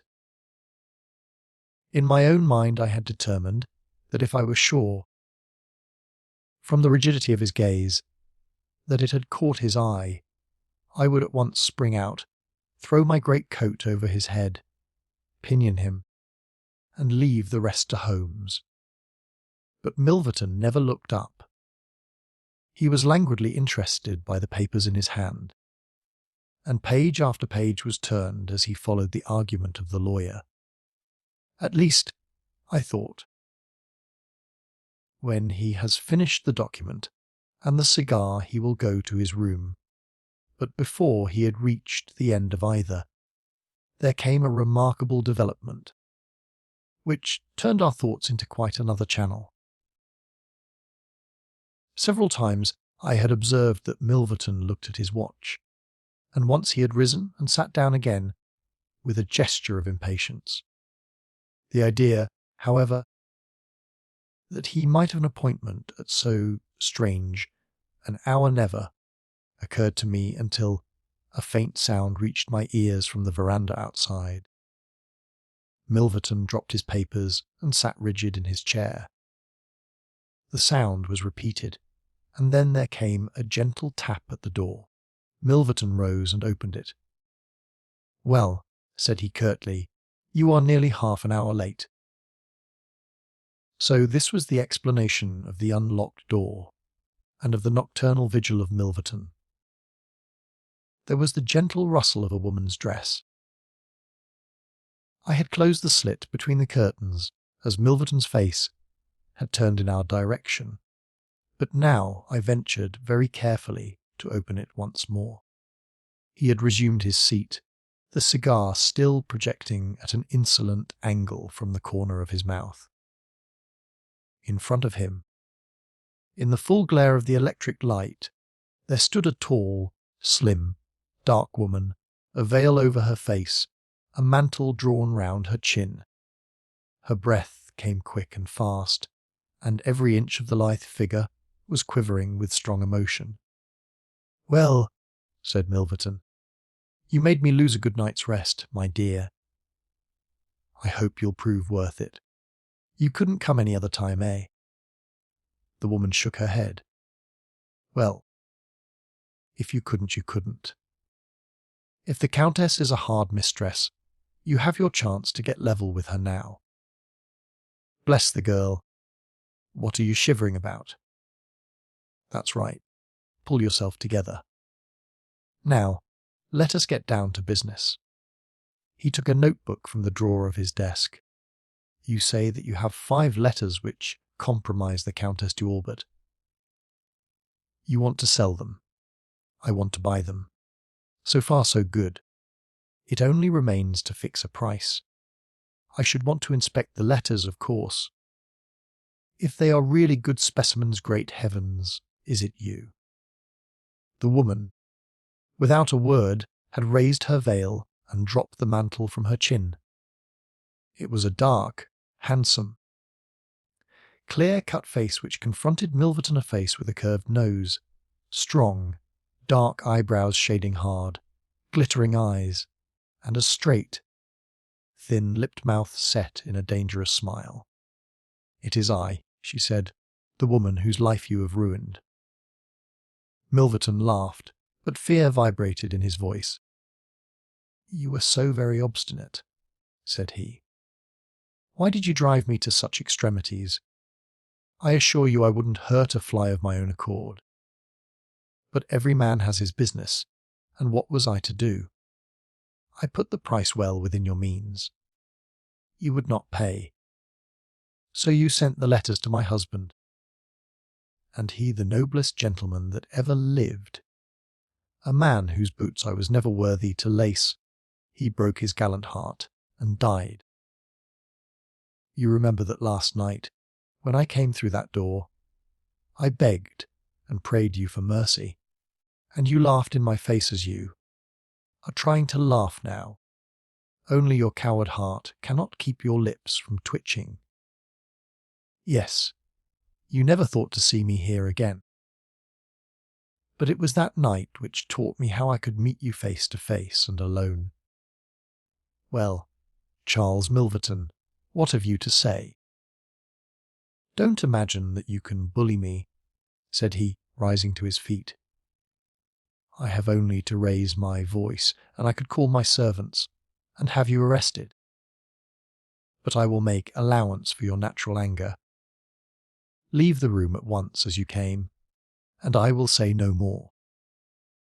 The woman stood with her hand buried in her bosom, and the same deadly smile on her thin lips. "You will ruin no more lives as you have ruined mine. You will wring no more hearts as you wrung mine. I will free the world of a poisonous thing. Take that, you hound, and that, and that, and that." She had drawn a little gleaming revolver and emptied barrel after barrel into Milverton's body, the muzzle within 2 feet of his shirt front.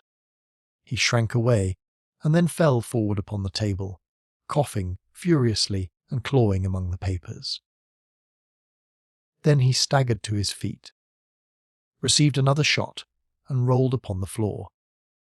"You've done me," he cried, and lay still. The woman looked at him intently, and ground her heel into his upturned face. She looked again, but there was no sound or movement. I heard a sharp rustle. The night air blew into the heated room, and the avenger was gone. No interference upon our part could have saved the man from his fate, but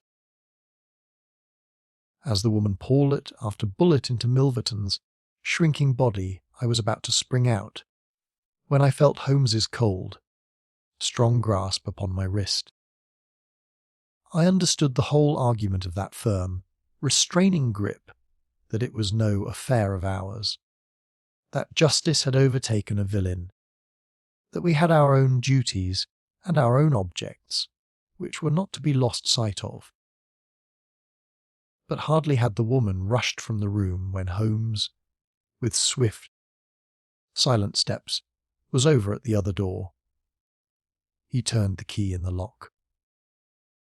At the same instant we heard voices in the house and the sound of hurrying feet. The revolver shots had roused the household.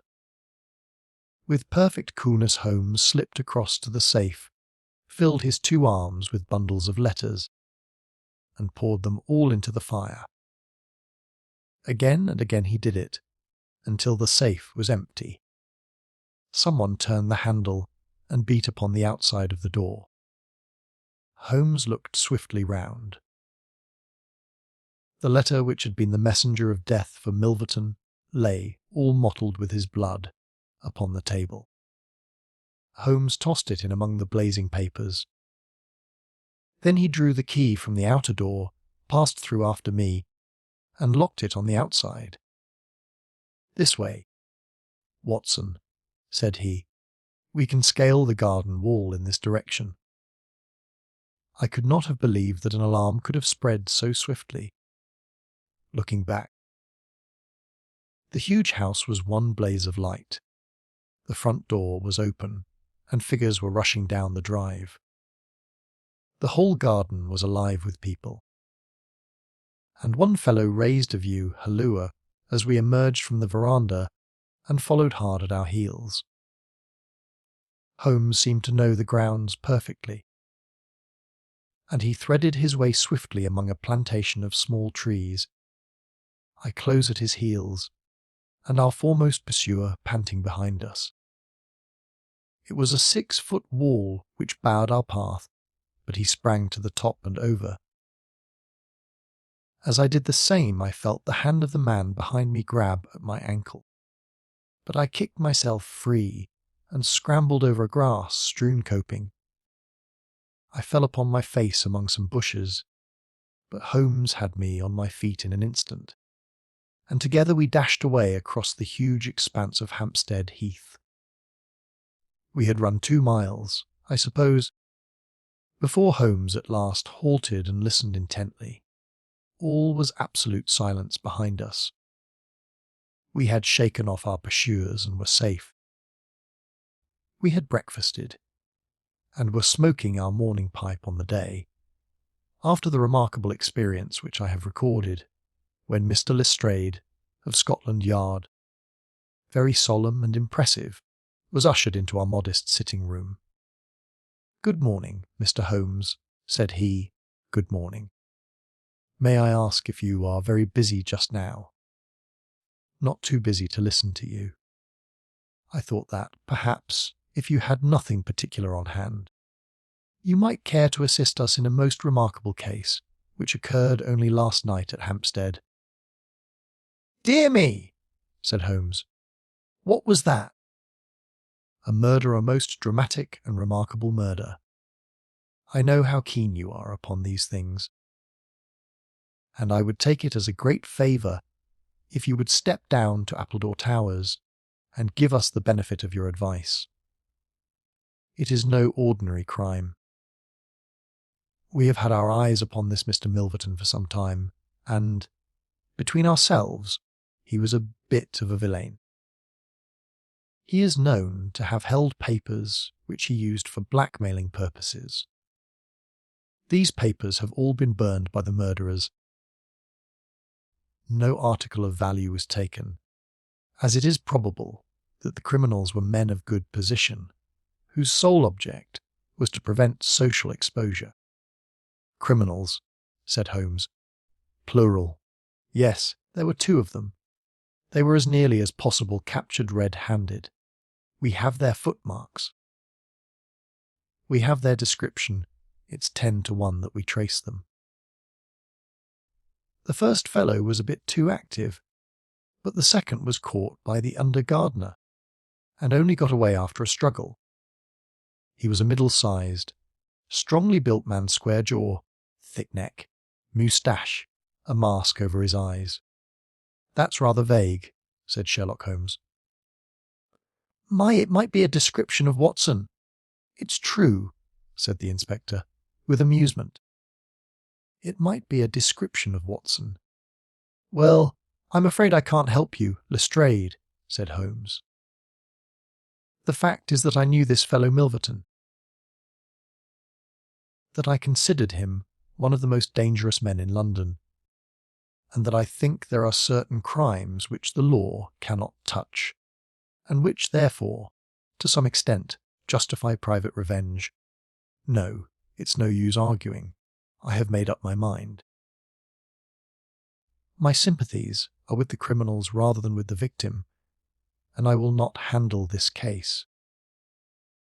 Holmes had not said one word to me about the tragedy which we had witnessed, but I observed all the morning that he was in his most thoughtful mood, and he gave me the impression, from his vacant eyes and his abstracted manner, of a man who is striving to recall something to his memory. We were in the middle of our lunch when he suddenly sprang to his feet. "By Jove, Watson, I've got it!" he cried. "Take your hat! Come with me!" He hurried at his top speed down Baker Street and along Oxford Street until we had almost reached Regent Circus. Here, on the left hand, there stands a shop window filled with photographs of the celebrities and beauties of the day. Holmes's eyes fixed themselves upon one of them, and following his gaze, I saw the picture of a regal and stately lady in court dress, with a high diamond tiara upon her noble head. I looked at that delicately curved nose, at the marked eyebrows, at the straight mouth, and the strong little chin beneath it. Then I caught my breath as I read the time-honoured title of the great nobleman and statesman whose wife she had been. My eyes met those of Holmes, and he put his finger to his lips as we turned away from the window. The adventure of the Six Napoleons. It was no very unusual thing for Mr. Lestrade, of Scotland Yard, to look in upon us of an evening, and his visits were welcome to Sherlock Holmes, for they enabled him to keep in touch with all that was going on at the police headquarters. In return for the news which Lestrade would bring, Holmes was always ready to listen with attention to the details of any case upon which the detective was engaged, and was able occasionally, without any active interference, to give some hint or suggestion drawn from his own vast knowledge and experience. On this particular evening, Lestrade had spoken of the weather and the newspapers. Then he had fallen silent, puffing thoughtfully at his cigar. Holmes looked keenly at him. "Anything remarkable on hand?" he asked. "Oh, no, Mr. Holmes, nothing very particular." "Then tell me about it." Lestrade laughed. "Well, Mr. Holmes, there is no use denying that there is something on my mind. And yet it is such an absurd business that I hesitated to bother you about it. On the other hand, although it is trivial, it is undoubtedly queer, and I know that you have a taste for all that is out of the common. But, in my opinion, it comes more in Dr. Watson's line than ours." "Disease," said I. "Madness, anyhow, and a queer madness, too. You wouldn't think there was anyone living at this time of day who had such a hatred of Napoleon I, that he would break any image of him that he could see." Holmes sank back in his chair. "That's no business of mine," said he. "Exactly. That's what I said. But then, when the man commits burglary in order to break images which are not his own, that brings it away from the doctor and on to the policeman." Holmes sat up again. "Burglary. This is more interesting. Let me hear the details." Lestrade took out his official notebook and refreshed his memory from its pages. "The first case reported was 4 days ago," said he. "It was at the shop of Morse Hudson, who has a place for the sale of pictures and statues in the Kennington Road. The assistant had left the front shop for an instant when he heard a crash, and hurrying in he found a plaster bust of Napoleon, which stood with several other works of art upon the counter, lying shivered into fragments. He rushed out into the road, but although several passers-by declared that they had noticed a man run out of the shop, he could neither see anyone, nor could he find any means of identifying the rascal. It seemed to be one of those senseless acts of hooliganism which occur from time to time, and it was reported to the constable on the beat as such. The plaster cast was not worth more than a few shillings, and the whole affair appeared to be too childish for any particular investigation. The second case, however, was more serious and also more singular. It occurred only last night, in Kennington Road, and within a few hundred yards of Morse, Hudson's shop, there lives a well-known medical practitioner named Dr. Barnicot, who has one of the largest practices upon the south side of the Thames. His residence and principal consulting room is at Kennington Road, but he has a branch surgery and dispensary at Lower Brixton Road, 2 miles away. This Dr. Barnicot is an enthusiastic admirer of Napoleon, and his house is full of books, pictures, and relics of the French Emperor. Some little time ago, he purchased from Morse Hudson 2 duplicate plaster casts of the famous head of Napoleon by the French sculptor Divine. One of these he placed in his hall in the house at Kennington Road, and the other on the mantelpiece of the surgery at Lower Brixton. Well, when Dr. Barnicot came down this morning, he was astonished to find that his house had been burgled during the night, but that nothing had been taken save the plaster head from the hall. It had been carried out and had been dashed savagely against the garden wall, under which its splintered fragments were discovered. Holmes rubbed his hands. "This is certainly very novel," said he. "I thought it would please you. But I have not got to the end yet." Dr. Barnicot was due at his surgery at 12 o'clock, and you can imagine his amazement when, on arriving there, he found that the window had been opened in the night, and that the broken pieces of his second bust were strewn all over the room. It had been smashed to atoms where it stood. In neither case were there any signs which could give us a clue as to the criminal or lunatic who had done the mischief. Now, Mr. Holmes, you have got the facts. They are singular, not to say grotesque," said Holmes. "May I ask whether the 2 busts smashed in Dr. Barnicot's rooms were the exact duplicates of the one which was destroyed in Morse Hudson's shop? They were taken from the same mould. Such a fact must tell against the theory that the man who breaks them is influenced by any general hatred of Napoleon. Considering how many hundreds of statues of the great emperor must exist in London, it is too much to suppose such a coincidence as that a promiscuous iconoclast should chance to begin upon 3 specimens of the same bust." "Well, I thought as you do," said Lestrade. "On the other hand, this Morse Hudson is the purveyor of busts in that part of London, and these 3 were the only ones which had been in his shop for years. So, although, as you say, there are many hundreds of statues in London, it is very probable that these 3 were the only ones in that district.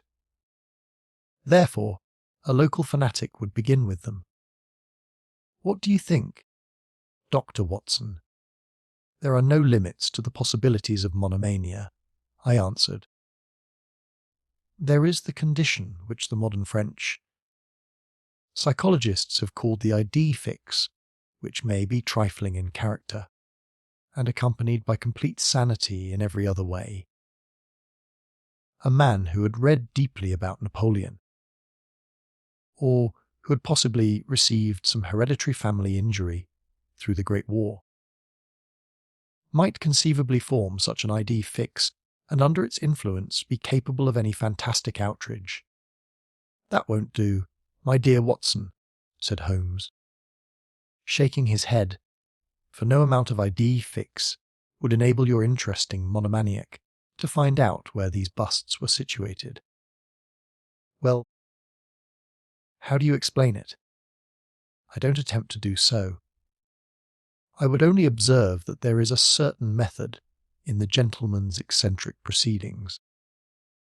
For example, in Dr. Barnicot's hall, where a sound might arouse the family, the bust was taken outside before being broken, whereas in the surgery, where there was less danger of an alarm, it was smashed where it stood. The affair seems absurdly trifling, and yet I dare call nothing trivial when I reflect that some of my most classic cases have had the least promising commencement. You will remember, Watson, how the dreadful business of the Abernethy family was first brought to my notice by the depth which the parsley had sunk into the butter upon a hot day. I can't afford, therefore, to smile at your 3 broken busts, Lestrade, and I shall be very much obliged to you if you will let me hear of any fresh development of so singular a chain of events. The development for which my friend had asked came in a quicker and an infinitely more tragic form than he could have imagined. I was still dressing in my bedroom next morning when there was a tap at the door and Holmes entered, a telegram in his hand. He read it aloud. "Come instantly, 131, Pitt Street, Kensington." "Lestrade." "What is it, then?" I asked. "Don't know, maybe anything. But I suspect it is the sequel of the story of the statues. In that case, our friend the image breaker has begun operations in another quarter of London. There's coffee on the table, Watson, and I have a cab at the door." In half an hour we had reached Pitt Street, a quiet little backwater just beside one of the briskest currents of London life. Number 131 was one of a row, all flat-chested, respectable, and most unromantic dwellings. As we drove up, we found the railings in front of the house lined by a curious crowd. Holmes whistled. "By George, it's attempted murder at the least. Nothing less will hold the London message boy. There's a deed of violence indicated in that fellow's round shoulders and outstretched neck. What's this, Watson?" The top steps swilled down and the other ones dry. "Footsteps enough, anyhow." Well, there's Lestrade at the front window, and we shall soon know all about it." The official received us with a very grave face and showed us into a sitting room, where an exceedingly unkempt and agitated elderly man, clad in a flannel dressing gown, was pacing up and down. He was introduced to us as the owner of the house, Mr. Horace Harker, of the Central Press Syndicate. "It's the Napoleon bust business again," said Lestrade. "You seemed interested last night, Mr. Holmes, so I thought perhaps you would be glad to be present now that the affair has taken a very much graver turn." "What has it turned to, then?" "To murder. Mr. Harker, will you tell these gentlemen exactly what has occurred?" The man in the dressing gown turned upon us with a most melancholy face. "It's an extraordinary thing," said he, "that all my life I have been collecting other people's news. And now that a real piece of news has come my own way, I am so confused and bothered that I can't put 2 words together. If I had come in here as a journalist, I should have interviewed myself and had 2 columns in every evening paper. As it is, I am giving away valuable copy by telling my story over and over to a string of different people, and I can make no use of it myself. However, I've heard your name, Mr. Sherlock Holmes, and if you'll only explain this queer business, I shall be paid for my trouble in telling you the story. Holmes sat down and listened. It all seems to centre round the bust of Napoleon, which I bought for this very room about 4 months ago. I picked it up cheap from Harding Brothers, 2 doors from the High Street station. A great deal of my journalistic work is done at night, and I often write until the early morning. So it was today. I was sitting in my den, which is at the back of the top of the house, about 3 o'clock, when I was convinced that I heard some sounds downstairs.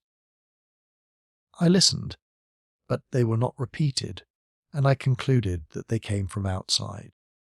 Then suddenly, about 5 minutes later, there came a most horrible yell, the most dreadful sound, Mr. Holmes, that ever I heard. It will ring in my ears as long as I live. I sat frozen with horror for a minute or 2. Then I seized the poker and went downstairs. When I entered this room, I found the window wide open, and I at once observed that the bust was gone from the mantelpiece. Why any burglar should take such a thing passes my understanding, for it was only a plaster cast and of no real value whatever. You can see for yourself that anyone going out through that open window could reach the front doorstep by taking a long stride. This was clearly what the burglar had done, so I went round and opened the door. Stepping out into the dark, I nearly fell over a dead man, who was lying there. I ran back for a light, and there was the poor fellow, a great gash in his throat, and the whole place swimming in blood. He lay on his back, his knees drawn up, and his mouth horribly open. I shall see him in my dreams. I had just time to blow on my police whistle. And then I must have fainted, for I knew nothing more until I found the policeman standing over me in the hall. "Well, who was the murdered man?" asked Holmes. "There's nothing to show he was," said Lestrade. "You shall see the body at the mortuary, but we have made nothing of it up to now. He is a tall man, sunburned, very powerful, not more than 30. He is poorly dressed, and yet does not appear to be a labourer. A horn-handled clasp knife was lying in a pool of blood beside him. Whether it was the weapon which did the deed, or whether it belonged to the dead man, I do not know. There was no name on his clothing, and nothing in his pockets save an apple, some string, a shilling map of London, and a photograph. Here it is. It was evidently taken by a snapshot from a small camera.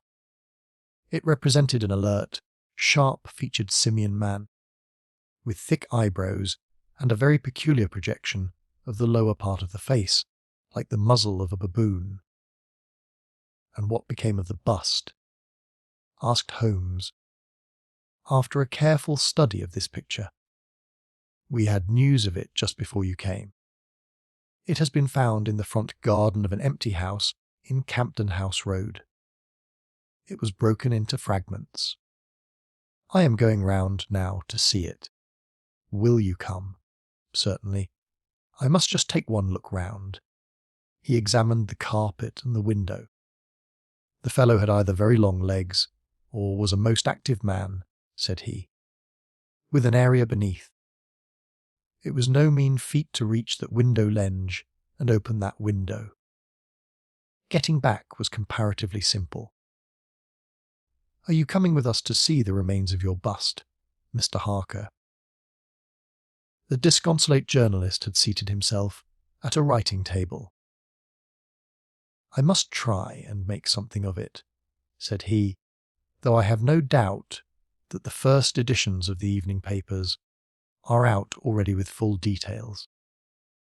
It's like my luck! You remember when the Stand fell at Doncaster? Well, I was the only journalist in the Stand, and my journal the only one that had no account of it, for I was too shaken to write it. And now I'll be too late with a murder done on my own doorstep." As we left the room, we heard his pen travelling shrilly over the foolscap. The spot where the fragments of the bust had been found was only a few 100 yards away. For the first time our eyes rested upon this presentment of the great emperor, which seemed to raise such frantic and destructive hatred in the mind of the unknown. It lay scattered in splintered shards upon the grass. Holmes picked up several of them and examined them carefully. I was convinced, from his intent face and his purposeful manner, that at last he was upon a clue. "Well?" asked Lestrade. Holmes shrugged his shoulders. "We have a long way to go yet," said he, and yet well. "We have some suggestive facts to act upon. The possession of this trifling bust was worth more, in the eyes of this strange criminal, than a human life. That is one point. Then there is the singular fact that he did not break it in the house, or immediately outside the house. If to break it was his sole object, he was rattled and bustled by meeting this other fellow. He hardly knew what he was doing. Well, that's likely enough. But I wish to call your attention, very particularly to the position of this house, in the garden of which the bust was destroyed." Lestrade looked about him. It was an empty house, and so he knew that he would not be disturbed in the garden. "Yes. But there is another empty house farther up the street which he must have passed before he came to this one. Why did he not break it there? Since it is evident that every yard that he carried it increased the risk of someone meeting him." "I give it up," said Lestrade. Holmes pointed to the street lamp above our heads. He could see what he was doing here, and he could not there. That was his reason. "By Jove, that's true," said the detective. "Now that I come to think of it, Dr. Barnicot's bust was broken not far from his red lamp. Well, Mr. Holmes, what are we to do with that fact? To remember it, to docket it. We may come on something later which will bear upon it. What steps do you propose to take now, Lestrade?" "The most practical way of getting at it, in my opinion, is to identify the dead man. There should be no difficulty about that. When we have found who he is, and who his associates are, we should have a good start in learning what he was doing in Pitt Street last night, and who it was who met him and killed him on the doorstep of Mr. Horace Harker. Don't you think so? No doubt. And yet is not quite the way in which I should approach the case." "What would you do then?" "Oh, you must not let me influence you any way. I suggest that you go on your line and I on mine. We can compare notes afterwards, and each will supplement the other." "Very good," said Lestrade. "If you are going back to Pitt Street, you might see Mr. Horace Harker. Tell him for me that I have quite made up my mind, and that it is certain that a dangerous homicidal lunatic with Napoleonic delusions was in his house last night. It will be useful for his article." Lestrade stared. "You don't seriously believe that?" Holmes smiled. "Don't I? Well, perhaps I don't. But I am sure that it will interest Mr. Horace Harker and the subscribers of the Central Press Syndicate. Now, Watson, I think that we shall find that we have a long and rather complex day's work before us. I should be glad, Lestrade, if you could make it convenient to meet us at Baker Street at 6 o'clock this evening. Until then, I should like to keep this photograph, found in the dead man's pocket. It is possible that I may have to ask your company and assistance upon a small expedition which will have be undertaken tonight, if my chain of reasoning should prove to be correct. Until then, goodbye and good luck. Sherlock Holmes and I walked together to the High Street, where we stopped at the shop of Harding Brothers, whence the bust had been purchased. A young assistant informed us that Mr. Harding would be absent until afternoon, and that he was himself a newcomer who could give us no information. Holmes's face showed his disappointment and annoyance. Well, we can't expect to have it all our own way, Watson, he said, at last. We must come back in the afternoon, if Mr. Harding will not be here until then. I am, as you have no doubt surmised, endeavouring to trace these busts to their source, in order to find there is not something peculiar which may account for their remarkable fate. Let us make for Mr. Morse Hudson of the Kennington Road and see if he can throw any light upon the problem. A drive of an hour brought us to the picture dealer's establishment. He was a small, stout man with a red face and a peppery manner. "Yes, sir." "On my very counter, sir," said he. "What we pay rates and taxes for I don't know, when any ruffian can come in and break one's goods." "Yes, sir. It was I who sold Dr. Barnicot his 2 statues." "Disgraceful, sir." "A nihilist plot, that's what I make it. No one but an anarchist would go about breaking statues. Red Republicans, that's what I call him." "Who did I get the statues from?" "I don't see what that has to do with it." "Well, if you really want to know, I got them from Gelder and Company, in Church Street, Stepney. They are a well-known house in the trade, and have been this 20 years. How many had I?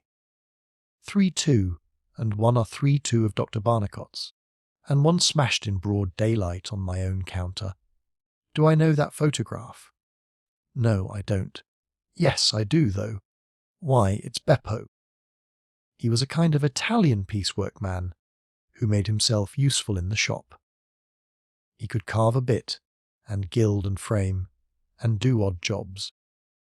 The fellow left me last week, and I've heard nothing of him since. No, I don't know where he came from nor where he went to. I had nothing against him while he was here. He was gone 2 days before the bust was smashed. Well, that's all we could reasonably expect from Morse Hudson, said Holmes, as we emerged from the shop. We have this Beppo as a common factor, both in Kennington and in Kensington, so that is worth a 10-mile drive. Now, Watson, let us make for Gelder and Co. of Stepney, the source and origin of the busts. I shall be surprised if we don't get some help down there.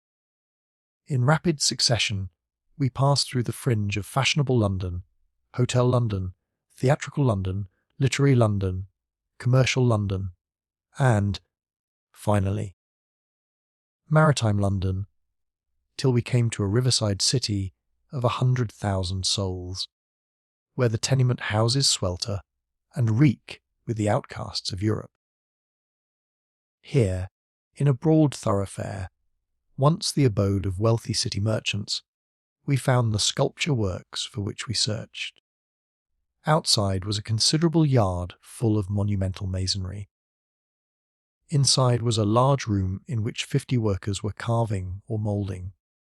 The manager, a big blonde German, received us civilly and gave a clear answer to all Holmes's questions. A reference to his books showed that hundreds of casts had been taken from a marble copy of Divine's Head of Napoleon, but that the 3 which had been sent to Morse Hudson a year or so before had been half of a batch of 6, the other 3 being sent to Harding Brothers of Kensington. There was no reason why those 6 should be different from any of the other casts. He could suggest no possible cause why anyone should wish to destroy them. In fact, he laughed at the idea. Their wholesale price was 6 shillings, but the retailer would get 12 or more. The cast was taken in 2 moulds from each side of the face, and then these 2 profiles of plaster of Paris were joined together to make the complete bust. The work was usually done by Italians in the room we were in. When finished, the busts were put on a table in the passage to dry and afterwards stored. That was all he could tell us. But the production of the photograph had a remarkable effect upon the manager. His face flushed with anger, and his brows knotted over his blue Teutonic eyes. "Ah, the rascal!" he cried. "Yes, indeed, I know him very well. This has always been a respectable establishment, and the only time that we have ever had the police in, it was over this very fellow. It was more than a year ago now.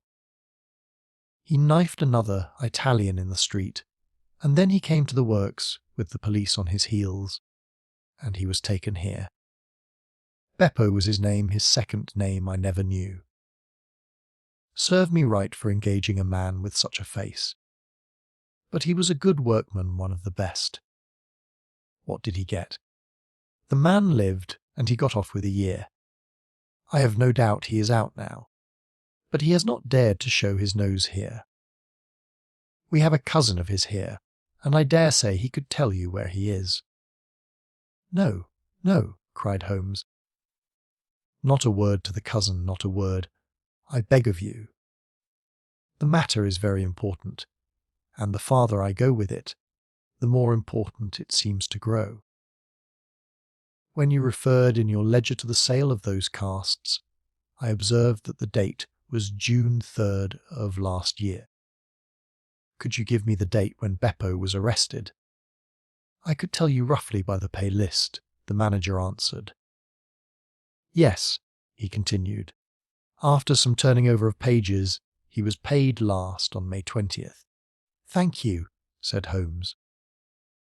"I don't think that I need intrude upon your time and patience any more." With a last word of caution that he should say nothing as to our researches, we turned our faces westward once more. The afternoon was far advanced before we were able to snatch a hasty luncheon at a restaurant. A news bill at the entrance announced Kensington outrage. Murder by a madman. And the contents of the paper showed that Mr. Horace Harker had got his account into print, after all. 2 columns were occupied with a highly sensational and flowery rendering of the whole incident. Holmes propped it against the croute stand and read it while he ate. Once or twice he chuckled. "This is all right, Watson," said he. "Listen to this. It is satisfactory to know that there can be no difference of opinion upon this case, since Mr. Lestrade, one of the most experienced members of the official force, and Mr. Sherlock Holmes, the well-known consulting expert, have each come to the conclusion that the grotesque series of incidents, which have ended in so tragic a fashion, arise from lunacy rather than from deliberate crime. No explanation save mental aberration can cover the facts. The press, Watson, is a most valuable institution if you only know how to use it. And now, if you have quite finished, we will hark back to Kensington and see what the manager of Harding Brothers has to say on the matter. The founder of that great emporium proved to be a brisk, crisp little person, very dapper and quick, with a clear head and a ready tongue. Yes, sir. I have already read the account in the evening papers. Mr. Horace Harker is a customer of ours. We supplied him with the busts some months ago. We ordered 3 busts of that sort from Gelder and Company of Stepney. They are all sold now. To whom? Oh, I dare say by consulting our sales book we could very easily tell you. Yes, we have the entries here. One to Mr. Harker, you see, and one to Mr. Josiah Brown, of Labenham Lodge, Labenham Vale, Chiswick, and one to Mr. Sanderford, of Lower Grove Road, Reading. No. I have never seen this face which you show me in the photograph. You would hardly forget it, would you, sir? For I've seldom seen an uglier. Have we any Italians on the staff? Yes, sir. We have several among our workpeople and cleaners. I dare say they might get a peep at that sales book, if they wanted to. There is no particular reason for keeping a watch upon that book. Well, it's a very strange business, and I hope that you will let me know if anything comes of your inquiries. Holmes had taken several notes during Mr. Harding's evidence, and I could see that he was thoroughly satisfied by the turn which affairs were taking. He made no remark, however, save that, unless we hurried, we should be late for our appointment with Lestrade. Sure enough, when we reached Baker Street the detective was already there, and we found him pacing up and down in a fever of impatience. His look of importance showed that his day's work had not been in vain. "Well," he asked, "what luck, Mr. Holmes? We have had a very busy day." "And not entirely a wasted one," my friend explained. "We have seen both the retailers and also the wholesale manufacturers. I can trace each of the busts now from the beginning." "The busts," cried Lestrade. Well, you have your own methods, Mr. Sherlock Holmes, and it is not for me to say a word against them, but I think I have done a better day's work than you. I have identified the dead man. You don't say so, and found a cause for the crime. Splendid. We have an inspector who makes a specialty of Saffron Hill and the Italian Quarter. Well, this dead man had some Catholic emblem round his neck, and that, along with his colour, made me think he was from the south. Inspector Hill knew him the moment he caught sight of him. His name is Pietro Venucci, from Naples, and he is one of the greatest cut-throats in London. He is connected with the Mafia, which, as you know, is a secret political society enforcing its decrees by murder. Now, you see how the affair begins to clear up. The other fellow is probably an Italian also, and a member of the Mafia. He has broken the rules in some fashion. Pietro is set upon his track. Probably the photograph we found in his pocket is the man himself, so that he may not knife the wrong person. He dogs the fellow. He sees him enter a house. He waits outside for him, and in the scuffle he receives his own death wound. How is that, Mr. Sherlock Holmes? Holmes clapped his hands approvingly. "Excellent!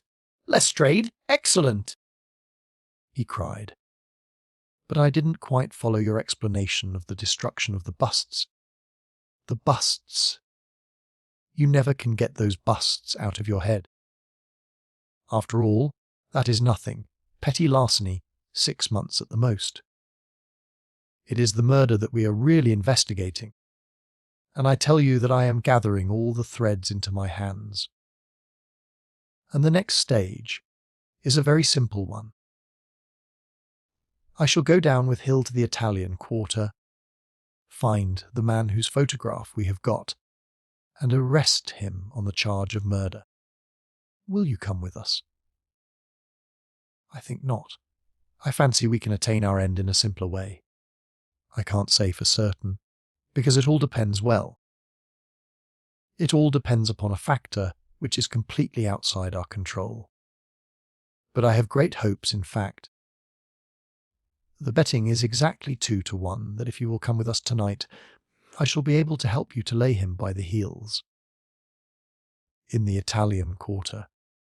No. I fancy Chiswick is an address which is more likely to find him. If you will come with me to Chiswick tonight, Lestrade, I'll promise to go to the Italian quarter with you tomorrow, and no harm will be done by the delay. And now I think that a few hours' sleep would do us all good, for I do not propose to leave before 11 o'clock, and it is unlikely that we shall be back before morning. You'll dine with us, Lestrade, and then you are welcome to the sofa until it is time for us to start. In the meantime, Watson, I should be glad if you would ring for an express messenger, for I have a letter to send, and it is important that it should go at once. Holmes spent the evening in rummaging among the files of the old daily papers with which one of our lumber rooms was packed. When at last he descended, it was with triumph in his eyes, but he said nothing to either of us as to the result of his researches. For my own part, I had followed step by step the methods by which he had traced the various windings of this complex case, and, though I could not yet perceive the goal which we would reach, I understood clearly that Holmes expected this grotesque criminal to make an attempt upon the 2 remaining busts, one of which, I remembered, was at Chiswick. No doubt the object of our journey was to catch him in the very act, and I could not but admire the cunning with which my friend had inserted a wrong clue in the evening paper, so as to give the fellow the idea that he could continue his scheme with impunity.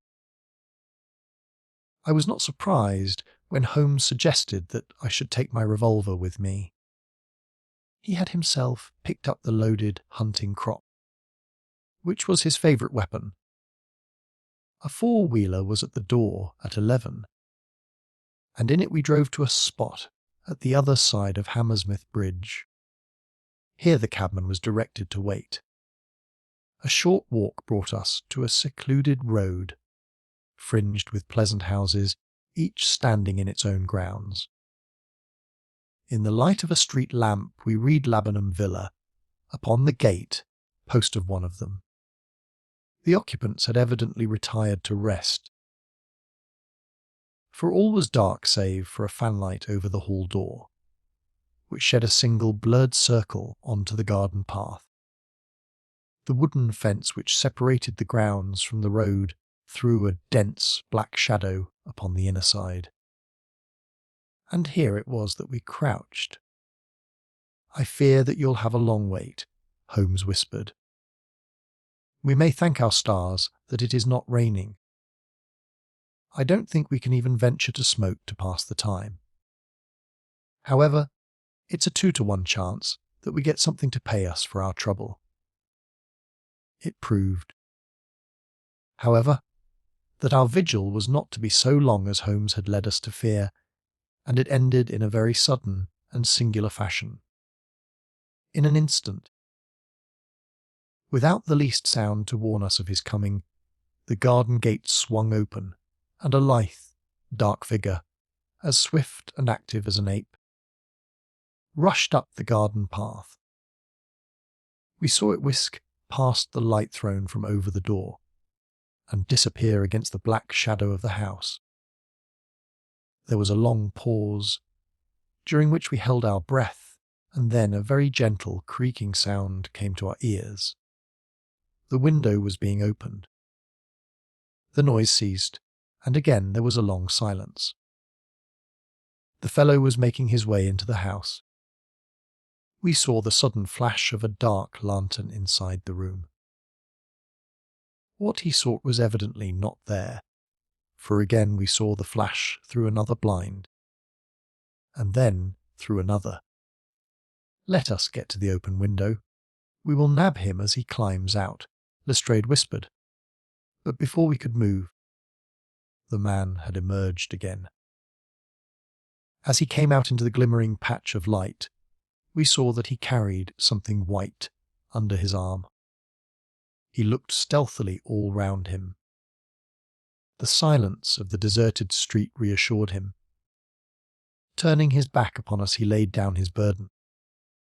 And the next instant, there was the sound of a sharp tap, followed by a clatter and rattle. The man was so intent upon what he was doing that he never heard our steps as we stole across the grass plot. With the bound of a tiger, Holmes was on his back, and an instant later Lestrade, and I had him by either wrist, and the handcuffs had been fastened. As we turned him over, I saw a hideous, sallow face, with writhing, furious features, glaring up at us, and I knew that it was indeed the man of the photograph, whom we had secured. But it was not our prisoner to whom Holmes was giving his attention. Squatted on the doorstep, he was engaged in most carefully examining that which the man had brought from the house. It was a bust of Napoleon, like the one which we had seen that morning, and it had been broken into similar fragments. Carefully Holmes held each separate shard to the light, but in no way did it differ from any other shattered piece of plaster. He had just completed his examination when the hall lights flew up. The door opened, and the owner of the house, a jovial, rotund figure in shirt and trousers, presented himself. "Mr. Josiah Brown, I suppose," said Holmes. "Yes, sir, and you, no doubt, are Mr. Sherlock Holmes. I had the note which you sent by the express messenger, and I did exactly what you told me." We locked every door on the inside and awaited developments. "Well, I'm very glad to see that you have got the rascal. I hope, gentlemen, that you will come in and have some refreshment." However, Lestrade was anxious to get his man into safe quarters. So within a few minutes our cab had been summoned, and we were all four upon our way to London. Not a word would our captive say, but he glared at us from the shadow of his matted hair, and once, when my hand seemed within his reach, he snapped at it like a hungry wolf. We stayed long enough at the police station to learn that a search of his clothing revealed nothing save a few shillings and a long sheath knife, the handle of which bore copious traces of recent blood. "That's all right," said Lestrade, as we parted. "Hill knows all these gentry, and he will give a name to him. You'll find that my theory of the mafia will work out all right. But I'm sure I am exceedingly obliged to you, Mr. Holmes, for the workmanlike way in which you laid hands upon him. I don't quite understand it all yet. I fear it is rather too late an hour for explanations," said Holmes. "Besides, there are one or two details which are not finished off, and it is one of those cases which are worth working out to the very end. If you will come round once more to my rooms at 6 o'clock tomorrow, I think I shall be able to show you that even now you have not grasped the entire meaning of this business, which presents some features which make it absolutely original in the history of crime. If ever I permit you to chronicle any more of my little problems, Watson, I foresee that you will enliven your pages by an account of the singular adventure of the Napoleonic busts. When we met again next evening, Lestrade was furnished with much information concerning our prisoner, His name, it appeared, was Beppo, second name unknown. He was a well ne'er-do well among the Italian colony. He had once been a skilful sculptor and had earned an honest living, but he had taken to evil courses and had twice already been in jail, once for a petty theft, and once, as we had already heard, for stabbing a fellow countryman. He could talk English perfectly well. His reasons for destroying the busts were still unknown, and he refused to answer any questions upon the subject. But the police had discovered that these same busts might very well have been made by his own hands, since he was engaged in this class of work at the establishment of Gelder and Company to all this information, much of which we already knew. Holmes listened with polite attention, but I, who knew him so well, could clearly see that his thoughts were elsewhere, and I detected a mixture of mingled uneasiness and expectation beneath that mask which he was wont to assume. At last he started in his chair, and his eyes brightened.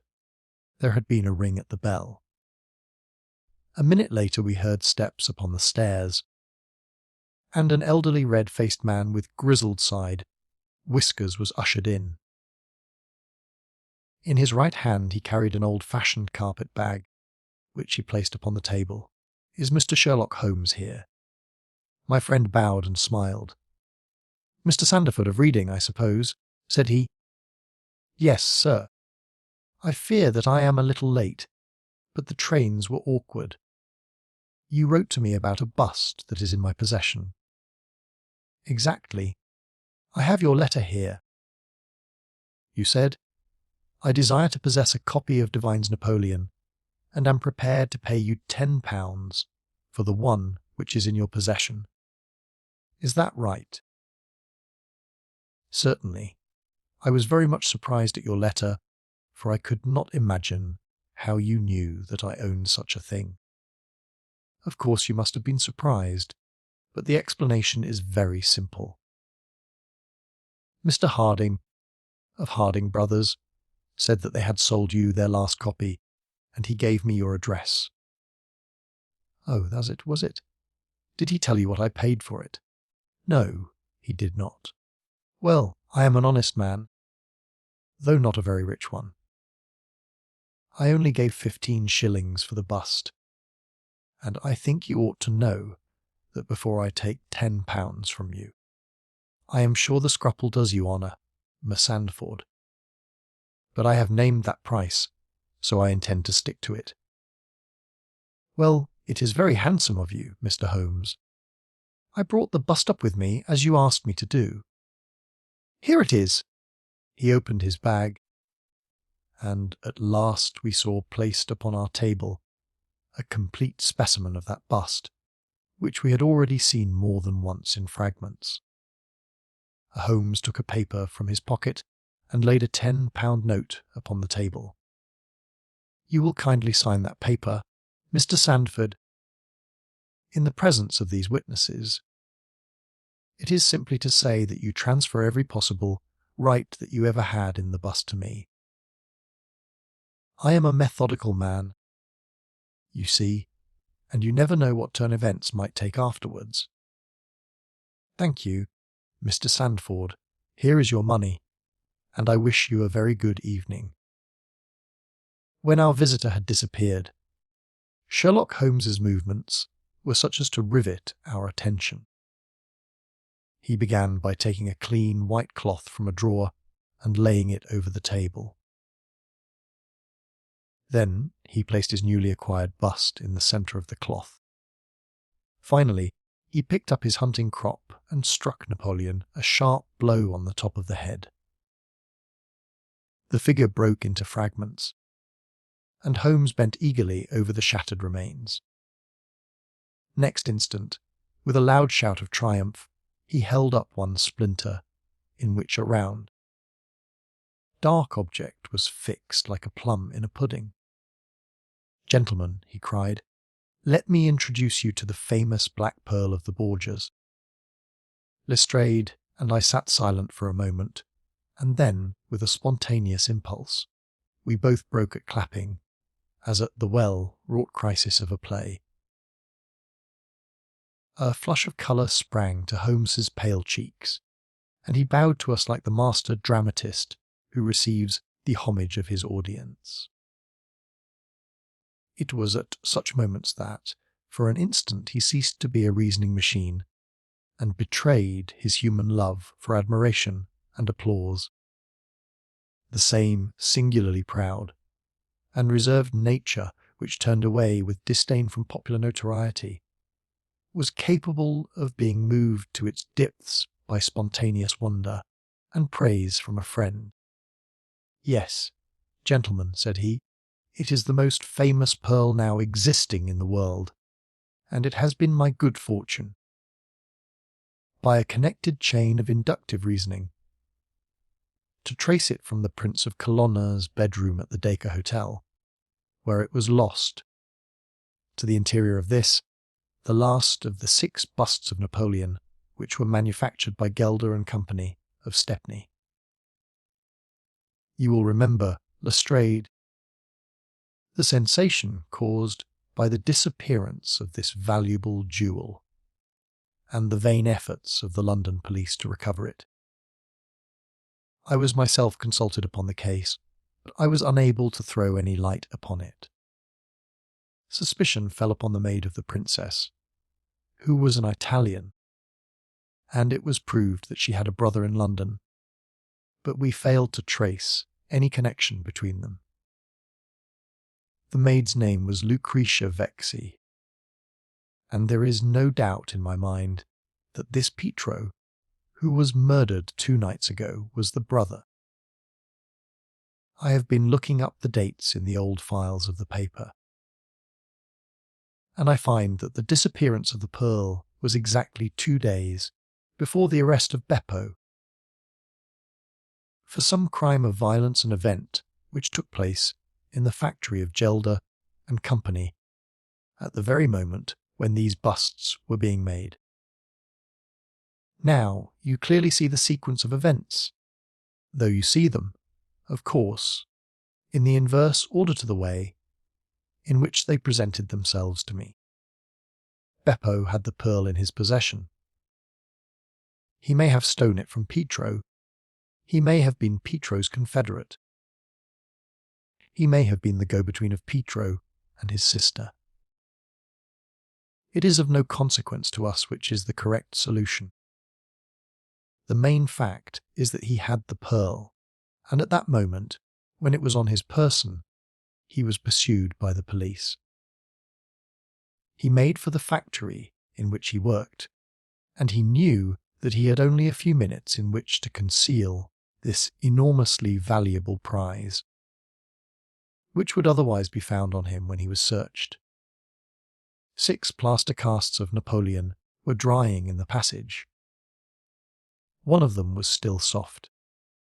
In an instant Beppo, a skilful workman, made a small hole in the wet plaster, dropped in the pearl, and with a few touches covered over the aperture once more. It was an admirable hiding place. No one could possibly find it. But Beppo was condemned to a year's imprisonment, and in the meanwhile his 6 busts were scattered over London. He could not tell which contained his treasure. Only by breaking them could he see. Even shaking would tell him nothing. For as the plaster was wetted, it was probable that the pearl would adhere to it as, in fact, it has done. Beppo did not despair, and he conducted his search with considerable ingenuity and perseverance. Through a cousin who works with Gelder, he found out the retail firms who had bought the busts. He managed to find employment with Morse Hudson, and in that way tracked down 3 of them. The pearl was not there. Then, with the help of some Italian employee, he succeeded in finding out where the other 3 busts had gone. The first was at Harker's. There he was dogged by his confederate, who held Beppo responsible for the loss of the pearl, and he stabbed him in the scuffle which followed. If he was his confederate, why should he carry his photograph? I asked, as a means of tracing him. If he wished to inquire about him from any third person, that was the obvious reason. Well,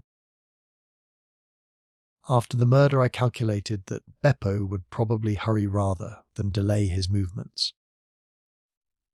He would fear that the police would read his secret, and so he hastened on before they should get ahead of him. Of course, I could not say that he had not found the pearl in Harker's bust. I had not even concluded for certain that it was the pearl. But it was evident to me that he was looking for something, since he carried the bust past the other houses in order to break it in the garden which had a lamp overlooking it. Since Harker's bust was 1 in 3, the chances were exactly as I told you, 2 to 1 against the pearl being inside it. There remained 2 busts, and it was obvious that he would go for the London one first. I warned the inmates of the house, so as to avoid a second tragedy, and we went down with the happiest results. By that time, of course, I knew for certain that it was the Borgia pearl that we were after. The name of the murdered man linked the one event with the other. There only remained a single bust, the reading one, and the pearl must be there. I bought it in your presence from the owner, and there it lies. We sat in silence for a moment. Well, said Lestrade, I've seen you handle a good many cases, Mr. Holmes, but I don't know that I ever knew a more workmanlike one than that. We're not jealous of you at Scotland Yard. No, sir, we are very proud of you, and if you come down tomorrow, there's not a man, from the oldest inspector to the youngest constable, who wouldn't be glad to shake you by the hand. Thank you, said Holmes. Thank you. And as he turned away, it seemed to me that was more nearly moved by the softer human emotions than I had ever seen him. A moment later he was the cold and practical thinker once more. Put the pearl in the safe, Watson, said he, and get out the papers of the Conk-Singleton forgery case. Goodbye, Lestrade. If any little problem comes your way, I shall be happy, if I can, to give you a hint or two as to its solution. The adventure of the 3 students. It was in the year 95 that a combination of events, into which I need not enter, caused Mr. Sherlock Holmes and myself to spend some weeks in one of our great university towns, and it was during this time that the small but instructive adventure which I am about to relate befell us. It will be obvious that any details which would help the reader exactly to identify the college or the criminal would be injudicious and offensive. So painful a scandal may well be allowed to die out. With due discretion, the incident itself may, however, be described, since it serves to illustrate some of those qualities for which my friend was remarkable. I will endeavour, in my statement, to avoid such terms as would serve to limit the events to any particular place, or give a clue as to the people concerned. We were residing at the time in furnished lodgings, close to a library where Sherlock Holmes was pursuing some laborious researches in early English charters researches, which led to results so striking that they may be the subject of one of my future narratives. Here it was that one evening we received a visit from an acquaintance, Mr. Hilton Soames, tutor and lecturer at the College of St. Luke's. Mr. Soames was a tall, spare man of a nervous and excitable temperament. I had always known him to be restless in his manner, but on this particular occasion he was in such a state of uncontrollable agitation that it was clear something very unusual had occurred. "I trust, Mr. Holmes, that you can spare me a few hours of your valuable time. We have had a very painful incident at St. Luke's, and really, but for the happy chance of your being in town, I should have been at a loss what to do. I am very busy just now, and I desire no distractions." My friend answered, "I should much prefer that you called in the aid of the police." "No, no, my dear sir, such a course is utterly impossible. When once the law is evoked, it cannot be stayed again. And this is just one of those cases where, for the credit of the college, it is most essential to avoid scandal. Your discretion is as well known as your powers, and you are the one man in the world who can help me. I beg you, Mr. Holmes, to do what you can." My friend's temper had not improved since he had been deprived of the congenial surroundings of Baker Street.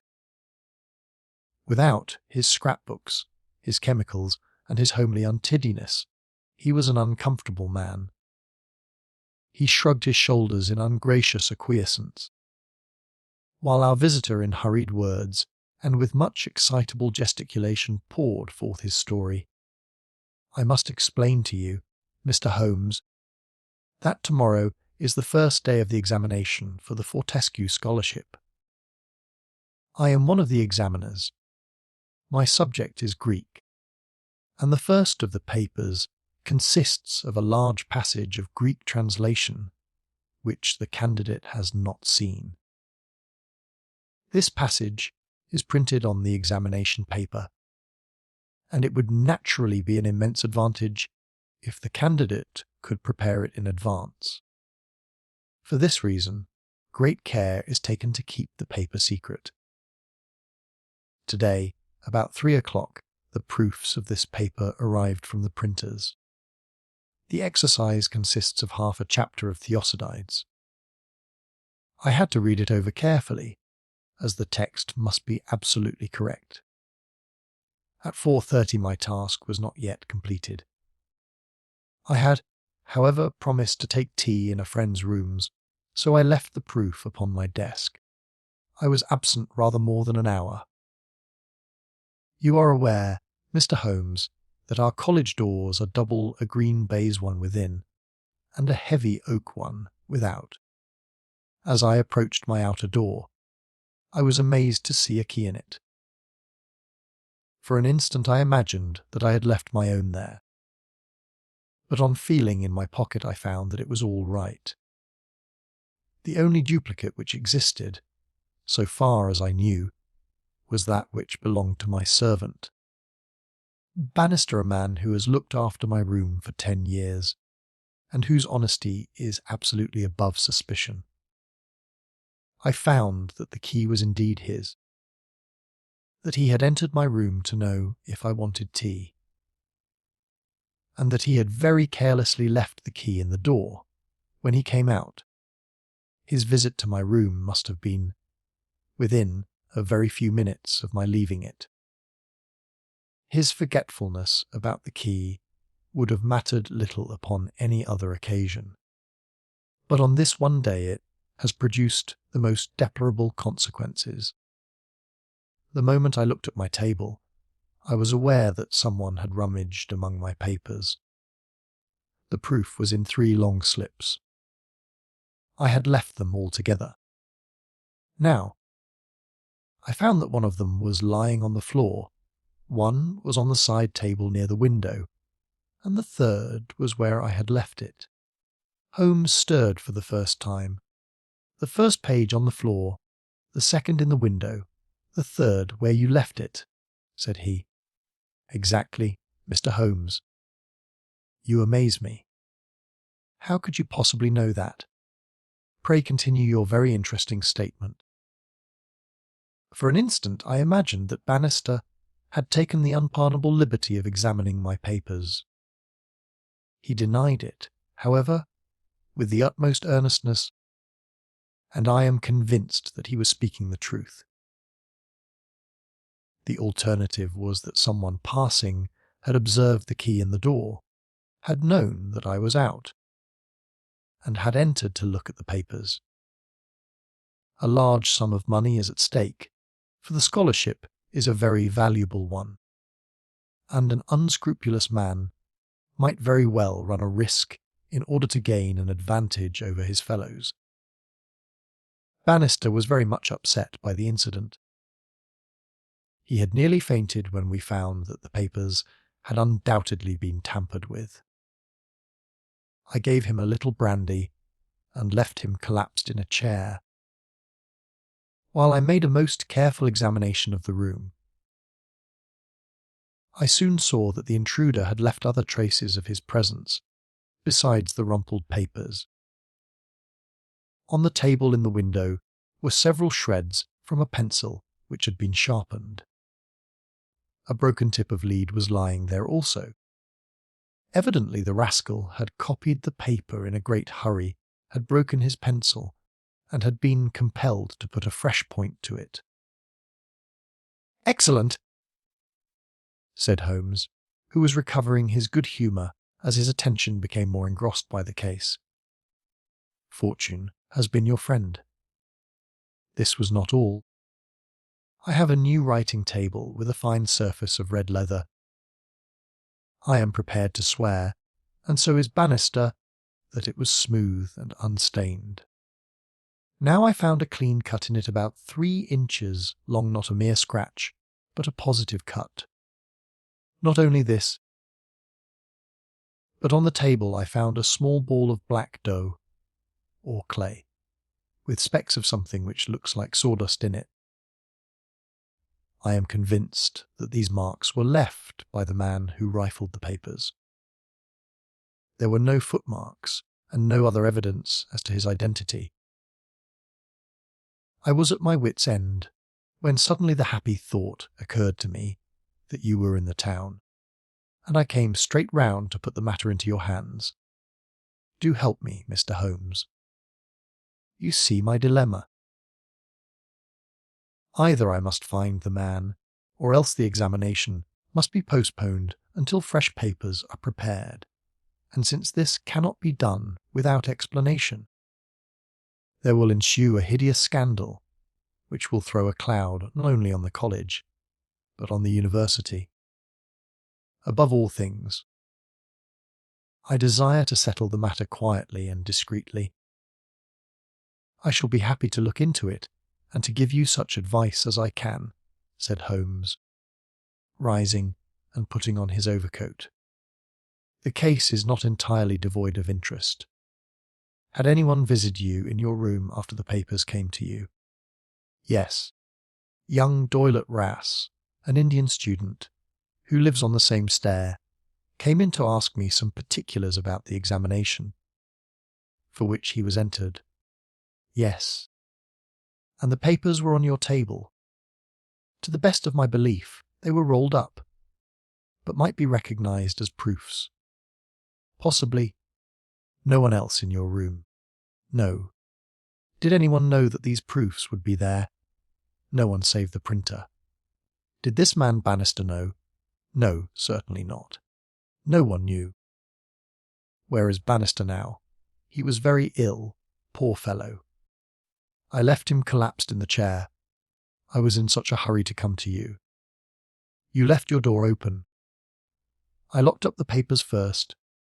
Then amounts to this, Mr. Soames, that, unless the Indian student recognized the roll as being proofs, the man who tampered with them came upon them accidentally without knowing that they were there.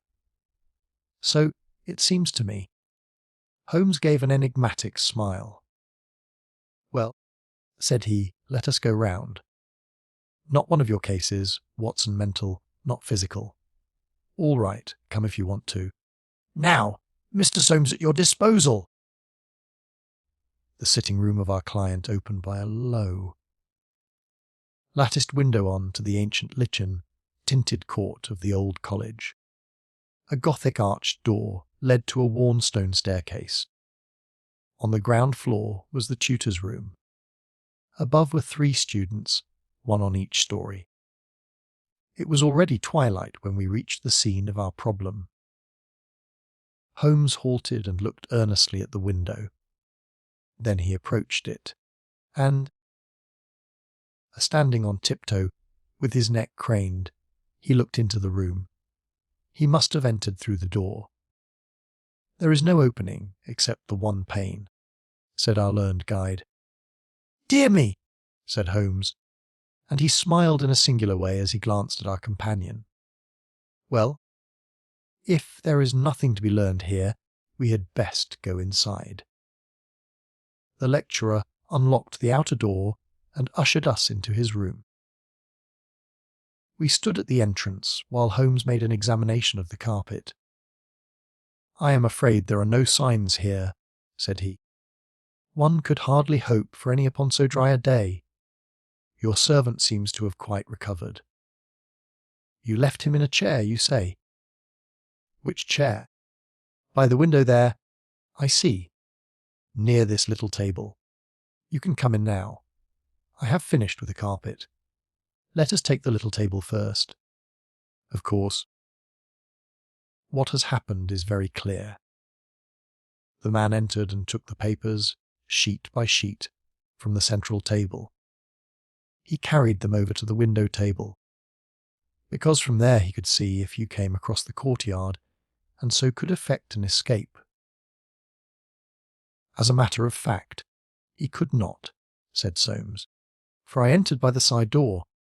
"Ah, that's good. Well, anyhow," that was in his mind, "let me see the 3 strips. No finger impressions, no. Well," he carried over this one first, and he copied it. How long would it take him to do that, using every possible contraction? A quarter of an hour, not less. Then he tossed it down and seized the next.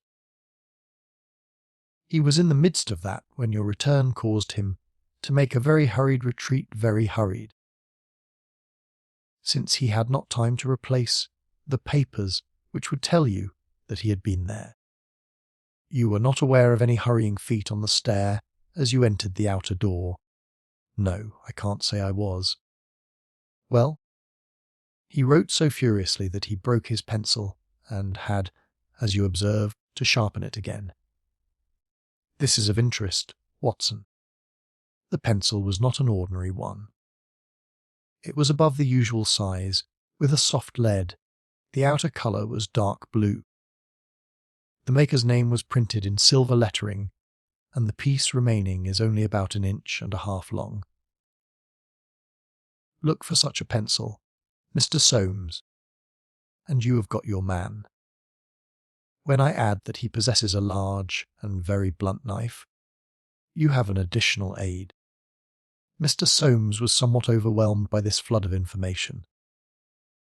"I can follow the other points," said he, "but really, in this matter of the length," Holmes held out a small chip with the letters N and a space of clear wood after them.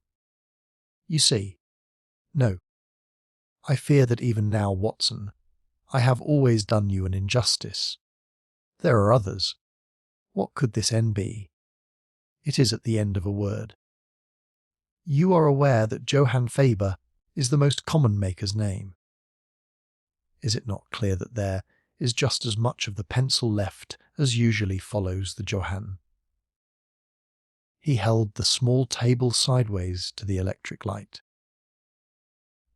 I was hoping that if the paper on which he wrote was thin, some trace of it might come through upon this polished surface.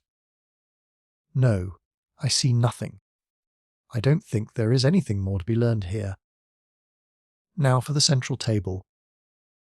This small pellet is, I presume, the black, duffy mass you spoke of, roughly pyramidal in shape and hollowed out, I perceive.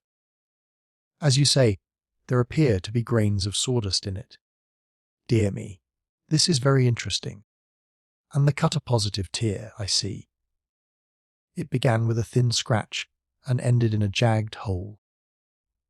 I am much indebted to you for directing my attention to this case, Mr. Soames. Where does that door lead to? To my bedroom.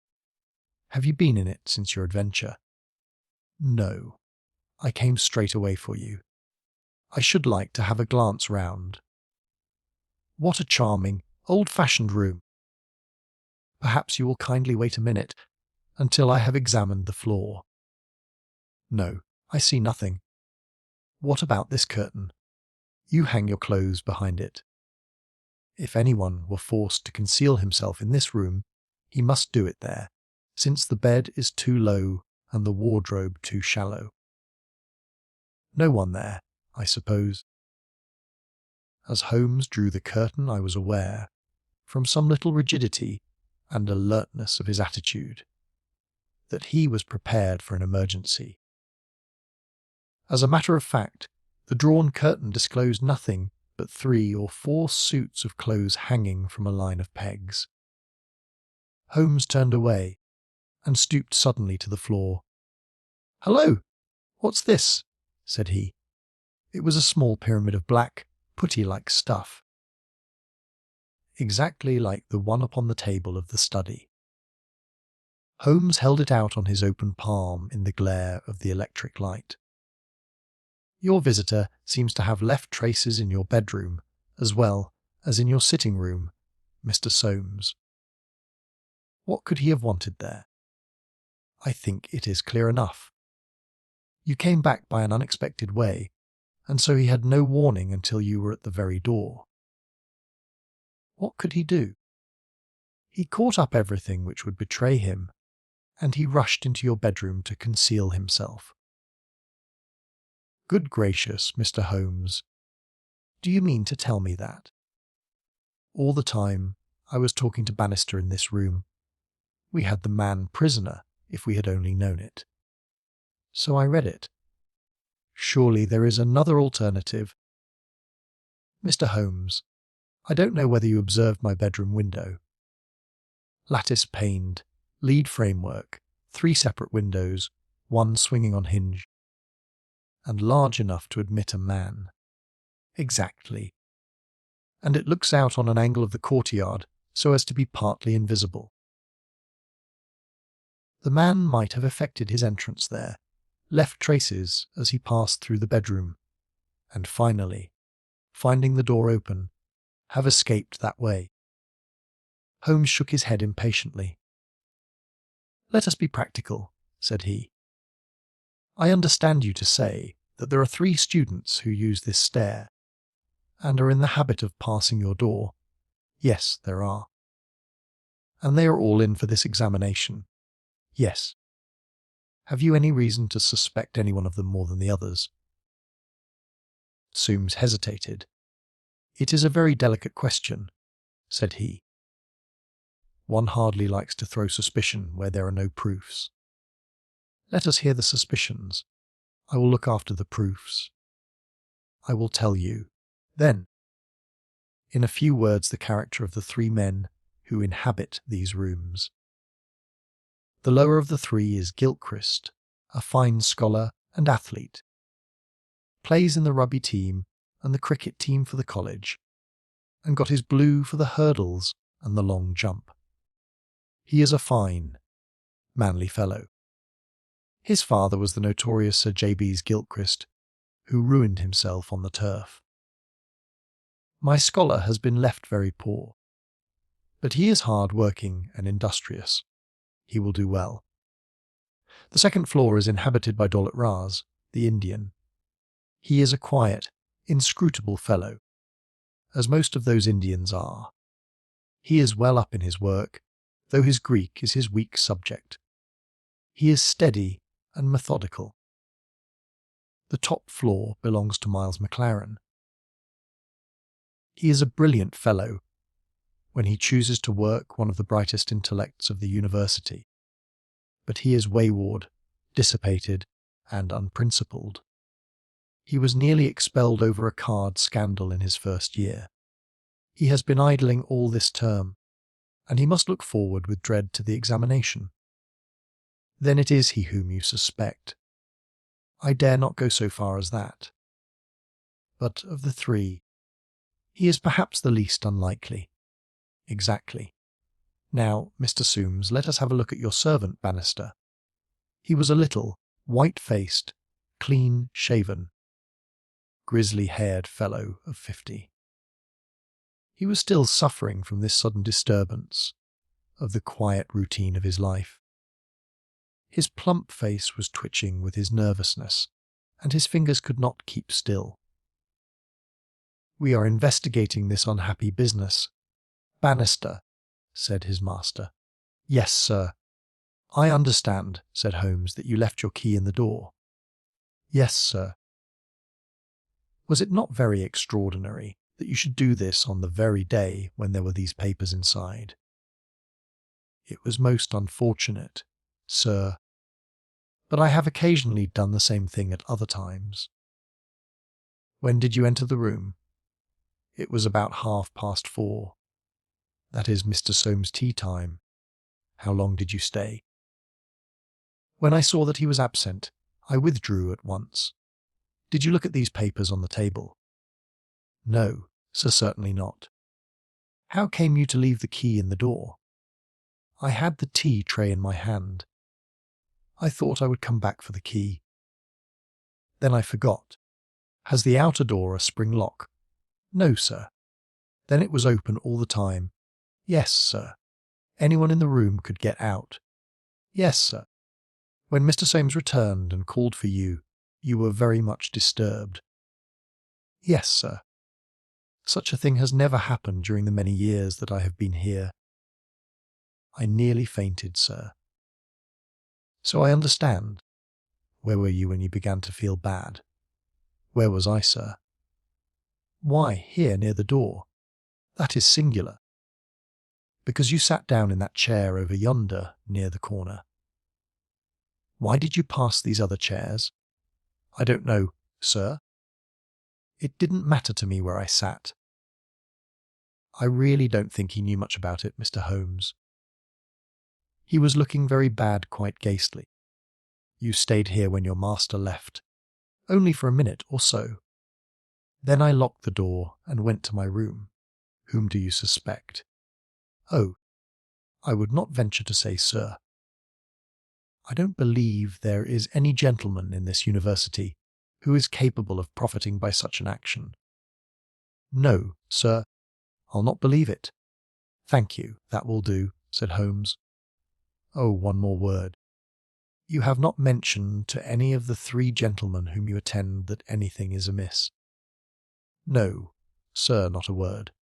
"You haven't seen any of them?" "No, sir." "Very good. Now, Mr. Soames, we will take a walk in the quadrangle, if you please." 3 yellow squares of light shone above us in the gathering gloom. "Your 3 birds are all in their nests," said Holmes, looking up. "Hello! What's that?" "One of them seems restless enough." It was the Indian, whose dark silhouette appeared suddenly upon his blind. He was pacing swiftly up and down his room. "I should like to have a peep at each of them," said Holmes. "Is it possible? No difficulty in the world," Soames answered. "This set of rooms is quite the oldest in the college, and it is not unusual for visitors to go over them. Come along, and I will personally conduct you." "No names, please," said Holmes, as we knocked at Gilchrist's door. A tall, flaxen-haired, slim young fellow opened it, and made us welcome when he understood our errand. There were some really curious pieces of medieval domestic architecture within. Holmes was so charmed with one of them that he insisted on drawing it in his notebook, broke his pencil, had to borrow one from our host, and finally borrowed a knife to sharpen his own. The same curious accident happened to him in the rooms of the Indian assailant, little, hook-nosed fellow who eyed us askance, and was obviously glad when Holmes's architectural studies had come to an end. I could not see that in either case Holmes had come upon the clue for which he was searching. Only at the third did our visit prove abortive. The outer door would not open to our knock, and nothing more substantial than a torrent of bad language came from behind it. "I don't care who you are." "You can go to blazes!" roared the angry voice. "Tomorrow's the exam, and I won't be drawn by anyone." "A rude fellow," said our guide, flushing with anger as we withdrew down the stair. Of course, he did not realize that it was I who was knocking, but none the less his conduct was very uncourteous, and, indeed, under the circumstances rather suspicious. Holmes's response was a curious one. "Can you tell me his exact height?" he asked. "Really, Mr. Holmes, I cannot undertake to say. He is taller than the Indian, not so tall as Gilchrist. I suppose 5'6" would be about it." "That is very important," said Holmes. "And now, Mr. Soames, I wish you good night." Our guide cried aloud in his astonishment and dismay. "Good gracious, Mr. Holmes, you are surely not going to leave me in this abrupt fashion? You don't seem to realize the position. Tomorrow is the examination. I must take some definite action tonight.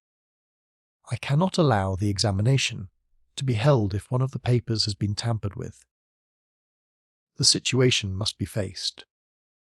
You must leave it as it is. I shall drop round early tomorrow morning and chat the matter over. It is possible that I may be in a position then to indicate some course of action. Meanwhile, you change nothing at all? Very good, Mr. Holmes. You can be perfectly easy in your mind. We shall certainly find some way out of your difficulties. I will take the black clay with me, also the pencil cuttings. Goodbye."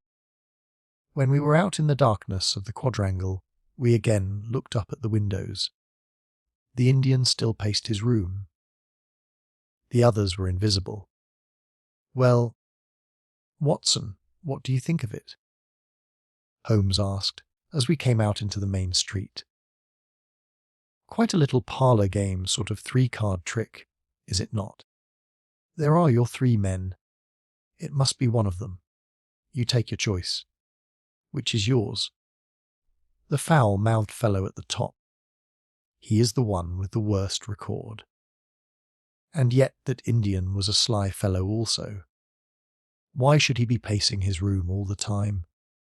There is nothing in that. Many men do it when they are trying to learn anything by heart." He looked at us in a queer way. "So would you. If a flock of strangers came in on you when you were preparing for an examination next day, and every moment was of value." "No, I see nothing in that. Pencils too, and knives always satisfactory. But that fellow does puzzle me." "Who?" "Why, Bannister, the servant. What's his game in the matter? He impressed me as being a perfectly honest man. So he did me. That's the puzzling part. Why should a perfectly honest man well, here's a large stationer's. We shall begin our researches here." There were only 4 stationers of any consequences in the town, and at each Holmes produced his pencil chips and bid high for a duplicate. All were agreed that one could be ordered, but that it was not a usual size of pencil, and that it was seldom kept in stock.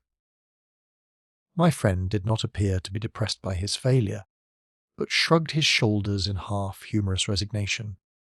"No good, my dear Watson. This, the best and only final clue, has run to nothing.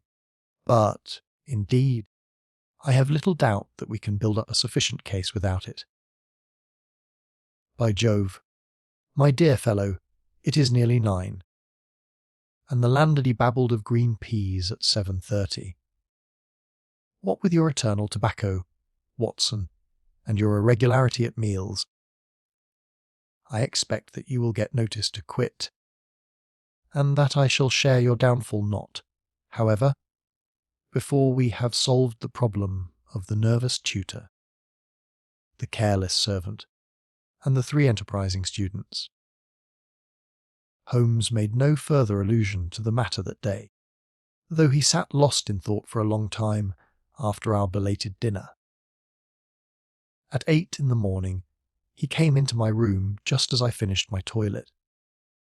"Well, Watson," said he, "it is time we went down to St. Luke's. Can you do without breakfast?" "Certainly." "Soames will be in a dreadful fidget until we are able to tell him something positive." "Have you anything positive to tell him?" "I think so. You have formed a conclusion."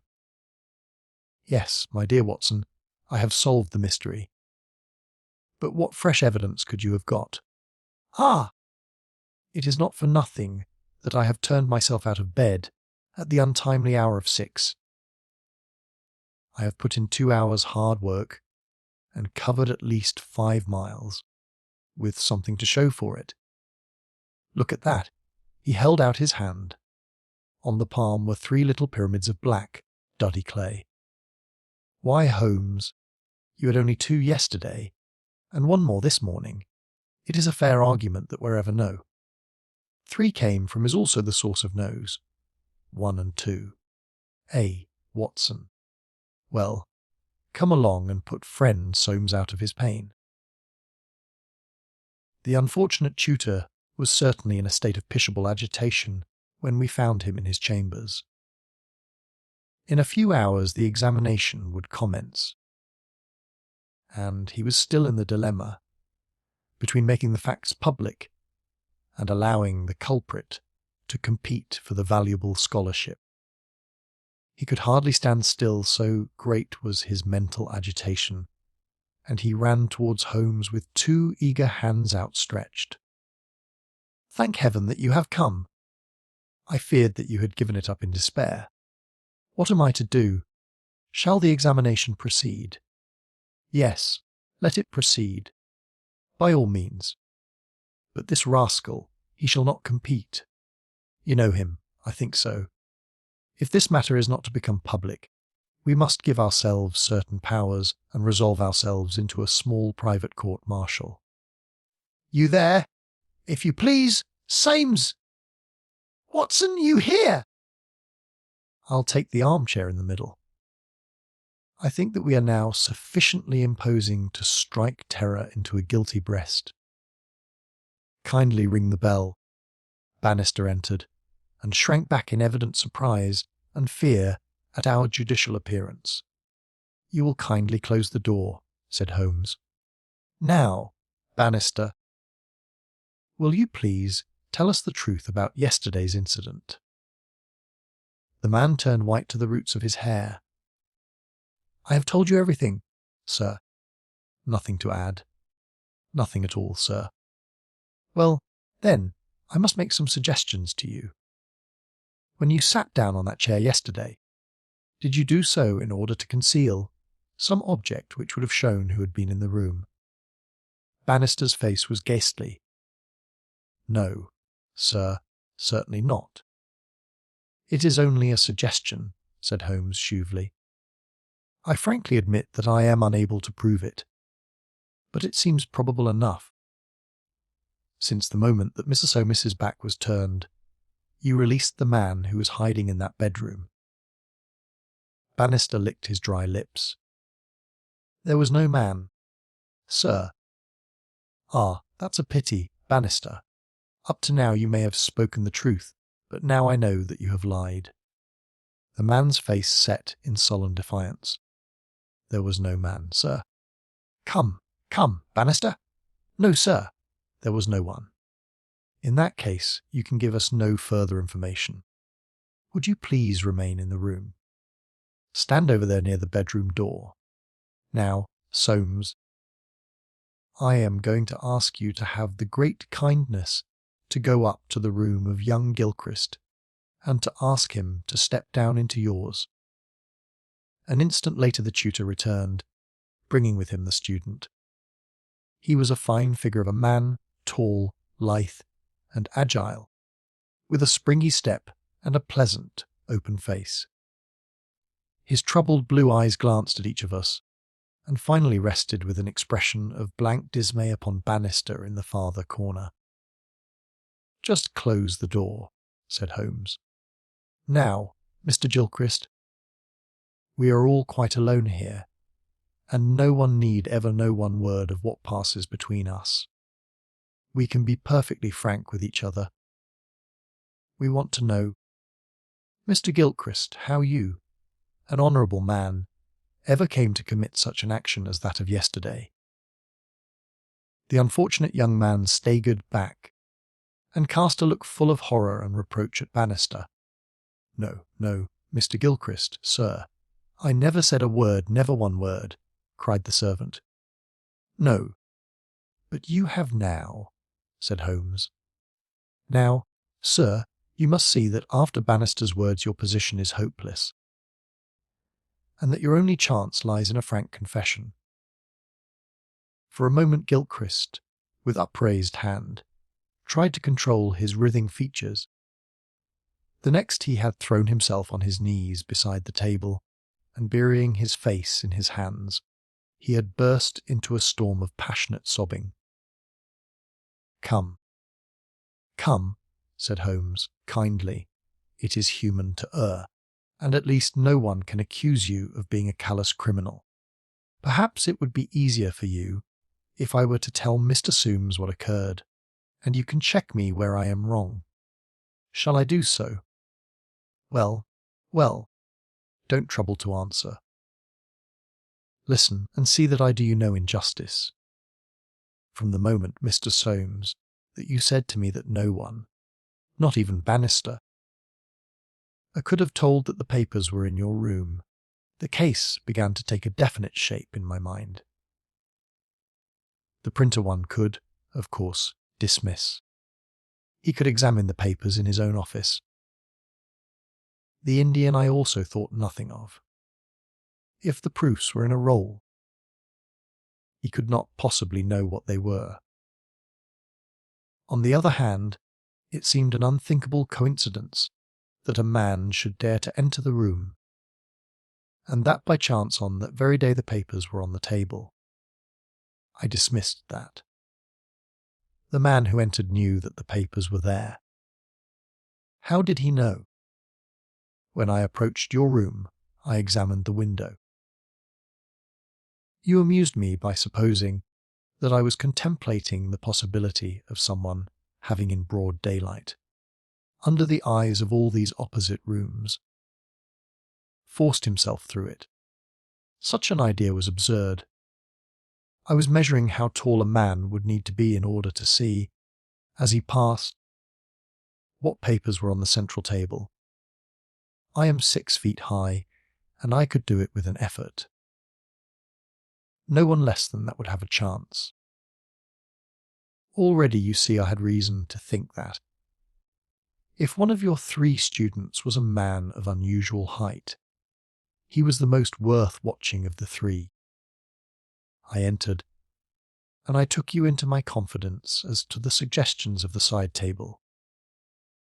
Of the centre table I could make nothing, until in your description of Gilchrist you mentioned that he was a long-distance jumper.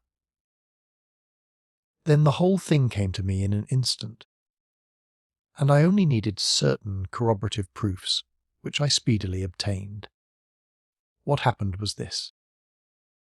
This young fellow had employed his afternoon at the athletic grounds, where he had been practising the jump.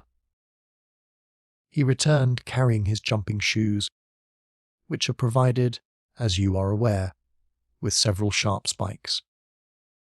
As he passed your window he saw, by means of his great height, these proofs upon your table, and conjectured what they were. No harm would have been done had it not been that, as he passed your door, he perceived the key which had been left by the carelessness of your servant. A sudden impulse came over him to enter, and see if they were indeed the proofs. It was not a dangerous exploit, for he could always pretend that he had simply looked in to ask a question. Well, when he saw that they were indeed the proofs, it was then that he yielded to temptation. He put his shoes on the table. What was it you put on that chair near the window? Gloves, said the young man. Holmes looked triumphantly at Bannister. He put his gloves on the chair, and he took the proofs sheet by sheet to copy them. He thought the tutor must return by the main gate and that he would see him. As we know, he came back by the side gate. Suddenly he heard him at the very door. There was no possible escape. He forgot his gloves, but he caught up his shoes and darted into the bedroom. You observe that the scratch on that table is slight at one side, but deepens in the direction of the bedroom door. That in itself is enough to show us that the shoe had been drawn in that direction, and that the culprit had taken refuge there. The earth round the spike had been left on the table, and a second sample was loosened and fell in the bedroom. I may add that I walked out to the athletic grounds this morning, saw that tenacious black clay is used in the jumping pit, and carried away a specimen of it, together with some of the fine tan, or sawdust which is strewn over it to prevent the athlete from slipping. Have I told the truth, Mr. Gilchrist? The student had drawn himself erect. Yes, sir, it is true, said he. Good heavens, have you nothing to add?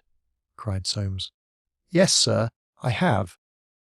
But the shock of this disgraceful exposure has bewildered me. I have a letter here, Mr. Soames, which I wrote to you early this morning in the middle of a restless night. It was before I knew that my sin had found me out. Here it is, sir. You will see that I have said I have determined not to go in for the examination. I have been offered a commission in the Rhodesian police, and I am going out to South Africa at once. I am indeed pleased to hear that you did not intend to profit by your unfair advantage, said Soames. But why did you change your purpose? Gilchrist pointed to Bannister. There is the man who set me in the right path, said he. Come now, Bannister, said Holmes. It will be clear to you, from what I have said, that only you could have let this young man out, since you were left in the room, and must have locked the door when you went out. As to his escaping by that window, it was incredible. Can you not clear up the last point in this mystery and tell us the reasons for your action? It was simple enough, sir, if you only had known, but, with all your cleverness, it was impossible that you could know. Time was, sir, when I was butler to old Sir Jabez Gilchrist, this young gentleman's father. When he was ruined, I came to the college as servant, but I never forgot my old employer, because he was down in the world. I watched his son all I could for the sake of the old days. Well, sir, when I came into this room yesterday, when the alarm was given, the very first thing I saw was Mr. Gilchrist's tan gloves are lying in that chair. I knew those gloves well, and I understood their message. If Mr. Soames saw them, the game was up. I flopped down into that chair, and nothing would budge me until Mr. Soames he went for you. Then out came my poor young master, whom I had dandled on my knee, and confessed it all to me. Wasn't it natural, sir, that I should save him? And wasn't it natural also that I should try to speak to him as his dead? Father would have done, and make him understand that he could not profit by such a deed. Could you blame me, sir? No, indeed, said Holmesley, springing to his feet. Well, Soames, I think we have cleared your little problem up, and our breakfast awaits us at home. Come, Watson. As to you, sir, I trust that a bright future awaits you in Rhodesia. For once you have fallen low, let us see in the future how high you can rise. The Adventure of the Golden Pince-Nez. When I look at the 3 massive manuscript volumes which contain our work for the year 1894, I confess that it is very difficult for me, out of such a wealth of material, to select the cases which are most interesting in themselves, and at the same time most conducive to a display of those peculiar powers for which my friend was famous.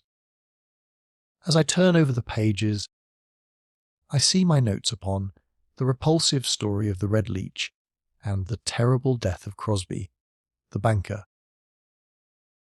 Here also I find an account of the Addleton tragedy and the singular contents of the ancient British barrow. The famous Smith-Mortimer succession case comes also within this period, and so does the tracking and arrest of Hewett. The Boulevard Assassin, an exploit which won for Holmes an autograph, letter of thanks from the French President, and the Order of the Legion of Honour. Each of these would furnish a narrative.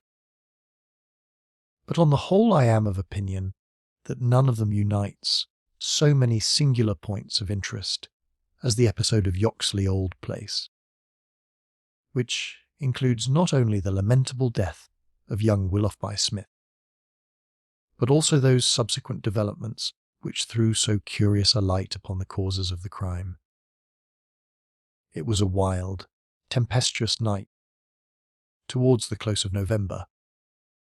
Holmes and I sat together in silence all the evening. He engaged with a powerful lens deciphering the remains of the original inscription upon a palimpsest, I deep in a recent treatise upon surgery. Outside the wind howled down Baker Street, while the rain beat fiercely against the windows. It was strange there, in the very depths of the town, with 10 miles of man's handiwork on every side of us, to feel the iron grip of nature, and to be conscious that to the huge elemental forces all London was no more than the molehills that dot the fields. I walked to the window and looked out on the deserted street. The occasional lamps gleamed on the expanse of muddy road and shining pavement.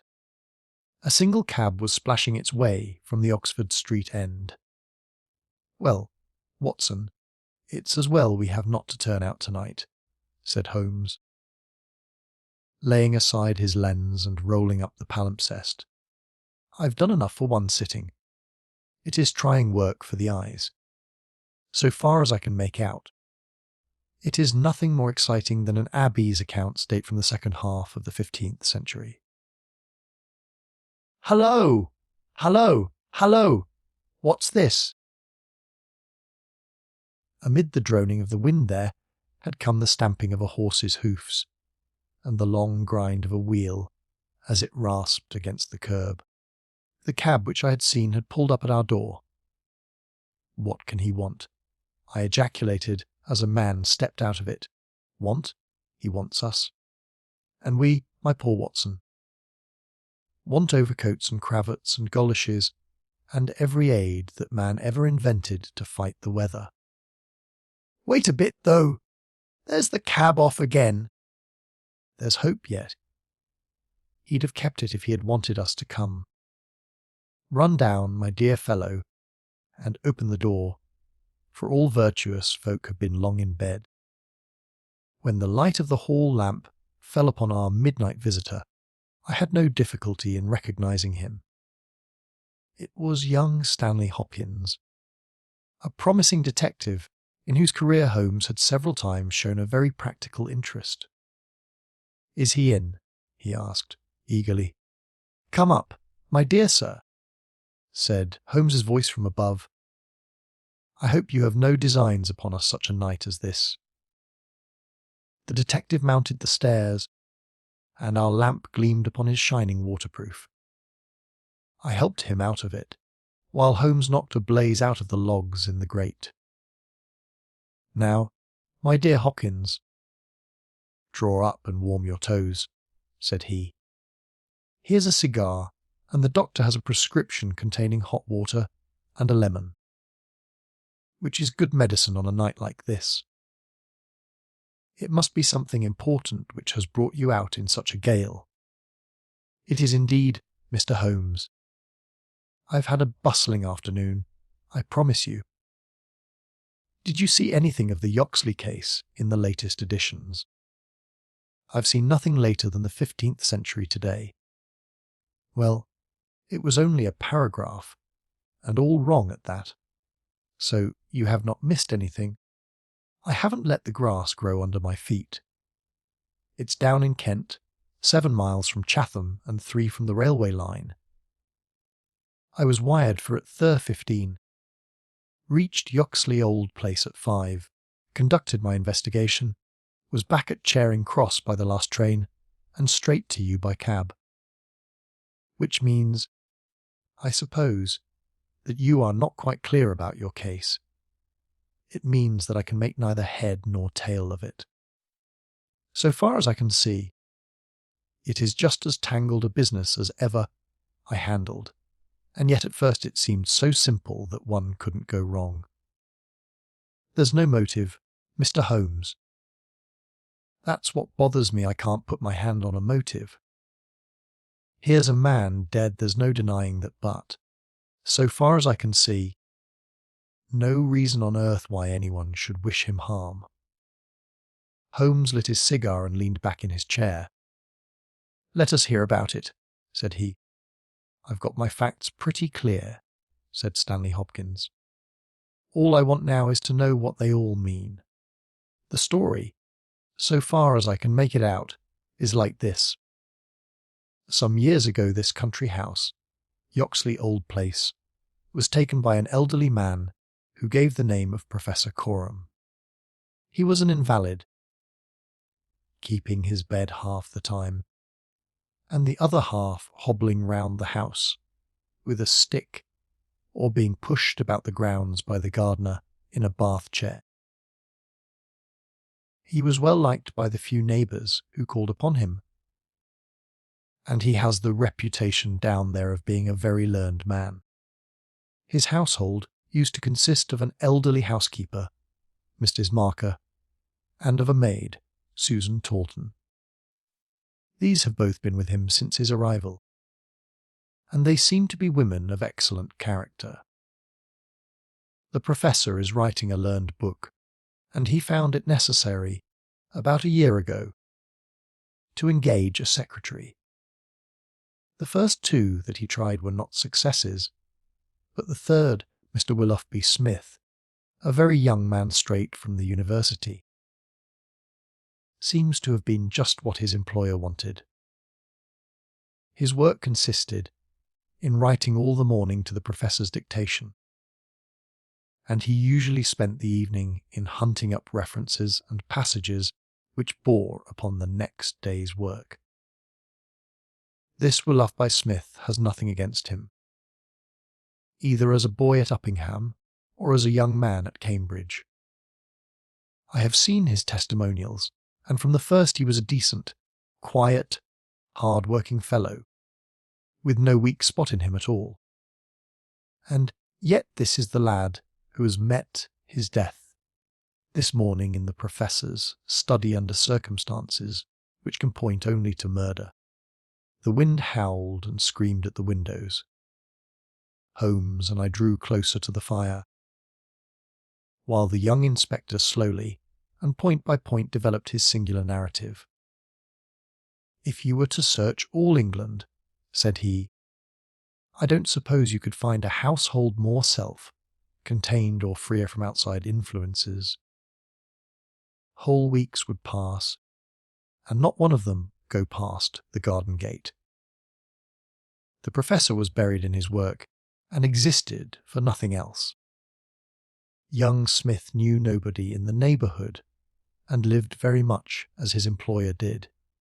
The two women had nothing to take them from the house. Mortimer, the gardener who wheels the Bath chair, is an army pensioner, an old Crimean man of excellent character. He does not live in the house, but in a 3-roomed cottage at the other end of the garden. Those are the only people that you would find within the grounds of Yoxley Old Place. At the same time, the gate of the garden is 100 yards from the main London to Chatham Road. It opens with a latch, and there is nothing to prevent anyone from walking in. Now I will give you the evidence of Susan Tartan, who is the only person who can say anything positive about the matter. It was in the forenoon, between 11 and 12. She was engaged at the moment in hanging some curtains in the upstairs front bedroom. Professor Coram was still in bed, for when the weather is bad he seldom rises before midday. The housekeeper was busied with some work in the back of the house. Willoughby Smith had been in his bedroom, which he uses as a sitting room. But the maid heard him at that moment pass along the passage and descend to the study immediately below her. She did not see him, but she says that she could not be mistaken in his quick, firm tread. She did not hear the study door close, but a minute or so later there was a dreadful cry in the room below. It was a wild, hoarse scream, so strange and unnatural that it might have come either from a man or a woman. At the same instant there was a heavy thud, which shook the old house, and then all was silence. The maid stood petrified for a moment, and then, recovering her courage, she ran downstairs. The study door was shut, and she opened it. Inside, young Mr. Willoughby-Smith was stretched upon the floor. At first she could see no injury, but as she tried to raise him she saw that blood was pouring from the underside of his neck. It was pierced by a very small but very deep wound, which had divided the carotid artery. The instrument with which the injury had been inflicted lay upon the carpet beside him. It was one of those small sealing, wax knives to be found on old, fashioned writing tables, with an ivory handle and a stiff blade. It was part of the fittings of the professor's own desk. At first the maid thought that young Smith was already dead, but on pouring some water from the carafe over his forehead he opened his eyes for an instant. "The professor," he murmured, "it was she." The maid is prepared to swear that those were the exact words. He tried desperately to say something else, and he held his right hand up in the air. Then he fell back dead. In the meantime the housekeeper had also arrived upon the scene, but she was just too late to catch the young man's dying words. Leaving Susan with the body, she hurried to the professor's room. He was sitting up in bed, horribly agitated, for he had heard enough to convince him that something terrible had occurred. Mrs. Marker is prepared to swear that the professor was still in his night clothes, and indeed it was impossible for him to dress without the help of Mortimer, whose orders were to come at 12 o'clock. The professor declares that he heard the distant cry, but that he knows nothing more. He can give no explanation of the young man's last words. The professor, it was she, but imagines that they were the outcome of delirium. He believes that Willoughby-Smith had not an enemy in the world, and can give no reason for the crime. His first action was to send Mortimer, the gardener, for the local police. A little later the chief constable sent for me. Nothing was moved before I got there, and strict orders were given that no one should walk upon the paths leading to the house. It was a splendid chance of putting your theories into practice. Mr. Sherlock Holmes, there was really nothing wanting. Except Mr. Sherlock Holmes, said my companion, with a somewhat bitter smile. Well, let us hear about it. What sort of a job did you make of it? I must ask you first, Mr. Holmes, to glance at this rough plan, which will give you a general idea of the position of the Professor's study and the various points of the case. It will help you in following my investigation. He unfolded the rough chart, which I here reproduce, and he laid it across Holmes's knee. I rose and, standing behind Holmes, studied it over his shoulder. Professor's study.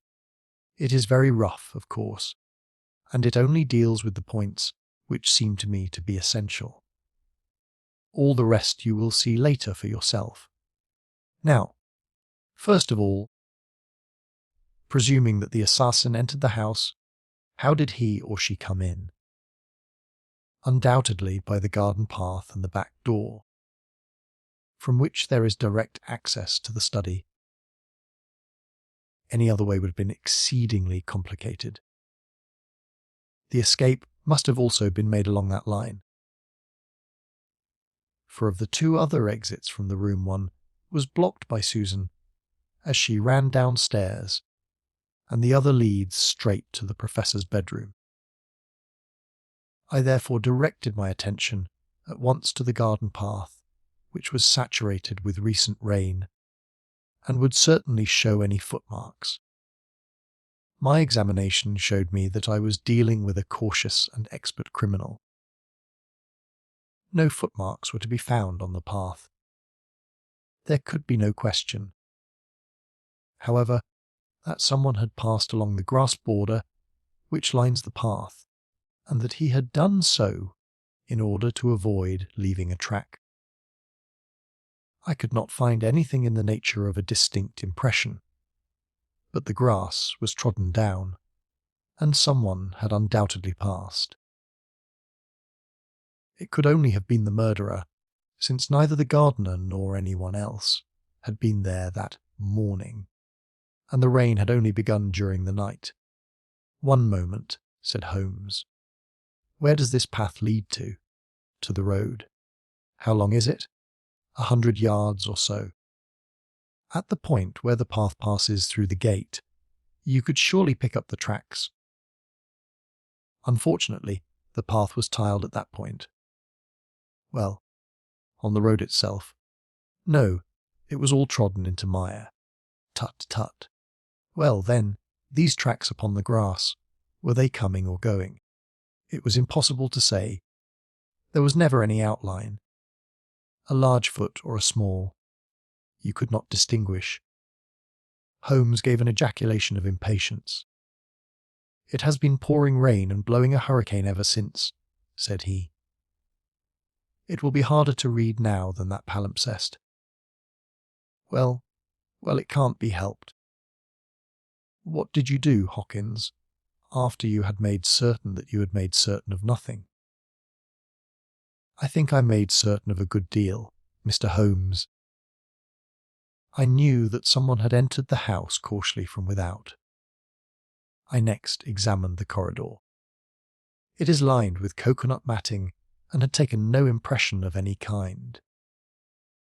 This brought me into the study itself. It is a scantily furnished room. The main article is a large writing table with a fixed bureau. This bureau consists of a double column of drawers, with a central small cupboard between them. The drawers were open, the cupboard locked. The drawers, it seems, were always open, and nothing of value was kept in them. There were some papers of importance in the cupboard, but there were no signs that this had been tampered with, and the Professor assures me that nothing was missing. It is certain that no robbery has been committed. I come now to the body of the young man. It was found near the bureau, and just to the left of it, as marked upon that chart. The stab was on the right side of the neck, and from behind forward, so that it is almost impossible that it could have been self-inflicted. Unless he fell upon the knife, said Holmes. Exactly. The idea crossed my mind. But we found the knife some feet away from the body, so that seems impossible. Then, of course, there are the man's own dying words. And finally, there was this very important piece of evidence which was found clasped in the dead man's right hand. From his pocket Stanley Hopkins drew a small paper packet. He unfolded it and disclosed a golden pince-nez with 2 broken ends of black silk cord dangling from the end of it. Willoughby Smith had excellent sight, he added. There can be no question that this was snatched from the face or the person of the assassin. Sherlock Holmes took the glasses into his hand and examined them with the utmost attention and interest. He held them on his nose, endeavoured to read through them, went to the window, and stared up the street with them, looked at them most minutely in the full light of the lamp, and finally, with a chuckle, seated himself at the table and wrote a few lines upon a sheet of paper, which he tossed across to Stanley Hopkins. "That's the best I can do for you," said he. "It may prove to be of some use." The astonished detective read the note aloud. It ran as follows: "Wanted a woman of good address, attired like a lady. She has a remarkably thick nose, with eyes which are set close upon either side of it. She has a puckered forehead, a peering expression, and probably rounded shoulders. There are indications that she has had recourse to an optician at least twice during the last few months. As her glasses are of remarkable strength, and as opticians are not very numerous, there should be no difficulty in tracing her." Holmes smiled at the astonishment of Hopkins, which must have been reflected upon my features. "Surely my deductions are simplicity itself," said he. "It would be difficult to name any articles which afford a finer field for inference than a pair of glasses, especially so remarkable a pair as these. That they belong to a woman I infer from their delicacy, and also, of course, from the last words of the dying man. As to her being a person of refinement and well dressed, they are, as you perceive, handsomely mounted in solid gold, and it is inconceivable that anyone who wore such glasses could be slatternly in other respects.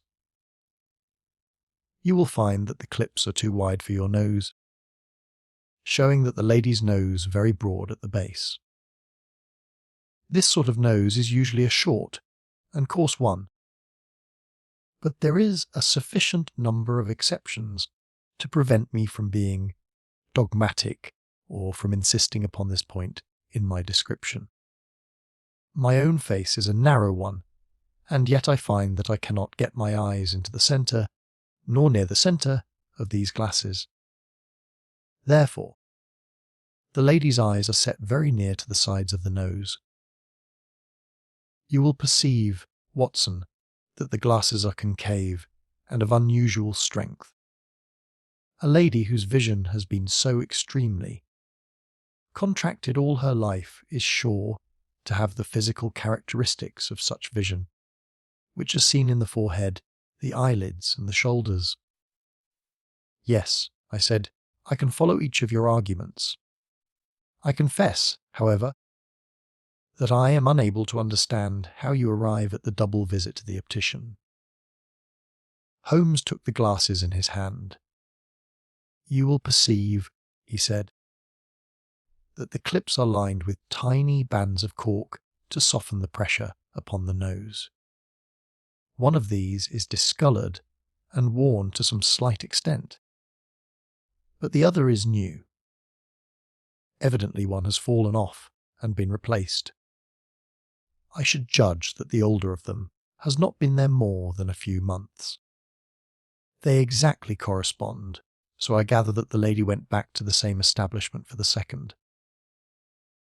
"By George, it's marvellous!" cried Hawkins, in an ecstasy of admiration. "To think that I had all that evidence in my hand and never knew it. I had intended, however, to go the round of the London opticians. Of course you would. Meanwhile, have you anything more to tell us about the case?" "Nothing, Mr. Holmes. I think that you know as much as I do now, probably more. We have had inquiries made as to any stranger seen on the country roads or at the railway station. We have heard of none. What beats me is the utter want of all object in the crime. Not a ghost of a motive can anyone suggest. Ah, there I am not in a position to help you. But I suppose you want us to come out tomorrow, if it is not asking too much, Mr. Holmes. There's a train from Charing Cross to Chatham at 6 in the morning, and we should be at Yoxley Old Place between 8 and 9. Then we shall take it. Your case has certainly some features of great interest, and I shall be delighted to look into it. Well, it's nearly 1, and we had best get a few hours' sleep. I dare say you can manage all right on the sofa in front of the fire. I'll light my spirit lamp and give you a cup of coffee before we start." The gale had blown itself out next day, but it was a bitter morning when we started upon our journey. We saw the cold winter sun rise over the dreary marshes of the Thames, and the long, solemn reaches of the river, which I shall ever associate with our pursuit of the Andaman Islander in the earlier days of our career. After a long and weary journey, we alighted at a small station some miles from Chatham. While a horse was being put into a trap at the local inn, we snatched a hurried breakfast, and so we were all ready for business when we at last arrived at Yoxley Old Place. A constable met us at the garden gate. "Well, Wilson, any news?" "No, sir, nothing." "No reports of any stranger seen?" "No, sir. Down at the station they are certain that no stranger either came or went yesterday." "Have you had inquiries made at inns and lodgings?" "Yes, sir. There is no one that we cannot account for." "Well, it's only a reasonable walk to Chatham. Anyone might stay there or take a train without being observed. This is the garden path of which I spoke, Mr. Holmes. I'll pledge my word there was no mark on it yesterday." "On which side were the marks on the grass?" "This side, sir. This narrow margin of grass between the path and the flower bed. I can't see the traces now, but they were clear to me then." "Yes, yes." "Someone has passed along," said Holmes, stooping over the grass border. "Our lady must have picked her steps carefully, must she not? Since on the one side she would leave a track on the path, and on the other an even clearer one on the soft bed. Yes, sir, she must have been a cool hand." I saw an intent look pass over Holmes's face. "You say that she must have come back this way?" "Yes, sir, there is no other." "On this strip of grass?" "Certainly, Mr. Holmes." It was a very remarkable performance, very remarkable. Well, I think we have exhausted the path. Let us go farther. This garden door is usually kept open, I suppose. Then this visitor had nothing to do but to walk in. The idea of murder was not in her mind, or she would have provided herself with some sort of weapon instead of having to pick this knife off the writing table. She advanced along this corridor, leaving no traces upon the coconut matting. Then she found herself in this study. How long was she there? We have no means of judging. Not more than a few minutes, sir. I forgot to tell you that Mrs. Marker, the housekeeper, had been in there tidying not very long, before about a quarter of an hour, she says. Well, that gives us a limit. Our lady enters this room, and what does she do? She goes over to the writing table. What for? Not for anything in the drawers. If there had been anything worth her taking, it would surely have been locked up. No, it was for something in that wooden bureau. Hello! What is that scratch upon the face of it? Just hold a match. Watson. Why did you not tell me of this, Hopkins? The mark which he was examining began upon the brass work on the right-hand side of the keyhole, and extended for about 4 inches, where it had scratched the varnish from the surface. I noticed it, Mr. Holmes. But you'll always find scratches round a keyhole. This is recent, quite recent. See how the brass shines where it is cut. An old scratch would be the same colour as the surface. Look at it through my lens. There's the varnish, too, like earth on each side of a furrow. Is Mrs. Marker there? A sad-faced, elderly woman came into the room. Did you dust this bureau yesterday morning? Yes, sir. Did you notice this scratch? No, sir, I did not. I am sure you did not, for a duster would have swept away these shreds of varnish. Who has the key of this bureau? The professor keeps it on his watch chain. Is it a simple key? No, sir, it is a Chubb's key. Very good. Mrs. Marker, you can go. Now we are making a little progress. Our lady enters the room, advances to the bureau, and either opens it or tries to do so. While she is thus engaged, young Willuffe-by-Smith enters the room. In her hurry to withdraw the key, she makes this scratch upon the door. He seizes her, and she, snatching up the nearest object, which happens to be this knife, strikes at him in order to make him let go his hold. The blow is a fatal one. He falls and she escapes, either with or without the object for which she has come. Is Susan, the maid, there? Could anyone have got away through that door after the time that you heard the cry, Susan? No, sir, it is impossible. Before I got down the stair, I'd have seen anyone in the passage. Besides, the door never opened, or I would have heard it. That settles this exit. Then no doubt the lady went out the way she came. I understand that this other passage leads only to the professor's room. There is no exit that way. No, sir. We shall go down it and make the acquaintance of the professor. Halloa, Hawkins! This is very important indeed. The professor's corridor is also lined with coconut matting. Well, sir, what of that? Don't you see any bearing upon the case? Well, I don't insist upon it.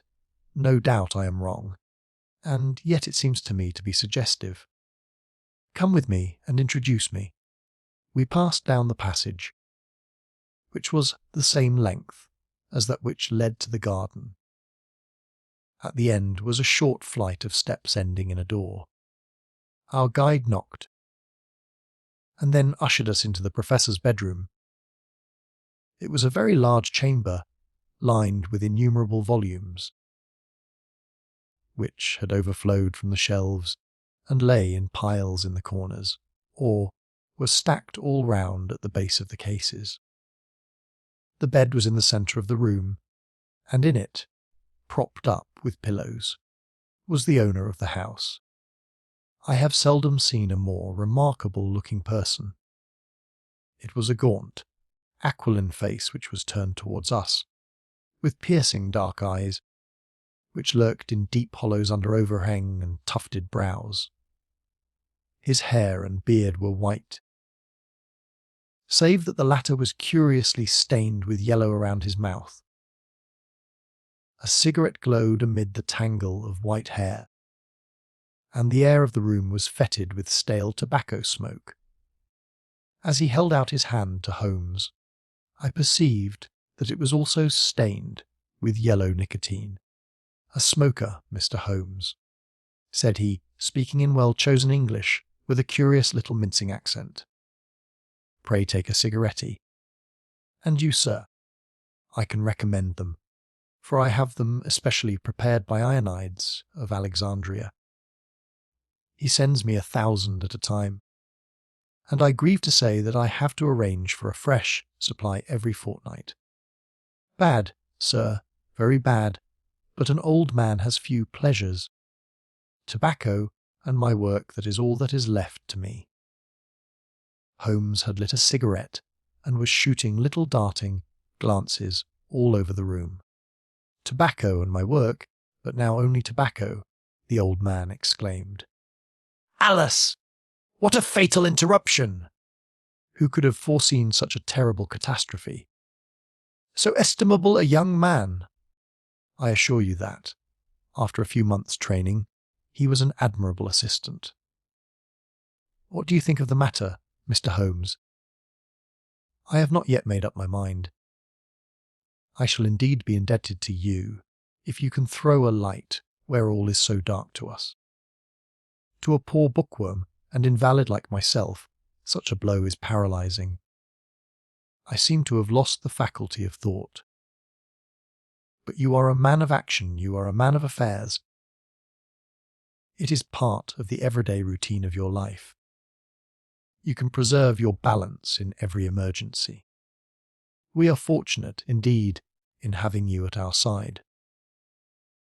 Holmes was pacing up and down one side of the room, whilst the old professor was talking. I observed that he was smoking with extraordinary rapidity. It was evident that he shared our host's liking for the fresh Alexandrian cigarettes.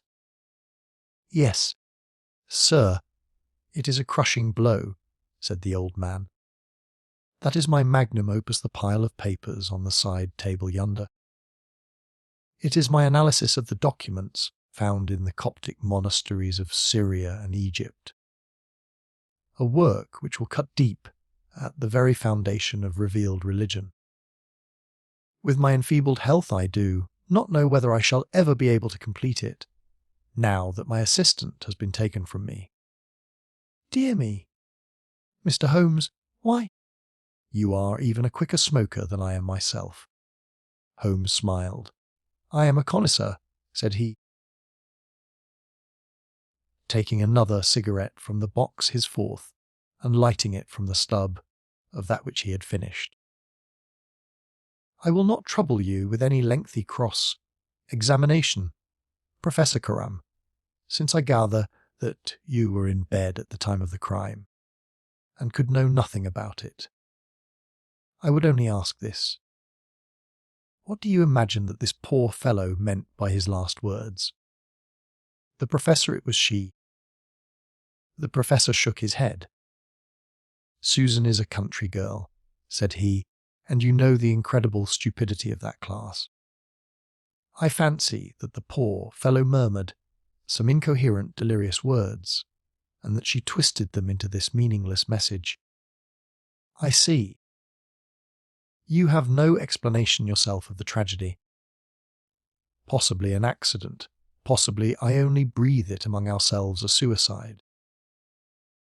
Young men have their hidden troubles, some affair of the heart, perhaps, which we have never known. It is a more probable supposition than murder, but the eyeglasses— Ah, I am only a student, a man of dreams. I cannot explain the practical things of life, but still, we are aware, my friend, that love gauges may take strange shapes. By all means, take another cigarette. It is a pleasure to see anyone appreciate them so. A fan, a glove. Glasses, who knows what article may be carried as a token or treasured when a man puts an end to his life. This gentleman speaks of footsteps in the grass. But, after all, it is easy to be mistaken on such a point. As to the knife, it might well be thrown far from the unfortunate man as he fell.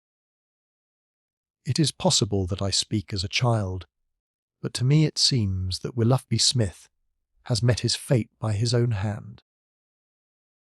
Holmes seemed struck by the theory thus put forward, and he continued to walk up and down for some time, lost in thought and consuming cigarette after cigarette. "Tell me, Professor Coram," he said, "at last, what is in that cupboard in the bureau?" "Nothing that would help a thief. Family papers, letters from my poor wife, diplomas of universities which have done me honour. Here is the key. You can look for yourself." Holmes picked up the key and looked at it for an instant, then he handed it back. "No, I hardly think that it would help me," said he. "I should prefer to go quietly down to your garden and turn the whole matter over in my head.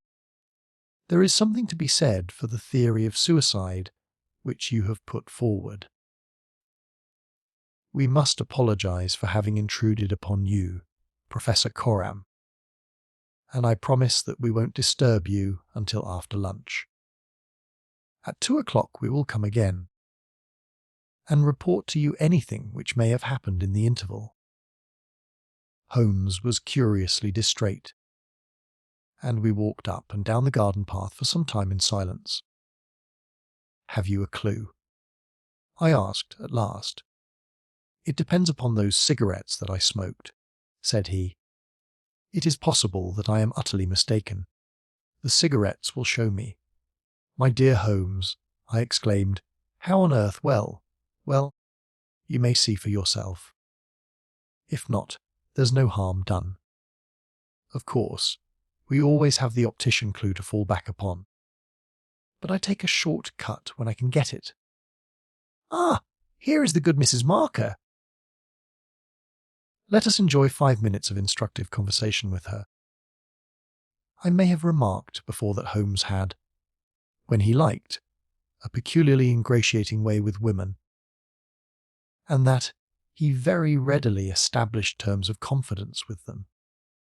In half the time which he had named, he had captured the housekeeper's goodwill and was chatting with her as if he had known her for years. "Yes, Mr. Holmes, it is as you say, sir. He does smoke something terrible. All day and sometimes all night, sir. I've seen that room of a morning well, sir. You'd have thought it was a London fog. Poor young Mr. Smith, he was a smoker also, but not as bad as the Professor. His health well. I don't know that it's better nor worse for the smoking." "Ah," said Holmes, "but it kills the appetite." "Well, I don't know about that, sir. I suppose the Professor eats hardly anything." "Well, he is variable. I'll say that for him.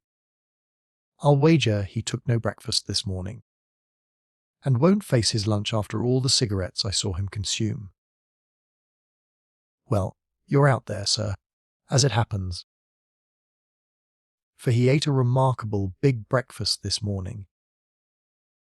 I don't know when I've known him make a better one, and he's ordered a good dish of cutlets for his lunch.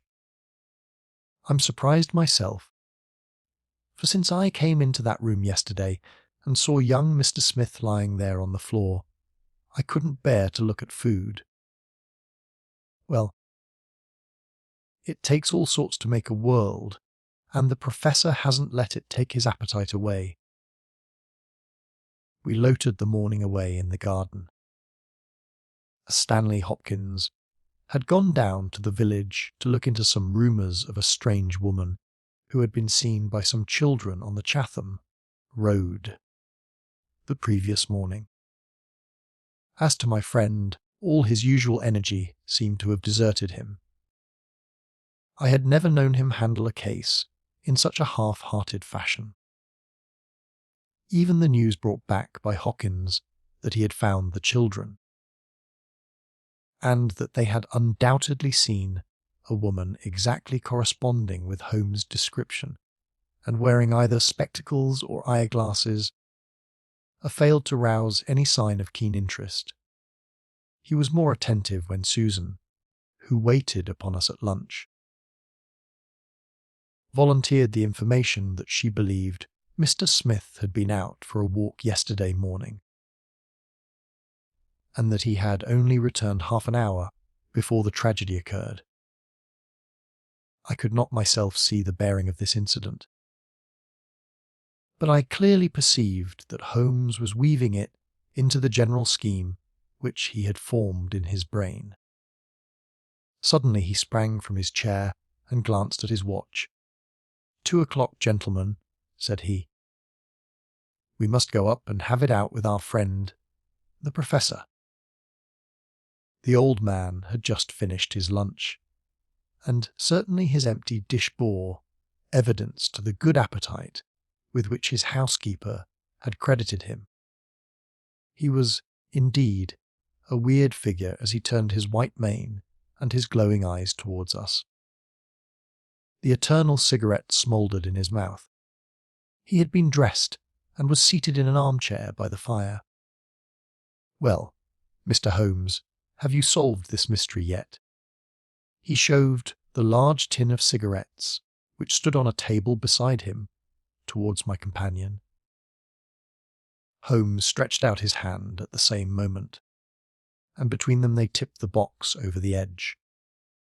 For a minute or two we were all on our knees retrieving stray cigarettes from impossible places. When we rose again, I observed Holmes' eyes were shining and his cheeks tinged with colour. Only at a crisis have I seen those battle signals flying. Yes, said he, I have solved it. Stanley Hawkins and I stared in amazement. Something like a sneer quivered over the gaunt features of the old professor. Indeed, in the garden. No, here. When? This instant. You are surely joking, Mr. Sherlock Holmes. You compel me to tell you that this is too serious a matter to be treated in such a fashion. I have forgaged and tested every link of my chain. Professor Coram, and I am sure that it is sound. What your motives are, or what exact part you play in this strange business, I am not yet able to say. In a few minutes I shall probably hear it from your own lips. Meanwhile I will reconstruct what is past for your benefit, so that you may know the information which I still require. A lady yesterday entered your study. She came with the intention of possessing herself of certain documents which were in your bureau. She had a key of her own. I have had an opportunity of examining yours, and I do not find that slight discoloration, which the scratch made upon the varnish would have produced. You were not an accessory, therefore, and she came, so far as I can read the evidence, without your knowledge to rob you. The professor blew a cloud from his lips. This is most interesting and instructive, said he. Have you no more to add? Surely, having traced this lady so far, you can also say what has become of her. I will endeavour to do so. In the first place, she was seized by your secretary, and stabbed him in order to escape. This catastrophe I am inclined to regard as an unhappy accident, for I am convinced that the lady had no intention of inflicting so grievous an injury. An assassin does not come unarmed. Horrified by what she had done, she rushed wildly away from the scene of the tragedy. Unfortunately for her, she had lost her glasses in the scuffle, and as she was extremely short-sighted, she was really helpless without them.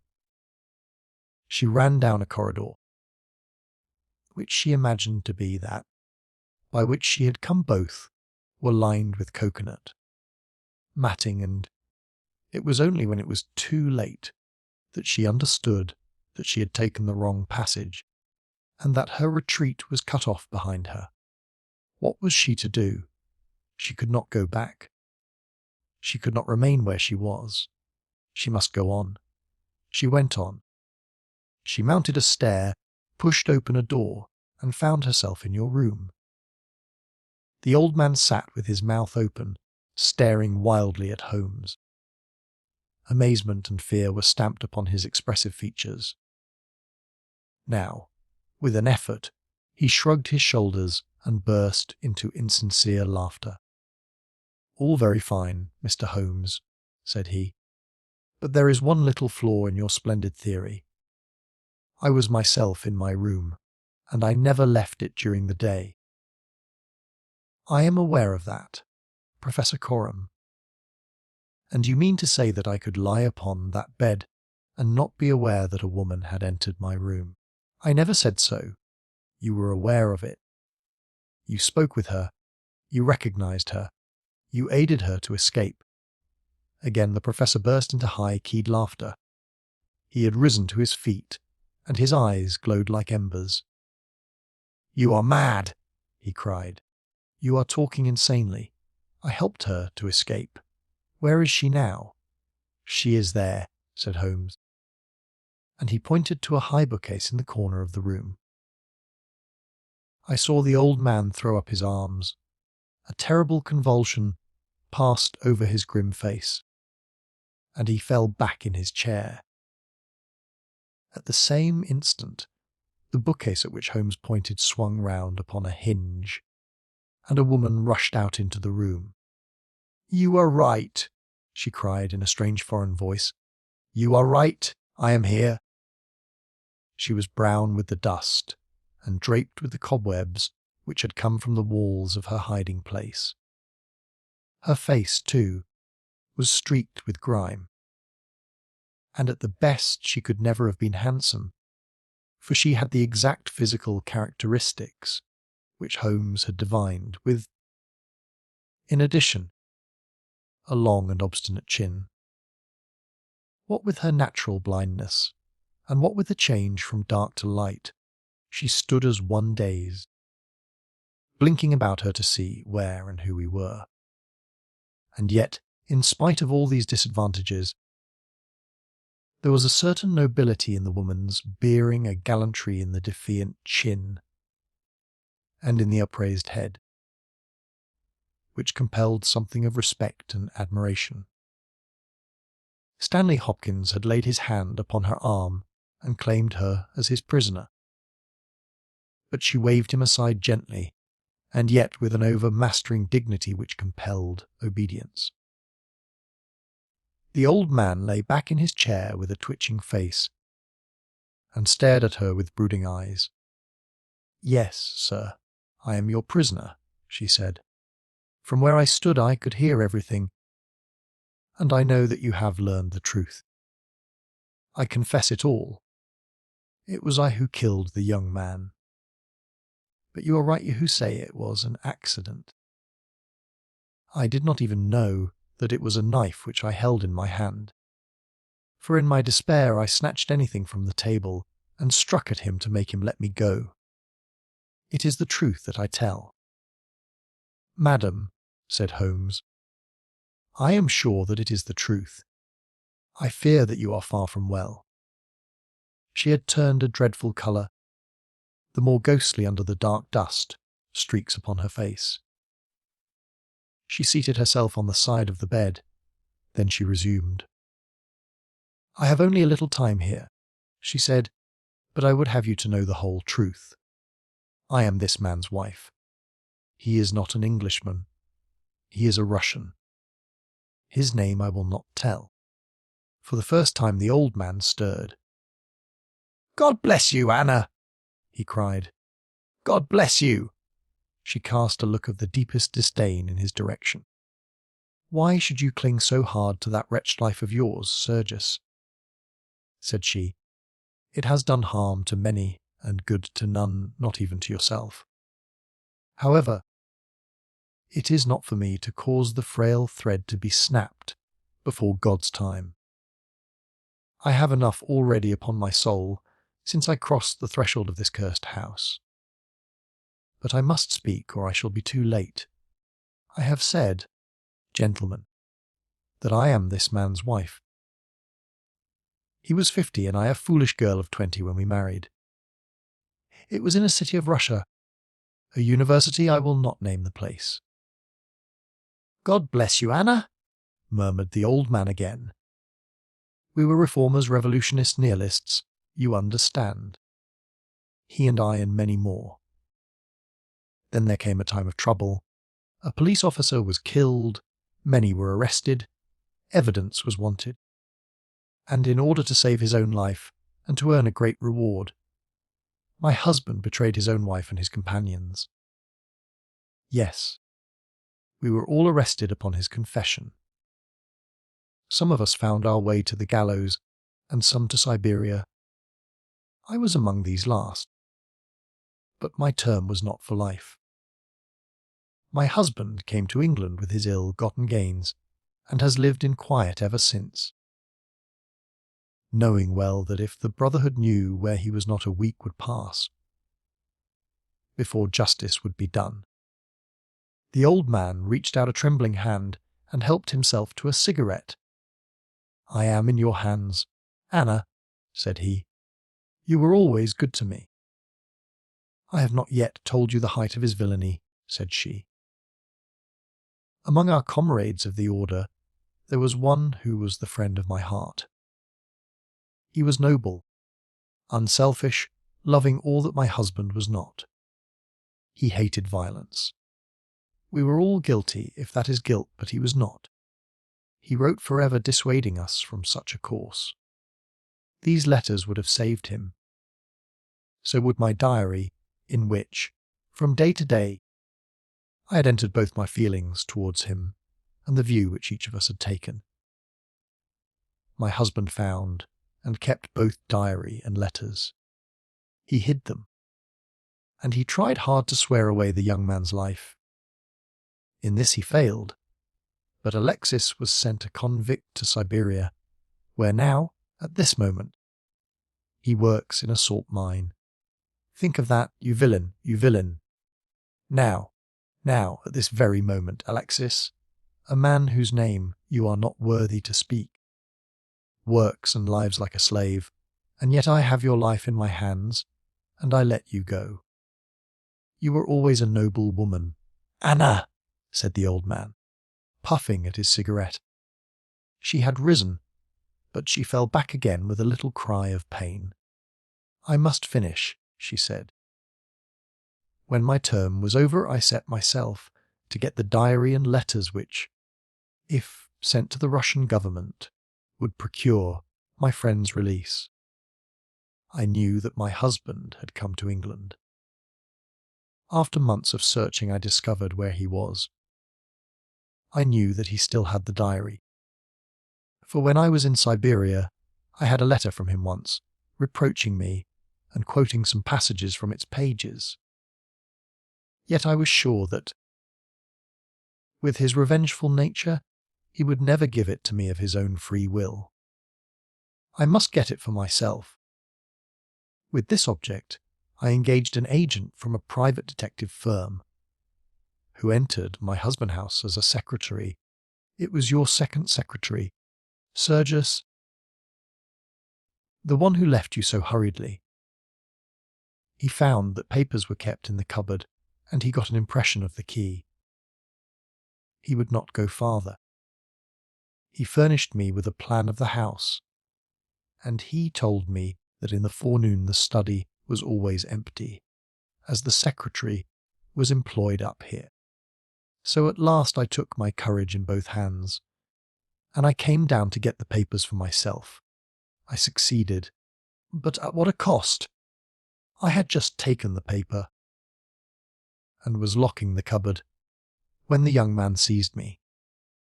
I had seen him already that morning. He had met me on the road, and I had asked him to tell me where Professor Coram lived, not knowing that he was in his employ. Exactly, said Holmes. The secretary came back, and told his employer of the woman he had met. Then, in his last breath. He tried to send a message that it was the she whom he had just discussed with him. "You must let me speak," said the woman, in an imperative voice, and her face contracted as if in pain. When he had fallen, I rushed from the room, chose the wrong door, and found myself in my husband's room. He spoke of giving me up. I showed him that if he did so, his life was in my hands. If he gave me to the law, I could give him to the brotherhood. It was not that I wished to live for my own sake, but it was that I desired to accomplish my purpose. He knew that I would do what I said, that his own fate was involved in mine.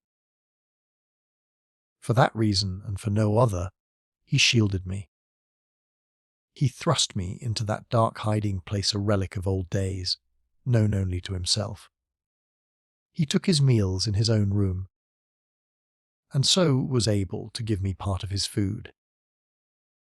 It was agreed that when the police left the house I should slip away by night and come back no more. But in some way you have read our plans. She tore from the bosom of her dress a small packet. "These are my last words," said she. "Here is the packet which will save Alexis. I confide it to your honour and to your love of justice. Take it. You will deliver it at the Russian embassy. Now, I have done my duty, and stop her!" cried Holmes. He had bounded across the room and had wrenched a small phial from her hand. "Too late," she said, sinking back on the bed. "Too late. I took the poison before I left my hiding place. My head swims. I am going. I charge you, sir, to remember the packet. A simple case, and yet, in some ways, an instructive one," Holmes remarked, as we travelled back to town. It hinged from the outset upon the Pince-Nez. But for the fortunate chance of the dying man having seized these, I am not sure that we could ever have reached our solution. It was clear to me, from the strength of the glasses, that the wearer must have been very blind and helpless when deprived of them. When you asked me to believe that she walked along a narrow strip of grass, without once making a false step, I remarked, as you may remember, that it was a noteworthy performance. In my mind I set it down as an impossible performance, save in the unlikely case that she had a second pair of glasses. I was forced, therefore, to consider seriously the hypothesis that she had remained within the house. On perceiving the similarity of the two corridors, it became clear that she might very easily have made such a mistake, and, in that case, it was evident that she must have entered the professor's room. I was keenly on the alert, therefore, for whatever would bear out this supposition, and I examined the room narrowly for anything in the shape of a hiding place. The carpet seemed continuous and firmly nailed, so I dismissed the idea of a trapdoor. There might well be a recess behind the books. As you are aware, such devices are common in old libraries.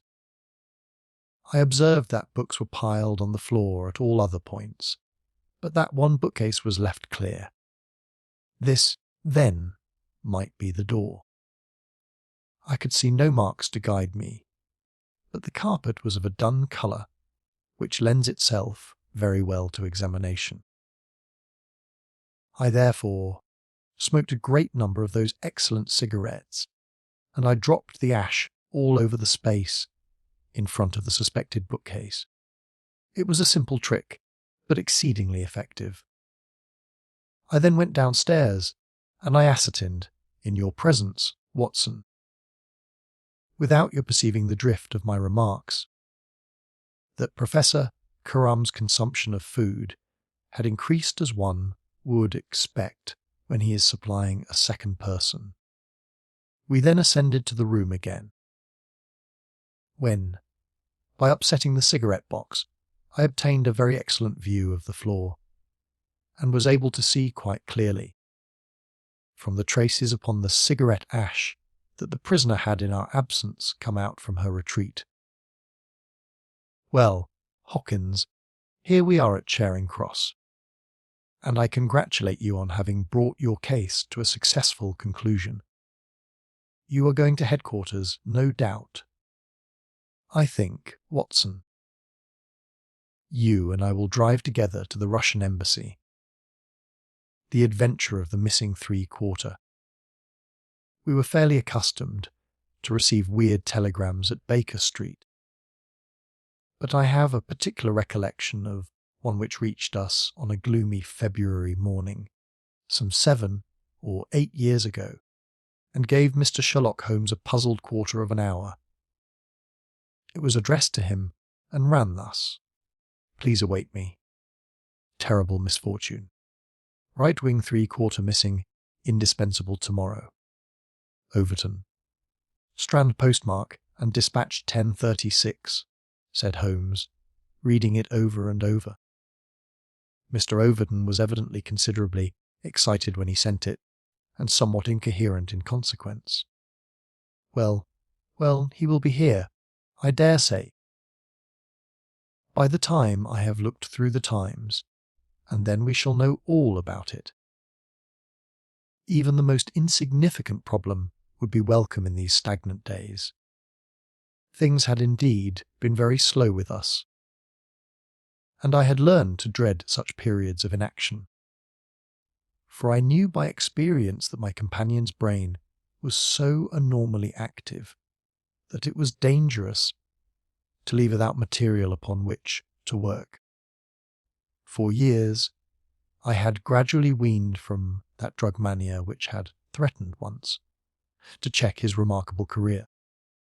Now I knew that under ordinary conditions, he no longer craved for this artificial stimulus, but I was well aware that the fiend was not dead, but sleeping, and I have known that the sleep was a light one, and the waking near, when in periods of idleness I have seen the drawn look upon Holmes' ascetic face, and the brooding of his deep-set and inscrutable eyes. Therefore I blessed this Mr. Overton, whoever he might be, since he had come with his enigmatic message, to break that dangerous calm which brought more peril to my friend than all the storms of his tempestuous life. As we had expected, the telegram was soon followed by its sender, and the card of Mr. Cyril Overton, Trinity College, Cambridge, announced the arrival of an enormous young man, 16 stone of solid bone and muscle, who spanned the doorway with his broad shoulders, and looked from one of us to the other with a comely face which was haggard with anxiety. "Mr. Sherlock Holmes." My companion bowed. "I've been down to Scotland Yard, Mr. Holmes. I saw Inspector Stanley Hawkins. He advised me to come to you. He said the case, so far as he could see, was more in your line than in that of the regular police. Pray sit down and tell me what is the matter." "It's awful. Mr. Holmes, simply awful." "I wonder my hair isn't grey. Godfrey Staunton, you've heard of him, of course. He's simply the hinge that the whole team turns on. I'd rather spare 2 from the pack and have Godfrey for 3 my quarter line.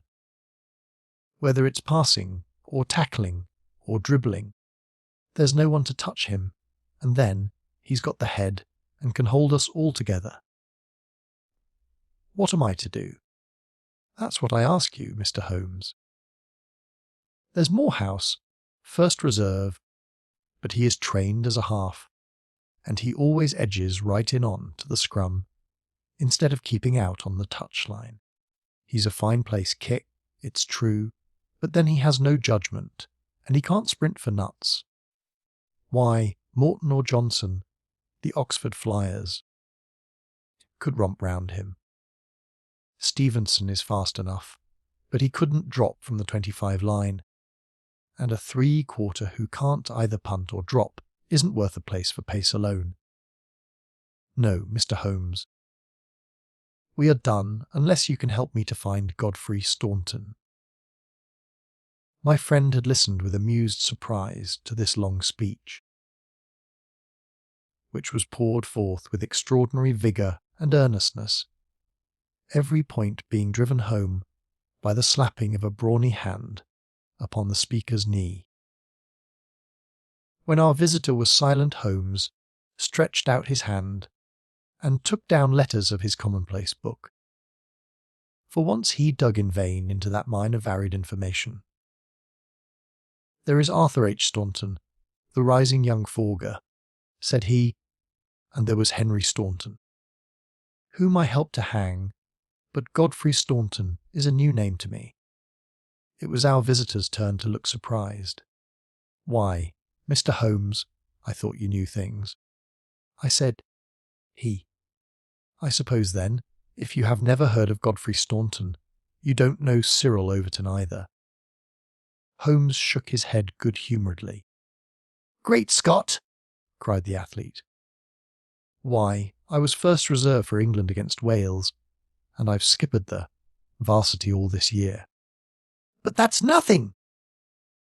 I didn't think there was a soul in England who didn't know Godfrey Staunton, the crack 3/4, Cambridge, Blackheath, and 5 internationals.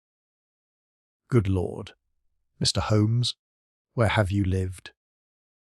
Holmes laughed at the young giant's nar of astonishment. You live in a different world to me.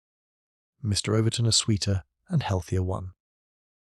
My ramifications stretch out into many sections of society, but never, I am happy to say, into amateur sport, which is the best and soundest thing in England. However, your unexpected visit this morning shows me that even in that world of fresh air and fair play, there may be work for me to do. So now, my good sir, I beg you to sit down and to tell me, slowly and quietly, exactly what it is that has occurred, and how you desire that I should help you.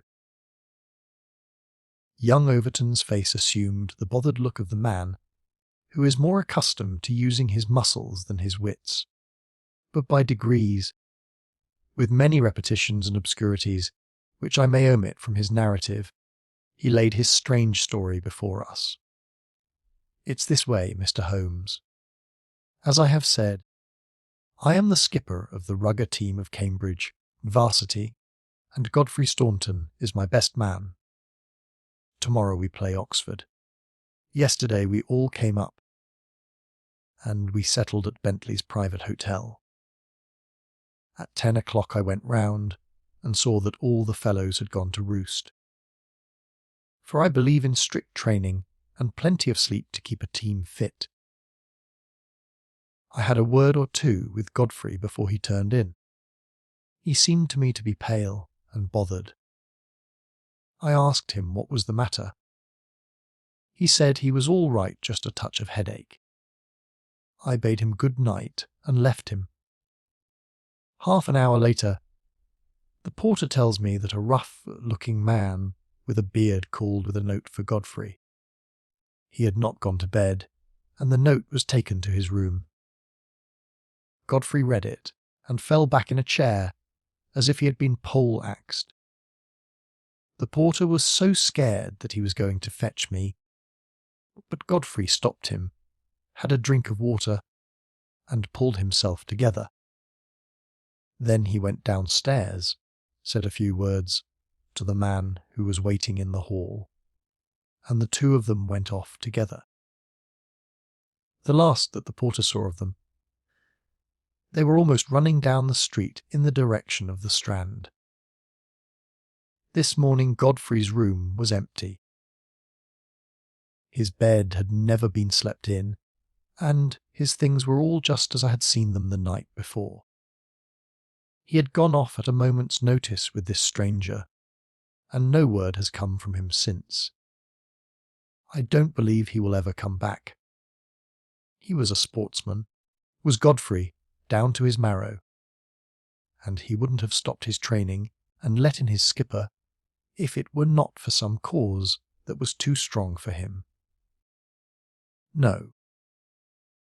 I feel as if he were gone for good, and we should never see him again. Sherlock Holmes listened with the deepest attention to this singular narrative.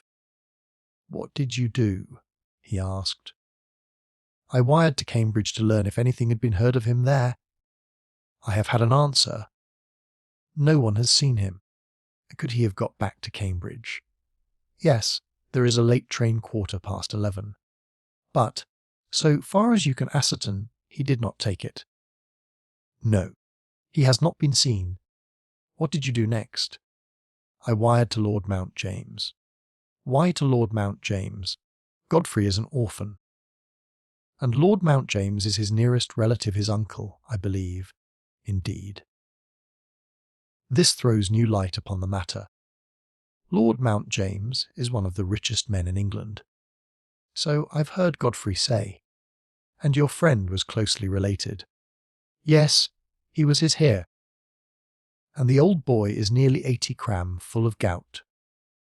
2. They say he could chalk his billiard chew with his knuckles. He never allowed Godfrey a shilling in his life, for he is an absolute miser. But it will all come to him right enough. Have you heard from Lord Mount James? No. What motive could your friend have in going to Lord Mount James? Well, something was worrying him the night before. And if it was to do with money, it is possible that he would make for his nearest relative, who had so much of it, though from all I heard he would not have much chance of getting it. Godfrey was not fond of the old man. He would not go if he could help it. Well, we can soon determine that. If your friend was going to his relative, Lord Mount James, you have then to explain the visit of this rough-looking fellow at so late an hour, and the agitation that was caused by his coming. Cyril Overton pressed his hands to his head. "I can make nothing of it," said he. Well, I have a clear day. "And I shall be happy to look into the matter," said Holmes. "I should strongly recommend you to make your preparations for your match without reference to this young gentleman. It must, as you say, have been an overpowering necessity which tore him away in such a fashion, and the same necessity is likely to hold him away. Let us step round together to the hotel, and see if the porter can throw any fresh light upon the matter."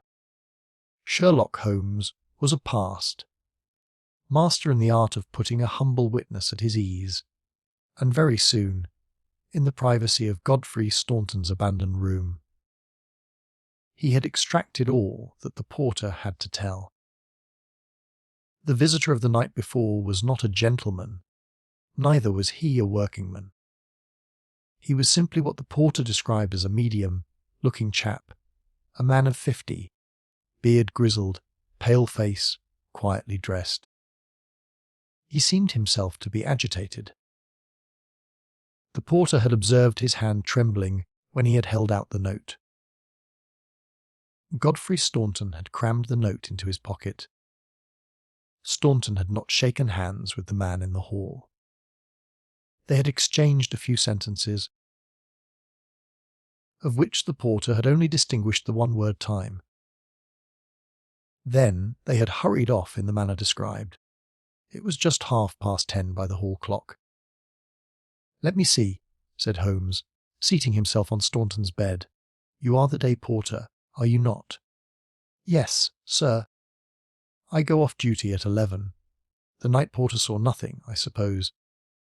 "No, sir. One theatre party came in late. No one else." "Were you on duty all day yesterday?" "Yes, sir." "Did you take any messages to Mr. Staunton?" "Yes, sir. One telegram." "Ah, that's interesting. What o'clock was this?" "About 6. Where was Mr. Staunton when he received it?" "Here in his room." "Were you present when he opened it?" Yes, sir. I waited to see if there was an answer. Well, was there? Yes, sir, he wrote an answer. Did you take it? No, he took it himself. But he wrote it in your presence. Yes, sir. I was standing by the door, and he with his back turned at that table. When he had written it, he said, "All right, porter, I will take this myself." What did he write it with? A pen, sir. Was the telegraphic form one of these on the table? Yes, sir. It was the top one. Holmes rose. Taking the forms, he carried them over to the window and carefully examined that which was uppermost. "It is a pity he did not write in pencil," said he, throwing them down again with a shrug of disappointment. "As you have no doubt frequently observed, Watson, the impression usually goes through a fact which has dissolved many a happy marriage. However, I can find no trace here. I rejoice, however, to perceive that he wrote with a broad, pointed, cool pen, and I can hardly doubt that we will find some impression upon this blotting pad. Ah, yes. Surely this is the very thing." He tore off a strip of the blotting paper and turned towards us the following hieroglyphic. Hieroglyphic Cyril Overton was much excited. "Hold it to the glass," he cried. "That is unnecessary," said Holmes. "The paper is thin, and the reverse will give the message. Here it is." He turned it over, and we read. The reverse. So that is the tail end of the telegram which Godfrey Staunton dispatched within a few hours of his disappearance. There are at least 6 words of the message which have escaped us. But what remains, "Stand by us for God's sake," proves that this young man saw a formidable danger which approached him, and from which someone else could protect him. Us, mark you! Another person was involved. Who should it be but the pale-faced, bearded man who seemed himself in so nervous a state? What, then, is the connection between Godfrey Staunton and the bearded man? And what is the third source from which each of them sought for help against pressing danger? Our inquiry has already narrowed down to that. We have only to find to whom that telegram is addressed, I suggested. Exactly, my dear Watson. Your reflection, though profound, had already crossed my mind. But I dare say it may have come to your notice that, counterful of another man's message, there may be some disinclination on the part of the officials to oblige you. There is so much red tape in these matters. However, I have no doubt that with a little delicacy and finesse the end may be attained. Meanwhile, I should like in your presence, Mr. Overton, to go through these papers which have been left upon the table. There were a number of letters, bills, and notebooks, which Holmes turned over and examined with quick, nervous fingers and darting, penetrating eyes. "Nothing here," he said at last. "By the way, I suppose your friend was a healthy young fellow, nothing amiss with him." Sound as a bell. "Have you ever known him ill?" "Not a day." "He has been laid up with a hack, and once he slipped his knee-cap, but that was nothing. Perhaps he was not so strong as you suppose. I should think he may have had some secret trouble. With your assent, I will put 1 or 2 of these papers in my pocket, in case they should bear upon our future inquiry." "One moment," cried a querulous voice, and we looked up to find a queer little old man, jerking and twitching in the doorway. He was dressed in rusty black, with a very broad-brimmed top hat and a loose white necktie, the whole effect being that of a very rustic parson or of an undertaker's mute. Yet, in spite of his shabby and even absurd appearance, His voice had a sharp crackle, and his manner a quick intensity which commanded attention. "Who are you?" "Sir, and by what right do you touch this gentleman's papers?" he asked. "I am a private detective, and I am endeavouring to explain his disappearance." "Oh, you are you? And who instructed you, eh?" "This gentleman, Mr. Staunton's friend, was referred to me by Scotland Yard." "Who are you, sir?" "I am Cyril Overton." "Then it is you who sent me a telegram." "My name is Lord Mount James." I came round as quickly as the Bayswater bus would bring me. "So you have instructed a detective?" "Yes, sir." "And are you prepared to meet the cost?" "I have no doubt, sir, that my friend Godfrey, when we find him, will be prepared to do that." "But if he is never found—" Answer me that."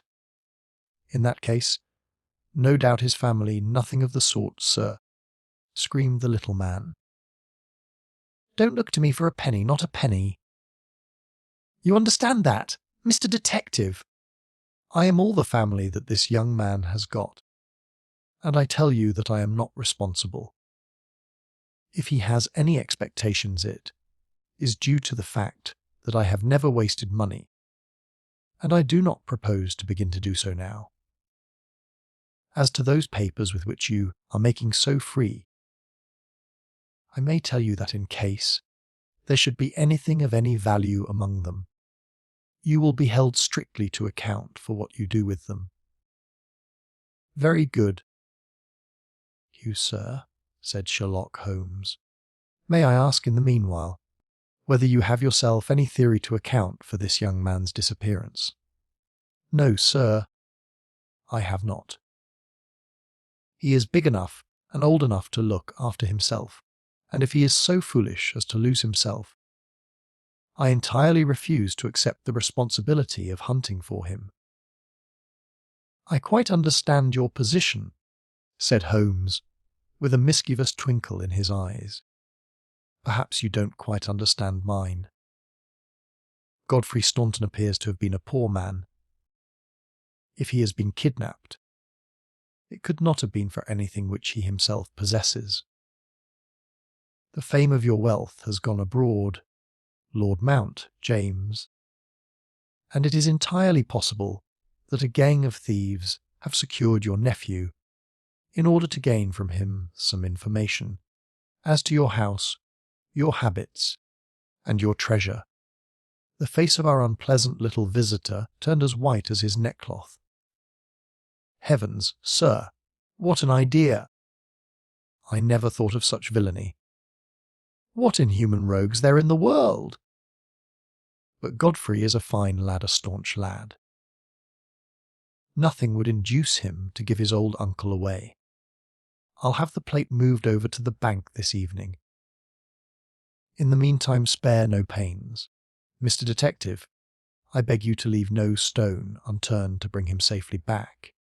As to money, well, so far as a fiver or even a tenner goes, you can always look to me, even in his chastened frame of mind."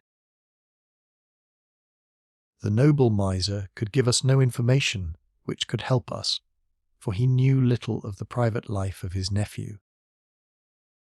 Our only clue lay in the truncated telegram, and with a copy of this in his hand, Holmes set forth to find a second link for his chain. We had shaken off Lord Mount James, and Overton had gone to consult with the other members of his team over the misfortune which had befallen them. There was a telegraph office at a short distance from the hotel. We halted outside it. "It's worth trying, Watson," said Holmes. "Of course. With a warrant we could demand to see the counterfeils, but we have not reached that stage yet. I don't suppose they remember faces in so busy a place. Let us venture it." "I am sorry to trouble you," said he, in his blandest manner, to the young woman behind the grating. "There is some small mistake about a telegram I sent yesterday. I have had no answer, and I very much fear that I must have omitted to put my name at the end. Could you tell me if this was so? The young woman turned over a sheaf of counterfoils. What o'clock was it? She asked. A little after 6. Whom was it to? Holmes put his finger to his lips and glanced at me.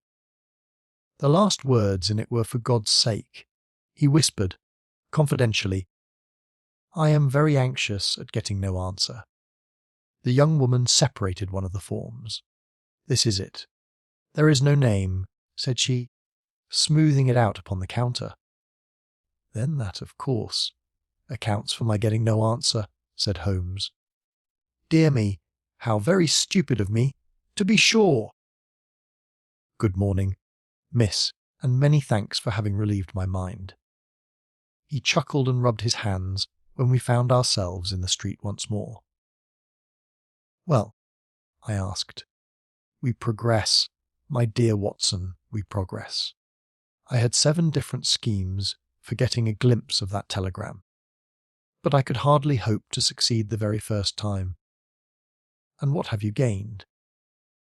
A starting point for our investigation. He hailed a cab. "King's Cross Station," said he. "We have a journey, then?" "Yes, I think we must run down to Cambridge together." All the indications seemed to me to point in that direction. "Tell me," I asked, as we rattled up Gray's Inn Road, "have you any suspicion yet as to the cause of the disappearance?" I don't think that among all our cases I have known one where the motives are more obscure. Surely you don't really imagine that he may be kidnapped in order to give information against his wealthy uncle? I confess, my dear Watson, that does not appeal to me as a very probable explanation. It struck me, however, as being the one which was most likely interest that exceedingly unpleasant old person. It certainly did that. But what are your alternatives? I could mention several. You must admit that it is curious and suggestive that this incident should occur on the eve of this important match, and should involve the only man whose presence seems essential to the success of the side. It may, of course, be a coincidence, but it is interesting. Amateur sport is free from betting, but a good deal of outside betting goes on among the public, and it is possible that it might be worth someone's while to get at a player as the ruffians of the turf get a race horse. There is one explanation. A second, very obvious one, is that this young man really is the heir of a great property, however modest his means may at present be, and it is not impossible that a plot to hold him for ransom might be concocted. These theories take no account of the telegram. Quite true, Watson. The telegram still remains the only solid thing with which we have to deal, and we must not permit our attention to wander away from it. It is to gain light upon the purpose of this telegram that we are now upon our way to Cambridge. The path of our investigation is at present obscure, but I shall be very much surprised if before evening we have not cleared it up, or made a considerable advance along it. It was already dark when we reached the old university city. Holmes took a cab at the station and ordered the man to drive to the house of Dr. Leslie Armstrong. A few minutes later, we had stopped at a large mansion in the busiest thoroughfare. We were shown in, and after a long wait were at last admitted into the consulting room, where we found the doctor seated behind his table. It argues the degree in which I had lost touch with my profession that the name of Leslie Armstrong was unknown to me.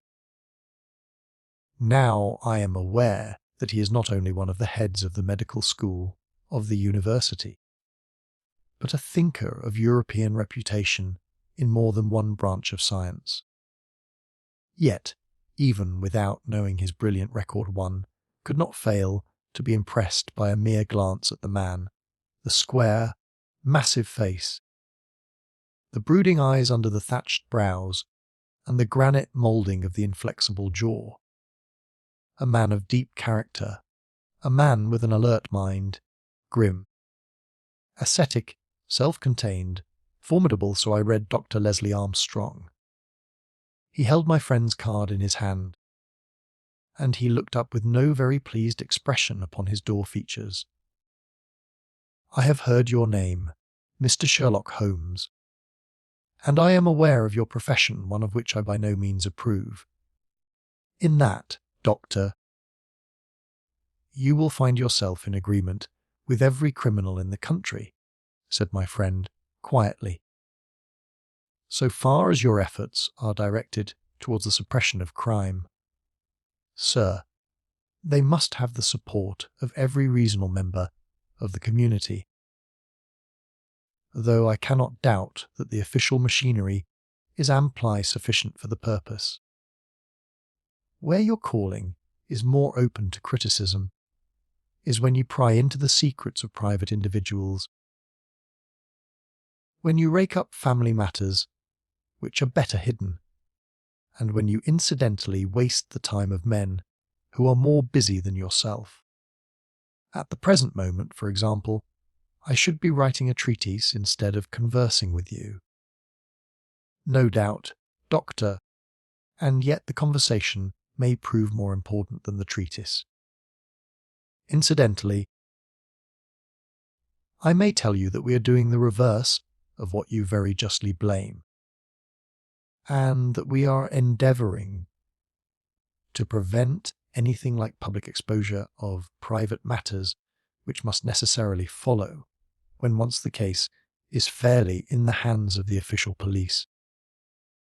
You may look upon me simply as an irregular pioneer who goes in front of the regular forces of the country. I have come to ask you about Mr. Godfrey Staunton. What about him? You know him, do you not? He is an intimate friend of mine. You are aware that he has disappeared. Ah, indeed. There was no change of expression in the rugged features of the doctor. He left his hotel last night. He has not been heard of. No doubt he will return. Tomorrow is the varsity football match. I have no sympathy with these childish games. The young man's fate interests me deeply, since I know him and like him. The football match does not come within my horizon at all. I claim your sympathy. Then, in my investigation of Mr. Staunton's fate, do you know where he is? Certainly not. You have not seen him since yesterday. No, I have not. Was Mr. Staunton a healthy man? Absolutely. Did you ever know him ill? Never. Holmes popped a sheet of paper before the doctor's eyes. Then perhaps you will explain this receipted bill for 13 guineas, paid by Mr. Godfrey Staunton last month, to Dr. Leslie Armstrong, of Cambridge. I picked it out from among the papers upon his desk. The doctor flushed with anger. I do not feel that there is any reason why I should render an explanation to you, Mr. Holmes. Holmes replaced the bill in his notebook. If you prefer a public explanation, it must come sooner or later, said he. I have already told you that I can hush up, that which others will be bound to publish, and you would really be wiser to take me into your complete confidence. I know nothing about it. Did you hear from Mr. Staunton in London? Certainly not. Dear me, the post office again, Holmes sighed warily. A most urgent telegram was dispatched to you from London. By Godfrey Staunton at 6:15 yesterday evening, a telegram which is undoubtedly associated with his disappearance, and yet you have not had it. It is most culpable. I shall certainly go down to the office here and register a complaint. Dr. Leslie Armstrong sprang up from behind his desk, and his dark face was crimson with fury. "I'll trouble you to walk out of my house, sir," said he. "You can tell your employer, Lord Mount James, that I do not wish to have anything to do either with him or with his agents." "No, sir, not another word." He rang the bell furiously. "John, show these gentlemen out." A pompous butler ushered us severely to the door, and we found ourselves in the street. Holmes burst out laughing. "Dr. Leslie Armstrong is certainly a man of energy and character," said he. "I have not seen a man who, if he turns his talents that way, was more calculated to fill the gap left by the illustrious Moriarty. And now, my poor Watson, here we are, stranded and friendless in this inhospitable town, which we cannot leave without abandoning our case. This little inn, just opposite Armstrong's house, is singularly adapted to our needs. If you would engage a front room and purchase the necessaries for the night, I may have time to make a few inquiries."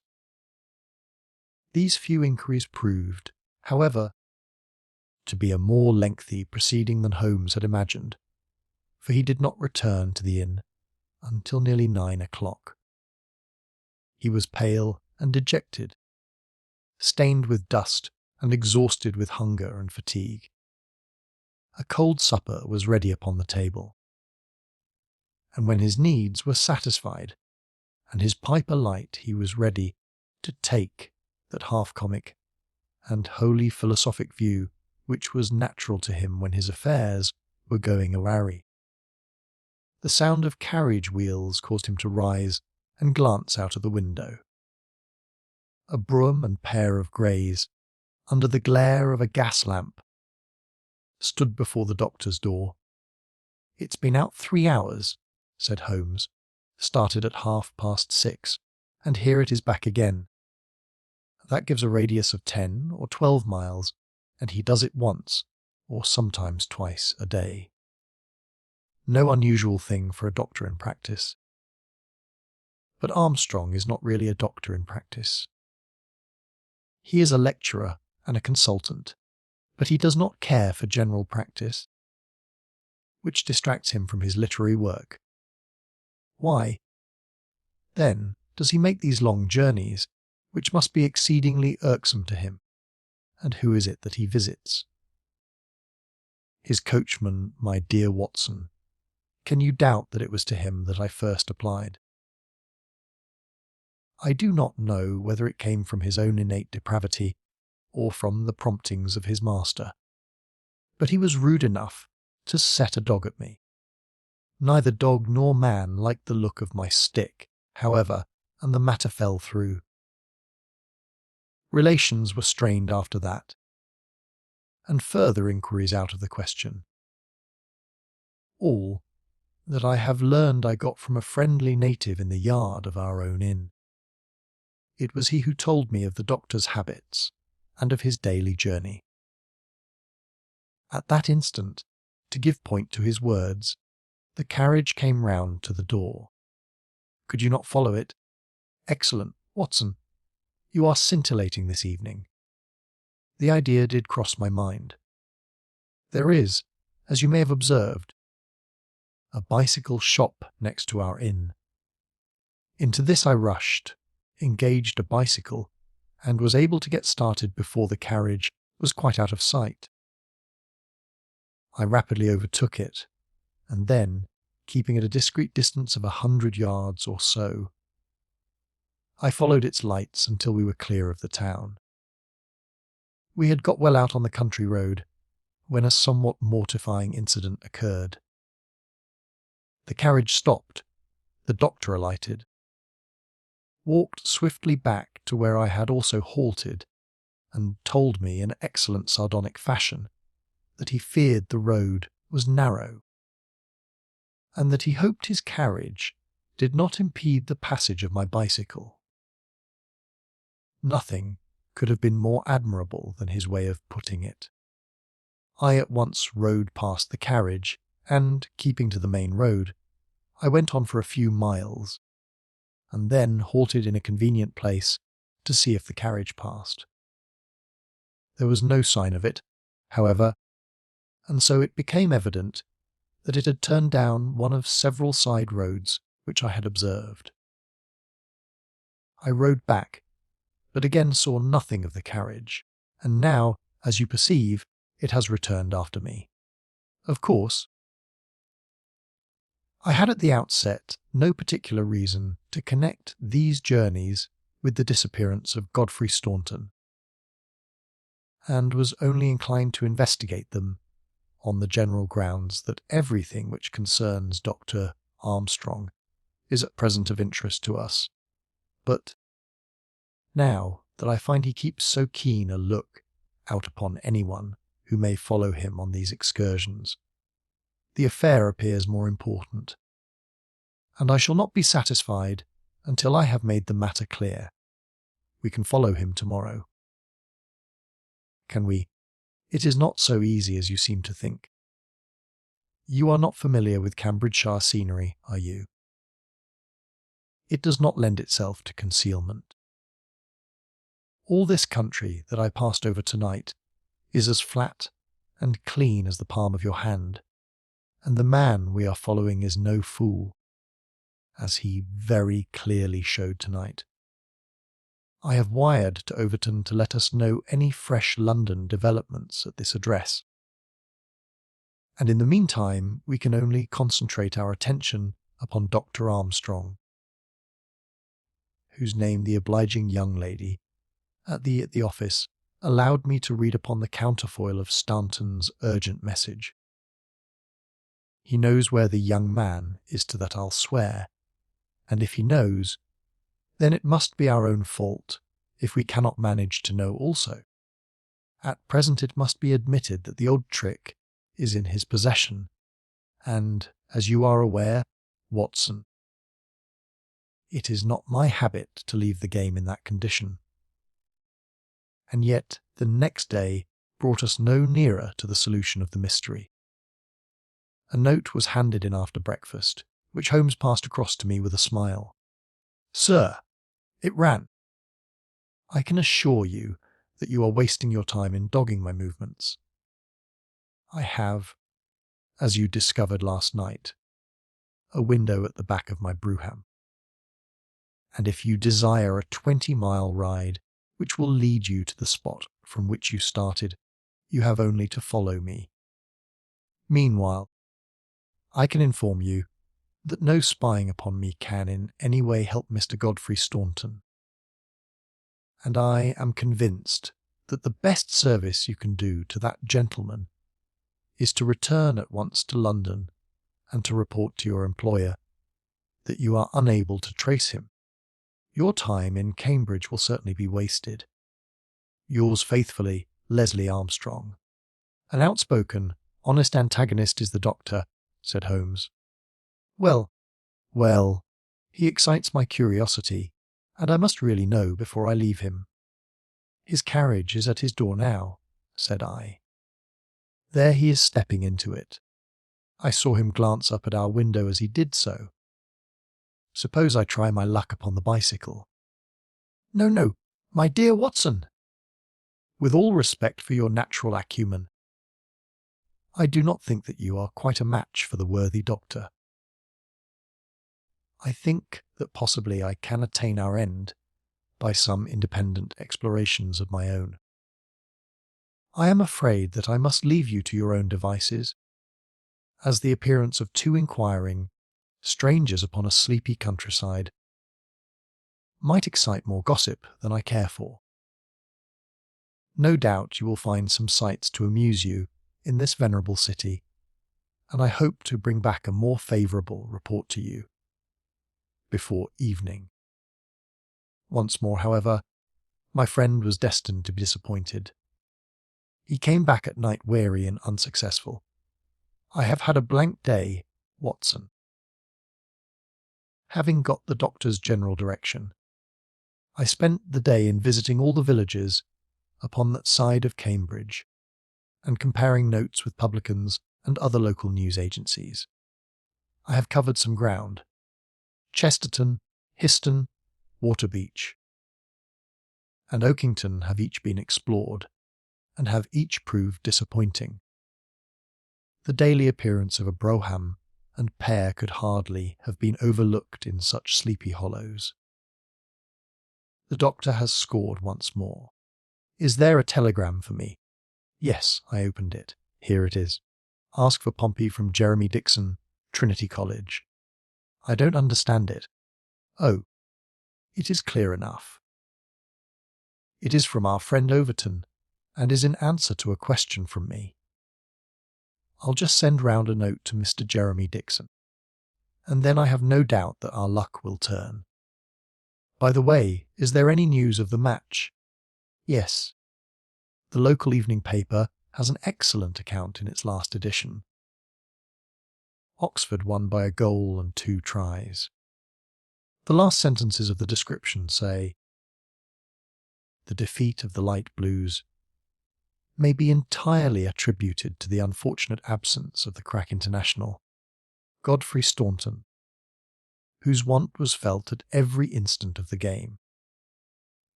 The lack of combination in the 3-quarter line and their weakness both in attack and defence more than neutralised the efforts of a heavy and hard working pack. Then our friend Overton's forebodings have been justified," said Holmes. "Personally, I am in agreement with Dr. Armstrong, and football does not come within my horizon. Early to bed tonight, Watson, for I foresee that tomorrow may be an eventful day." I was horrified by my first glimpse of Holmes next morning, for he sat by the fire, holding his tiny hypodermic syringe. I associated that instrument with the single weakness of his nature, and I feared the worst when I saw it glittering in his hand. He laughed at my expression of dismay and laid it upon the table. "No, no, my dear fellow, there is no cause for alarm. It is not upon this occasion the instrument of evil, but it will rather prove to be the key, which will unlock our mystery. On this syringe I base all my hopes. I have just returned from a small scouting expedition, and everything is favourable.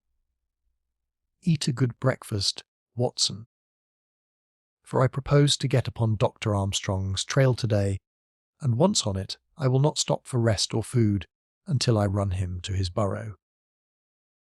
"In that case," thus said I, "we had best carry our breakfast with us, for he is making an early start. His carriage is at the door." "Never mind. Let him go. He will be clever if he can drive where I cannot follow him.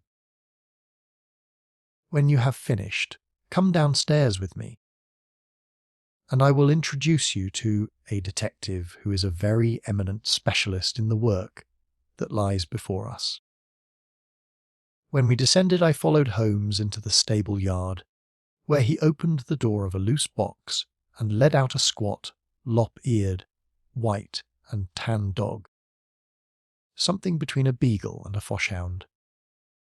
"Let me introduce you to Pompey," said he. "Pompey is the pride of the local draghounds, no very great flyer, as his build will show, but a staunch hound on a scent. Well, Pompey, you may not be fast, but I expect you will be too fast for a couple of middle-aged London gentlemen, so I will take the liberty of fastening this leather leash to your collar. Now, boy, come along and show what you can do." He led him across to the doctor's door.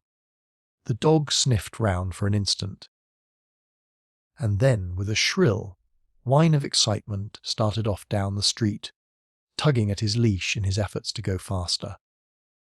In half an hour, we were clear of the town and hastening down a country road. "What have you done, Holmes?" I asked. "A threadbare and venerable device, but useful upon occasion. I walked into the doctor's yard this morning and shot my syringe full of aniseed over the hind wheel. A drahound will follow Aniseed from here to John O'Groats, and our friend, Armstrong, would have to drive through the Cam before he would shake Pompey off his trail. Oh, the cunning rascal! This is how he gave me the slip the other night. The dog had suddenly turned out of the main road into a grass-grown lane. Half a mile farther this opened to another broad road, and the trail turned hard to the right in the direction of the town, which we had just quitted. The road took a sweep to the south of the town, and continued in the opposite direction to that in which we started. "This detour has been entirely for our benefit, then," said Holmes. No wonder that my inquiries among those villagers led to nothing. The doctor has certainly played the game for all it is worth, and one would like to know the reason for such elaborate deception. This should be the village of Trumpington to the right of us. And, by Jove, here is the brougham coming round the corner. Quick, Watson, quick, or we are done!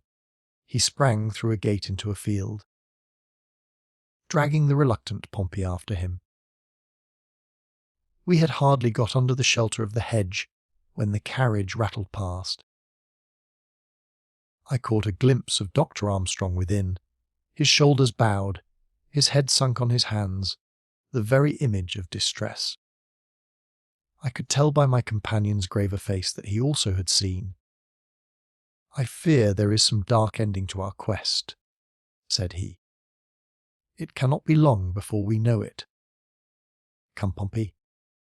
"Ah, it is the cottage in the field!" There could be no doubt that we had reached the end of our journey. Pompey ran about and whined eagerly outside the gate, where the marks of the brougham's wheels were still to be seen. A footpath led across to the lonely cottage. Holmes tied the dog to the hedge, and we hastened onward. My friend knocked at the little rustic door, and knocked again without response. And yet the cottage was not deserted. For a low sound came to our ears, a kind of drone of misery and despair which was indescribably melancholy. Holmes paused irresolute, and then he glanced back at the road, which he had just traversed. A brougham was coming down it, and there could be no mistaking those grey horses. "By Jove, the doctor is coming back!" cried Holmes. "That settles it. We are bound to see what it means before he comes." He opened the door, and we stepped into the hall.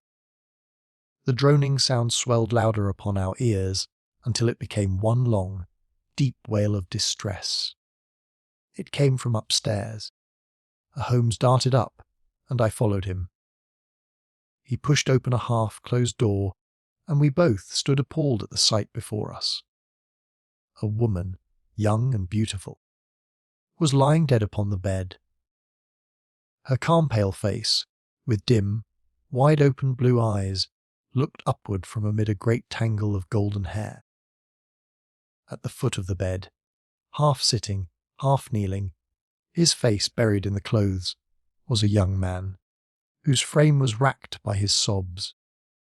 So absorbed was he by his bitter grief that he never looked up until Holmes's hand was on his shoulder. "Are you Mr. Godfrey Staunton?" Yes, I am, but you are too late. She is dead." The man was so dazed that he could not be made to understand that we were anything but doctors who had been sent to his assistance. Holmes was endeavouring to utter a few words of consolation, and to explain the alarm which had been caused to his friends by his sudden disappearance, when there was a step upon the stairs, and there was the heavy, stern, questioning face of Dr. Armstrong at the door. "So, gentlemen," said he, "you have attained your end, and have certainly chosen a particularly delicate moment for your intrusion.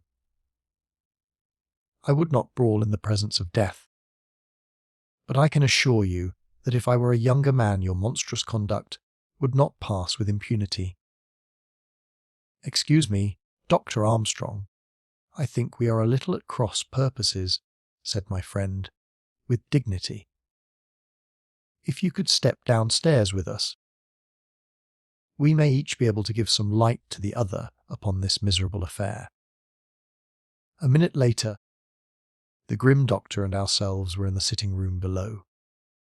Well, sir, said he, I wish you to understand, in the first place, that I am not employed by Lord Mount James, and that my sympathies in this matter are entirely against that nobleman.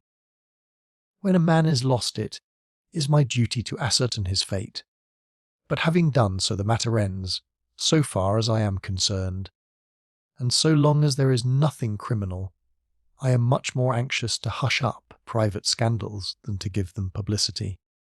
If, as I imagine, there is no breach of the law in this matter, you can absolutely depend upon my discretion and my cooperation in keeping the facts out of the papers. Dr. Armstrong took a quick step forward and wrung Holmes by the hand. You are a good fellow, said he. I had misjudged you. I thank heaven that my compunction at leaving poor Staunton all alone in this plight caused me to turn my carriage back and so to make your acquaintance.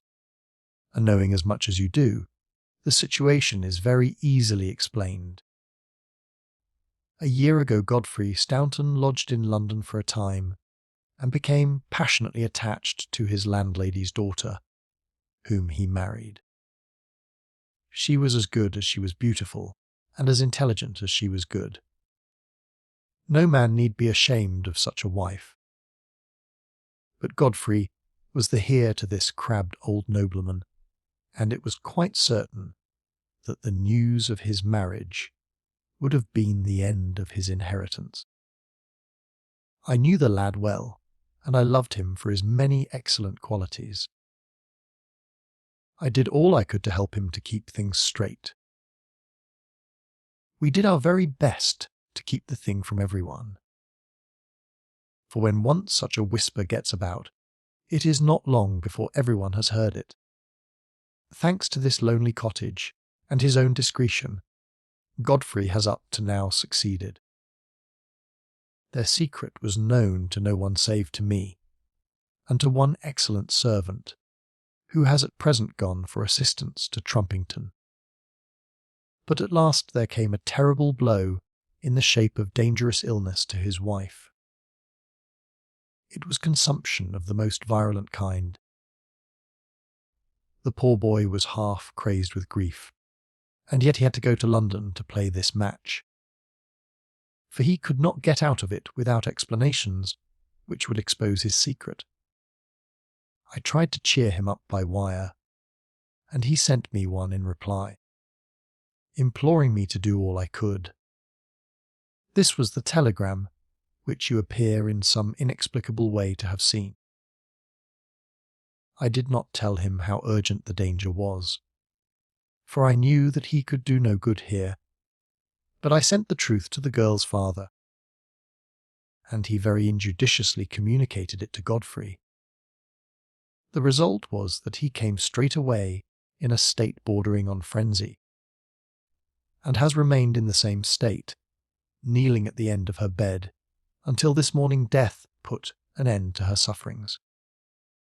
That is all, Mr. Holmes, and I am sure that I can rely upon your discretion and that of your friend. Holmes grasped the doctor's hand. Come, Watson, said he, and we passed from that house of grief into the pale sunlight of the winter day. The adventure of the Abbey Grange. It was on a bitterly cold and frosty morning, towards the end of the winter of '97, that I was awakened by a tugging at my shoulder. It was Holmes. The candle in his hand shone upon his eager, stooping face, and told me at a glance that something was amiss. "Come, Watson, come," he cried. "The game is afoot. Not a word. Into your clothes and come."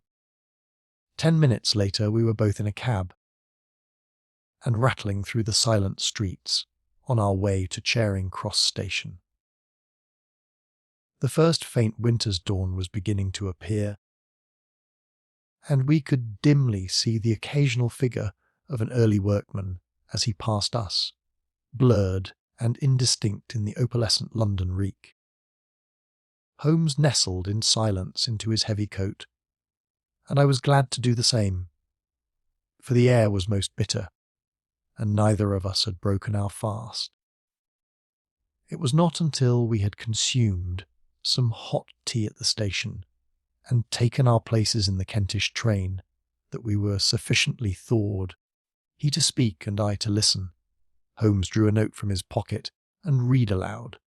"Abbey Grange, Marsham, Kent, 3:30 a.m. My dear Mr. Holmes, I should be very glad of your immediate assistance in what promises to be a most remarkable case. It is something quite in your line. Except for releasing the lady, I will see that everything is kept exactly as I have found it, but I beg you not to lose an instant, as it is difficult to leave Sir Eustace there. Yours faithfully, Stanley Hopkins." Hopkins has called me in 7 times, and on each occasion his summons has been entirely justified, said Holmes. I fancy that every one of his cases has found its way into your collection. And I must admit, Watson, that you have some power of selection, which atones for much which I deplore in your narratives. Your fatal habit of looking at everything from the point of view of a story instead of as a scientific exercise has ruined what might have been an instructive and even classical series of demonstrations. You slur over work of the utmost fineness and delicacy in order to dwell upon sensational details which may excite, but cannot possibly instruct the reader. Why do you not write them yourself? I said, with some bitterness. I will, my dear Watson, I will. At present I am, as you know, fairly busy. But I propose to devote my declining years to the composition of a textbook which shall focus the whole art of detection into one volume. Our present research appears to be a case of murder. You think this Sir Eustace is dead, then? I should say so. Hopkins' writing shows considerable agitation, and he is not an emotional man. Yes, I gather there has been violence, and that the body is left for our inspection. A mere suicide would not have caused him to send for me. As to the release of the lady, it would appear that she has been locked in her room during the tragedy. We are moving in high life, Watson, crackling paper, Ebe, monogram, coat of arms, picturesque address. I think that friend Hopkins will live up to his reputation, and that we shall have an interesting morning. The crime was committed before 12 last night. How can you possibly tell? By an inspection of the trains, and by reckoning the time. The local police had to be called in. They had to communicate with Scotland Yard. Hopkins had to go out. And he in turn had to send for me. All that makes a fair night's work. Well, here we are at Chislehurst Station, and we shall soon set our doubts at rest.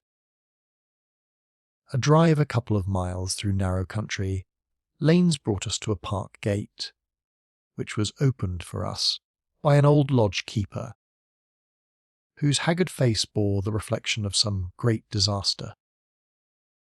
The avenue ran through a noble park between lines of ancient elms, and ended in a low, widespread house, pillared in front after the fashion of Palladio. The central part was evidently of a great age and shrouded in ivy. But the large windows showed that modern changes had been carried out, and one wing of the house appeared to be entirely new. The youthful figure and alert, eager face of Inspector Stanley Hawkins confronted us in the open doorway. "I'm very glad you have come, Mr. Holmes. And you, too, Dr. Watson. But, indeed, if I had my time over again, I should not have troubled you, for since the lady has come to herself, she has given so clear an account of the affair that there is not much left for us to do. You remember that Lewisham gang of burglars?" "What?" "The 3 Randalls. Exactly, the father and 2 sons. It's their work. I have not a doubt of it. They did a job at Sydenham a fortnight ago, and were seen and described. Rather cool to do another so soon and so near, but it is they, beyond all doubt. It's a hanging matter this time. Sir Eustace is dead, then. Yes, his head was knocked in with his own poker. Sir Estes Brackenstall. The driver tells me. Exactly one of the richest men in Kent. Lady Brackenstall is in the morning room. Poor lady, she has had a most dreadful experience. She seemed half dead when I saw her first. I think you had best see her and hear account of the facts. Then we will examine the dining room together. Lady Brackenstall was no ordinary person. Seldom have I seen so graceful a figure, so womanly a presence, and so beautiful a face. She was a blonde, golden-haired, blue-eyed, and would no doubt have had the perfect complexion which goes with such colouring, had not her recent experience left her drawn and haggard. Her sufferings were physical as well as mental, for over one eye rose a hideous, plum-coloured swelling, which her made a tall, austere woman was bathing assiduously with vinegar and water. The lady lay back exhausted upon a couch, but her quick, observant gaze, as we entered the room, and the alert expression of her beautiful features, showed that neither her wits nor her courage had been shaken by her terrible experience. She was enveloped in a loose dressing gown of blue and silver, but a black sequin covered her dress lay upon the couch beside her. "I have told you all that happened, Mr. Hawkins," she said, warily. "Could you not repeat it for me?" "Well, if you think it necessary, I will tell these gentlemen what occurred. Have they been in the dining room yet?" "I thought they had better hear your ladyship's story first." "I shall be glad when you can arrange matters. It is horrible to me to think of him still lying there." She shuddered and buried her face in her hands. As she did so, the loose gown fell back from her forearms. Holmes uttered an exclamation. "You have other injuries, madame! What is this?" 2 vivid red spots stood out on one of the white, round limbs. She hastily covered it. "It is nothing. It has no connection with this hideous business tonight. If you and your friend will sit down, I will tell you all I can. I am the wife of Sir Eustace Brackenstall. I have been married about a year. I suppose that it is no use my attempting to conceal that our marriage has not been a happy one. I fear that all our neighbours would tell you that, even if I were to attempt to deny it. Perhaps the fault may be partly mine. I was brought up in the freer, less conventional atmosphere of South Australia, and this English life, with its proprieties and its primness, is not congenial to me. But the main reason lies in the one fact, which is notorious to everyone, and that is that Sir Eustace was a confirmed drunkard. To be with such a man for an hour is unpleasant. Can you imagine what it means for a sensitive and high-spirited woman to be tied to him for day and night? It is a sacrilege, a crime, a villainy to hold that such a marriage is binding. I say that these monstrous laws of yours will bring a curse upon the land. God will not let such wickedness endure."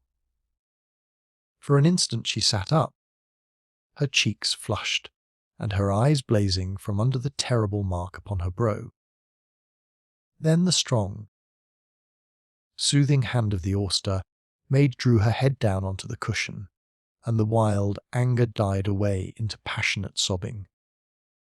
At last she continued, "I will tell you about last night. You are aware, perhaps, that in this house all the servants sleep in the modern wing. This central block is made up of the dwelling rooms, with the kitchen behind and our bedroom above. My maid, Theresa, sleeps above my room.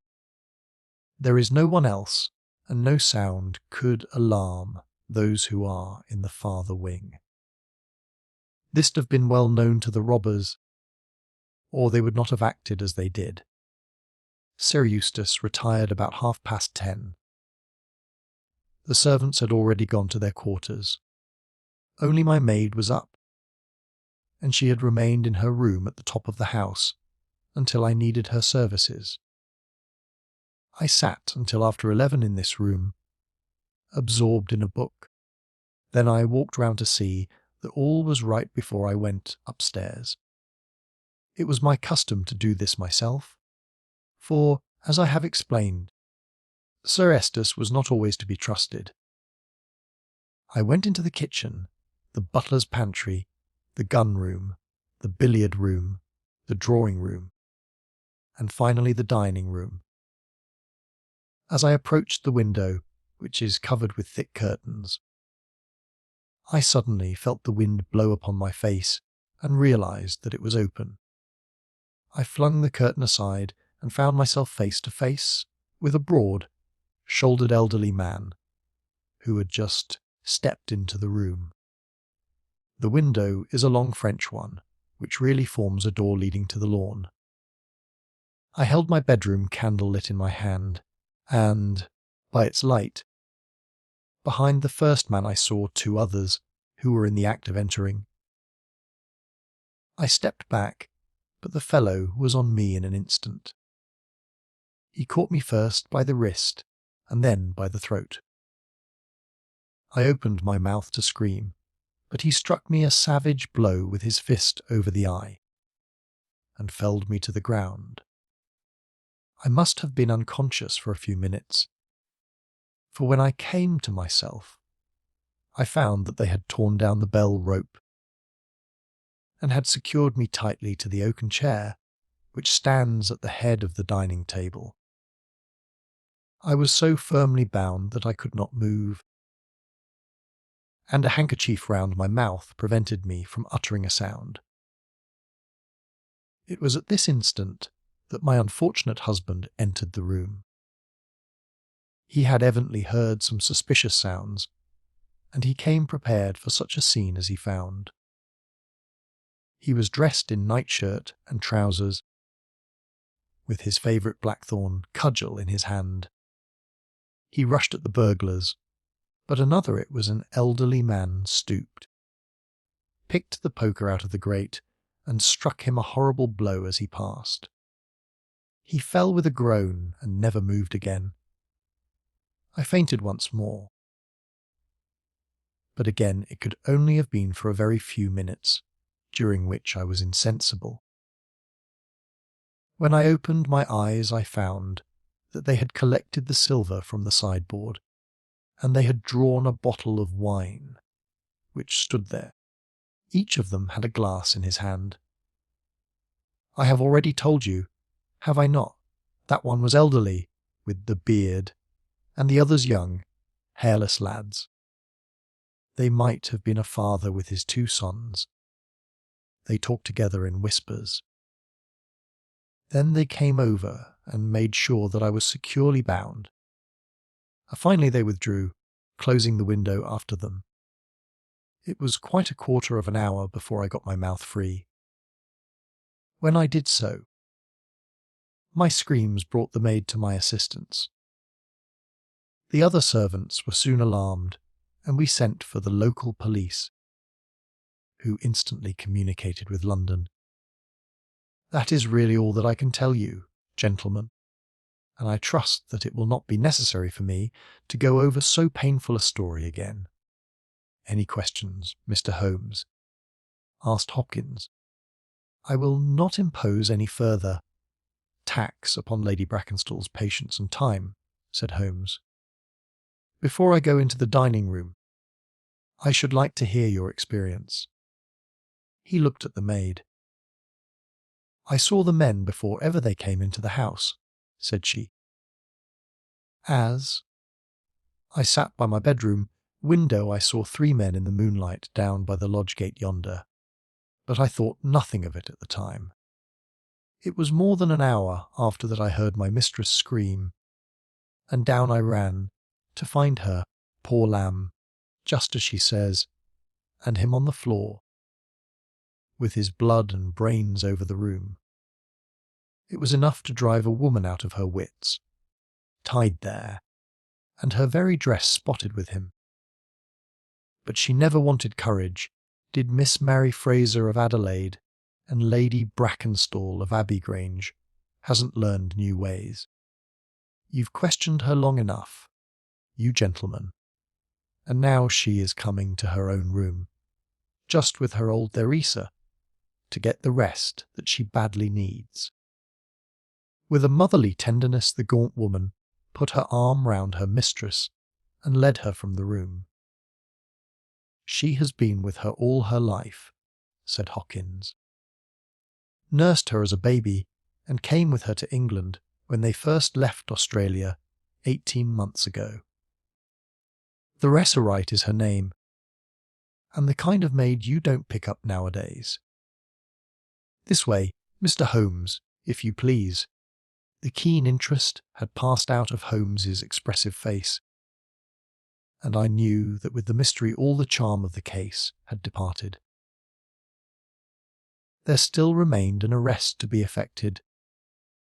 But what were these commonplace rogues that he should soil his hands with them?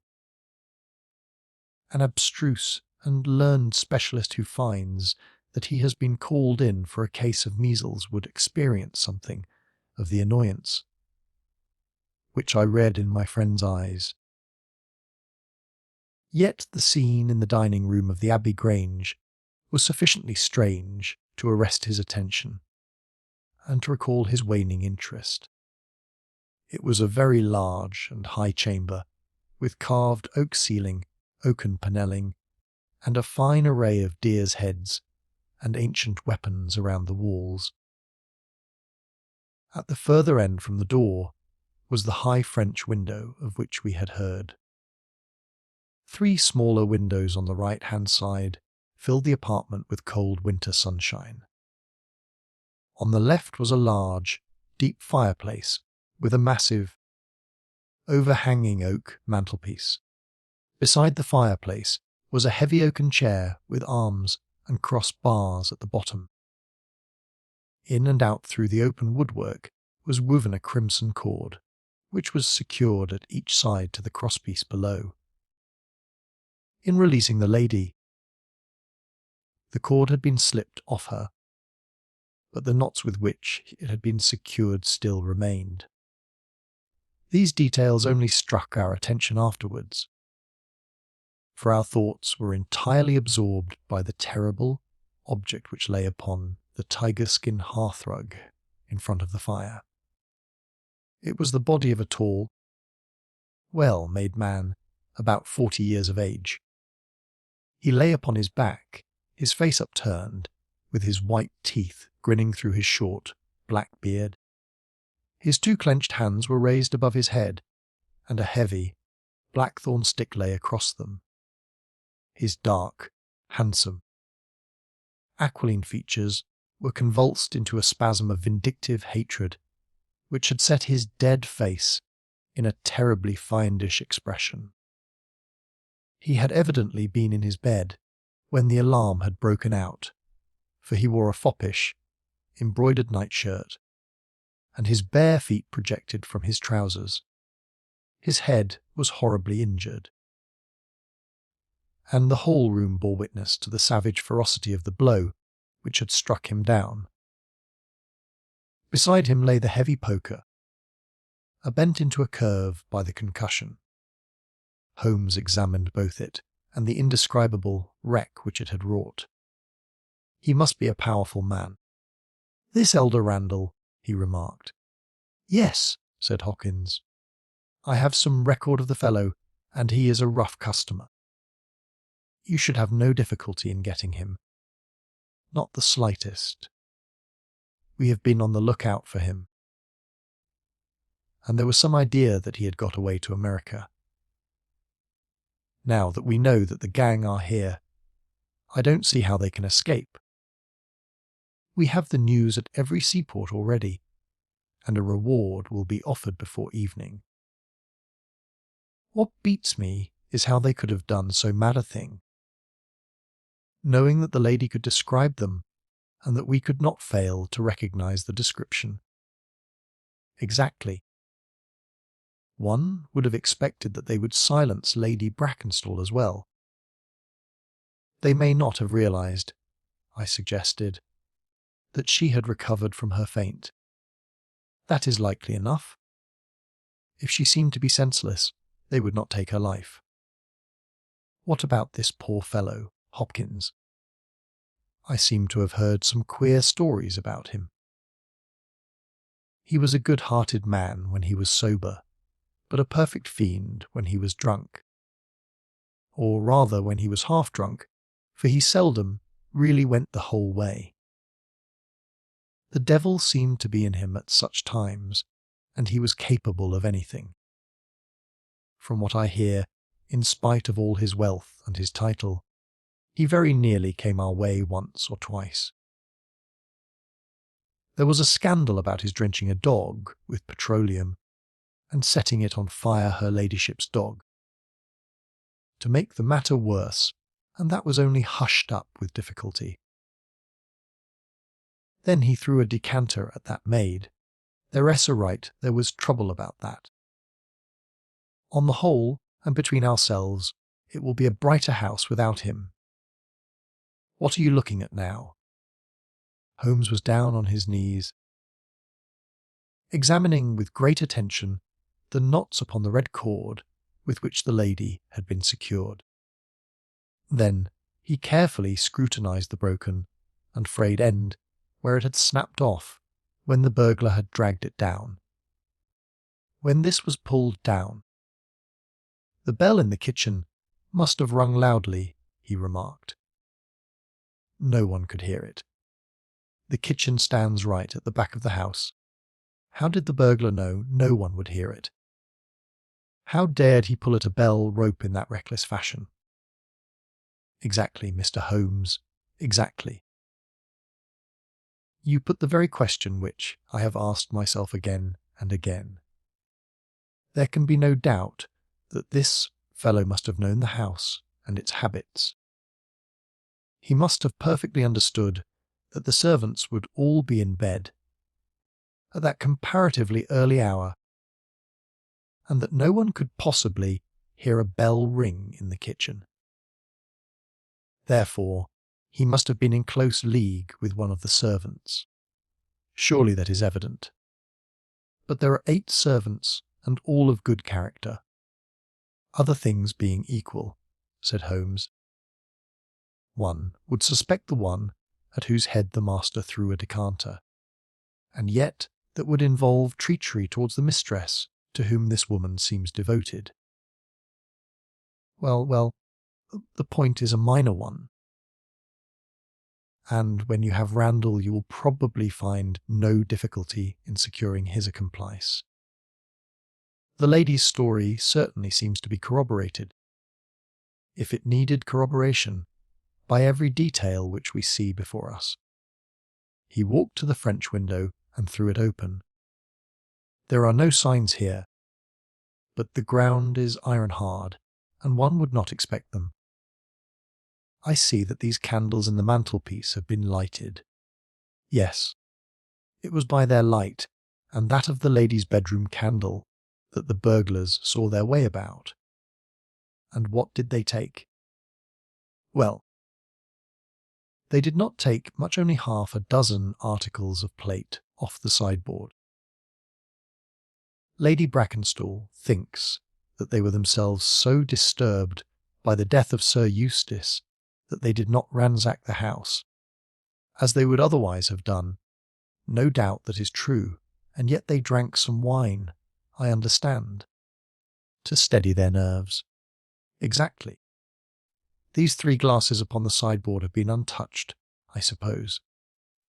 Yes, and the bottle stands as they left it. Let us look at it. Hallo, hallo! What is this? The 3 glasses were grouped together, all of them tinged with wine, and one of them containing some dregs of beeswing. The bottle stood near them, 2/3 full, and beside it lay a long, deeply stained cork. Its appearance and the dust upon the bottle showed that it was no common vintage which the murderers had enjoyed. A change had come over Holmes's manner. He had lost his listless expression, and again I saw an alert light of interest in his keen, deep-set eyes. He raised the cork and examined it minutely. "How did they draw it?" he asked. Hopkins pointed to a half-open drawer. In it lay some table linen and a large corkscrew. Did Lady Brackenstall say that screw was used? No. You remember that she was senseless at the moment when the bottle was opened. Quite so. As a matter of fact, that screw was not used. This bottle was opened by a pocket screw, probably contained in a knife, and not more than 1.5 inches long. If you will examine the top of the cork, you will observe that the screw was driven in 3 times before the cork was extracted. It has never been transfixed. This long screw would have transfixed it and drawn it up with a single pull. When you catch this fellow, you will find that he has one of these multiplex knives in his possession. Excellent, said Hopkins. But these glasses do puzzle me, I confess. Lady Brackenstall actually saw the 3 men drinking, did she not? Yes, she was clear about that. Then there is an end of it. What more is to be said? And yet, you must admit that the 3 glasses are very remarkable, Hopkins. What? You see nothing remarkable? Well, let it pass. Perhaps. When a man has special knowledge and special powers like my own, it rather encourages him to seek a complex explanation, when a simpler one is at hand. Of course, it must be a mere chance about the glasses. Well, good morning, Hopkins. I don't see that I can be of any use to you. And you appear to have your case very clear. You will let me know when Randall is arrested and any further developments which may occur. I trust that I shall soon have to congratulate you upon a successful conclusion. Come, Watson, I fancy that we may employ ourselves more profitably at home. During our return journey, I could see by Holmes's face that he was much puzzled by something which he had observed. Every now and then, by an effort, he would throw off the impression and talk as if the matter were clear. But then his doubts would settle down upon him again, and his knitted brows and abstracted eyes would show that his thoughts had gone back once more to the great dining room of the Abbey Grange, in which this midnight tragedy had been enacted. At last, by a sudden impulse, just as our train was crawling out of a suburban station, he sprang onto the platform and pulled me out after him. "Excuse me, my dear fellow," said he, as we watched the rear carriages of our train disappearing round a curve. "I am sorry to make you the victim of what may seem a mere whim, but on my life, Watson, I simply can't leave the case in this condition. Every instinct that I possess cries out against it. It's wrong, it's all wrong, I'll swear that it's wrong. And yet the lady's story was complete. The maid's corroboration was sufficient. The detail was fairly exact. What have I to put up against that? 3 wine glasses, that is all. But if I had not taken things for granted, if I had examined everything with the care which I should have shown had we approached the case de novo, and had no cut and dried story to warp my mind, should I not then have found something more definite to go upon? Of course I should. Sit down on this bench, Watson, until a train for Cyclist arrives, and allow me to lay the evidence before you, imploring you in the first instance to dismiss from your mind the idea that anything which the maid or her mistress may have said must necessarily be true. The lady's charming personality must not be permitted to warp our judgment. Surely there are details in her story which, if we looked at in cold blood, would excite our suspicion. These burglars made a considerable haul at Sideham a fortnight ago. Some account of them and of their appearance was in the papers, and would naturally occur to anyone who wished to invent a story in which imaginary robbers should play a part. As a matter of fact, burglars who have done a good stroke of business are, as a rule, only too glad to enjoy the proceeds in peace and quiet without embarking on another perilous undertaking. Again, it is unusual for burglars to operate at so early an hour. It is unusual for burglars to strike a lady to prevent her screaming, since one would imagine that was the sure way to make her scream. It is unusual for them to commit murder when their numbers are sufficient to overpower one man. It is unusual for them to be content with a limited plunder when there was much more within their reach.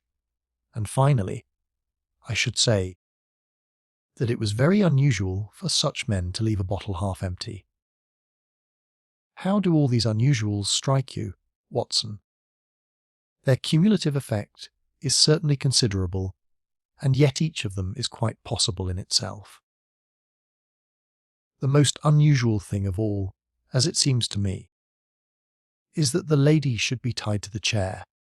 Well, I am not so clear about that, Watson, for it is evident that they must either kill her or else secure her, in such a way that she could not give immediate notice of their escape. But at any rate I have shown, have I not, that there is a certain element of improbability about the lady's story. And now, on the top of this, comes the incident of the wine glasses. What about the wine glasses? Can you see them in your mind's eye? I see them clearly. We are told that 3 men drank from them. Does that strike you as likely? Why not? There was wine in each glass. Exactly. But there was beeswing only in 1 glass. You must have noticed that fact. What does that suggest to your mind? The last glass filled would be most likely to contain beeswing. Not at all. The bottle was full of it, and it is inconceivable that the first 2 glasses were clear and the third heavily charged with it. There are 2 possible explanations, and only 2. One is that after the second glass was filled the bottle was violently agitated, and so the third glass received the beeswing. That does not appear probable. No, I am sure that I am right. What, then, do you suppose? That only 2 glasses were used, and that the dregs of both were poured into a third glass, so as to give the false impression that 3 people had been here. In that way all the beeswing would be in the last glass, would it not? Yes, I am convinced that this is so. But if I have hit upon the true explanation of this one small phenomenon, Then, in an instant, the case rises from the commonplace to the exceedingly remarkable. For it can only mean that Lady Brackenstall and her maid have deliberately lied to us, that not one word of their story is to be believed, that they have some very strong reason for covering the real criminal, and that we must construct our case for ourselves without any help from them. That is the mission which now lies before us, and here, Watson, is the Sydenham train. The household at the Abbey Grange were much surprised at our return, but Sherlock Holmes, finding that Stanley Hopkins had gone off to report to headquarters, took possession of the dining room, locked the door upon the inside, and devoted himself for 2 hours to one of those minute and laborious investigations which form the solid basis on which his brilliant edifices of deduction were reared. Seated in a corner, like an interested student who observes the demonstration of his professor, I followed every step of that remarkable research. The window, the curtains, the carpet, the chair, the rope, each in turn was minutely examined and duly pondered. The body of the unfortunate baronet had been removed, and all else remained as we had seen it in the morning. Finally, to my astonishment, Holmes climbed up onto the massive mantelpiece. Far above his head hung the few inches of red cord which were still attached to the wire. For a long time he gazed upward at it, and then, in an attempt to get nearer to it, he rested his knee upon a wooden bracket on the wall. This brought his hand within a few inches of the broken end of the rope. But it was not this so much as the bracket itself which seemed to engage his attention. Finally, he sprang down with an ejaculation of satisfaction. "It's all right, Watson," said he. "We have got our case one of the most remarkable in our collection. But, dear me, how slow-witted I have been, and how nearly I have committed the blunder of my lifetime. Now, I think that, with a few missing links, my chain is almost complete. You have got your men. Man, Watson, man. Only one, but a very formidable person. Strong as a lion witnessed the blow that bent that poker. 6'3" in height, active as a squirrel, dexterous with his fingers, finally, remarkably quick-witted. For this whole ingenious story is of his concoction. Yes, Watson, we have come upon the handiwork of a very remarkable individual. And yet, in that bell rope, he has given us a clue which should not have left us a doubt. Where was the clue? Well, if you were to pull down a bell rope, Watson, where would you expect it to break? Surely at the spot where it is attached to the wire. Why should it break 3 inches from the top, as this one has done? Because it is frayed there. Exactly. This end, which we can examine, is frayed. He was cunning enough to do that with his knife. But the other end is not frayed. You could not observe that from here. But if you were on the mantelpiece, you would see that it is cut clean off, without any mark of fraying whatever. You can reconstruct what occurred. The man needed the rope. He would not tear it down for fear of giving the alarm by ringing the bell. What did he do?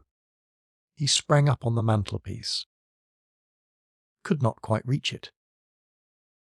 Put his knee on the bracket, you will see the impression in the dust, and so got his knife to bear upon the cord. I could not reach the place by at least 3 inches, from which I infer that he is at least 3 inches a bigger man than I. Look at that mark upon the seat of the oaken chair.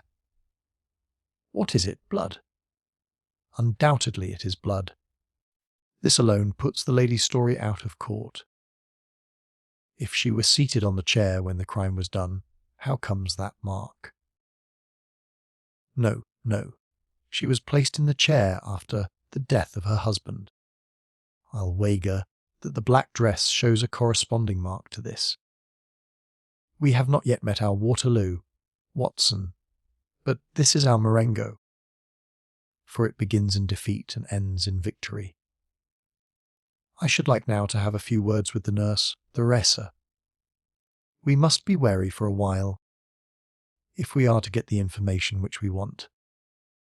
She was an interesting person, this stern Australian nurse Taciturn, suspicious, ungracious. It took some time before Holmes's pleasant manner and frank acceptance of all that she said thawed her into a corresponding amiability. She did not attempt to conceal her hatred for her late employer. Yes, sir, it is true that he threw the decanter at me. I heard him call my mistress a name, and I told him that he would not dare to speak so if her brother had been there. Then it was that he threw it at me. He might have thrown a dozen if he had, but left my bonny bird alone. He was forever ill treating her, and she too proud to complain. She will not even tell me all that he has done to her. She never told me of those marks on her arm that you saw this morning, but I know very well that they come from a stab with a happen. The sly devil, God forgive me, that I should speak of him so. Now that he is dead! But a devil he was, if ever one walked the earth.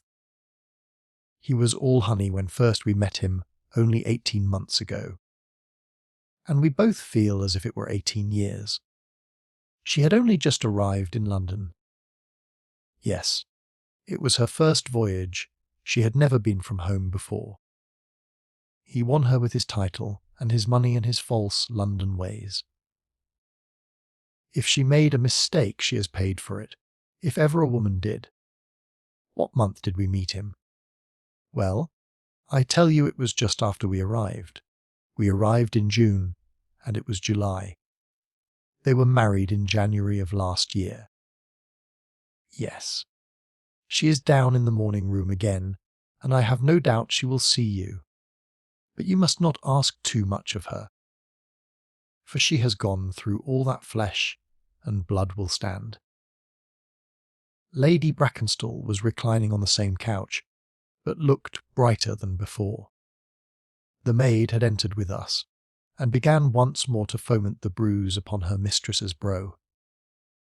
"I hope," said the lady, "that you have not come to examine me again."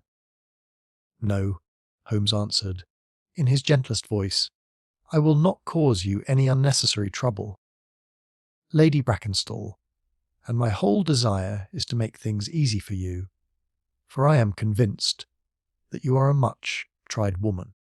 If you will treat me as a friend and trust me, you may find that I will justify your trust. What do you want me to do? To tell me the truth, Mr. Holmes?" "No, no, Lady Brackenstall, it is no use. You may have heard of any little reputation which I possess. I will stake it all on the fact that your story is an absolute fabrication." Mistress and maid were both staring at Holmes with pale faces and frightened eyes. "You are an impudent fellow," cried Theresa. "Do you mean to say that my mistress has told a lie?" Holmes rose from his chair. "Have you nothing to tell me? I have told you everything. Think once more, Lady Brackenstall. Would it not be better to be frank?" For an instant there was hesitation in her beautiful face. Then some new strong thought caused it to set like a mask. "I have told you all I know." Holmes took his hat and shrugged his shoulders. "I am sorry," he said, and without another word we left the room and the house. There was a pond in the park, and to this my friend led the way. It was frozen over, but a single hole was left for the convenience of a solitary swan. Holmes gazed at it, and then passed on to the lodge gate. There he scribbled a short note for Stanley Hopkins, and left it with the lodge keeper. It may be a hit, or it may be a miss, but we are bound to do something for friend Hopkins, just to justify this second visit, said he. I will not quite take him into my confidence yet. I think our next scene of operations must be the shipping office of the Adelaide Southampton line, which stands at the end of Pall Mall, if I remember right. There is a second line of steamers which connect South Australia with England, but we will draw the larger cover first. Holmes's card sent in to the manager ensured instant attention, and he was not long in acquiring all the information he needed. In June of '95, only one of their line had reached a home port. It was the Rock of Gibraltar, their largest and best boat. A reference to the passenger list showed that Miss Fraser, of Adelaide, with her maid, had made the voyage in her. The boat was now somewhere south of the Suez Canal on her way to Australia. Her officers were the same as in No. 95, with one exception. The first officer, Mr. Jack Crocker, had been made a captain and was to take charge of their new ship, the Bass Rock, sailing in 2 days' time from Southampton. He lived at Sydenham, but he was likely to be in that morning for instructions, if we cared to wait for him. No, Mr. Holmes had no desire to see him, but would be glad to know more about his record and character. His record was magnificent. There was not an officer in the fleet to touch him. As to his character, he was reliable on duty, but a wild, desperate fellow off the deck of his ship, hot-headed, excitable, but loyal, honest, and kind-hearted. That was the pith of the information with which Holmes left the office of the Adelaide Southampton Company. Thence he drove to Scotland Yard, but, instead of entering, he sat in his cab with his brows drawn down, lost in profound thought. Finally he drove round to the Charing Cross Telegraph Office, sent off a message, and then, at last, we made for Baker Street once more. "No, I couldn't do it, Watson," said he, as we re-entered our room. Once that warrant was made out, nothing on earth would save him. Once or twice in my career, I feel that I have done more real harm by my discovery of the criminal than ever he had done by his crime. I have learned caution now, and I had rather play tricks with the law of England than with my own conscience. Let us know a little more before we act. Before evening, we had a visit from Inspector Stanley Hopkins. Things were not going very well with him. "I believe that you are a wizard, Mr. Holmes. I really do sometimes think that you have powers that are not human. Now, how on earth could you know that the stolen silver was at the bottom of that pond?" "I didn't know it. But you told me to examine it. You got it, then?" "Yes. I got it. I am very glad if I have helped you." "But you haven't helped me. You have made the affair far more difficult." "What sort of burglars are they who steal silver and then throw it into the nearest pond?" It was certainly rather eccentric behaviour. I was merely going on the idea that if the silver had been taken by persons who did not want it, who merely took it for a blind, as it were, then they would naturally be anxious to get rid of it. But why should such an idea cross your mind?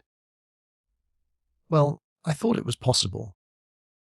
When they came out, through the French window, there was the pond with one tempting little hole in the ice, right in front of their noses. Could there be a better hiding place? "Ah, a hiding place, that is better!" cried Stanley Hopkins.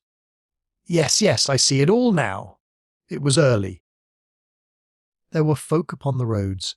They were afraid of being seen with the silver.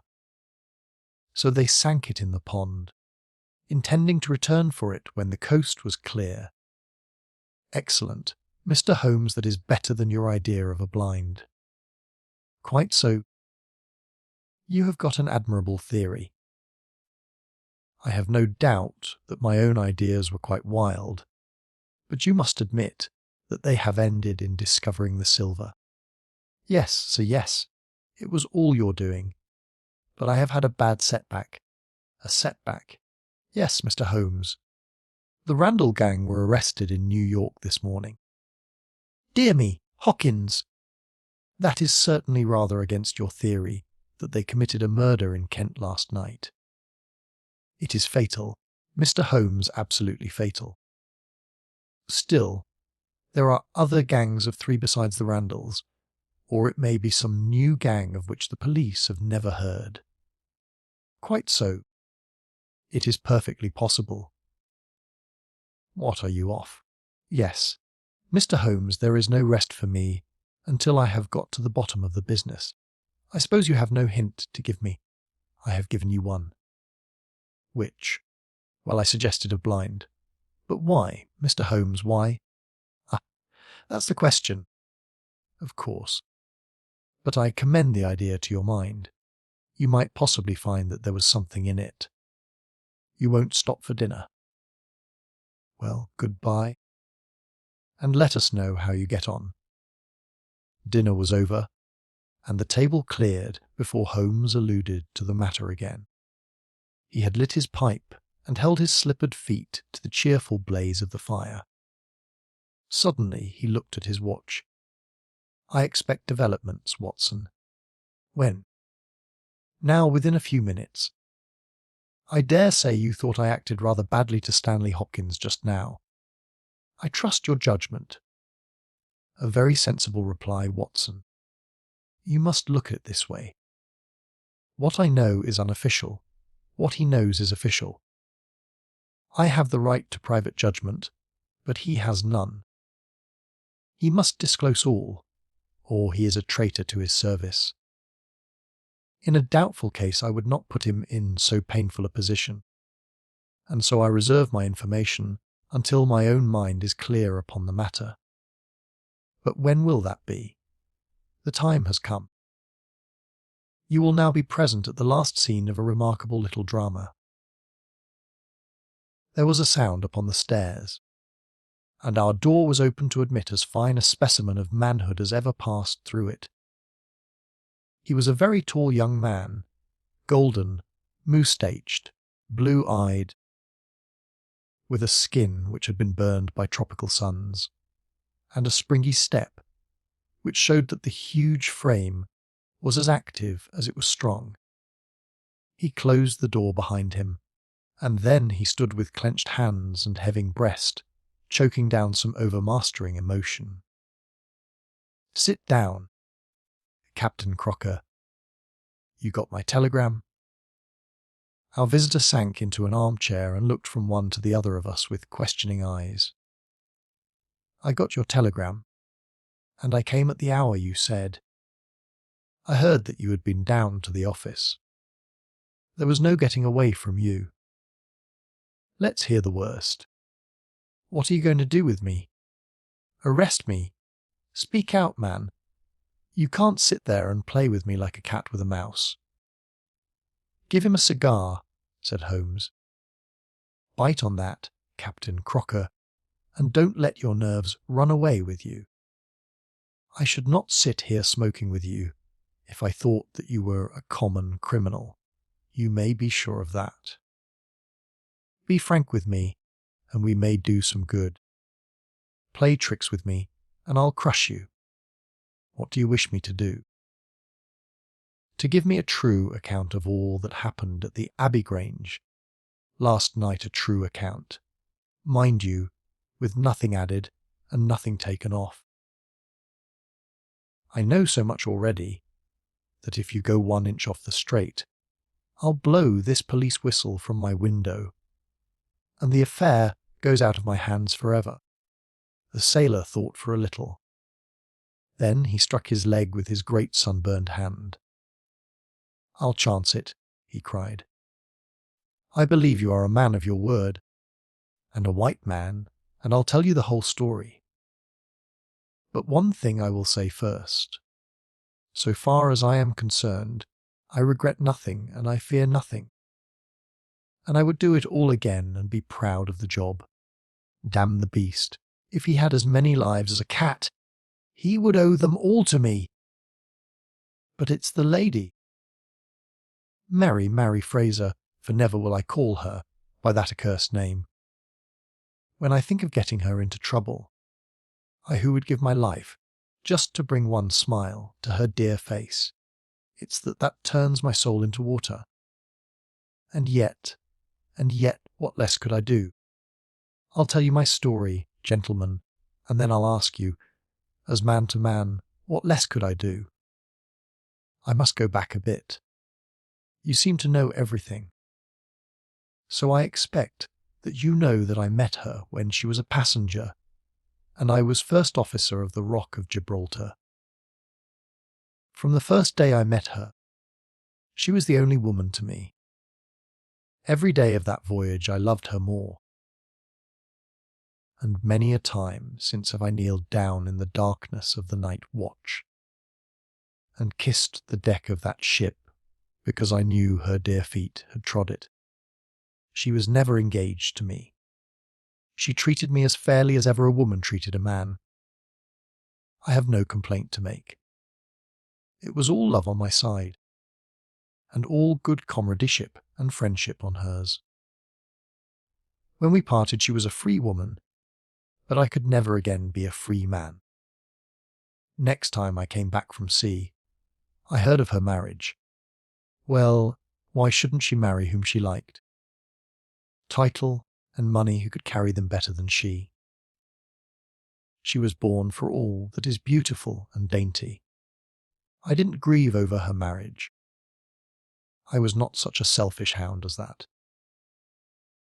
I just rejoiced that good luck had come her way, and that she had not thrown herself away on a penniless sailor.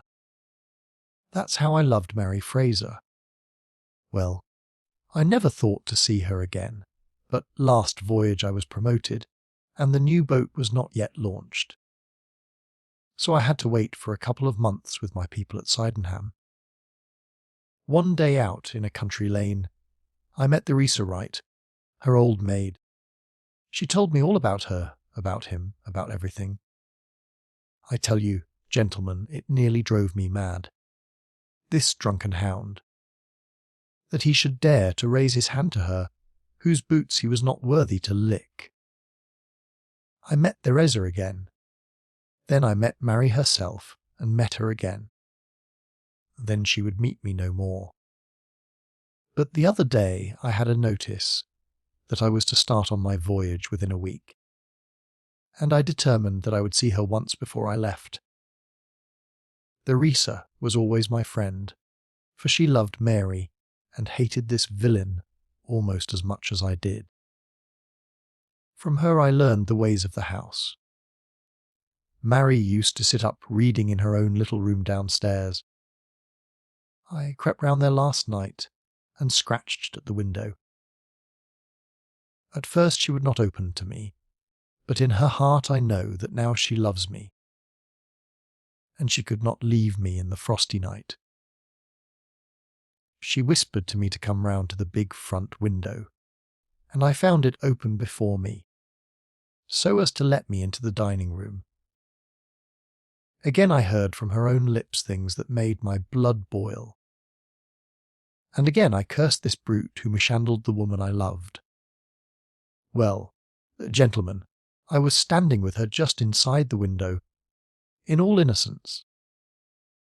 As God is my judge, when he rushed like a madman into the room, called her the vilest name that a man could use to a woman, and welted her across the face with a stick he had in his hand.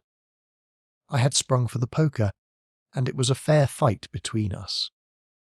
See here, on my arm, where his first blow fell, Then it was my turn, and I went through him as if he had been a rotten pumpkin. Do you think I was sorry? Not I. It was his life or mine, but far more than that. It was his life or hers, for how could I leave her in the power of this madman? That was how I killed him. Was I wrong? Well then, what would either of you gentlemen have done if you had been in my position? She had screamed when he struck her, and that brought Oldacre down from the room above. There was a bottle of wine on the sideboard, and I opened it and poured a little between Mary's lips, for she was half dead with shock. Then I took a drop myself. Theresa was as cool as ice, and it was her plot as much as mine. We must make it appear that burglars had done the thing. Theresa kept on repeating our story to her mistress, while I swarmed up and cut the rope of the bell. Then I lashed her in her chair and frayed out the end of the rope to make it look natural. Else they would wonder how in the world a burglar could have got up there to cut it. Then I gathered up a few plates and pots of silver to carry out the idea of the robbery, and there I left them, with orders to give the alarm when I had a quarter of an hour's start. I dropped the silver into the pond and made off for Sydenham, feeling that for once in my life I had done a real good night's work. And that's the truth and the whole truth, Mr. Holmes, if it costs me my neck. Holmes smoked for some time in silence.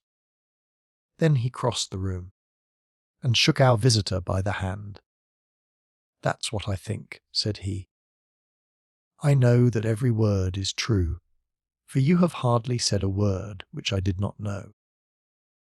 No one but an acrobat or a sailor could have got up to that bell, rope from the bracket,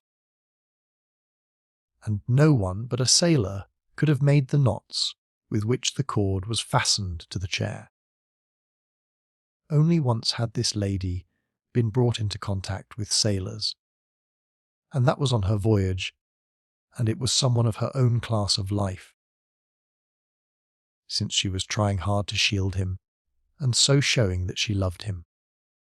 You see how easy it was for me to lay my hands upon you, when once I had started upon the right trail. I thought the police never could have seen through our dodge, and the police haven't, nor will they, to the best of my belief. Now, look here, Captain Crocker, this is a very serious matter. Though I am willing to admit that you acted under the most extreme provocation to which any man could be subjected, I am not sure that in defence of your own life your action will not be pronounced legitimate. However, that is for a British jury to decide. Meanwhile, I have so much sympathy for you that, if you choose to disappear in the next 24 hours, I will promise you that no one will hinder you. And then it will all come out. Certainly it will come out. The sailor flushed with anger. What sort of proposal is that to make a man?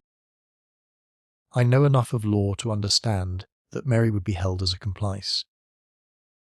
Do you think I would leave her alone to face the music while I slunk away? No.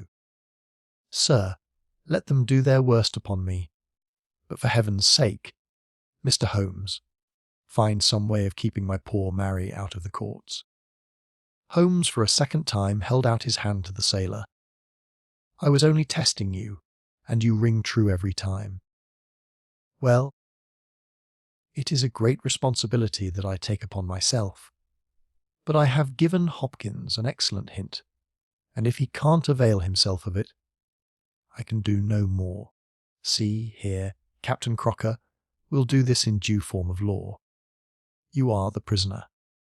Watson, you are a British jury, and I never met a man who was more eminently fitted to represent one. I am the judge. Now, gentlemen of the jury, You have heard the evidence. Do you find the prisoner guilty or not guilty? Not guilty, my lord, said I. Vox populi vox Dei. You are acquitted, Captain Crocker. So long as the law does not find some other victim, you are safe from me. Come back to this lady in a year, and may her future and yours justify us in the judgment which we have pronounced this night. The adventure of the second stain. I had intended the adventure of the Abbey Grange to be the last of those exploits of my friend, Mr. Sherlock Holmes, which I should ever communicate to the public. This resolution of mine was not due to any lack of material, since I have notes of many hundreds of cases to which I have never alluded, nor was it caused by any waning interest on the part of my readers in the singular personality and unique methods of this remarkable man. The real reason lay in the reluctance which de Holmes has shown to the continued publication of his experiences. So long as he was in actual professional as practice, the records of his successes were of some practical value to him. But since he has definitely retired from London and betaken himself to study and bee farming on the Sussex Downs, notoriety has become hateful to him, and he has peremptorily requested that his wishes in this matter should be strictly observed. It was only upon my representing to him that I had given a promise that the adventure of the second should be published when the times were ripe, and pointing out to him that it is only appropriate that this long series of episodes should culminate in the most important international case which he has ever been called upon to handle, that I at last succeeded in obtaining his consent, that a carefully guarded account of the incident should at last be laid before the public. If in telling the story I seem to be somewhat vague in certain details, the public will readily understand that there is an excellent reason for my reticence. It was then in a year, and even in a decade, that shall be nameless, that upon one Tuesday morning in autumn we found two visitors of European fame within the walls of our humble room in Baker Street. The one, Auster, high-nosed, eagle-eyed, and dominant, was none other than the illustrious Lord Billinger, twice Premier of Britain. The other, dark, clear-cut, and elegant, hardly yet of middle age, and endowed with every beauty of body and of mind, was the Right Honourable Trelawney Hope, Secretary for European Affairs, and the most rising statesman in the country. They sat side by side upon our paper, littered settee, and it was easy to see from their worn and anxious faces that it was business of the most pressing importance which had brought them. The Premier's thin, blue-veined hands were clasped tightly over the ivory head of his umbrella, and his gaunt, ascetic face looked gloomily from Holmes to me. The European Secretary pulled nervously at his moustache and fidgeted with the seals of his watch chain. When I discovered my loss, Mr. Holmes, which was at 8 o'clock this morning, I at once informed the Prime Minister. It was at his suggestion that we have both come to you. Have you informed the police? No, sir, said the Prime Minister, with the quick, decisive manner for which he was famous. We have not done so, nor is it possible that we should do so. To inform the police must, in the long run, mean to inform the public. This is what we particularly desire to avoid. And why, sir?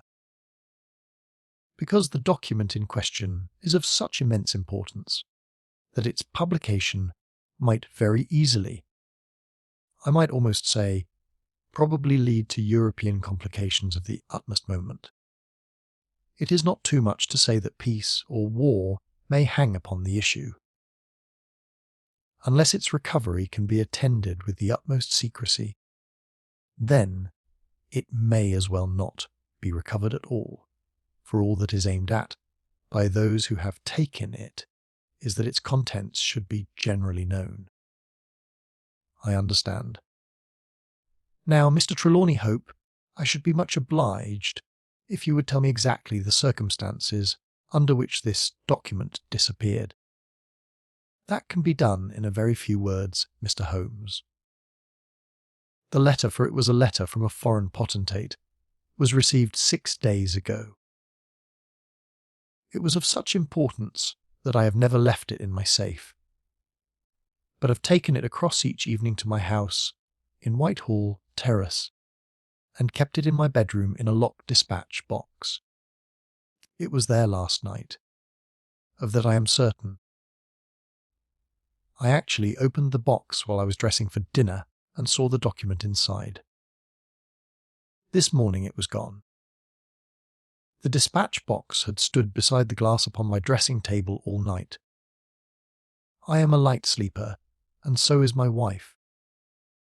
We are both prepared to swear that no one could have entered the room during the night. And yet I repeat that the paper is gone. What time did you dine? 7:30. How long was it before you went to bed? My wife had gone to the theatre. I waited up for her.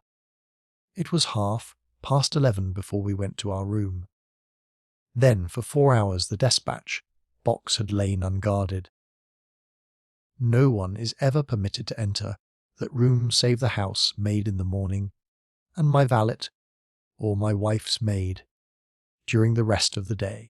They are both trusty servants who have been with us for some time. Besides, neither of them could possibly have known that there was anything more valuable than the ordinary departmental papers in my dispatch box. Who did know of the existence of that letter? No one in the house. Surely your wife knew. No, sir. I had said nothing to my wife until I missed the paper this morning. The Premier nodded approvingly. I have long known, sir. How high is your sense of public duty? Said he. I am convinced that in the case of a secret of this importance, it would rise superior to the most intimate domestic ties. The European secretary bowed. You do me no more than justice, sir. Until this morning I have never breathed one word to my wife upon this matter. Could she have guessed? No, Mr. Holmes. She could not have guessed, nor could anyone have guessed. Have you lost any documents before? No, sir. Who is there in England who did know of the existence of this letter? Each member of the cabinet was informed of it yesterday. But the pledge of secrecy which attends every cabinet meeting was increased by the solemn warning which was given by the Prime Minister. Good heavens! To think that within a few hours I should myself have lost it. His handsome face was distorted with a spasm of despair, and his hands tore at his hair. For a moment we caught a glimpse of the natural man, impulsive, ardent, keenly sensitive. The next the aristocratic mask was replaced, and the gentle voice had returned. Besides the members of the cabinet there are 2, or possibly 3, departmental officials who know of the letter. No one else in England, Mr. Holmes, I assure you, but abroad. I believe that no one abroad has seen it save the man who wrote it. I am well convinced that his ministers, that the usual official channels have not been employed. Holmes considered for some little time. Now, sir, I must ask you more particularly what this document is, and why its disappearance should have such momentous consequences. The 2 statesmen exchanged a quick glance, and the Premier's shaggy eyebrows gathered in a frown. Mr. Holmes, The envelope is a long, thin one of pale blue colour. There is a seal of red wax stamped with a crouching lion. It is addressed in large, bold handwriting to, I fear, Sir, said Holmes, that, interesting and indeed essential as these details are, my inquiries must go more to the root of things. What was the letter? That is a state secret of the utmost importance, and I fear that I cannot tell you, nor do I see that it is necessary. If by the aid of the powers which you are said to possess you can find such an envelope as I describe with its enclosure, you will have deserved well of your country and earned any reward which it lies in our power to bestow. Sherlock Holmes rose with a smile. You are two of the most busy men in the country, said he, and in my own small way I have also a good many calls upon me. I regret exceedingly that I cannot help you in this matter, and any continuation of this interview would be a waste of time. The Premier sprang to his feet with that quick, fierce gleam of his deep, set eyes before which a cabinet has cowered. I am not accustomed, sir, he began, but mastered his anger and resumed his seat. For a minute or more we all sat in silence. Then the old statesman shrugged his shoulders. We must accept your terms, Mr. Holmes. No doubt you are right, and it is unreasonable for us to expect you to act, unless we give you our entire confidence. I agree with you, said the younger statesman. Then I will tell you, relying entirely upon your honour and that of your colleague, Dr. Watson. I may appeal to your patriotism also, for I could not imagine a greater misfortune for the country than that this affair should come out. You may safely trust us. The letter, then, is from a certain foreign potentate who has been ruffled by recent colonial developments of this country. It has been written hurriedly and upon his own responsibility entirely. Inquiries have shown that his ministers know nothing of the matter. At the same time, it is couched in so unfortunate a manner, and certain phrases in it are of so provocative a character, that its publication would undoubtedly lead to a most dangerous state of feeling in this country. There would be such a ferment, sir, that I do not hesitate to say that, within a week of the publication of that letter, this country would be involved in a great war. Holmes wrote a name upon a slip of paper and handed it to the Premier. Exactly, it was he. And it is this letter which may well mean the expenditure of 1,000 millions and the lives of 100,000 men, which has become lost in this unaccountable fashion. Have you informed the sender? Yes, sir. A cipher telegram has been dispatched. Perhaps he desires the publication of the letter. No, sir. We have strong reason to believe that he already understands that he has acted in an indiscreet and hot-headed manner. It would be a greater blow to him and to his country than to us if this letter were to come out. If this is so, whose interest is it that the letter should come out? Why should anyone desire to steal it or to publish it? There, Mr. Holmes, you take me into regions of high international politics. But if you consider the European situation, you will have no difficulty in perceiving the motive. The whole of Europe is an armed camp. There is a double league which makes a fair balance of military power. Great Britain holds the scales. If Britain were driven into war with one confederacy, it would assure the supremacy of the other confederacy, whether they joined in the war or not. Do you follow? Very clearly. It is then the interest of the enemies of this potentate to secure and publish this letter, so as to make a breach between his country and ours. Yes, sir. And to whom would this document be sent if it fell into the hands of an enemy? To any of the great chancelleries of Europe. It is probably speeding on its way thither at the present instant, as fast as steam can take it. Mr. Trelawney Hope dropped his head on his chest and groaned aloud. The Premier placed his hand kindly upon his shoulder. "It is your misfortune. My dear fellow, no one can blame you. There is no precaution which you have neglected. Now, Mr. Holmes, you are in full possession of the facts. What course do you recommend?" Holmes shook his head mournfully.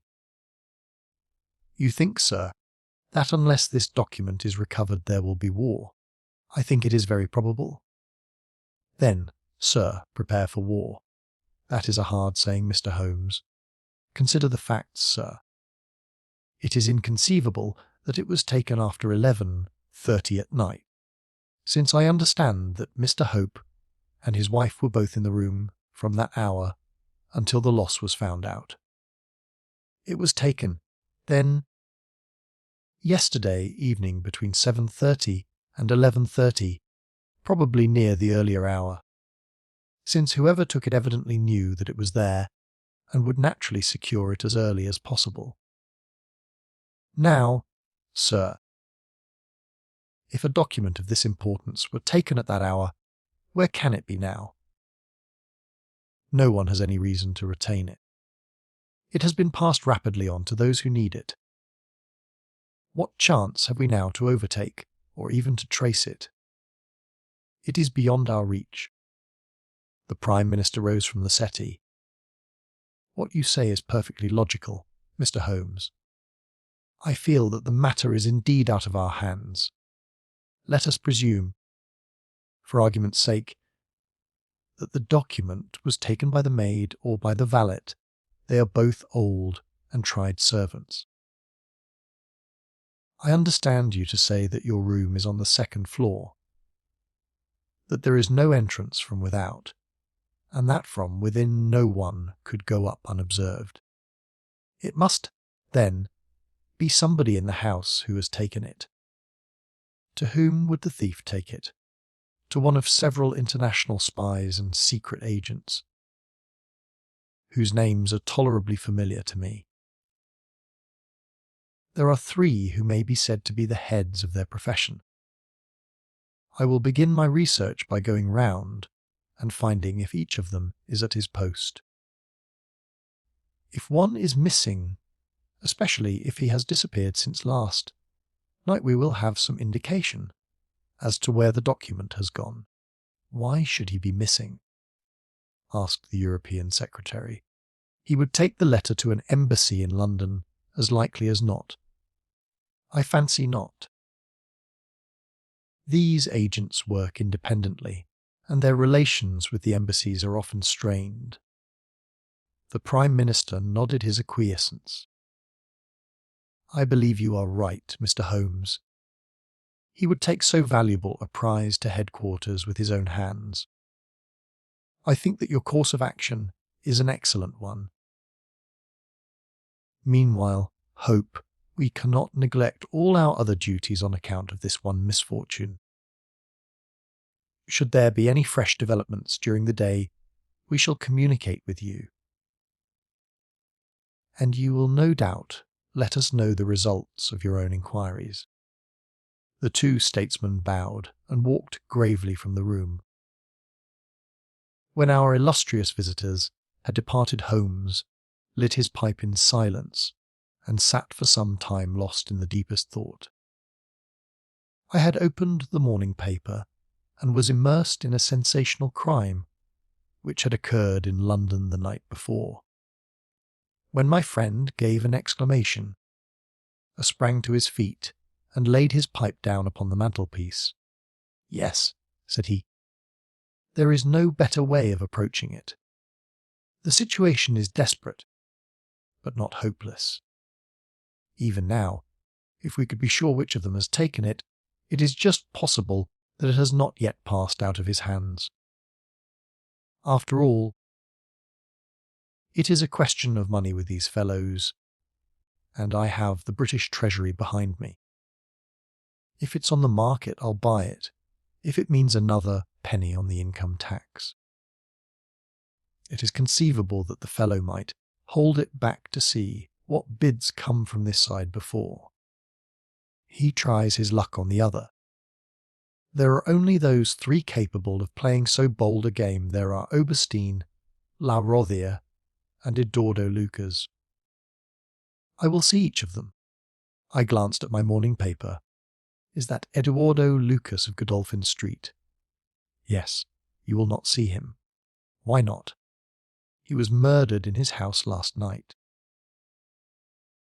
My friend has so often astonished me in the course of our adventures that it was sense of exaltation that I realized how completely I had astonished him. He stared in amazement, and then snatched the paper from my hands.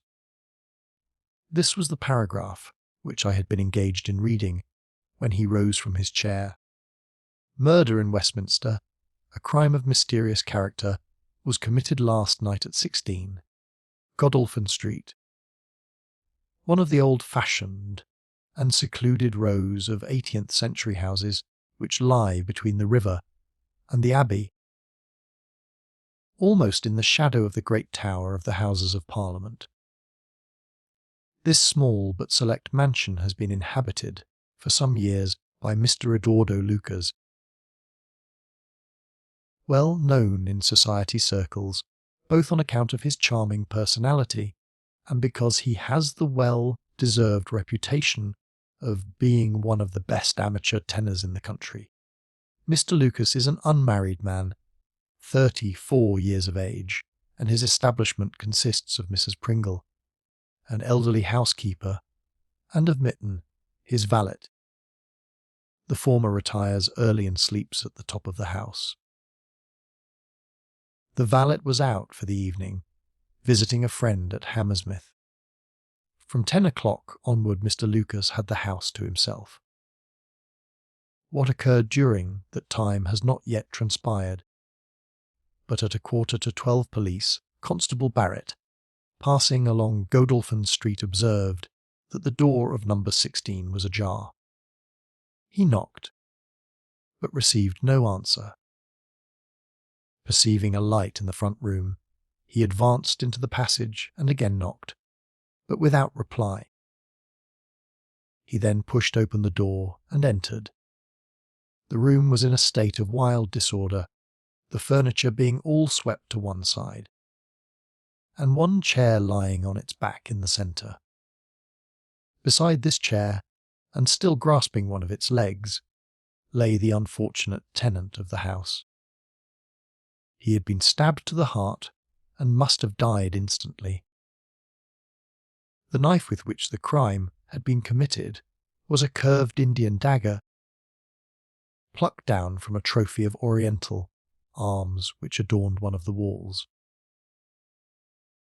Robbery does not appear to have been the motive of the crime, for there had been no attempt to remove the valuable contents of the room. Mr. Eduardo Lucas was so well known and popular that his violent and mysterious fate will arouse painful interest and intense sympathy in a widespread circle of friends. "Well, Watson, what do you make of this?" asked Holmes after a long pause. "It is an amazing coincidence."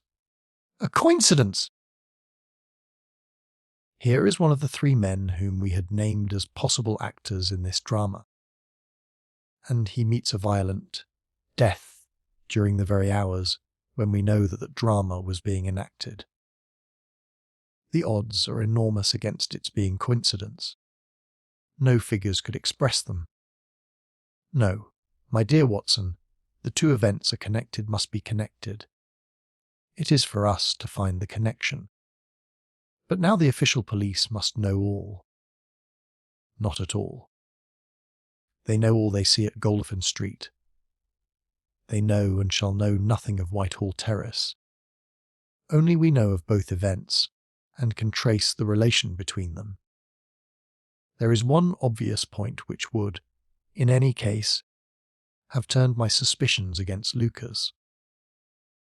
Godolphin Street, Westminster, is only a few minutes' walk from Whitehall Terrace. The other secret agents whom I have named live in the extreme West End. It was easier, therefore, for Lucas than for the others to establish a connection or receive a message from the European secretaries. Household a small thing, and yet where events are compressed into a few hours it may prove essential. "Hello! What have we here?" Mrs. Hudson had appeared with a lady's card upon her salver. Holmes glanced at it, raised his eyebrows, and handed it over to me. "Ask Lady Hilda Trelawney Hope if she will be kind enough to step up," said he. A moment later our modest apartment, already so distinguished that morning, was further honoured by the entrance of the most lovely woman in London. I had often heard of the beauty of the youngest daughter of the Duke of Belminster, but no description of it, and no contemplation of colourless photographs had prepared me for the subtle, delicate charm and the beautiful colouring of that exquisite head. And yet as we saw it that autumn morning, it was not its beauty which would be the first thing to impress the observer. The cheek was lovely, but it was paled with emotion. The eyes were bright, but it was the brightness of fever. The sensitive mouth was tight and drawn in an effort after self-command. Terror, not beauty, was what sprang first to the eye as our fair visitor stood framed for an instant in the open door. "Has my husband been here, Mr. Holmes?" "Yes, madam, he has been here." "Mr. Holmes, I implore you not to tell him that I came here." Holmes bowed coldly and motioned the lady to a chair. "Your ladyship places me in a very delicate position. I beg that you will sit down and tell me what you desire, but I fear that I cannot make any unconditional promise." She swept across the room and seated herself with her back to the window. It was a queenly presence, tall, graceful, and intensely womanly. "Mr. Holmes," she said, and her white, gloved hands clasped and unclasped as she spoke, "I will speak frankly to you, in the hopes that it may induce you to speak frankly in return.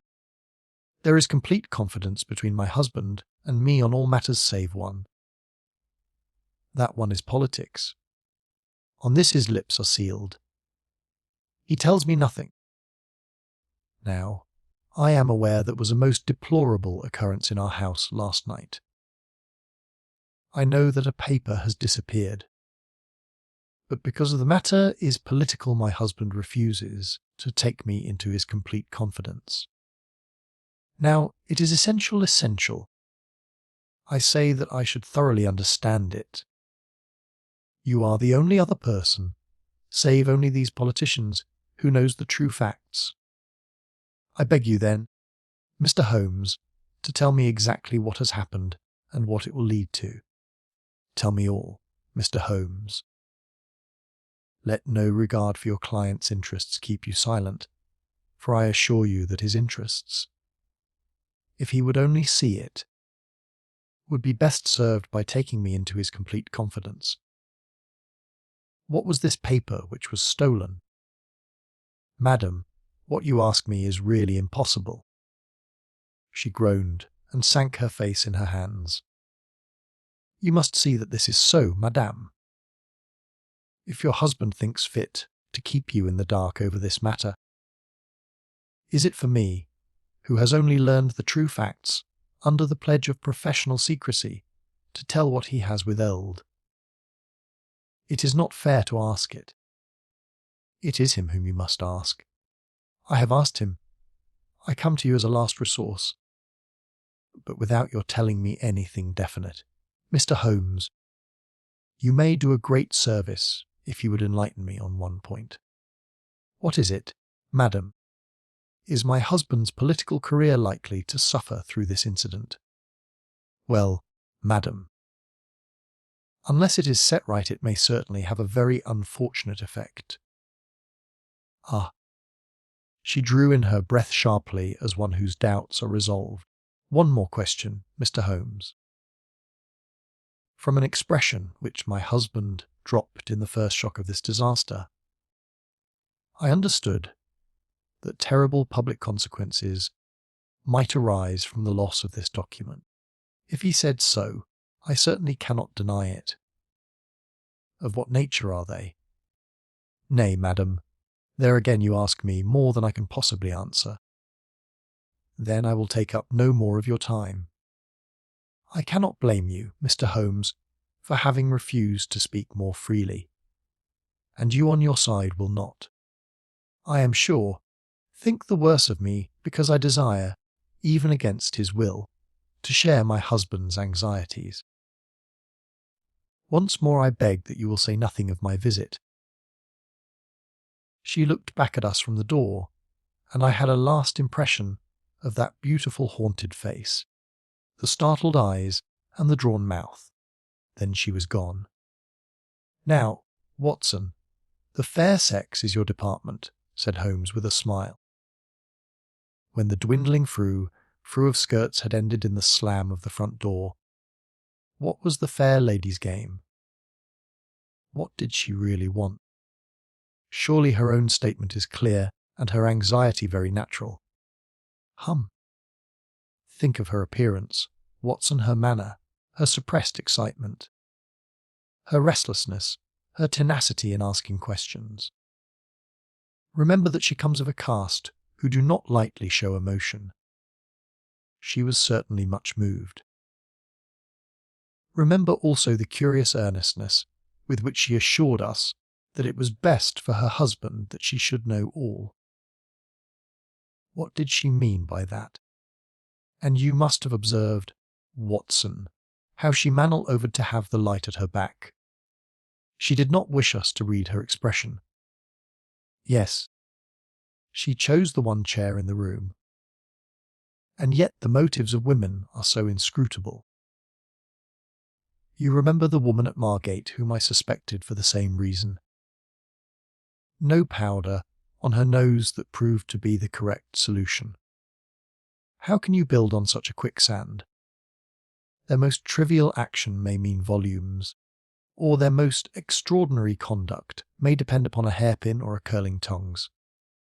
Good morning, Watson. You are off. Yes. I will while away the morning at Godolphin Street with our friends of the regular establishment. With Eduardo Lucas lies the solution of our problem, though I must admit that I have not an inkling as to what form it may take. It is a capital mistake to theorize in advance of the facts. Do you stay on guard, my good Watson, and receive any fresh visitors? I'll join you at lunch if I am able. All that day and the next Holmes was in a mood which his friends would call taciturn, and others morose. He ran out and ran in, smoked incessantly, played snatches on his violin, sank into reveries, devoured sandwiches at irregular hours, and hardly answered the casual questions which I put to him.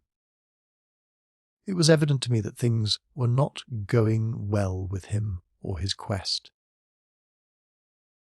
He would say nothing of the case, and it was from the papers that I learned the particulars of the inquest, and the arrest with the subsequent release of John Mitten, the valet of the deceased. The coroner's jury brought in the obvious wilful murder, but the parties remained as unknown as ever. No motive was suggested. The room was full of articles of value, but none had been taken. The dead man's papers had not been tampered with.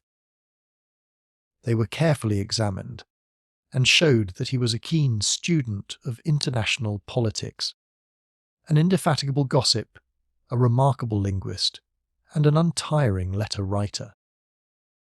He had been on intimate terms with the leading politicians of several countries. But nothing sensational was discovered among the documents which filled his drawers. As to his relations with women, they appeared to have been promiscuous but superficial. He had many acquaintances among them, but few friends, and no one whom he loved. His habits were regular, his conduct inoffensive. His death was an absolute mystery and likely to remain so. As to the arrest of John Mitten, the valet, it was a counsel of despair as an alternative to absolute inaction. But no case could be sustained against him.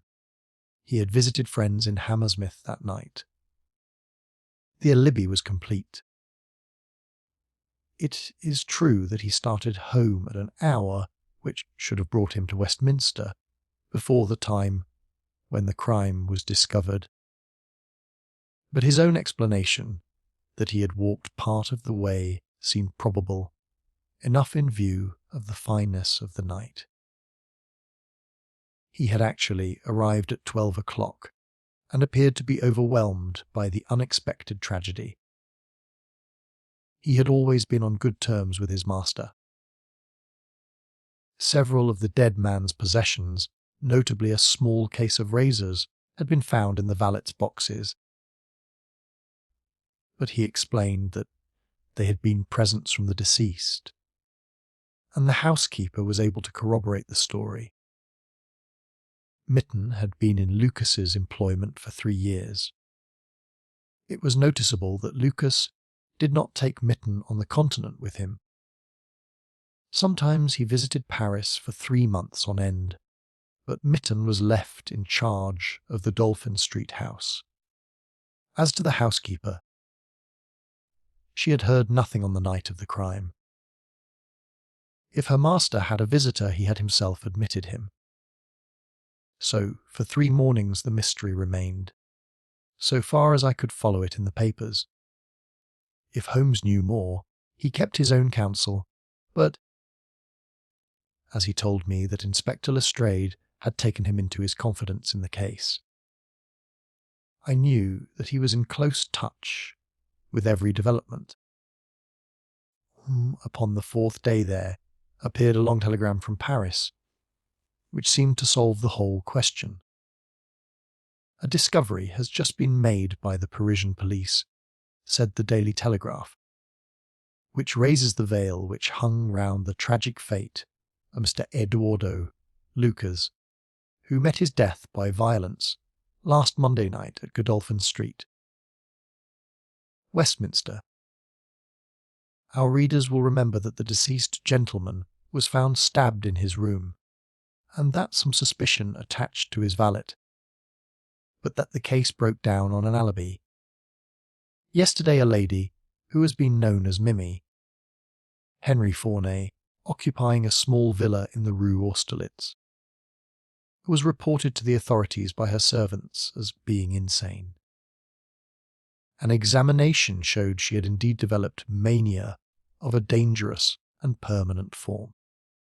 On inquiry, the police have discovered that Mimi, Henry Fournay, only returned from a journey to London on Tuesday last, and there is evidence to connect her with the crime at Westminster.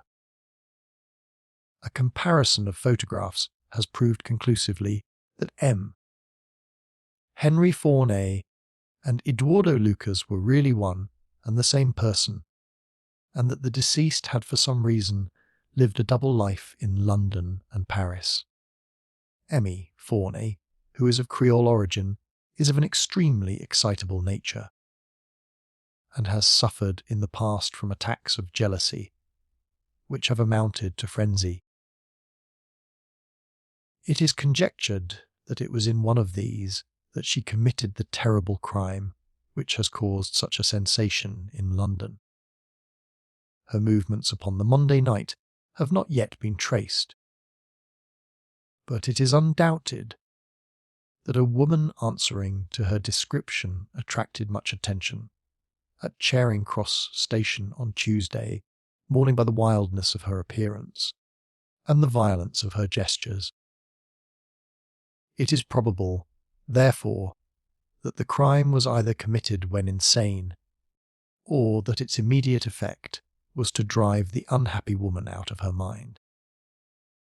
At present, she is unable to give any coherent account of the past, and the doctors hold out no hopes of the re-establishment of her reason.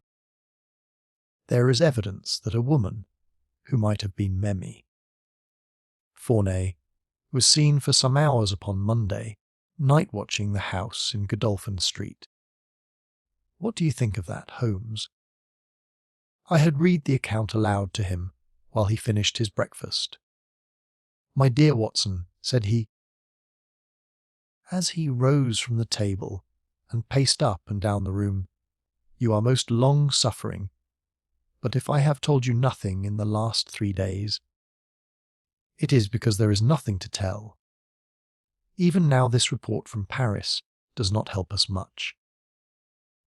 Surely it is final as regards the man's death. The man's death is a mere incident, a trivial episode, in comparison with our real task, which is to trace this document and save a European catastrophe. Only one important thing has happened in the last 3 days, and that is that nothing has happened. I get reports almost hourly from the government, and it is certain that nowhere in Europe is there any sign of trouble. Now, if this letter were loose, no, it can't be loose, but if it isn't loose, where can it be? Who has it? Why is it held back? That's the question that beats in my brain like a hammer. Was it, indeed, a coincidence that Lucas should meet his death on the night when the letter disappeared? Did the letter ever reach him? If so, why is it not among his papers? Did this mad wife of his carry it off with her? If so, is it in her house in Paris? How could I search for it without the French police having their suspicions aroused? It is a case, my dear Watson, where the law is as dangerous to us as the criminals are. Every man's hand is against us, and yet the interests at stake are colossal. Should I bring it to a successful conclusion, it will certainly represent the crowning glory of my career. Ah, here is my latest from the front! He glanced hurriedly at the note which had been handed in. Hello! Lestrade seems to have observed something of interest. Put on your hat, Watson, and we will stroll down together to Westminster. It was my first visit to the scene of the crime, a high, dingy, narrow-chested house, prim, formal, and solid, like the century which gave it birth. Lestrade's bulldog features gazed out at us from the front window, and he greeted us warmly when a big constable had opened the door and let us in. The room into which we were shown was that in which the crime had been committed, but no trace of it now remained save an ugly, irregular stain upon the carpet.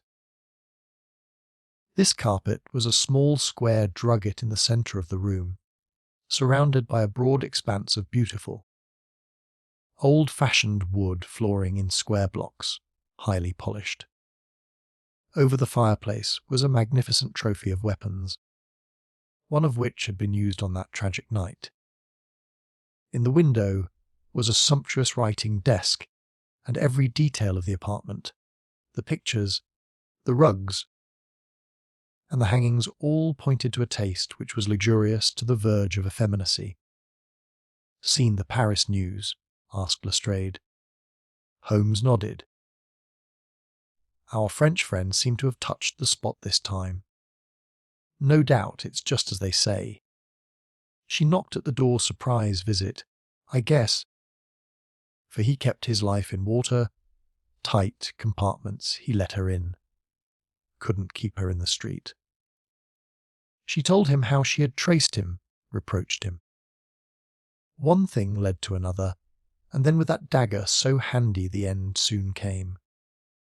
It wasn't all done in an instant, though, for these chairs were all swept over yonder, and he had one in his hand, as if he had tried to hold her off with it.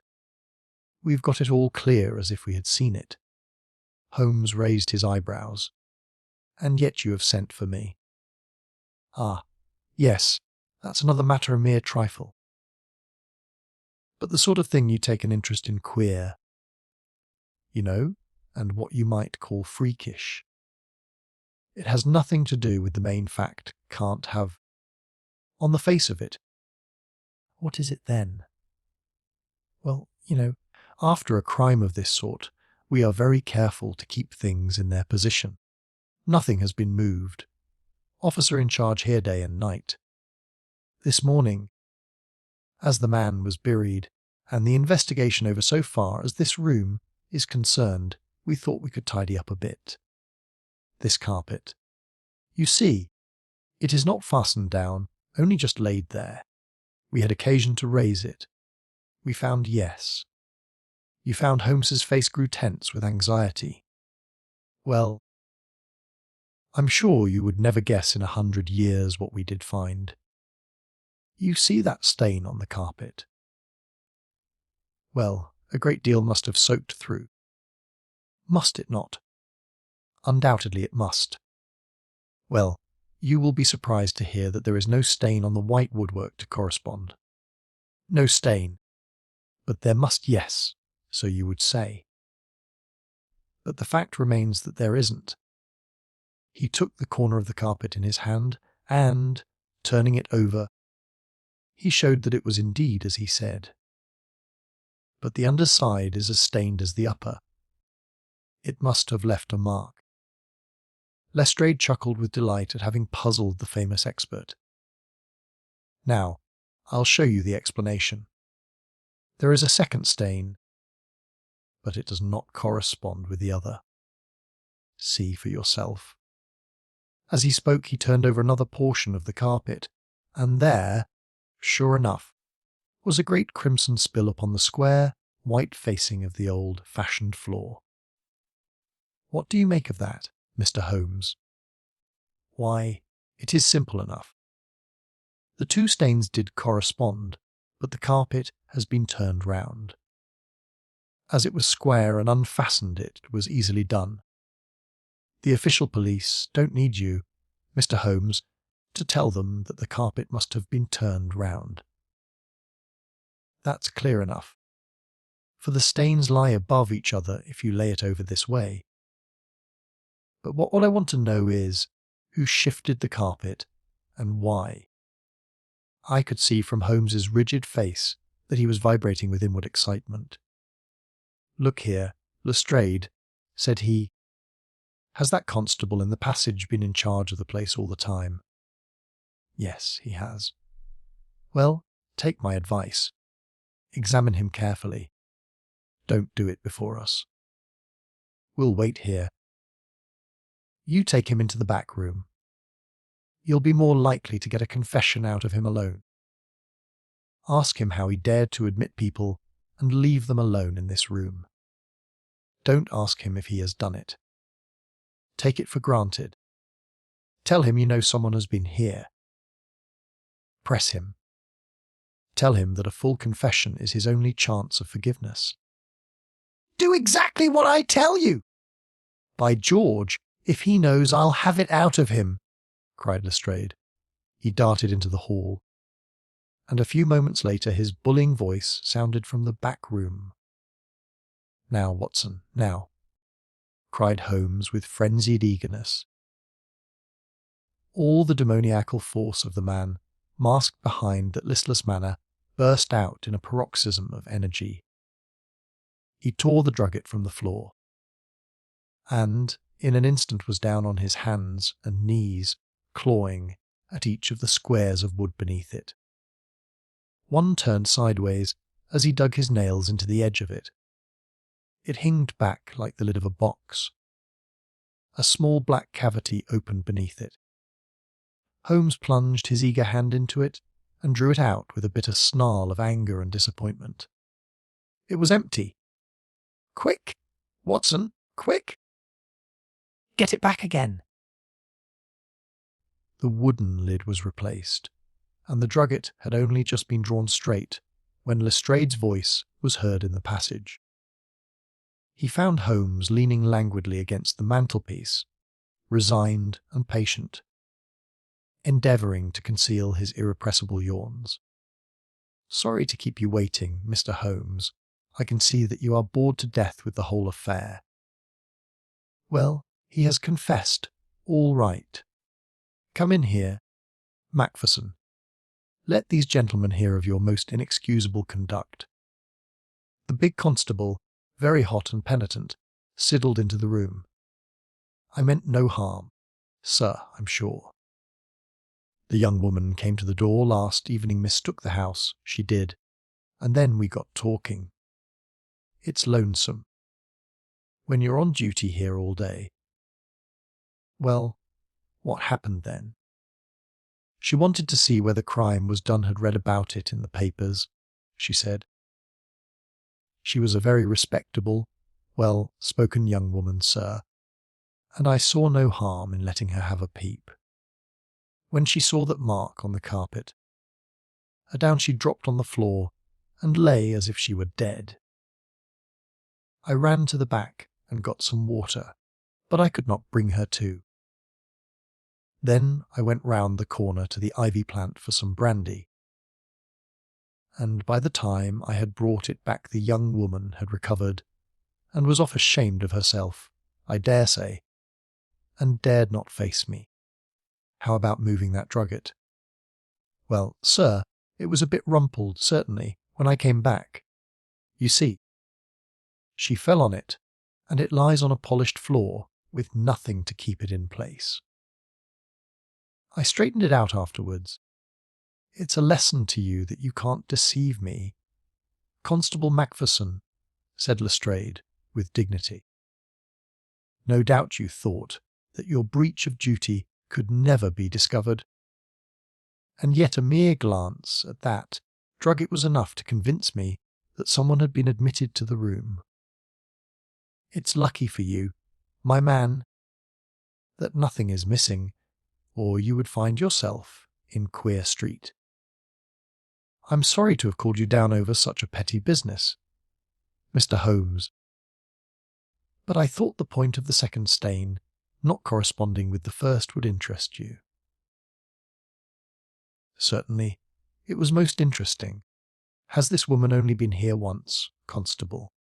"Yes, sir, only once." "Who was she?" "Don't know the name, sir. Was answering an advertisement about typewriting and came to the wrong number. Very pleasant, genteel young woman, sir." "Tall, handsome?" "Yes, sir. She was a well-grown young woman. I suppose you might say she was handsome. Perhaps some would say she was very handsome." "Oh, officer, do let me have a peep," says she. She had pretty, coaxing ways, as you might say, and I thought there was no harm in letting her just put her head through the door." "How was she dressed?" "Quiet, sir, a long mantle down to her feet." "What time was it?" "It was just growing dusk at the time. They were lighting the lamps as I came back with the brandy." "Very good," said Holmes. "Come, Watson. I think that we have more important work elsewhere."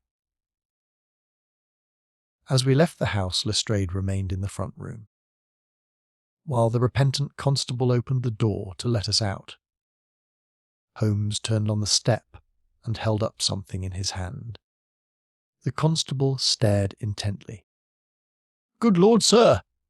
he cried, with amazement on his face. Holmes put his finger on his lips, replaced his hand in his breast pocket, and burst out laughing as we turned down the street. "Excellent," said he. "Come, friend Watson, the curtain rings up for the last act.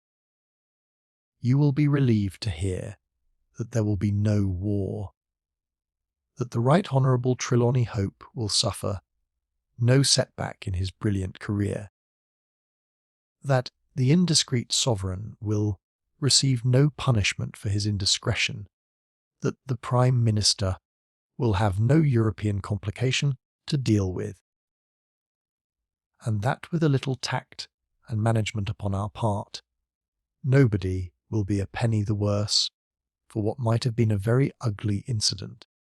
My mind filled with admiration for this extraordinary man. "You have solved it!" I cried. "Hardly that, Watson. There are some points which are as dark as ever.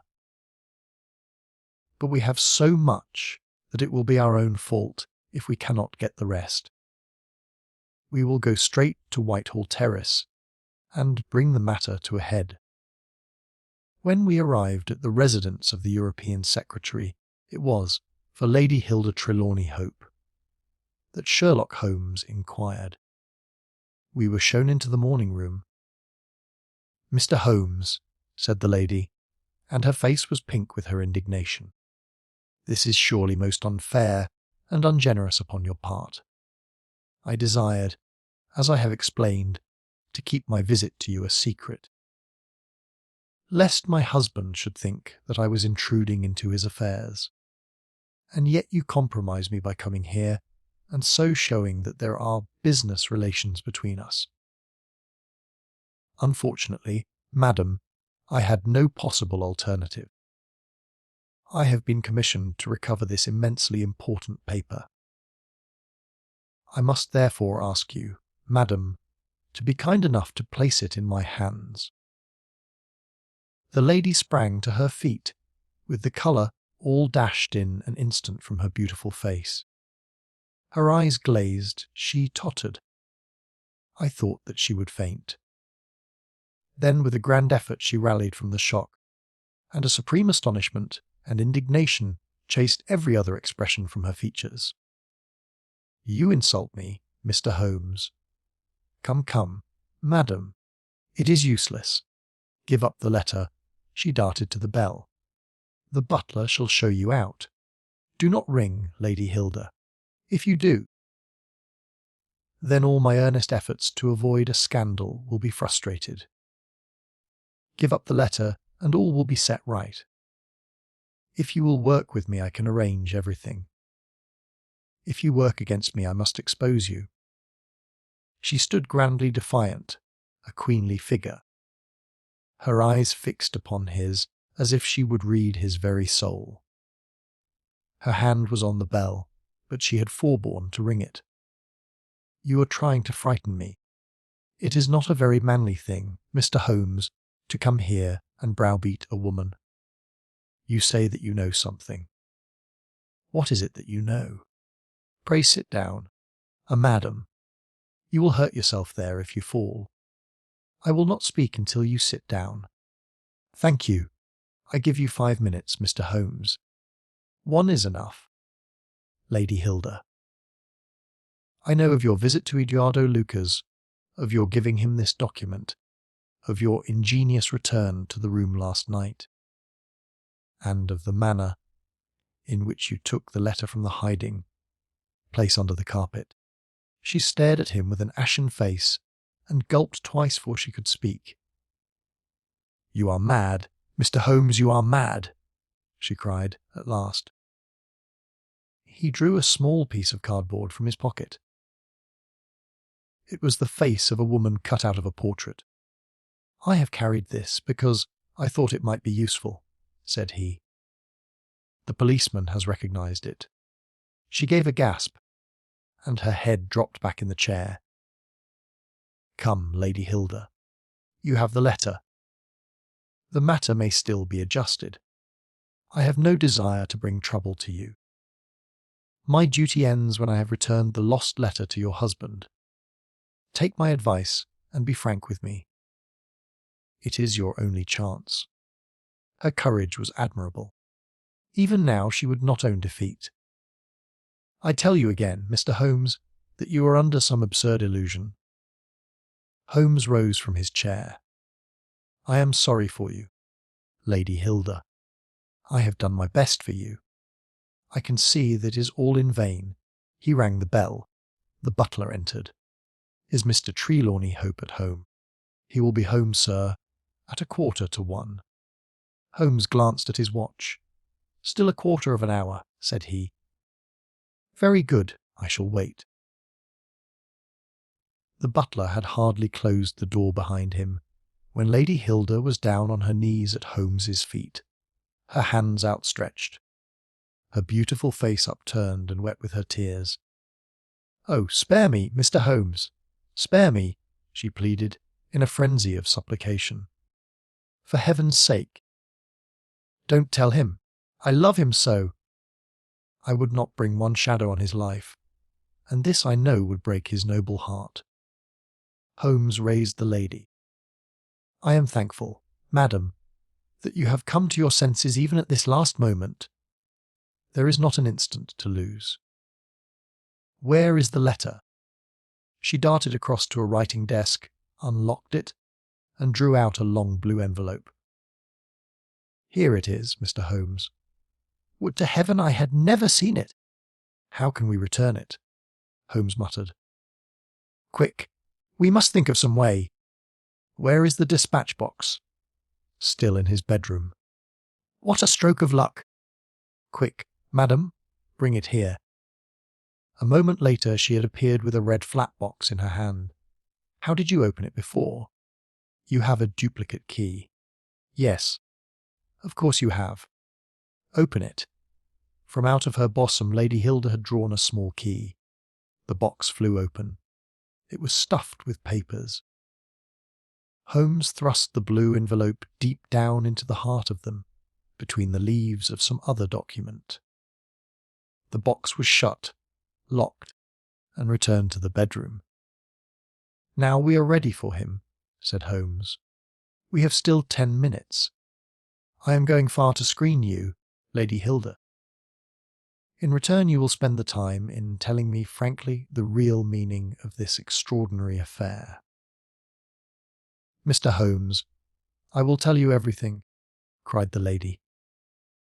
"Oh, Mr. Holmes, I would cut off my right hand before I gave him a moment of sorrow." "There is no woman in all London who loves her husband as I do. And yet, if he knew how I have acted, how I have been compelled to act, he would never forgive me. For his own honour stands so high that he could not forget or pardon a lapse in another. Help me, Mr. Holmes! My happiness, his happiness. Our very lives are at stake. Quick, madam, the time grows short. It was a letter of mine, Mr. Holmes. An indiscreet letter, written before my marriage, a foolish letter, a letter of an impulsive, loving girl. I meant no harm, and yet he would have thought it criminal. Had he read that letter, his confidence would have been forever destroyed. It is years since I wrote it. I had thought that the whole matter was forgotten. Then at last I heard from this man, Lucas, that it had passed into his hands, and that he would lay it before my husband. I implored his mercy. He said that he would return my letter if I would bring him a certain document, which he described in my husband's dispatch box. He had some spy in the office who had told him of its existence. He assured me that no harm could come to my husband. Put yourself in my position. "Mr. Holmes, what was I to do?" "Take your husband into your confidence." "I could not, Mr. Holmes, I could not." On the one side seemed certain ruin. On the other, terrible, as it seemed to take my husband's paper. Still, in a matter of politics, I could not understand the consequences, while in a matter of love and trust they were only too clear to me. I did it, Mr. Holmes. I took an impression of his key. This man, Lucas, furnished a duplicate. I opened his dispatch box, took the paper, and conveyed it to Godolphin Street. What happened there, madam? I tapped at the door as agreed. Lucas opened it. I followed him into his room, leaving the hall door ajar behind me, for I feared to be alone with the man. I remember that there was a woman outside as I entered. Our business was soon done. He had my letter on his desk. I handed him the document. He gave me the letter. At this instant there was a sound at the door. There were steps in the passage. Lucas quickly turned back the drugget, thrust the document into some hiding place there, and covered it over. What happened after that is like some fearful dream.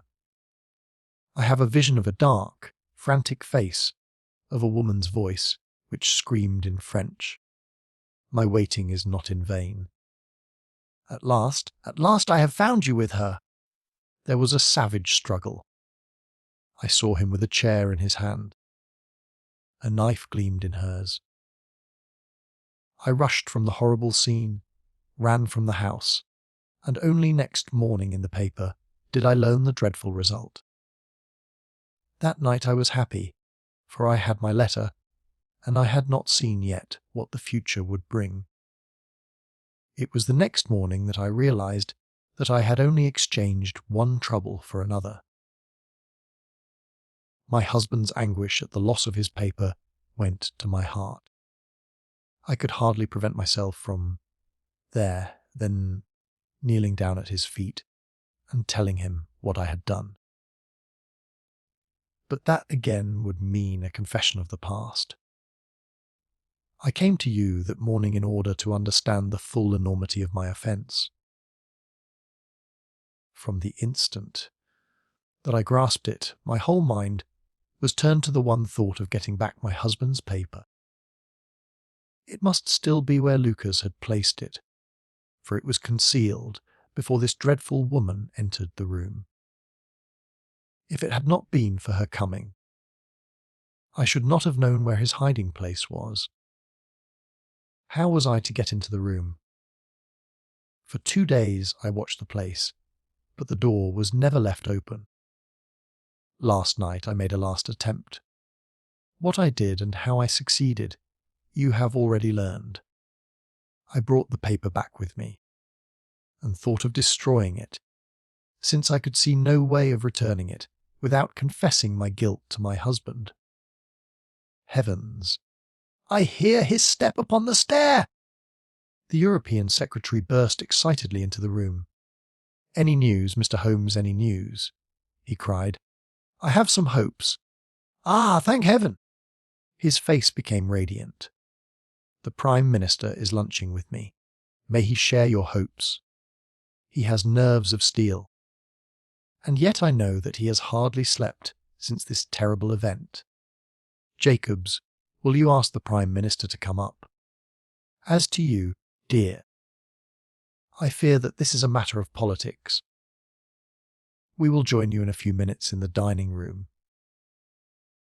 The Prime Minister's manner was subdued, but I could see by the gleam of his eyes and the twitchings of his bony hands that he shared the excitement of his young colleague.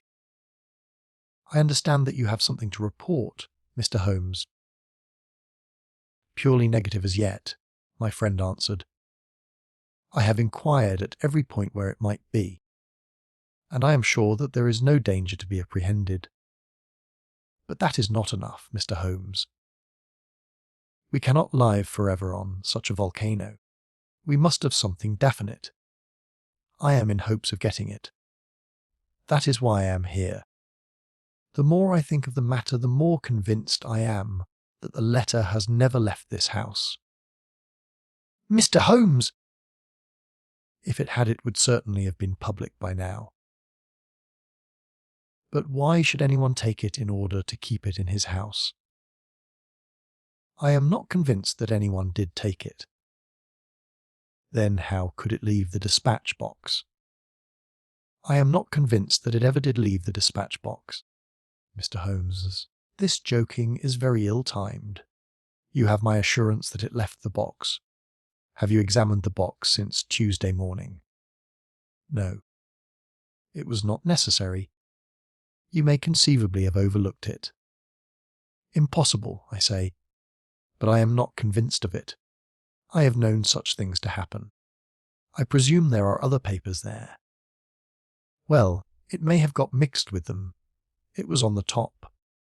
Someone may have shaken the box and displaced it. No. No, I had everything out. Surely it is easily decided. Hope, said the Premier. Let us have the dispatch box brought in. The secretary rang the bell. Jacobs, bring down my dispatch box.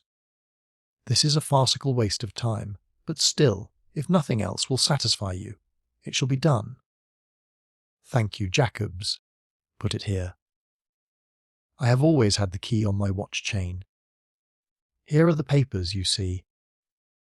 Letter from Lord Merrow. Report from Sir Charles Hardy. Memorandum from Belgrade. Note on the Russo-German grain taxes. Letter from Madrid. Note from Lord Flowers. Good heavens! What is this? Lord Bellinger! Lord Bellinger! The Premier snatched the blue envelope from his hand. Yes, it is it, and the letter is intact. Hope, I congratulate you. Thank you. Thank you. What a weight from my heart. But this is inconceivable, impossible. Mr. Holmes, you are a wizard, a sorcerer. How did you know it was there? Because I knew it was nowhere else. I cannot believe my eyes. He ran wildly to the door. Where is my wife?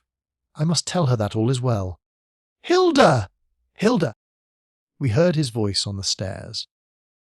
The Premier looked at Holmes with twinkling eyes. Come, sir, said he. There is more in this than meets the eye.